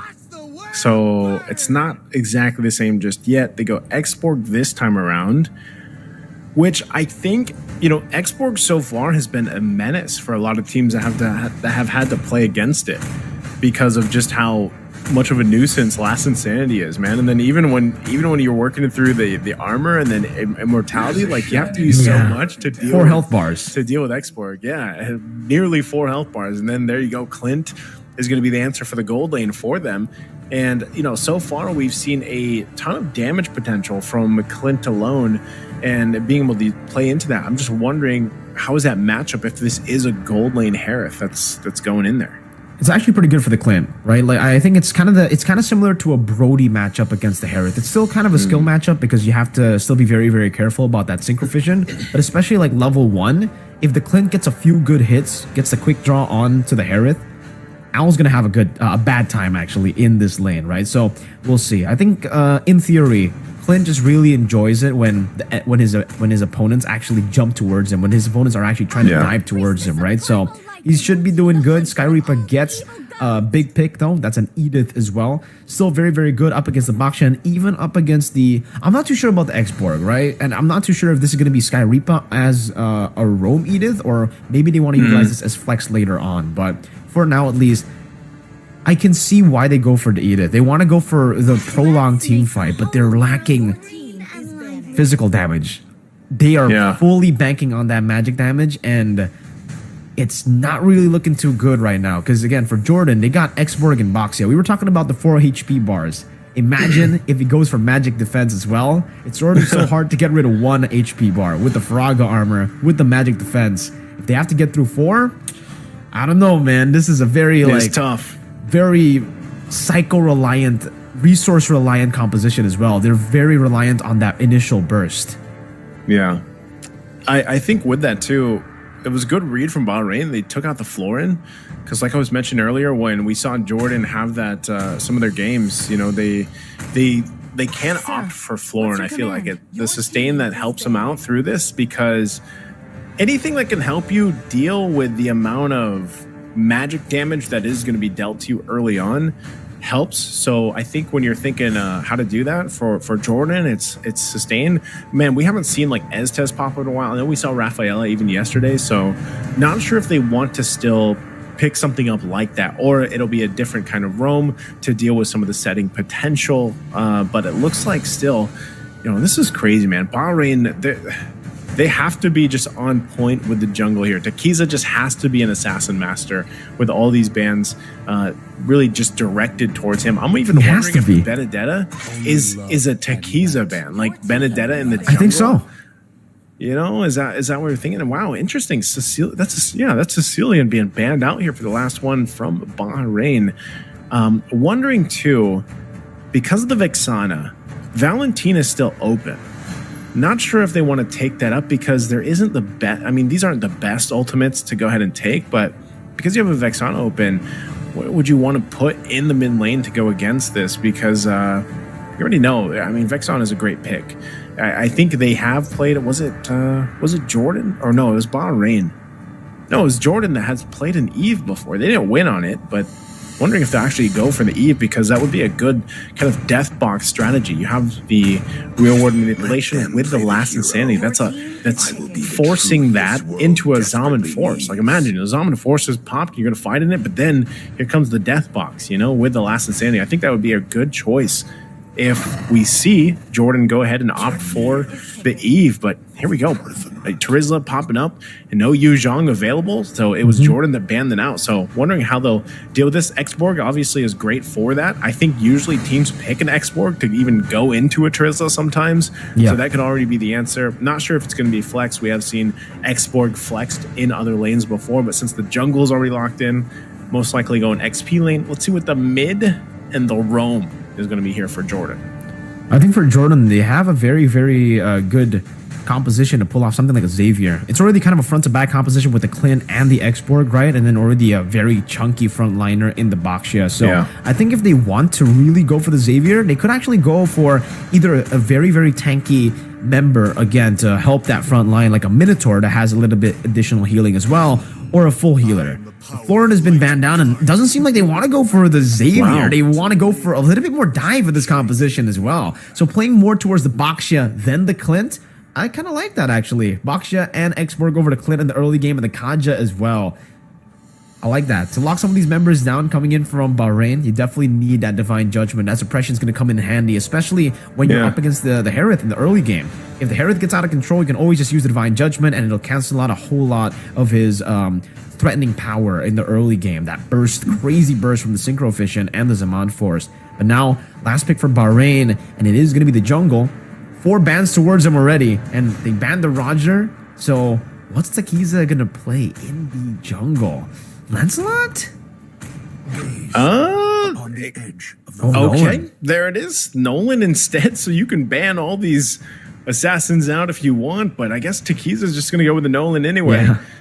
And it's pretty good cover, but still, like, this is a whole lot of magic damage nonetheless, right? Like, really, they have the Terizla here, but I don't know. When I look at Jordan's lineup, it's very well rounded.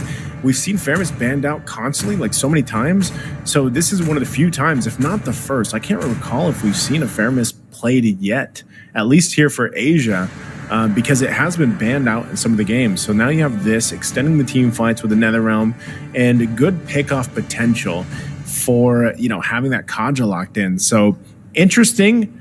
Also to say the matchup, once again, like I'm going to be paying attention to the gold lane matchup, the Clint versus the Harith, because I think the Harith could get out of control. You already mentioned this, but I think that's why you have the Kaja to possibly pick off the Harith early on to keep it from happening, running the focusing mark as well. But here we go, jumping into the Land of Dawn once again for this evening. It's Jordan and Bahrain. Bahrain match point right now against Jordan with a very close game number 1. And so we'll see if this can even out the series here for Jordan and get to a game number 3. But right now, as we both get situated here, junglers starting it up. This is going to be the test as well. Utilizing this Nolan versus a Baxia matchup and being able to even go toe-to-toe in the jungle is going to be crucial. So part of this will be allowing Takiza to, get the farm that he needs on the Nolan and then working around it. So early game already as they get it situated here for that Little Wanderer. The biggest threat time, obviously, is when Vian gets level 4, has Divine Judgment. For sure. And can play off that. I think, right off the bat, as we get into the first minute of the game, that's an Earth Shatter by Skyreaper, unable to steal that Lethal Wanderer, though. But it's a war cry, by the way, for the Clint. So already a different style of Clint that we're seeing here. Usually we see more of a safe choice with the QC, especially up against the Herod, but he wants to go for the all-in win. We forced the Flicker out to safety, and that's actually pretty unique as well. The fact that All has gone for a Flicker instead of the Purify. I like that adjustment. Against the Kaja, you have a better shot at actually flickering out than purifying. There's no way you purify out. Oh, shield unity in towards the turret again. It's going to be All who gets dove on. Those shots going to be used up as well. Falcons needs one more shot, but doesn't have the grenade bombardment just yet. That's an Earth Shatter to cancel it out. That's a Flicker forward. And Onivest will be able to claim that kill. 4 members of Jordan in the bottom lane, forcing Skyreaper out, and Falcon is just munching on that turret shield as Bahrain fail to get a trade up top. Man, there was so much thrown at Al to get the kill, and they finally got it, but a whole lot of time. There's the turtle now spawning up, and it looks like, Takiza will just go ahead and start this one up. Not sure if anyone would be able to... Oh, hold on. He's quite low. Very low. And it seems from Vian, this is well played, man. Oh, it's still going to be Takiza who takes it away with the Fracture and the Retribution. Now locked out by the Shield Unity, and the base damage is going to be enough with the Concussive Blast. Now it's going to be Vian who's able to flicker out of the penalty zone. Flicker, good read. Look at me now, burnt down by Forsaken. Last Insanity will be used, and the explosion will take him out. Okay, Jordan. They might have lost the turtle. I mean, I was still impressive that Takiza was able to get that with even as low as health he was. But Jordan, though, it doesn't matter for them. They get 3 kills on the board, and it's evenly pretty much spread out with that. So first items kind of already falling into place. Nothing completed just yet, But because of those 3 kills going and evenly distributed against Zid, Forsaken, and then of course Univest, they're exactly where they want to be. And you're seeing it. Vian has the ultimate available. He has Divine Judgment available. Flickered out earlier, of course, earlier to kind of win those team fights, those early skirmishes. But now paying attention on this bottom side, it looks like Bahrain, if they can, it's really just to protect. Oh, hold on. Penalty zone going to be used defensively. Last Insanity down 2. Bottom side, though. A little bit of an attempt there by Zid, but is unable to catch anyone. Seems Vian is actually going to be taking down Fracture as well now. Very interesting engage. The keys are going to be pulled back by the Shadow Stampede, and it'll end up being a 1-for-1 Vian for Takiza. Definitely worth it for Jordan as Zid goes in again, tries to go for the steal, I think, but doesn't have the retribution. The shield unity connects, and now the quick draw doing some damage to the Great Bombardment as well. Wow. Zid's going to be on a killing spree now. Zaman Force will be popped in the Earth Shatter as well. Sky Reaper trying to go and escape, but Divine Judgment pulls him back all the way for Falcon to get some free hits. The Grenade Bombardment and the passive to take Sky Reaper down. Man, you're really seeing it here, Miracle. You're seeing that combination I've been loving to see so far from yesterday and today. The Warcry emblem with the focusing mark. And even without the Divine Judgment earlier on, you already saw the amount of burst damage that was there. So they are going to get this turret, but up at the turtle, it's going to break out. You still are able to get it. The Last Insanity will also be committed down by Forsaken. Look at me actually getting a few good shots, forcing the Flicker out, and now they're on the chase. Look at me, still able to escape for now. It's a good Earth Shatter to provide him just that bit of space to escape. And it'll be a turtle traded for technically a bottom lane tier 1. Yeah, so there, I mean, it's very similar to what we saw previously, man. You know, just trading across the map. Sometimes it's for kills, and, you know, sometimes it's for the objectives. Hold on, just Stampede. Primal Wrath going to be used. Yeah, Sky Reaper's just trying to kind of wait now with the help of the Curse Blast as well. Burrito has ways to actually help him. Sky Reaper flickers out of the way. Eternal Guard knocks Zid up, but still has that poison. Wow. Sakiza really was trying to go for a Fracture. He's so already going for it as well. Jumps in forward, goes in for Fracture, but the damage won't be enough. Not even close to take Zid down. That was such an awkward team fight. Like, I feel like they didn't know if they wanted to fight or not. So many ultimates and abilities were used at different times and not overlapped together. Sky Reaper should... Oh, he's going to get dragged. Yeah, but he gets the onward outside. Last Insanity. They'll take him out. That's all. He uses Demon's Force, but now it's going to be the Nether Realm to fight all the way. Now using the last dash because there's no reset outside of the Zaman Force. Zid takes him out in the mid lane. We do see a trade from Takiza, so at least for Bahrain, they do get a few objectives, actually up top as well. 3 turrets for Bahrain. Yeah, I think Bahrain's really just focusing on these objectives because honestly, the team fight's not going for them. We're gonna take a look at this replay right here too. You see Falcon, look at me, just gets that kill. Good usage of the Flicker, the penalty zone after the Revenge Strike. He didn't want him to get away. Not only that, but he ended up getting the turret as well. So Bahrain finds what they can across the map, but Jordan still holds on to this little bit of lead. Vian doesn't have the Divine Judgment just yet, but they're going to force them out mid lane. Eternal Guard already being used too, so they're happy with that. Jordan has this information. They'll go ahead and start with the turtle. Sky Reaper has no choice but to get back, even going ahead and just trying to clear this ways. They might just give up this turtle, this third one. Takiza able to dash forward, getting the steal, but look at me, will pay for it with his life. Meanwhile, on the bottom lane, a 1v1 ensues here as Zaman Force gets popped in by all, but it seems Forsaken will be able to use the Last Insanity defensively back to his own turret. I'm surprised like Takiza was able to get that. I thought that there would just be a turtle now for Jordan, but at least for Bahrain, they're really just kind of sticking into the game through objectives. It's not really a team fights, and if you take a look at the items here, they mostly have those first items locked in. Get the Hunter Strike already for Takiza, get the War Axe there for Look At Me. Things fall into place as well. Defensively, a Starlium Scythe now on Al.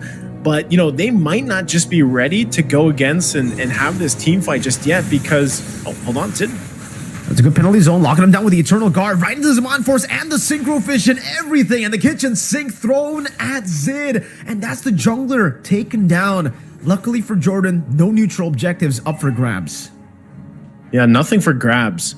So, that's what I was saying. Like, I don't know if they're ready for a full-on team fight. You saw how much they had to use just for Zid, but it was good that they got him because he was already, at one point, he was a 4-0 before that. So they kind of had to take care of Zid.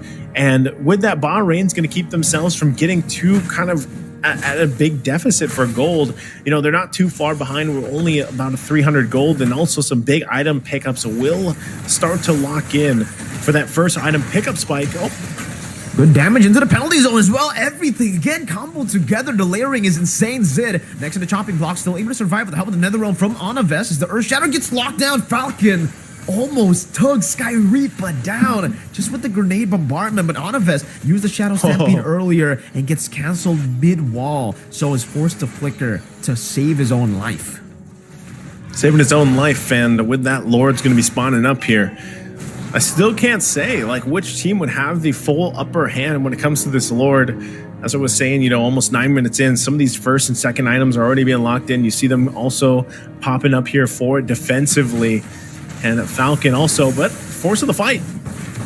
Good burst on the Faraga armor. Now it's a Mind Force as well. Al wants to go for a single vision. One last hit, and he does get the dash to get the final basic attack in. The conceal him forwards as well. Now no Forsaken, no XP lane to help him around the Lord. But take a look at that Lord dealing so much damage on the Takiza, almost winning out of the pure 1v1. I think if it was a pure 1v1, Takiza would have definitely been in trouble there. But luckily, the rest of the team comes in clutch, goes in for the burst, letting him retry to secure the Lord. First one going to Bahrain.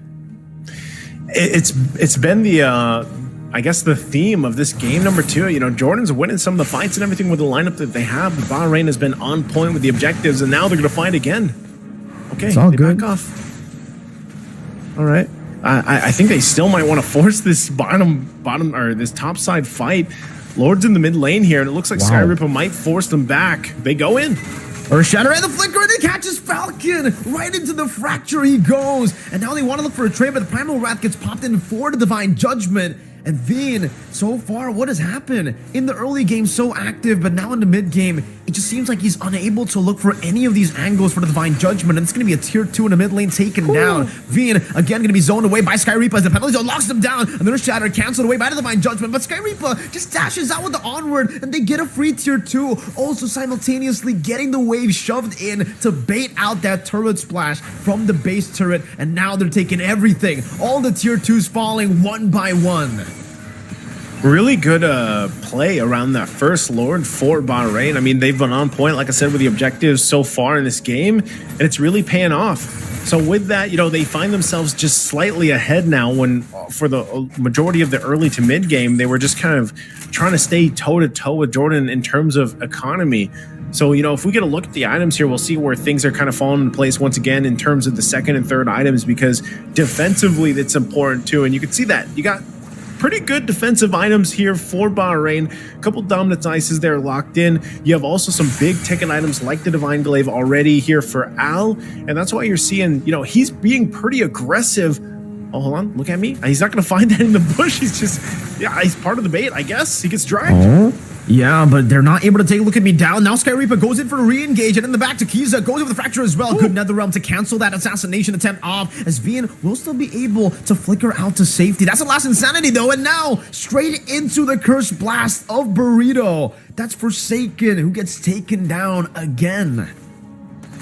Oh, man. It's really smart positioning, I would say, also from Bahrain. The way that they're playing around even the Netherrealm for some of these exchanges and these team fights. And who better to send than look at me? Like, literally, he's asking them to look at him and attack him. He knows that also he's a Terizla, and he's got the body of Smith. He can actually withstand a lot of that. So even when he was dragged with the Divine Judgment from Vian, it was fine. That's what they wanted to happen, and Jordan unfortunately fell for it. So now as they find themselves Lord spawning up here in a couple seconds, Bahrain, with a minor lead that they have, they can play around this because, still working around the fact that they have no immortalities to really burn just yet. They could just kind of outpower Jordan's lineup here, and it looks like they might do that. But one thing's for sure, Tequiza has to be a little careful because we know how much the Lord hurts right now. And this is, getting further into the game, it's going to hurt a lot more. And they can't just tank it like, for example, how Zid could. So they're going to have to keep a look at me there to tank this Lord and leave it up. But I'm not sure if they want to do that for too long. And it looks like they're going to go in for their own play. Conceal going to be used. Where do they go? Sid is there, and he's forced out from Look At Me. Good opening by Look At Me. Might want to go for the penalty zone. Does go for it, but it's only onto Veen. Not the best target here as NetherRealm does get painted out now. But Look At Me gets dragged down by the Shadow Stampede and Forsaken grabs him. Sky Reaper now flickering forward with the Onward and the Earth Shatter. Now with the Primal Wrath as well. Tequiza with the assassination in the back. But now it's going to be the last insanity to get rid of these HP bars. Tequiza looking for another kill as he jumps in again. But there's no damage to follow it up. Tequiza might have been a bit too much than he could chew, and Zid punishes him for it. That's going to be the triple kills. Al goes in for some on-force. Is able to build and burst him down. Wow. Forsaken's gonna be next to the chopping block as he flickers back to safety. Owl's on the chase. Doesn't have to flicker to go for the all-out chase, but it's a 4-for-3 trade in favor of Jordan. Oh, just when you think that Bahrain overstepped. I mean, they did overstep a little bit, but Jordan fights back, and then Al comes back for the fight. He's going to Zaman Force here. I don't think he's going to be able to get the kill on Onivest, but at least forces him out of the mid lane and allows the rest of the team to pretty much spawn back in. And we're just going to find ourselves once again at this Lord Dance, dancing it out. But you can see, I mean, it was, hold on. Divine Judgment going to be used on Look At Me. Is that what they wanted to do? Definitely not, man. Those are two big ultimates straight into the penalty zone, but now it's going to be him who gets caught by the grenade bombardment. And that's one man down. Still, for Forsaken, he can just go back and reset with the Faraga armor, regenning it back up. Zid taking control of this Lord Pit now. Sky Reaper gets taken very, very low. He doesn't have the Primal Wrath, as now it's going to be Falcon again, dealing some damage with the quick draw and the grenade bombardment, forcing the Primal Wrath finally. And now Jordan are waiting for that one angle to go for an attack. Tequiza again wins out the retreat battle without the help of the setup. It does not matter. Bahrain saved themselves from a sticky situation, but Veen is looking for the Divine Judgment, goes over to Conceal, and will be able to punish Al, who is all alone in that bush.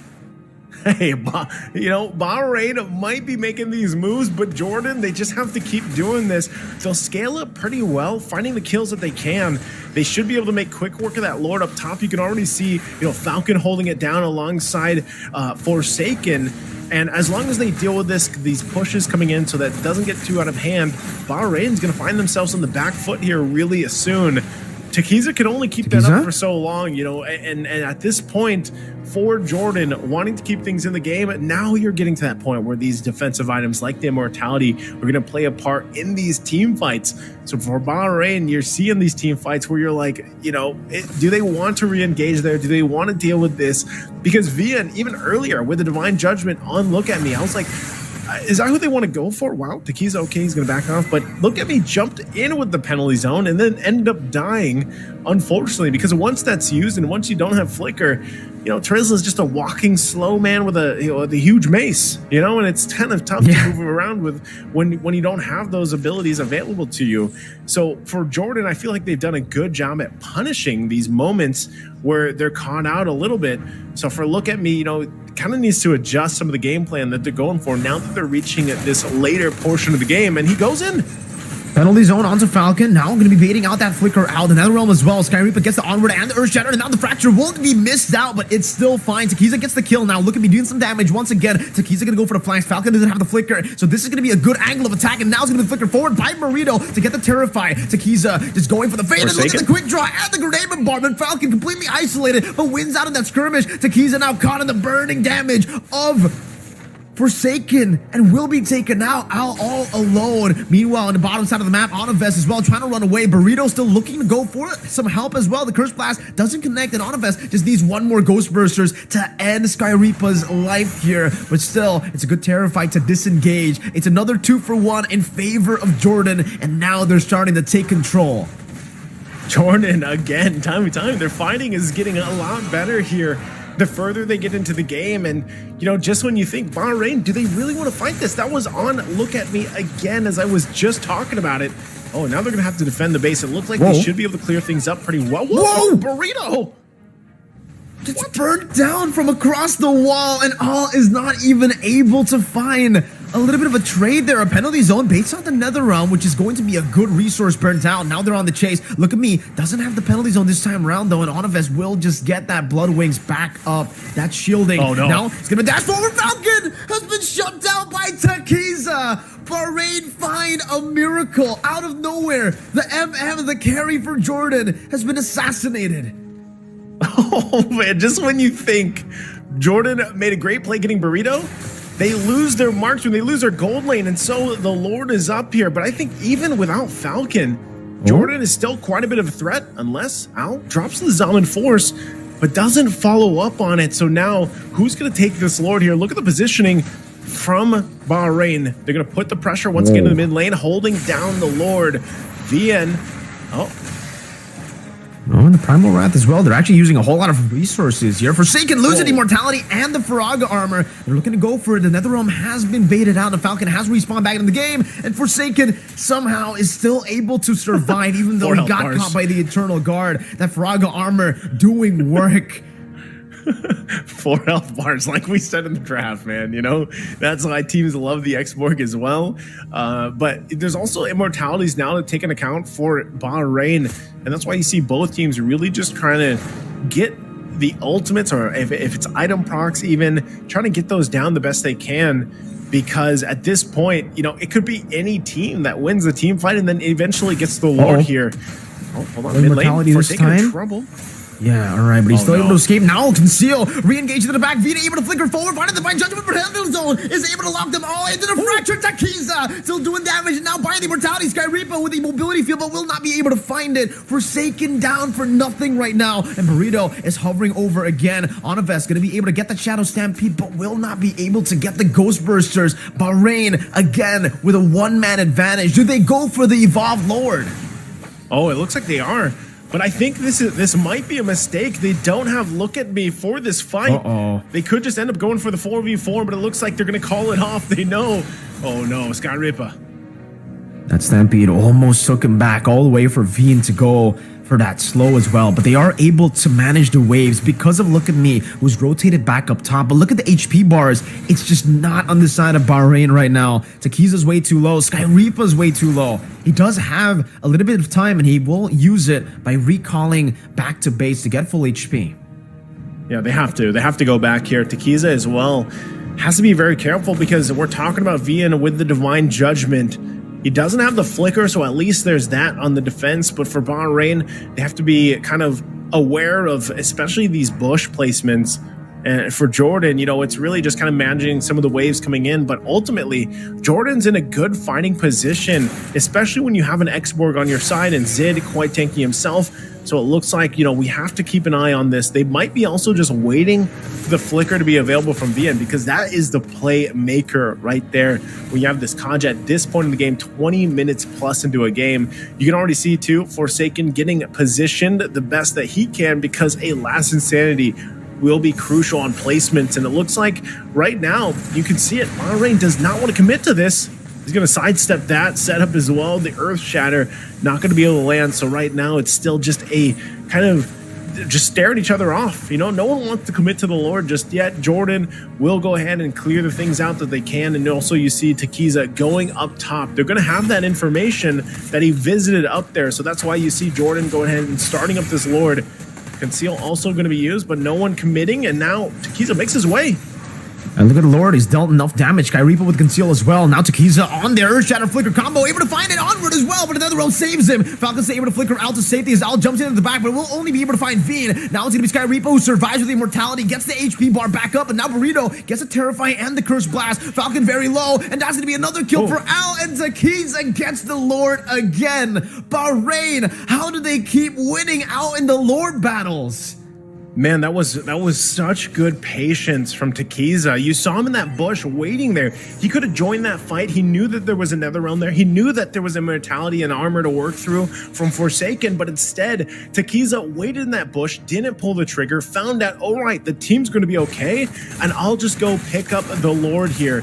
and that's exactly how they get the objective. So now it's up to Bahrain to knock down these base turrets. Immortalities 2 being picked up here for Look at Me and Burrito. It looks like they want to get the base fully exposed and possibly even end the game here in a sweep. Can Jordan defend? They're going to have to work their hardest for this. Oh, the burst from the glowing wand helped out by the fracture. Now Zid pops into Poissons now with no honor vest, but he does still have the passive, so fully stacked up, he should be able to respawn back in the game. Zaman Force used up now by Al to go just for the base turret, and they're going to be happy with just the base turret. They have some massive advantages this time around with 3 base turrets taken down. Those are some big super minion waves that'll help him in their next Lord attempt.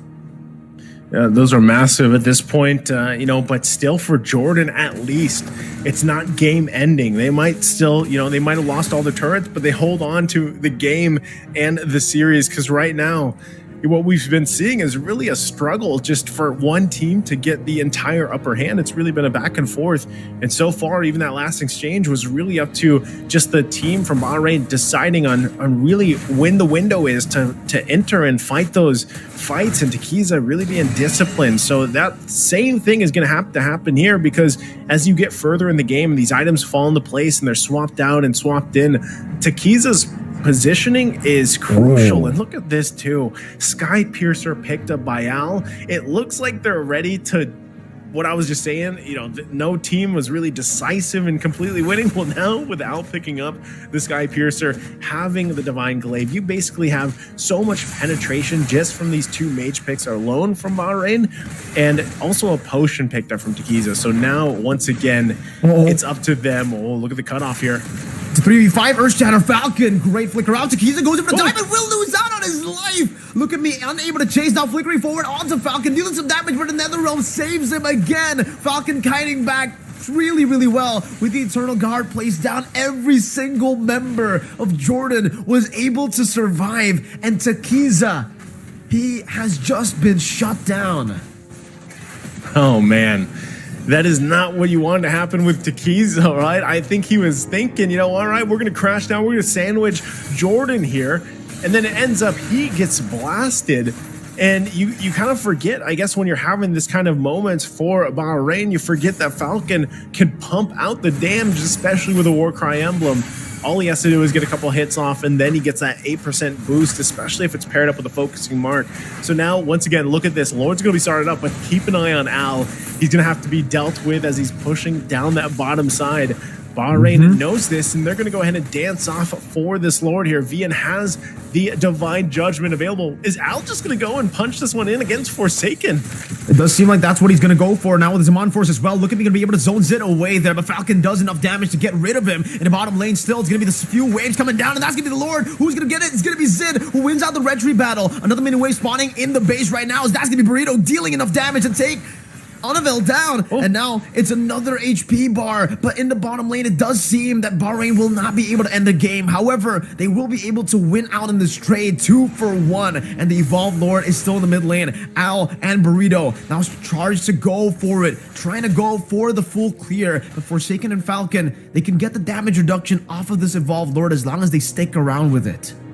This is crazy, man. I mean, back and forth, it looked like they wanted to go for a backdoor play with Al, but Forsaken dealt with them really well. And that's the thing about this lineup, right? Even when they get that, they have to clear this Lord out, but they don't have a ton of physical damage to work with. So they have to be very careful in dealing with this. Luckily for Bahrain, they already get rid of the Lord, but they have to deal with the side lanes and another wave pushing in is on top of that. So for Jordan, as long as if they could possibly get a pick off here, they still have to manage their base amongst it all.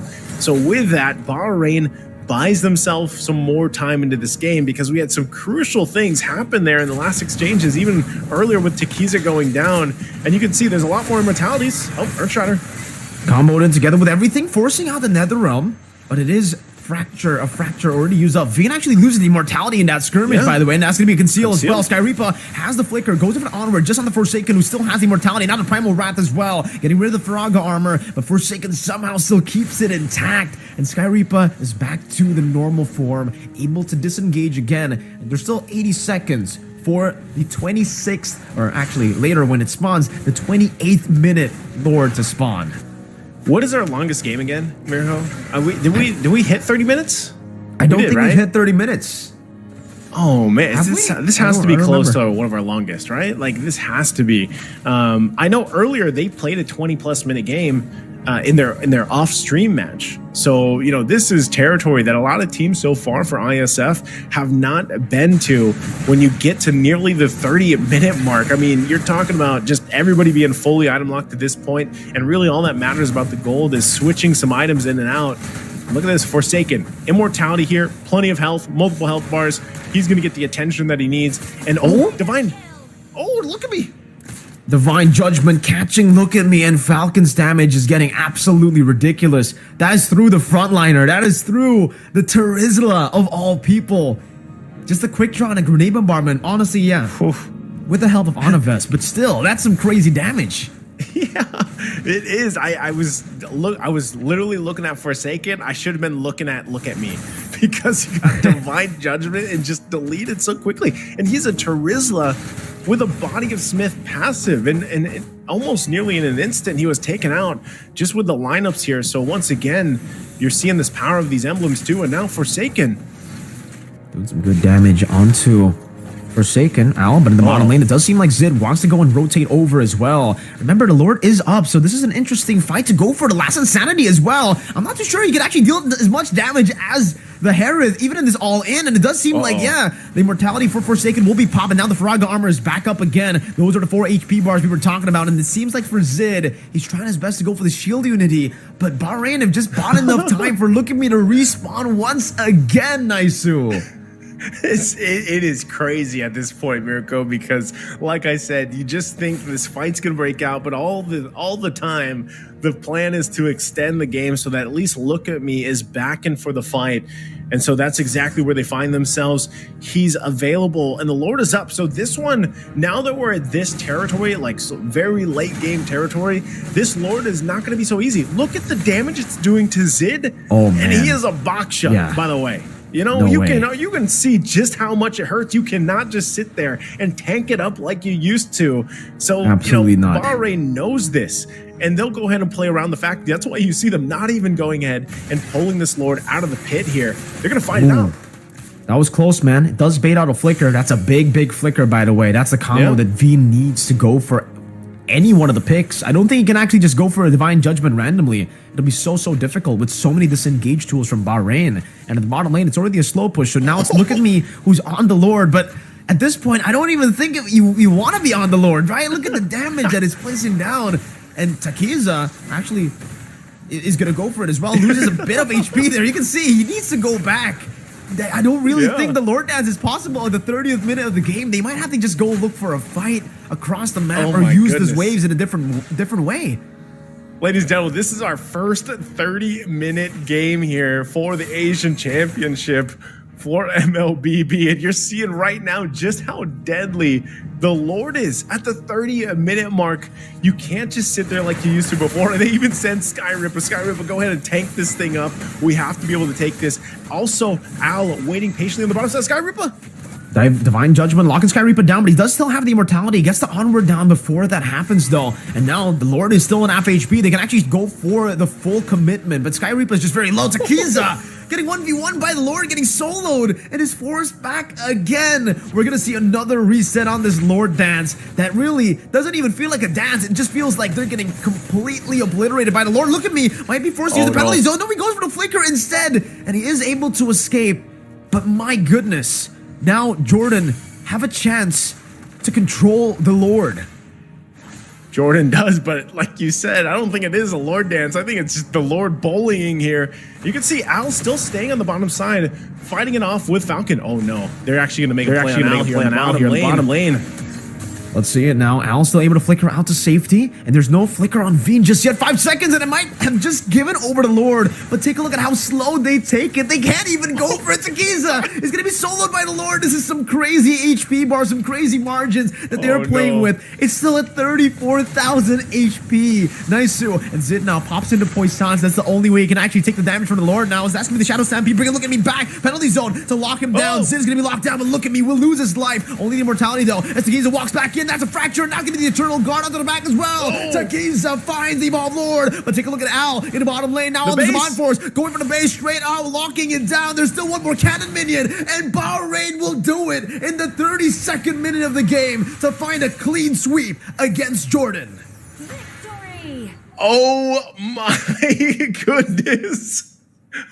What a game. My God, my guy. I was speechless there at the end. I was still in shock with the Lord, man. Like, finally, because I have not, I've been watching Mlbb since the patch, and I have not seen a game yet get to this 30-minute mark. Same. And the Lord was the fun. Lord is a bully. And this excites me. That's why I'm hyped, because it excites me, because this changes the dynamic of these late games. Dude. And the Lord dance is different. Oh my goodness. You can, even a Baksha could not just sit there and take the Lord. And he had a pop croissant to even bear with it, dude. Yes. Gone are the days when you could just not hit the Lord and he comes out, walking on out, and you're just like, yeah, hit me. And then it goes to the other jungler, hit me. That's not happening anymore. Oh my goodness, that was so good to see. And again, Bahrain able to withstand. That is an endurance battle, by the way. That is a mental game still. Because, they would say the old Lord Dance was a mental game because you had to be very calculated, and you still do. You still have to be super calculated with this because it's just doing much more damage. So then you're forced to almost act, right? So, take a deep breath, everybody. Let's take a look at the highlights here for this game number 2. It was just as an amazing game here than it was from game 1, because this is our first time breaking into that 30-minute mark. 32 minutes was the time for this game. As we jump into the highlights here, I'm sure there's a lot to really kind of break down and look at, but Jordan started off on a great foot for this game. They were really punishing Bahrain. And the story of this is really just early on, it was Jordan taking the kills, and it was Bahrain taking the objectives. And they would do that time and time again throughout the game, to the point where, Jordan was just trying to snowball the best they could based off getting these fights and these kills. And that's what they wanted to do, especially with the Kaja. Like we see there from VN. VN got so many good divine judgments. But Bahrain, eventually, they kind of get into this point, especially towards that mid-game, where they're able to fight back. And part of that too is with the composition that they came with was very magic damage heavy. And you can see time and time again, Takiza did an amazing job at just swooping on in and getting these objectives. And it makes me kind of wonder now, okay, I get it. Why they they straight up 4-man ban Takiza. I can't imagine what he does on other assassins. It's always the Ling and the Hayabusa that are banned out.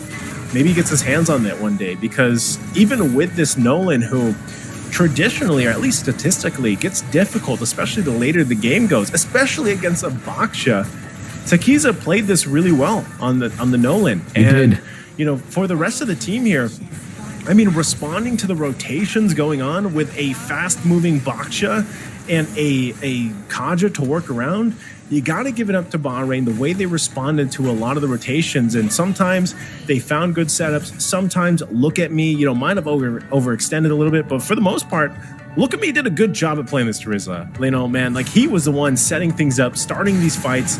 And then it was really just up to the rest of the members of Bahrain to capitalize on and build up on.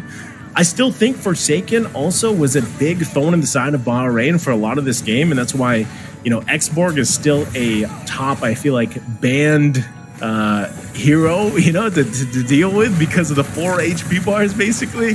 But, at this point, when you got to that 30+ minute mark, everybody has immortalities. Everybody's juggling items. And it really is just kind of a very intricate thing, the way you have to approach it. So, at this point, this was the second Lord that was taken here. And how many times do we see this where VN would go and get the pull he was looking for, they would get a kill, they'd then start to march towards the base, but there would be a response from Bahrain like this. And, time again, this was a great play from Falcon when you were like, dang, this damage is there, this gets scary from this Clint. But still, like I said, Bahrain was really able to hold things together. This is Burrito. Look at Burrito in this exchange. He walks up and gets fried. I don't know what happened there. He did drop the Eternal Guard. but he gets taken out, and like I said, Tekiza really playing this Nolan to a T. Great team fights after team fights. One thing I can say about this part of Asia, man, is hell yeah. Like, I love all the team fights that we got to see between the two of them, between Jordan and Bahrain. And, when we looked at the statistics earlier on from their off-stream match, this is, I guess, what it was expected when you see what they were drafting and how long they were playing and everything like that. So, again, as you kind of go through this, we're still only 21 minutes into the game. That's how many things happened just in this game alone. And, at this point, this is really where Bahrain gets the base at least almost exposed. I think they do get that mid turret as well down, but eventually they force a fight again. So again, fight after fight, Falcon surviving. I think a part of this too, if Falcon was able to survive a little bit longer in some of these team fights, then it could have turned. But look at this, like even for this fight, he stays together. He has to go back to base, clear things out, and Bahrain wins that fight. That's 25 minutes in. So they clear this. That was the Lord taken by Jordan. So again, look at me gets taken down. That's when we were talking about, holy moly, he's a Terizla and he's getting deleted. And this was that Lord nearly 32 minutes in, just massive damage. Tekiza does it again where he's so disciplined and goes in at the right moment, really relying on the team to just initiate for him. And then this was that push, right? And there was nothing at this point where you could stop this from happening. Al waited so long for on that bottom side to push that in while the whole team was handling that so-called Lord dance. Like, it wasn't a dance, it was a Lord bully fight, whatever you want to call it. But hey, he's the MVP as well for Al on this Harith. Nearly 140,000 damage here. Again, congratulations to Bahrain. What a performance in this best of 3. Well played. Even in the later stage of the game, we had Al go for a Sky Piercer. He had to go for the Sky Piercer to go for the extra damage that he was lacking to execute some of these members because they were getting so low, but unfortunately they weren't dying. So he had to sell the boots, going for the Sky Piercer. And to be fair, if you take a look at this item build, it's completely glass cannon, right? He was already playing with fire with this kind of build. He has the Blood Wings. Yes, that's the only defensive item, but it's also technically a damage dealing item, right? We don't see any Winter Crowns, no Immortalities as well. And throughout the game, we never get to see Al swap it out. And it's not like he wasn't targeted. He was targeted many times in these skirmishes. He was alone in the bottom lane a couple of times, and we saw Veen rotate down below. We saw Forsaken flicker forward with the last Insanity as well. So many times where Al was vulnerable, but he relied on his mechanics, purely on his mechanics. Just his dashes, his Amon Force, and the flicker. We have to give him a big shout out for that flicker choice, right? Because that adjustment might have just won them the game. If he didn't go for the flicker, I honestly feel like this game would have just, we would have been already in game number 3. Maybe we would have finished game number 3 by now. The fact that it was pushed all the way to 30 minutes is because, for the most part at least, Jordan, especially in the later stage of the game, they just couldn't find any prio targets with the Divine Judgment. All they could find was Skripa or Skyrippa or Look at Me, right? It was just those two. Burrito was so hard to catch. Al was impossible to catch, and Tekiza even more so. It's I don't know, man. Just those highlights alone, and I'm sure you felt this in the play-by-play as well. There was so much going on with these teams. Like, they just love to fight and duke it out, and they did so in a very calculated manner. I feel like when you look at the fights, because even from game 1, it wasn't as long as this. That wasn't the 32 minutes, but I could say either way, like, it was a 50-50 throughout. Even in this 32-minute game, it could have came down to that final Lord, and if Jordan would have somehow gotten it, then that would have been the game. They would have ended it. But I like the fact that at least in this aspect, they kept Al there just in case. Like, that was a risk that they took, but they kept Al there because it kept Forsaken there. They didn't have to deal with the last Insanity in that fight. So again, congratulations, Bahrain. I think we are going to have an interview as well, and it is going to be, I think, a Look at Me. So hey, let's go ahead and call up Look at Me here for the interview. Look at me. Let me go. Wait, I gotta unmute my there we go. Hey, can you hear us? Yeah. Is my voice clear? Awesome. Yeah. Awesome. Look at me. We are looking at you right now. Congratulations, man, on the sweep. Thank you so much. I gotta ask you right away. How does it feel to play the longest game so far in ISF Asian Championship? 32 minutes. How are you guys feeling? it is like we get a lot of nervous, like a lot of pressure because you are presenting the country. So it was a hard game for us, but we just need more time because we have slow push in every line and the sides. Awesome. Yeah, we definitely got to see that. It was a hell of a game. Yeah. Great job. Congratulations again, Mirko. I know you got a question for him. Yeah, well, I mean, look at me. That performance, right, it was really, really good, really phenomenal in both games, but it did seem like, you know, at least in game number 1. You know what? No, I'm going to ask you the question of before, like, what happened before this match? Because in this game, you guys were phenomenal. Even towards a later stage, the disciplined decision-making was amazing, like you said already. You also have that understanding of, again, you have these slow pushes, you have these advantages, use these advantages. But what happened in the match that was off-stream, you know? You actually took a loss against Iran 2-1, so I would like to know your thoughts on that loss. Yeah, we entered the game without warming up because the time was so bad for us. It was like afternoon. We just wake up from the sleep, so we didn't warm up. And like, what happened. We lose 2-1. It's fine. We will make it up next day. Yeah, love that mentality. Yeah, they made it up here with a sweep. You know, I think that's a big part of it. So again, that hopefully continues on for you guys leading in. I know you guys have more games ahead of you. I have to ask you real quick too. Look at me.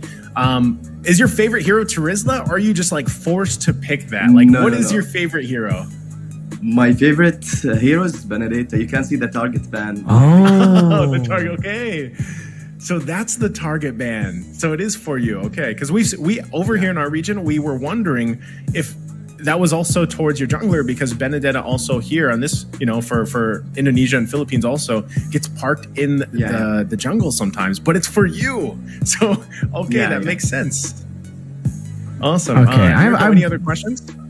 Yeah, one final one. I mean, looking at the bans as well. Now we get some clarity, right? So the Benedetta was actually banned towards Look at Me, because my next question was, do you guys scrim a lot? Do you guys, you know, meet each other a lot in the tournaments and local tournaments? Because it seemed like they just knew every single one of your heroes. Even the assassins. I think 3 assassins were banned.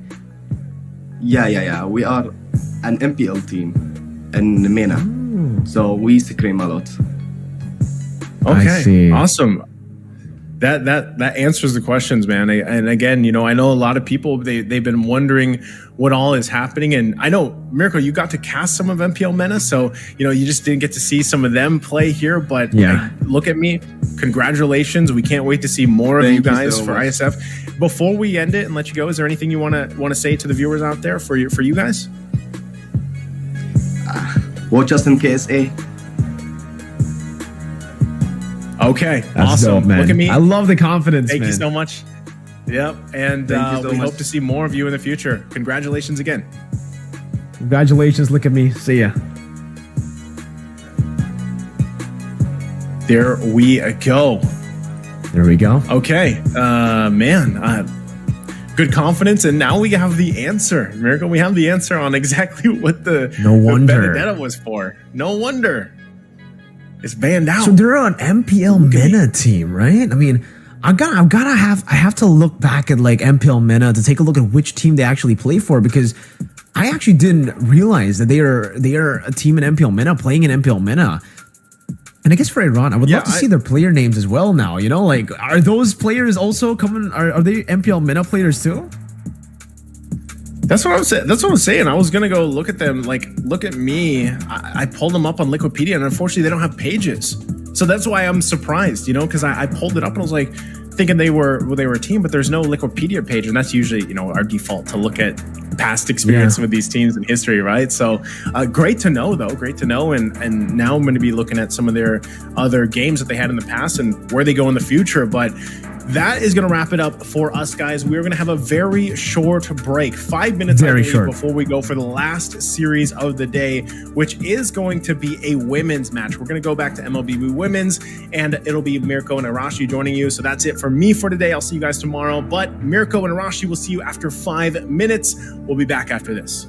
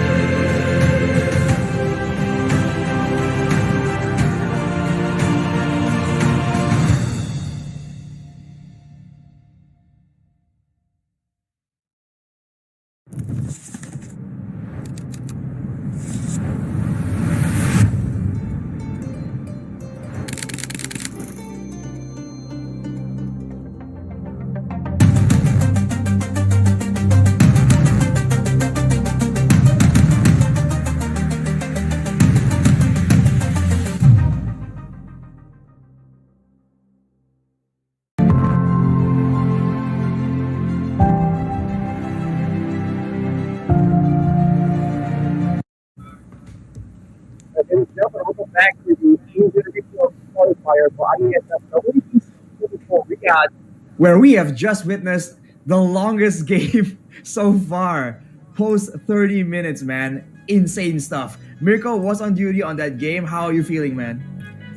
I'm feeling great personally, right? I mean, we got to see so many of those crazy plays happen. And in the end, we also saw Takiza go for so many steals. I think there's a positive to be taken from a long game like that. It definitely shows you that they are very, very disciplined, right? Because the fact that you were able to play it so slow, play it so well in the later stage of the game when all the pressure is coming onto you, it's really impressive to see Bahrain just take the dub like that. I mean, it was a long fought-out battle, but in the end, they got it done. Despite the fact that there were some moments where, they're probably getting you in the edge of your seats, just trying to yell at the screen, "Come on, bro, it's so close, get it done." But that's why we're just having such a good time, man. And to think that there's just one more match left here, so there's still even more fun to be had.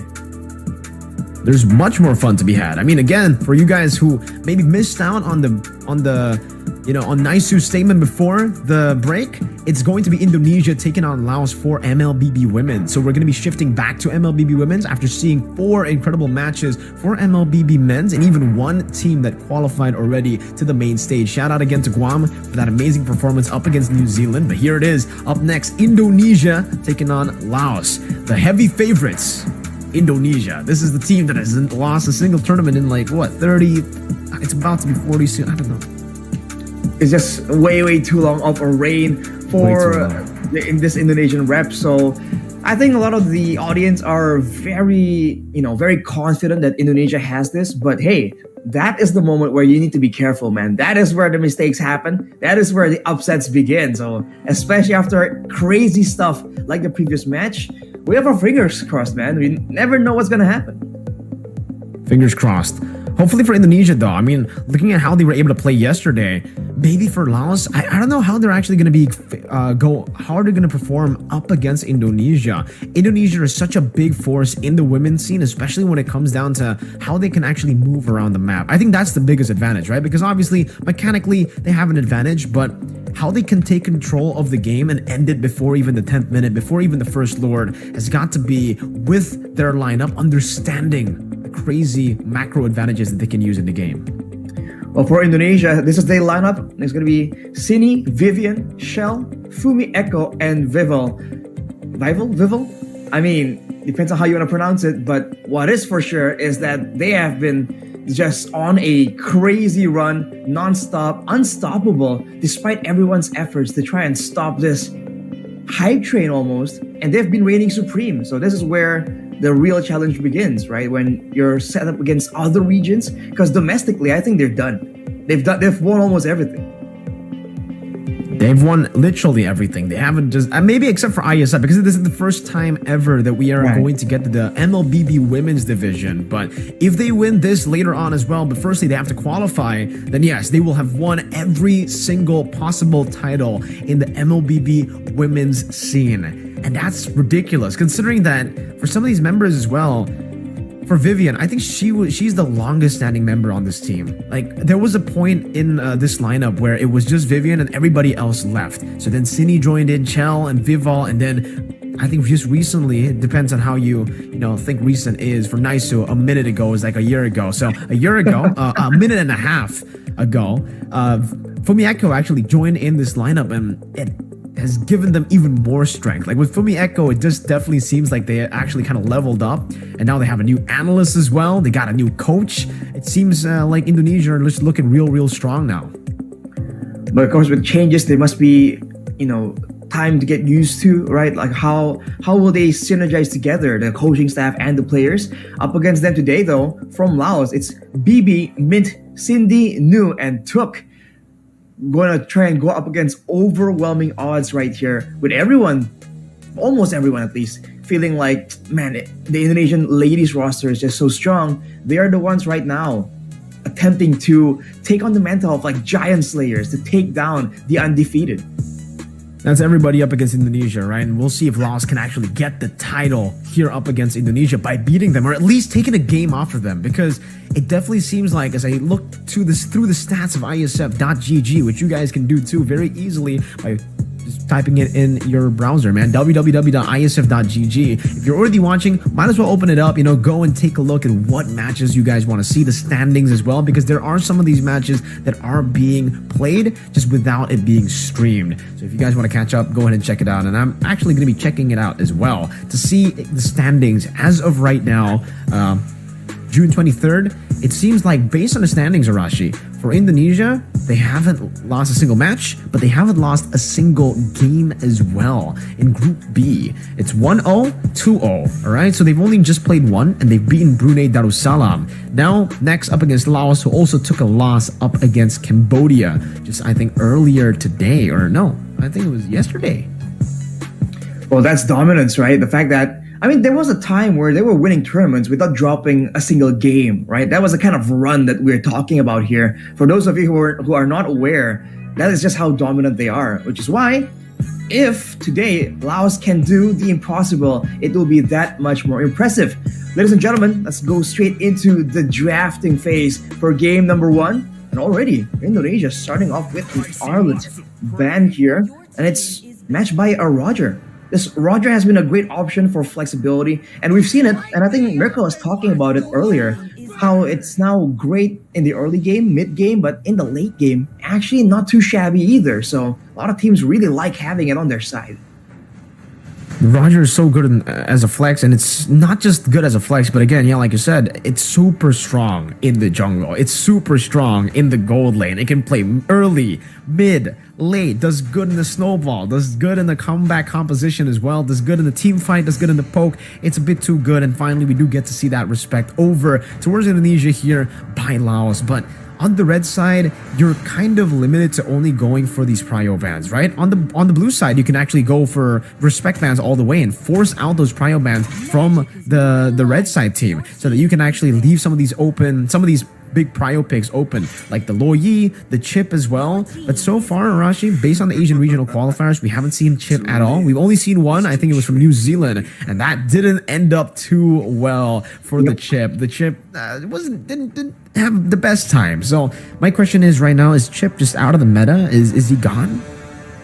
I think it's very situational at this point. A lot of teams have learned to try and at least deal with the basics of how to deal with a chip. When you're adding some mind games to it, when you're adding like curveballs into the game plan, that's where I think the chips and the low yees definitely still have a lot to offer, especially in the hands of a team that's usually flexible and they know how to switch it up again and again. But for now, we're seeing that a lot more assassins are being respected, but the first picture for Indonesia, it's going to be an Angela, and this leads to a lot of possibilities, man. And if you look at their bans, they're banning away a lot of these heroes that can give a second chance at life. So they are attempting at aggression, man. Okay, but right off the bat now, Laos are basically forced to go for the lane, right? Because if they don't go for the lane, that's going to be an Angeline combination. That is an absolutely broken combination, especially considering now the Sky Piercer is an item in the game. I don't even need to say how broken it is. You guys understand how broken it is already. And with an Angela to support the Ling, the only problem for the Ling has got to be maybe his sustainability, right? His vulnerability. Very, very vulnerable up against a lot of different picks, and they decide not to go for the Ling. So this has to be the go side instantly for Indonesia to go for that Ling pick. It's a no-brainer when you already have the Angela, and it seems it'll just be the two purple combination, the Moscow for some global presence and the Yu Zong. Now what, Terizla? Did he want to just pick up Terizla for the side, get some strong laners to help the Ling? That is a possibility they can go for, but I think they want to go with something a bit more aggressive here. If you want to say anything, Indonesia is all about the aggression. Hang on a minute. What is going on? Whoa. That's the first. Well, I was about to say, Indonesia likes being aggressive, right? This Indonesian roster loves the aggression, wants to be in control. So I was saying that the Yuzong was taken, so that's kind of value for Laos. And it's also a combination that's great with the Angela. But this this is different, Mirko. This is certainly different, man. I mean, it's a Yuzong into a Yuzong. I guess I'll have to wait for confirmation from production here as to what the blue side Yuzong is and what the red side Yuzong is, right? Because They can't both be Yuzong. This is a tournament room. That's just literally impossible. Okay, I was about to make a joke about it being a Valentina. You know, I am you a bit too early, but the Valentina got picked up by Laos, so I can't even make that joke anymore. And it's going to be the Ruby ban for Laos this time around. They saw what Indonesia were able to do in the mid lane, together with the Angela used as roam and the Ruby used as a mid laner. Arashi, that was what Indonesia went for. Ruby mid, Angela roam. It won the game, so I can't really say anything about it, right? It's interesting, but they won. The Baxia gets banned out as well now, so it leaves me to believe that even though maybe it's not a Yuzong, but it is a hero that can sustain really well. You only have the Angela, the Ling, and then another sustainable XP lane perhaps, but that's going to be Beatrix, man. Respecting Chell. Well, I'm thinking of some kind of EXP laner that can still go toe-to-toe against Yuzong, wants to go for the dual potential. Because you have an Angela, right? Why not get something that has some sort of synergy with it? So we'll have to wait and see for now. But they ban away the Baxia, good choice. Denying that regeneration, the 50% healing reduction that the Baxia has by default. But consider that Laos also banned away the Beatrix here. You have to wonder if Indonesia, that's what to say, are thinking about denying any kind of intelligence gathering potential. Banning away the Grok means that whoever is picked as a replacement for that Grok will definitely be a bit more vulnerable to getting picked off. Okay. And now, slowly but surely, we're going to start to see that red side pick first. For Laos, technically, they still need a roamer and also a jungler. At this point, up against the Ling, what do you even go for, right? No Baxia, but I guess the Fredrin, if you really want to go for a little bit more of the lockdown, some CC, and that's exactly what they go for, some sustainability as well. So far, they got 3 picks that can actually utilize the sustain in their composition, but I'm still, waiting to see what that Yuzong is. I'm trying to guess right now, Arashi. What do you think it is? But, whoa, Claude and Guinevere. So it's going to be Guinevere Rome. Guinevere Rome. Yeah. Right. Unless they pull another crazy stunt and it'll be a Guinevere mid, but I highly doubt that. Could it be Guinevere EXP? I mean, with Indonesia, you never know, man. It depends. But for Laos, they recognize the dive potential from Indonesia. They go for that Minotaur. Great choices to really punish these agile, mobile heroes from the side of Indonesia. All things considered, Laos and their draft doesn't look too shabby, right? They have damage, they have good crowd control too, and if they do get rolling in the early game, there's a chance they can start snowballing. So, considering their position, it's a great showing for now. These are some good drafts, honestly, from Laos. I think they have what it takes to actually try to go and beat out the Indonesian composition. I like the Guinevere pick because up against this Minotaur, up against a lot of the CC that could be layered upon Indonesia, they can just pop in the Violet Requiem to actually get out of it. It's an anti-regen ultimate. There's a Tempest of Blades as well. They have the help of the Hard Guard to help the healing out as well. So now my main concern is for Indonesia, how are they going to hide that Angela ult or some of these other big ultimates from the Valentina? Because the IMU could still be used to go and steal it, and it turns out it's the CC pickup, not the Yuzong. CC in the XP lane. In long trades against the Yuzong, it should probably still be even. It's almost like a skill matchup. And if you're looking at some of the emblems right here, Karawab on the Fredrin going for we saw earlier the new emblem set, but for now it's going to be a concussive blast. So farming is definitely in the minds of both junglers. Although Vivel will be going with the Warcry as well. As Naisu was saying, this combo here is quite deadly, quite lethal. Focusing Mark with the Warcry. That Warcry together with the focusing mark, right? The 8% plus the 6%. It does stack up. It does do a really good job at doing extra damage. And it does seem like, by the way, Sydney will be on the Guinevere. That's going to be a spatial migration to knock Mlbb up and all the way to a dive under the tier 1 before the first minute of the game. 1-0 to Indonesia with a Guinevere mid and an Angela roam. I mean, it's a fighter with an Angela in the roaming position. Can't say we haven't seen it, but not quite this combination. With that early game pressure, though, you can see that the Ling is just all over the place, trying to farm as much as possible. Indonesia already just getting a lot more dominance when it comes to the information, the control around the map, the control over these bushes. For now, it's still pretty okay, but later on, Mlbb, being one of the bigger main tanks on the team, will have to walk into some of these bushes against her own safety. In the mid lane again, it does seem like Bumblebee is going to be bullied. Vivian actually taking 2 turret shots there in the mid lane too, just to establish some dominance. As Vivol gets level 4, a little bit ahead when it comes down to the jungle matchup against Cat Wap. When she also does have the concussive blast, so she is trying to match at least Vivol's clear speed. But with the Warcry, it does seem like she has been able to actually farm up quite well. Vivol rotating up top now with the Finch Poise and the Tempest of Blades, able to knock one up now with the Divine Blades as well, going for the last shot, but it's not going to be enough just yet. It's going to be Fumi Echo with the yo-yos to go and get that kill. Another kill in for Indonesia in the 2nd minute of the game as they rotate back towards this turtle. A great play by Indonesia there to just go for aggression before the turtle. Now, Cindy going in again. With spatial migration into Violet Requiem, forcing that flicker from Nu. And now, with the purple buff still being taken away by Vivol, they've actually done it. They've successfully zoned Catawap and Bumblebee away from the turtle. That should have been free, with the purple buff still being taken away by Vivol, but now Vivol already has the purple buff, goes back into the turtle, and Bumblebee wants to walk back up. Cindy doing some damage now, so that's gonna be the curtain call, locking him down with the spatial migration too. No Violet Requiem, but it's enough damage to take her out of the game. Fumi Echo still able to dash out as Catawap goes in again, but the retreat battle will not even be a retreat battle. Vivol just takes it away, and now it's gonna be Cindy who jumps in forward again. That's gonna be Cindy doing some damage, but again, it's gonna be the Tempest of Blaze to lock them down, knock them up, and take them out of this Land of Dawn game. Spatial migration, another knock up into the Violet Requiem for Fumi Echo to take the kill. Dominant Indonesia, 3 minutes in, 6 kills and 1 turtle. An absolutely stellar performance as expected, but man, despite the best efforts from Laos to really try and stop it, to try and get at least a winning combo for the neutral objective, level 4, Indonesia says no problem. We don't want to go for a team fight, so we're going to pick off your members one by one. We're going to take over the bushes, and afterwards, keep soloing, keep one-shotting the main front line, the first person again and again. And look at how they're able to split the focus of the team from Laos.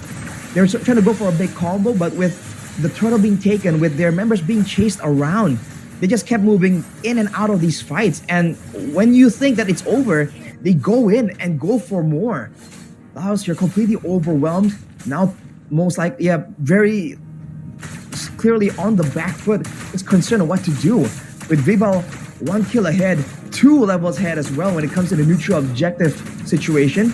It's looking quite difficult for Laos to try and maintain the early game dominance. You can see there, it's a Fury Hammer straight into Legion Sword. What is Vivol actually building there? No boots for Vivol on the Ling. He's going to go straight for some of these item components, and up top, there is some damage placed down on the Fumi Echo and the Spirit of Destruction as well. They decide to go and take it, and the Hard Guard goes in onto Vivol. It's a good shutdown onto Platwu, but look at the damage coming down. Platwu very, very low. Vivol should still be able to catch Platwu here as he jumps in with the Divine Blades one again, and the Tempest of Blades to knock her up, and Catawap is next in the chopping block because he picks up the blades from the ground. Vivian able to flick her out of the taunt there, and that's going to be another spatial migration to lock Bumblebee up. Nu on the Hard Guard, but the turtle spawns in the bottom lane, and Vivol will just utilize this time to go and rotate to take that turtle from Laos. They managed to actually push Laos back. They had the winning fight technique, the winning skirmish, and now just full control. And they have enough damage to sneak this right out from under the nose of Laos, and that seems to be what's going to happen. Laos, despite having this combo, they are failing to really get the kind of fights they require. A full-on 5v5. Look at this, one more. A full-on dive again, everything in the kitchen sink thrown at Cat Owap, and you've got to feel for her at this point of the game. 8-1, Vivol. This should have been usually the Ling on that side getting invaded, but she's on the Ling. She's invading the Fredgen with the rest of the team. So much prio all around the map. Up top, a lot of damage from Nu over to Chell, but she is able to escape with a battle mirror image. That's what's making it quite difficult for Laos as well. If they want to try and go for a force 5v5 fight, they have to try and pull Indonesia to try and match their playstyle. With Indonesia just splitting, just pushing with the lane dominance on multiple lanes here, if they can try and go for a dive maybe, they can force a response from Indonesia, but they don't have the tools to do so. And once again, Indonesia. Spatial migration right into Violet Requiem, and now the Tempest of Blaze again. Platwu cannot even survive. Not even a second in the Tempest of Blaze, and Catawap is next. Chell picks up the kill. Meanwhile, the mid lane, another Finch Poise. Vivol is ruthless. 6 minutes in, and they are not giving any member of Laos time to play in the Land of Dawn. This is not the Land of Dawn. This is the land of Indonesia, it seems. Usually we see winning teams with the Ling go for the pushes, go for the macro play. They're not even going for macro plays. They're using this mobility to more efficiently hunt down like structural objectives and players from the side of Laos. They're literally not going for any kind of long drawn out macro play. They just keep going for fights again and again. Replay here from what happened earlier in the mid lane, but I think a fight was breaking out in real time as well. Doesn't seem like, Laos want to take that fight. They'll just concede some of these turrets, Arashi. But the fact that they've gone all tier 2s before, not even before the Lord, before the third turtle spawns in the game, and they're looking for a fight under the turrets, it does seem like turrets just don't apply to them. As the Venus Fury gets used up with a flicker too, but Cindy's able to pop in the Valor Requiem just in time, and now the full dive commences in the back with Chell, doing a lot of damage, trying to gun down the dragon. It seems for Vival, Nu and Bumblebee get shredded down without any of these resources being committed. Vival just poked them down. Vival didn't even use the Tempest of Blades, Arashi. That's why I was so confused. I was looking at that green. Oh, Chell sidesteps the Spear of Destruction there in the bottom lane as well, denying any sort of full engage. And it seems for Cindy, she'll have to use the Furious Dive defensively. Chell on the Claude, 8 minutes in, is snowballing to a point where she can actually fight the Yuzong 1v1. Another spatial migration up top of the Violet Requiem. Catawab trying to survive, and maybe now we get to see Vival use the tip of the blades, and it does get used up, trying to go for all the blades, but actually she's able to get out of the knockup coming in from Bumblebee, and Lord has spawned in the game. That's a fleeting time in the 8th minute of the game, Arashi. It seems Vivian, she didn't go for it as the first item. That's why she picked it up so late into the game. Maybe she just went for damage. I thought for damage or maybe the flash of the Oasis, but look at the Lord immediately shredded down. Let's take a look at the items. It is indeed the flash of the Oasis, but man, the 3-item power spike for the Shell as well. Oh, they're going again.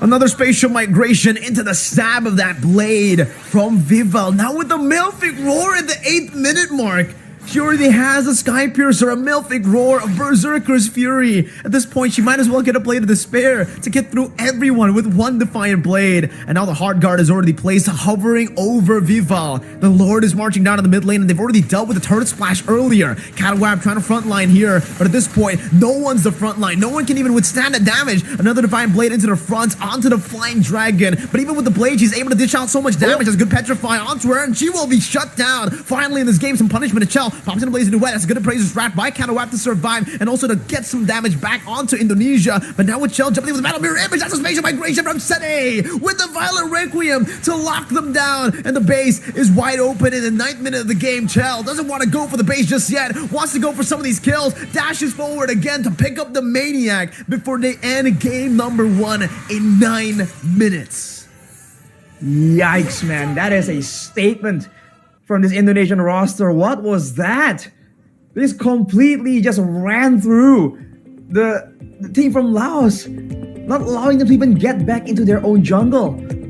I mean, the defense didn't even look that bad because the death timers were still so short, so early that they were coming back just after getting taken out for that base defense. Man, this Indonesian roster, man, it's unreal. I mean, we keep saying it, but you're seeing what we're seeing, like this is just brutal. Absolutely brutal. It is, I don't know what word to use. It's fatal, it's brutal, lethal. Whatever word you decide to use, you know what it is, right? It was a complete stomp in game number 1. What was the scoreline at the end of the game? Was it 21-2? Something like that, I believe. I'm sure about the 2. I don't know about the 21. Man, the only 2 kills picked up. One was there on the Ling, right? So there's that. But the other one was just so early on. And it's not that they were snowballing so hard that they were able to play so aggressively. This was pre-level 4, by the way. This is the moment where usually the team with the Yuzong, with the Fredrin, has a bit of an edge. But it doesn't even matter, man. They went all in for it so early on, knowing that they have what it takes. They have the mechanical skill. They have the composition. They can pull apart the so-called combo from Laos and just deny it completely. You're not seeing a single spell being used by Laos that can actually get into like a combo. And even under the turret, man, no one is safe just because like the tanking from Indonesia here is so clean, so neat and disciplined. I think discipline is a bit of an understatement, right? At this point, the fact that they were able to just completely dominate, it was the proper amount of risk as well. Because I don't know, if you're playing just purely with discipline, I don't think you would be able to actually go for all these crazy plays. They were playing with just instincts, I feel, Arashi. Not even just discipline, right? They were just thinking about, they weren't even thinking, I think. They were playing the game just how they always play the game, with this in a dominant fashion as well.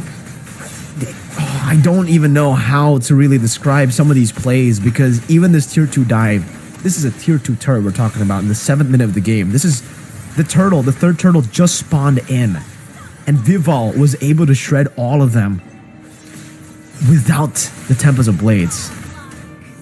Make it make sense, Arashi.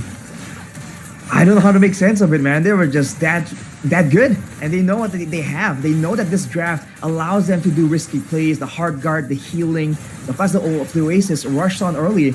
And even here, when you thought that, okay, Laos has evaded from the main big play from Indonesia, out of nowhere, Cine comes in and gets a 2-man knockup. This is that EXP lane Guinevere. Out of nowhere, we were just confused on where things are going, and just like that, they're just showing again why it all makes sense, how it all ties in together. Even though at first glance it looks confusing, in the end it just worked so well, especially in their hands. So it's definitely something that they have tried out before. The player of the match is going to be Cine with a 3-0 and 14 KDA. I mean, it's a all-out tank build, but at that point, when you have such a reliable damage dealer that is so mobile that she can be anywhere on the map, anywhere in the Land of Dawn, who needs more damage? All you need is more utility to enable the snowball even more.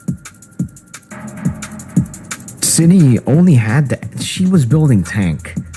Looking at her damage, it doesn't really look like she was building tank. She was just relying on the base damage. And that's how much damage she was able to do with just the base damage. Imagine if she had gone for magic.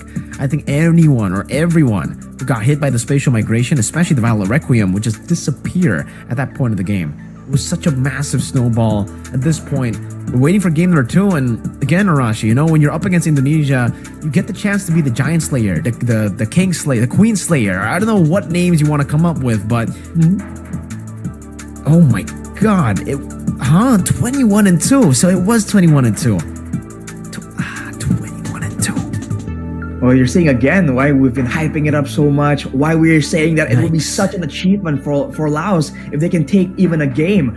It's not us disrespecting Laos. This is just us saying it as it is, man. If you can take a game from this Indonesian ladies roster, that in itself, so far in Indonesia, is an achievement.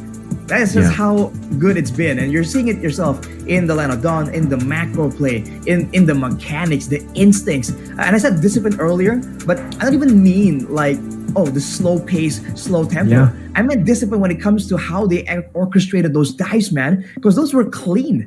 Not a single time did we even feel like, even though the health bars did get low, for some reason you're seeing them, pull it off, and you don't even feel like, oh, someone's gonna miscalculate and take an extra target shot. No, you just felt like, all right, everything is going as calculated. They make it seem that good. At this point, Arashi, I'm confused as to what hero Cine can't use, right? She's already gone with the Terizla pick in the mid lane, the Ruby pick in the mid lane just yesterday, and now she shows up with the CC. Or sorry, not the CC. See, I'm getting so many heroes mixed up. She goes in with the Guinevere, but I would actually love to see her play the Tigreal and the Gwyn and the CC as well, right? Some of these new picks, maybe pull it off in the mid lane. At this point, Cine, it feels like she can play any hero in the mid lane and make it work. It feels like that statement could be said about any one of these members, because even yesterday Chell played Lunox in the gold lane, made it work. Everything went to plan with their playstyle, I guess, their game plan as well. My god, Arashi, I don't know. Again, even from the drafting phase, right, you're seeing why it makes sense. Like we're talking again about the composition from Laos. It's not bad, man. For the longest time, by the way, at least in our own region, the Yuzong and the Minotaur were prio picks. It was always first picked for a lot of situations, especially if you want to play for the neutral objective. But we already highlighted this. It doesn't matter. When you're against a team that understands the strengths and weaknesses of themselves, but also their opponents, they know that the last thing they want to do is give a proper fight, a full-on 5-man fight to the side of Laos. So if you look at the whole game, I don't think there was a single fight where it was an actual 5v5. Even the final sequence, it was a 2v4 and then another 2v4 afterwards. So they were just completely pulling apart Laos at the seams, man. They really were. It was just really, really tough to watch. And the Sky Piercer build, what were items at the last portion of the game, right? At that point, I really wanted to see for the Ling at least, what items did she have in her inventory? Because last time we saw it was the Mlbb Roar, and usually Mlbb Roar is like the cherry on top. It's usually the last item you actually go for in your inventory there. So if she actually did have already the Berserker's Fury with the Sky Piercer and maybe a BOD before that Mlbb Roar in 10 minutes, that's absolutely ridiculous. Chell as well, already with the 3 items and the Mlbb Roar. I think she might have even had a Windtalker at that point. So almost full items on a gold laner that is supposed to be the weak side, especially up against the Moskov, right? You try to jump in with the Battle Mirror Image, you go with the Blazing Duet, you can get cancelled out by the Spear of Misery. So many outplay maneuvers from the opposing team. They even got a Fredrin in towards the later phase of the draft to counter the Ling, maybe try to invade the Ling, and it did not work out. No invades were made. And Arashi, I understand that, invades are kind of tough to have to make happen now in this current patch, after the last patch even, right? Because you take more damage when you invade early on. But tell me how the Ling invaded early. Tell me how they were able to make that work. How they were the ones to go up against a utility jungle, win out in the enemy jungle, and get the trades, not even trades, to get the wins all across. W's everywhere on the map, every single lane, even the weak side lane. Well, see, the honest answer is like, I don't know. But if you're trying to figure it out somehow, some way, right? I guess it's the Angela Ling combo is just so good. It gives you the sustain. So even if you take a bit of extra damage, you have more recovery available to you. And the way they were playing it, they weren't tanking damage, right? They were avoiding it. They were moving in and out, dealing damage. They were hitting, but then avoiding getting hit themselves. And that way, even if they're supposedly supposed to take more damage, technically it can still come out on top if the damage doesn't quite land. So maybe that's it. But honestly, if it was said after a different game, not this game, you would have said like, no way, what is that? That's baloney. But I feel like that's the only way to really kind of theorize what happened there in game number 1. I guess that is really the only way to really try to understand what happened in that game, right? And I guess for now we are going to be getting ready for the next match, for the next game actually. And Arashi, what are we expecting in game number 2? Do we expect the Ling to be banned out at this point? If it's not banned, they kind of walked into that too, by the way, right? It was the Angela picked up. If you don't go for the Ling there, you're done. Even against, we're not even talking just about Indonesia, right? Like normal compositions as well. When you see an Angela, you do not want to give the Ling over, because if you give the Ling over, it'll be such a tough road up ahead. And that's exactly what we saw. And that's why the first pick just works so well, right? You're allowed, or you have the chance to really play those mind games, kind of force your opponents into certain strategies. Because maybe Laos weren't really feeling the whole assassin. But again, with the way Indonesia was drafting, they were kind of forced to do so, right? And if they don't, they pay the price.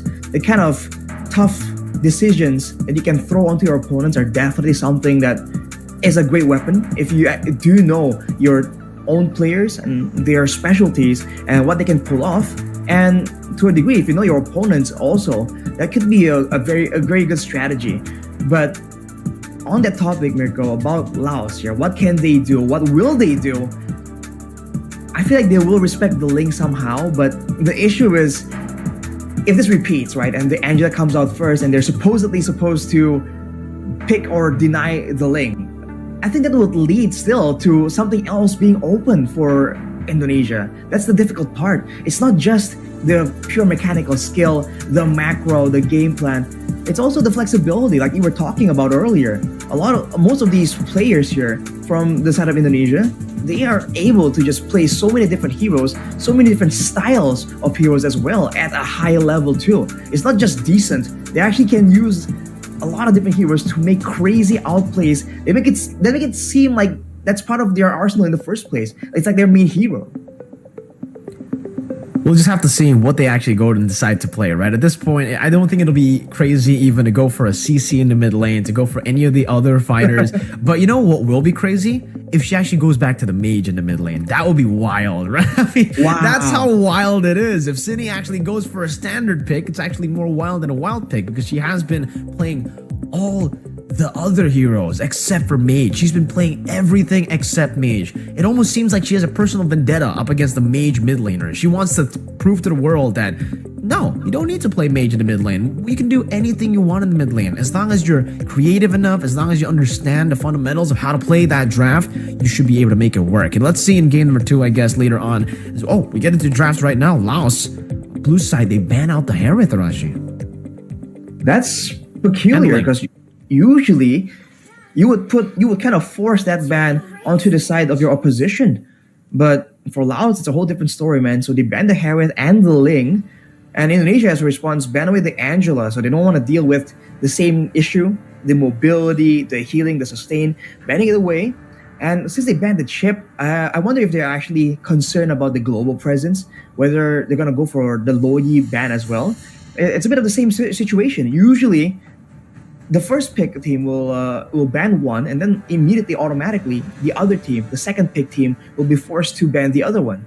But for now, it seems like both teams just have a composition in mind. They don't care about this forcing nonsense. Your team is banned. No, they don't. And that's going to be the Hayabusa ban as well now, coming down from Laos. So, 2 assassins and 1 Harith banned out. Meanwhile, for Indonesia, it's going to be the Chip and the Angela.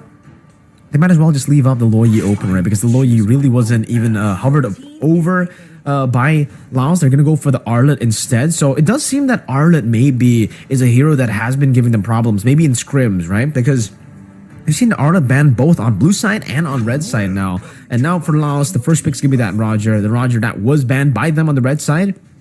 Now first pick, as usual, like we said, super flex, gold and jungle. Very, very good in both roles. Strong early game power in the jungle or the gold lane. Can't go wrong with that. But not for Indonesia.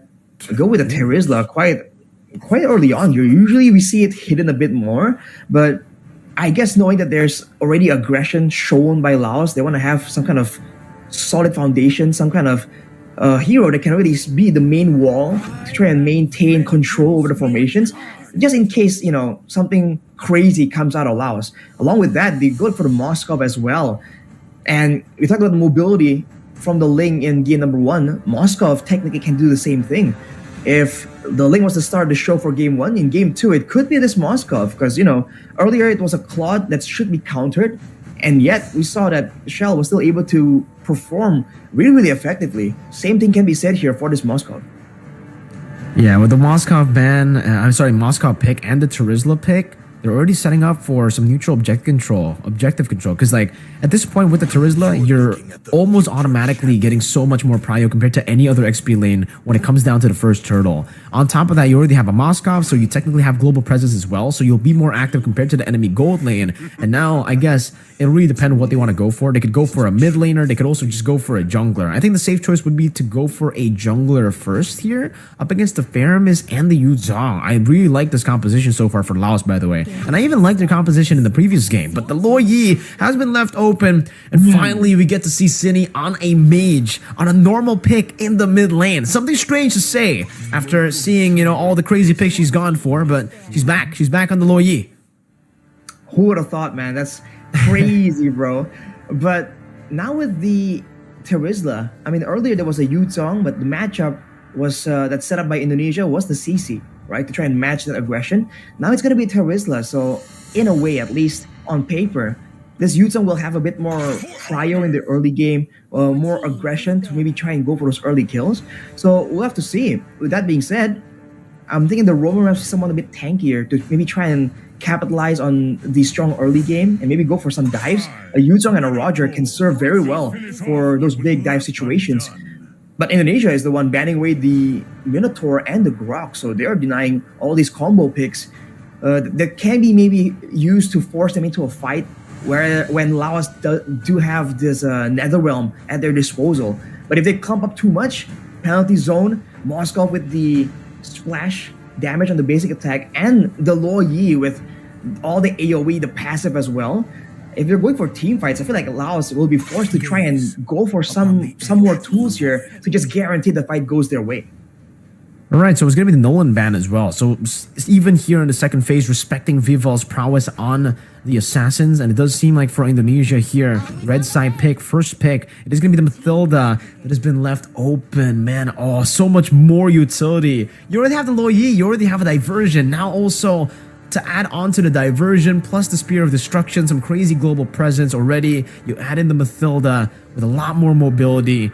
And at this point, they might even just go for something like a Barat in the jungle, right? You already have a Mathilda, so you can go for someone that can clear super fast. They can actually chomp on someone, even the Fermis later on in the skirmish to deny the Netherrealm maybe. And for Laos, what are they going to pick? No Grok, no Minotaur, no Tigreal as well. None of these big picks that can actually really punish down on the Moscow. They decide to go for a healer, the Estes there, together with the Fermis, so trying to out-sustain Indonesia. And now the last pick coming in from Indo. What is it going to be? What is going to go into the jungle? Will we still see an assassin? Will we still see something like maybe a Lancelot come up? Or are they going to go for the standard? Oh, I think Mardis would be pretty good, by the way. No? Mardis? Potentially. Just bursting down before the healing can come through. But with the S around, it might be a bit too risky. I'm thinking some kind of assassin won't be the worst of ideas, with the guiding wind to assist you with the diversion to put you into the right situations. Well, they go for the Baksha for the healing, sustain reduction. There is an Estes and a Faramis, and the Yutong and Ruby, technically everyone requiring that regeneration. But for the side of Laos, this is very early game heavy here. They want to go with fighters. They want to just barrel through towards Indonesia, and they want to make sure that they win out when they fight together. And now without an assassin, Indonesia might be forced to take a more straightforward approach here. Before, they can just go for split pushes, go for multiple things at the same time and pull them apart. But now, I guess technically, they have the same option with the Moscow. So we have to see. Indonesia can oblige them for a proper fight if they feel like they have the winning conditions, or we're going to see, yet again, some macro play here to deny this very solid teamfight composition coming in from Laos. All right, we'll just have to see how they play this game, how they can actually utilize this composition, Arashi. Take us to the Land of Dawn. All right, ladies and gentlemen, welcome to the Land of Dawn for game number 2. Potentially the final game of today if Indonesia gets a clean sweep. But Laos has brought out the artillery, the sustain machine, all the supplies to try and take down the dominant robots. We'll have to see if they can do so, but let's take a look immediately at the jungle here. The clear speed has always been a very important factor, especially talking about the early game. And this Baksha already is getting a bit more faster clear speed, being assisted as well.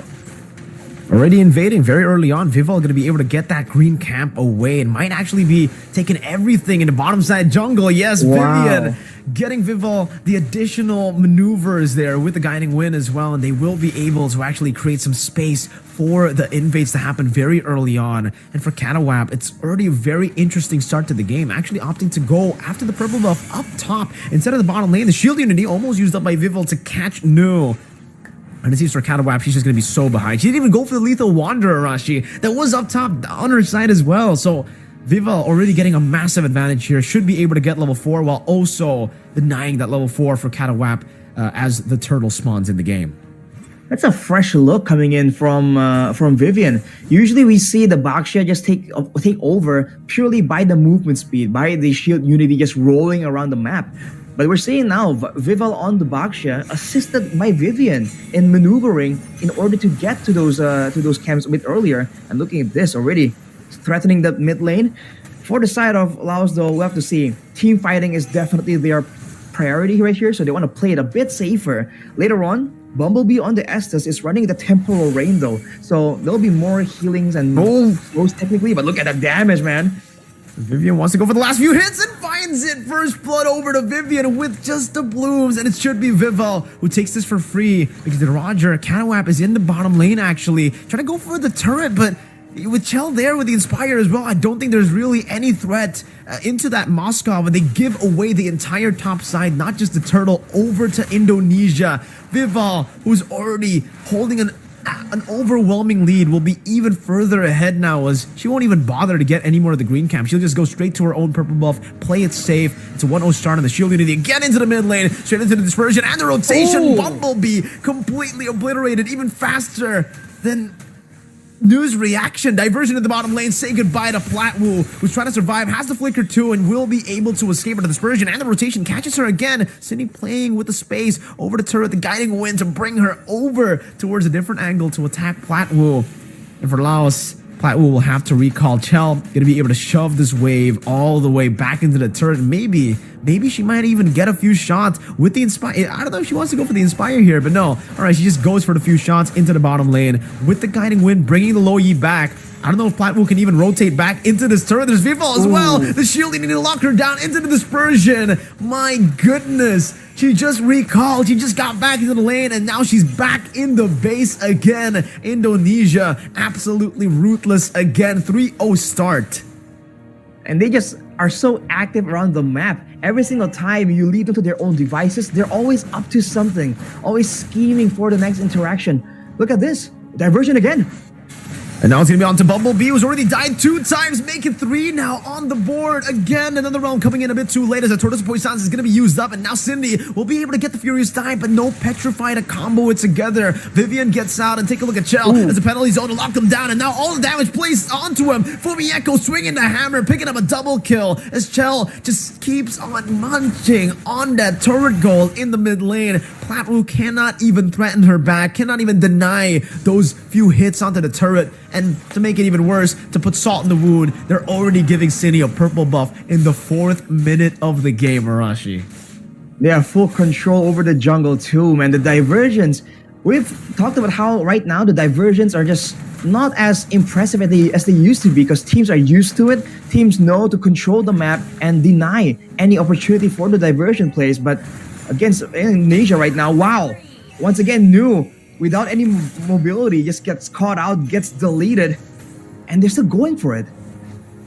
I don't think there's much they can do right now. Catawap, you're 2 levels down. I don't think you can even threaten Vival at this point of the game. She still has the Poissons too, so even if they do, Vival will be very, very tanky. I don't think you can actually take her down at all. So Indonesia now playing again with the diversion, now going towards the top side of the map. We'll be able to catch Catawap in her rotation up top. Vival's just gonna go for the dive straight in. Cindy able to go for the Furious Dive, but look at the damage coming down. Vival, can she survive? The answer is gonna be no, but they still get Catawap without even throwing a shutdown in. It's another free turret over to Chell, and they should be looking to siege down the turret in Tier 2 up top, man. Cindy already zoning Mlbb. She's already died 3 times. If she walks back up, it's going to be the 4th time. New as well, zoned away.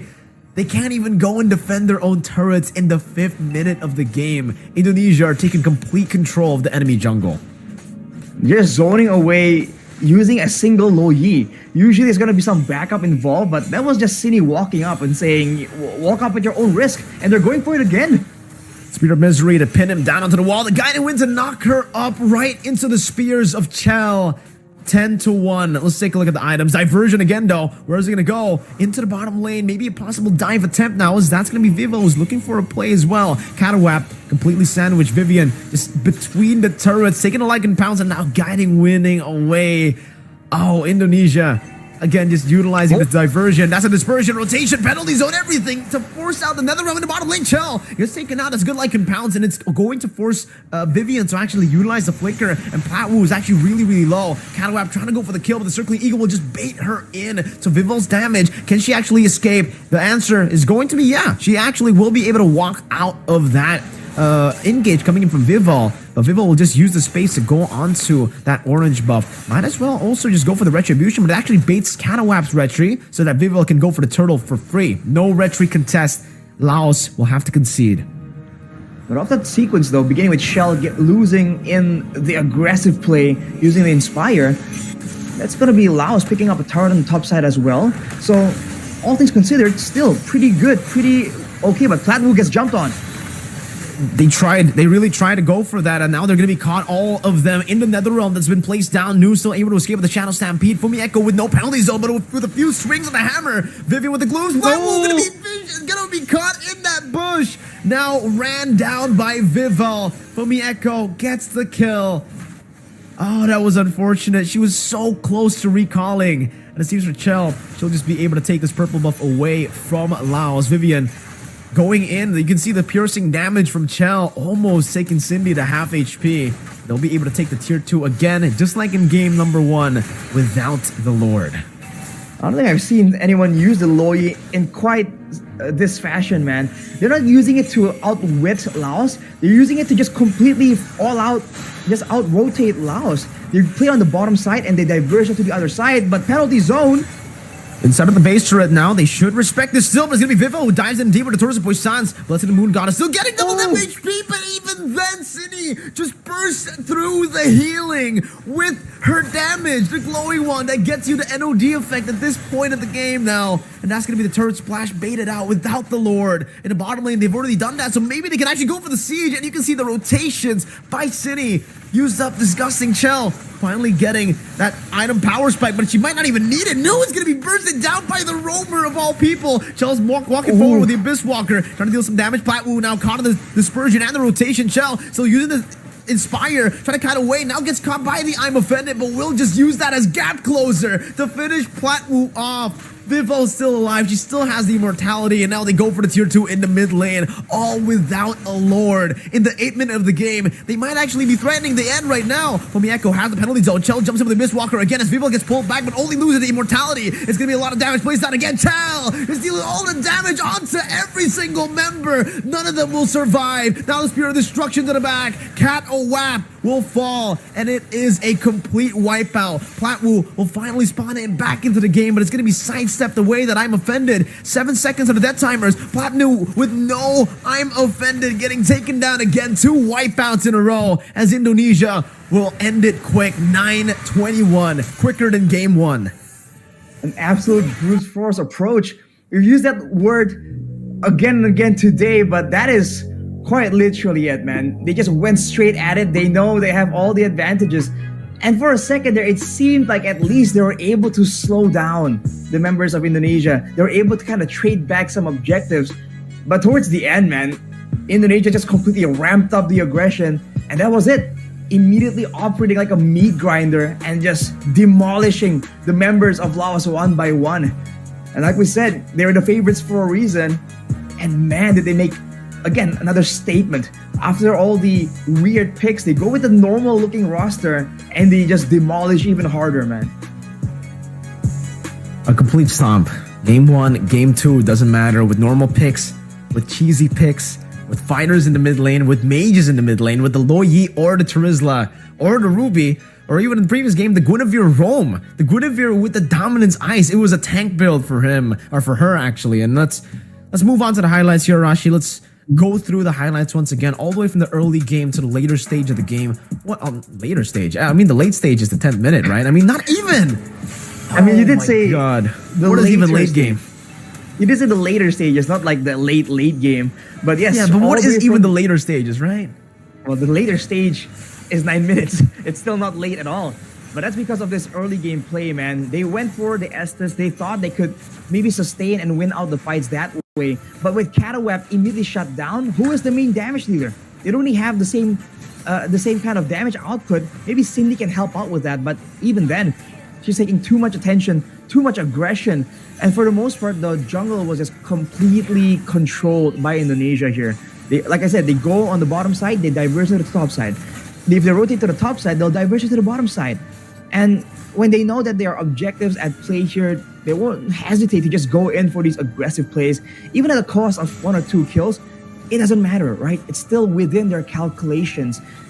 And slowly but surely, the map just got smaller and smaller. And at some point, I guess there was a thought of maybe Laos can defend long enough if they have the Netherrealm, they have the Blessing of the Moon Goddess, especially in their own base. Outside of the base, you can see that the damage output, credit to Shell for outputting it, is what allows Indonesia to just keep snowballing, keep melting through all the healing, all the second HP bars coming out of Laos.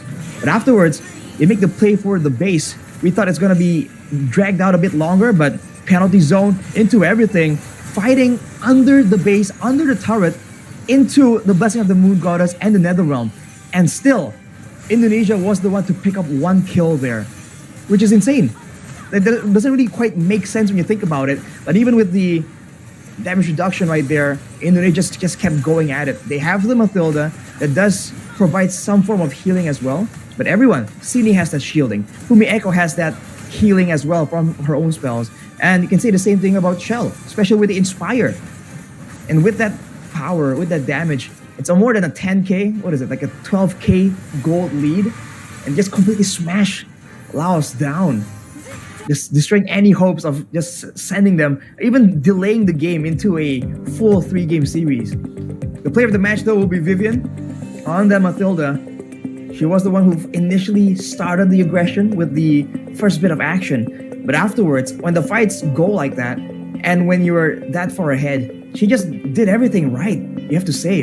In the early game, helping with the rotations so that the Baksha can just invade a lot more efficiently. In the mid game, enabling, and even in the late game, just spamming out the heals again and again. But the Flash of the Oasis with the Enchanted Talisman, I think that's a guiding win on like a 4 or 5 second cooldown, man. It doesn't take long at all.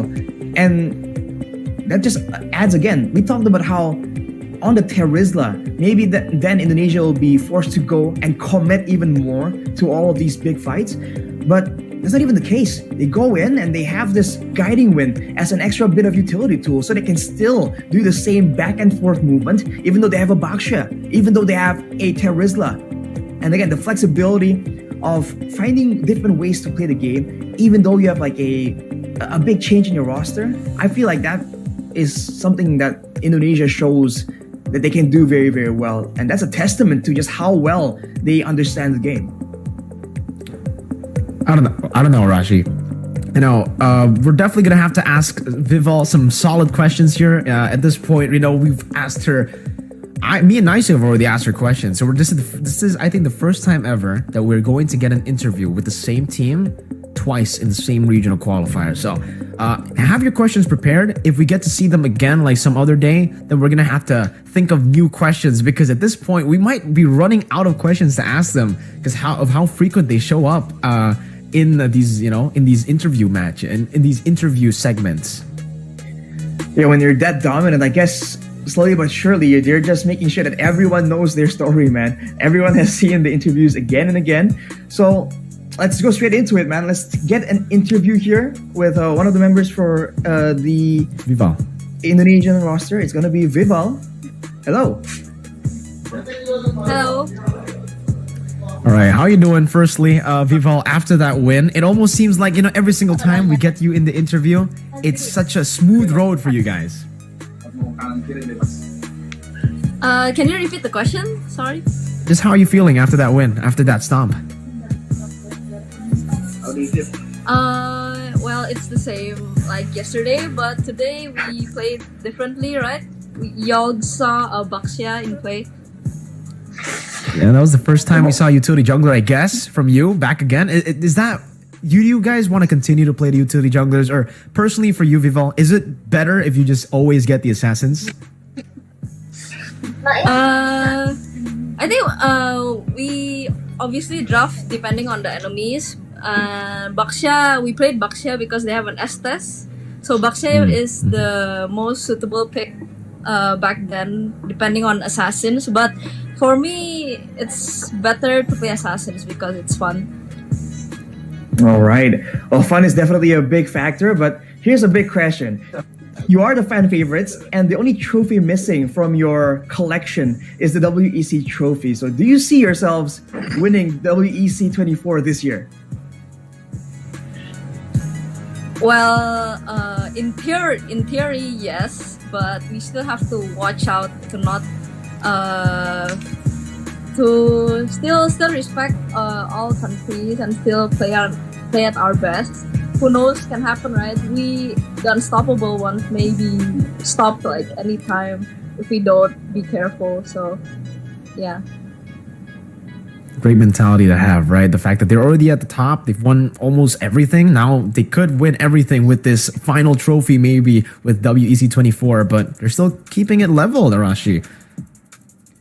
I mean, that's a great mindset. So, honestly, do you think that how do you see what's your feeling about the new changes here to the items and with the new patch? Right, it brings the assassins back into the meta, kind of. Do you think it's a great addition, or do you feel like some things maybe could have been better? No, I don't think so. There is anything needs to be changed because we are very, very, especially me as a jungler myself. Before tank jungler has been the meta, but now because of this new packs, this new items, assassins can be played. So yeah, especially me, I'm very happy for this patch. Even with this, I mean, the Sky Piercer, we saw that built up by so many teams, a lot of different, links here and there. But I want to ask you got your reactions. This is the final question, I think.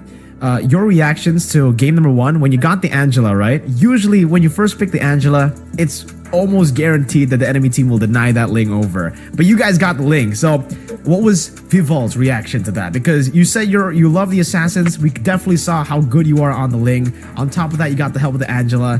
Whenever you get the Angela Ling combo, what's the Vival reaction? My reaction will be like, oh, if they don't pick the Ling, then we will pick the Ling right here. Is it a sure win though? When you get the Angela and Ling, do you automatically think, all right, GG?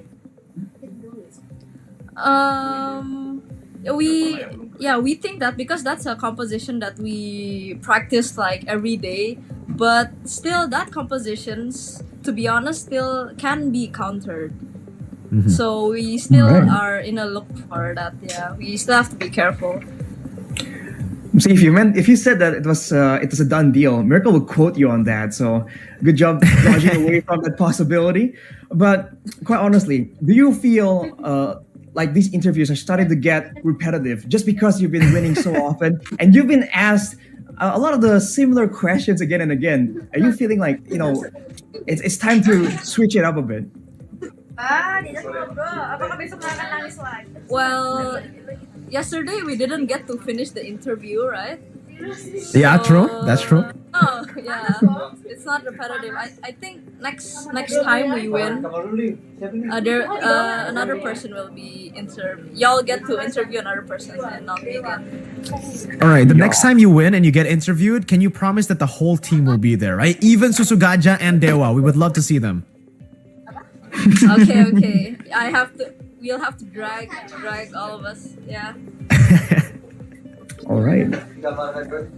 Well, that being said, Mirko, you have any more questions here? I feel like you have a curious look in your eye. No, that's it, man. I'm just curious to see how they'll perform tomorrow and how Susugaja and Dewa will actually appear on cam. That's it. Right. I mean, that's definitely something we're all looking forward to. So, as always, Vival, is there a message you want to send out here to your supporters as well as the Indonesians here who are definitely rooting for your success, just cheering on for you to just immediately secure the ultimate, most complete collection of championships? Well, my message is, same as always, the championship is not over. This is just the starting. This is just the first qualifiers. So keep on supporting us. We will continue to do our best until we continue our win streak again, hopefully. Okay. Just like that. All right, Vival, thank you very much for your time. I guess that's the time we have for the interview. Thank you for joining us and good luck tomorrow. Thank you, Vival. And as we mentioned, we're looking forward to the appearance. Okay, thank you. And at this point, right, Arashi, it does feel like, when we're talking about them winning again, like, you gotta make a promise, right? The whole team needs to be there. If she just says yes, it means all right. The winning part, I think, is the easy part. The interview part for them, I guess it's a bit harder. I mean, technically, we have access to the coach in the back there. We can kind of, force them to actually enter the camera for tomorrow's interview potentially. So we'll have to see. But ladies and gentlemen, the winner will be Indonesia, as we saw earlier. A dominant performance, man, showing again that the hype is real. It's not overblown. It's not just, biased casters always talking very highly about this team, about this roster. They are really quite literally that good. Yeah, if you watch the same game, you probably have the same reaction to us right now, kind of speechless about their performance. Is absolutely dominating in every single way possible. But it does seem like we are entering, the end of the day. We are at the end of the day already. We've casted 5 matches. Well, me and you, we've casted 4. Nice, you casted 3 as well. But in total, in the stream, we have 5. We've had crazy matches, and all those 5 matches have been played all the way. Starting things off with finally a game that didn't go to a clean sweep. Everything else was a clean sweep, though. All right.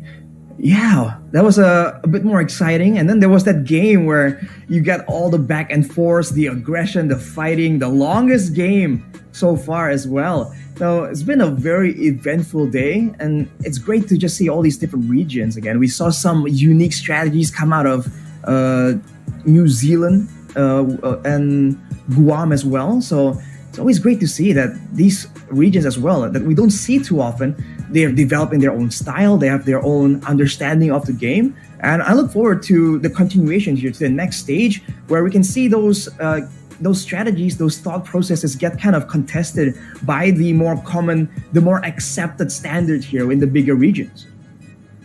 Yeah, I guess we'll get a look at tomorrow's matches before we end the day, just to give you guys a little bit of a glimpse of what we have tomorrow in store for you guys, because I believe we have 4 best of 3s ready for everybody watching back at home who are waiting for tomorrow. I don't know if we'll have that graphic pop up for tomorrow's matches, or we're just going to tell you guys to watch later on tomorrow, Arashi.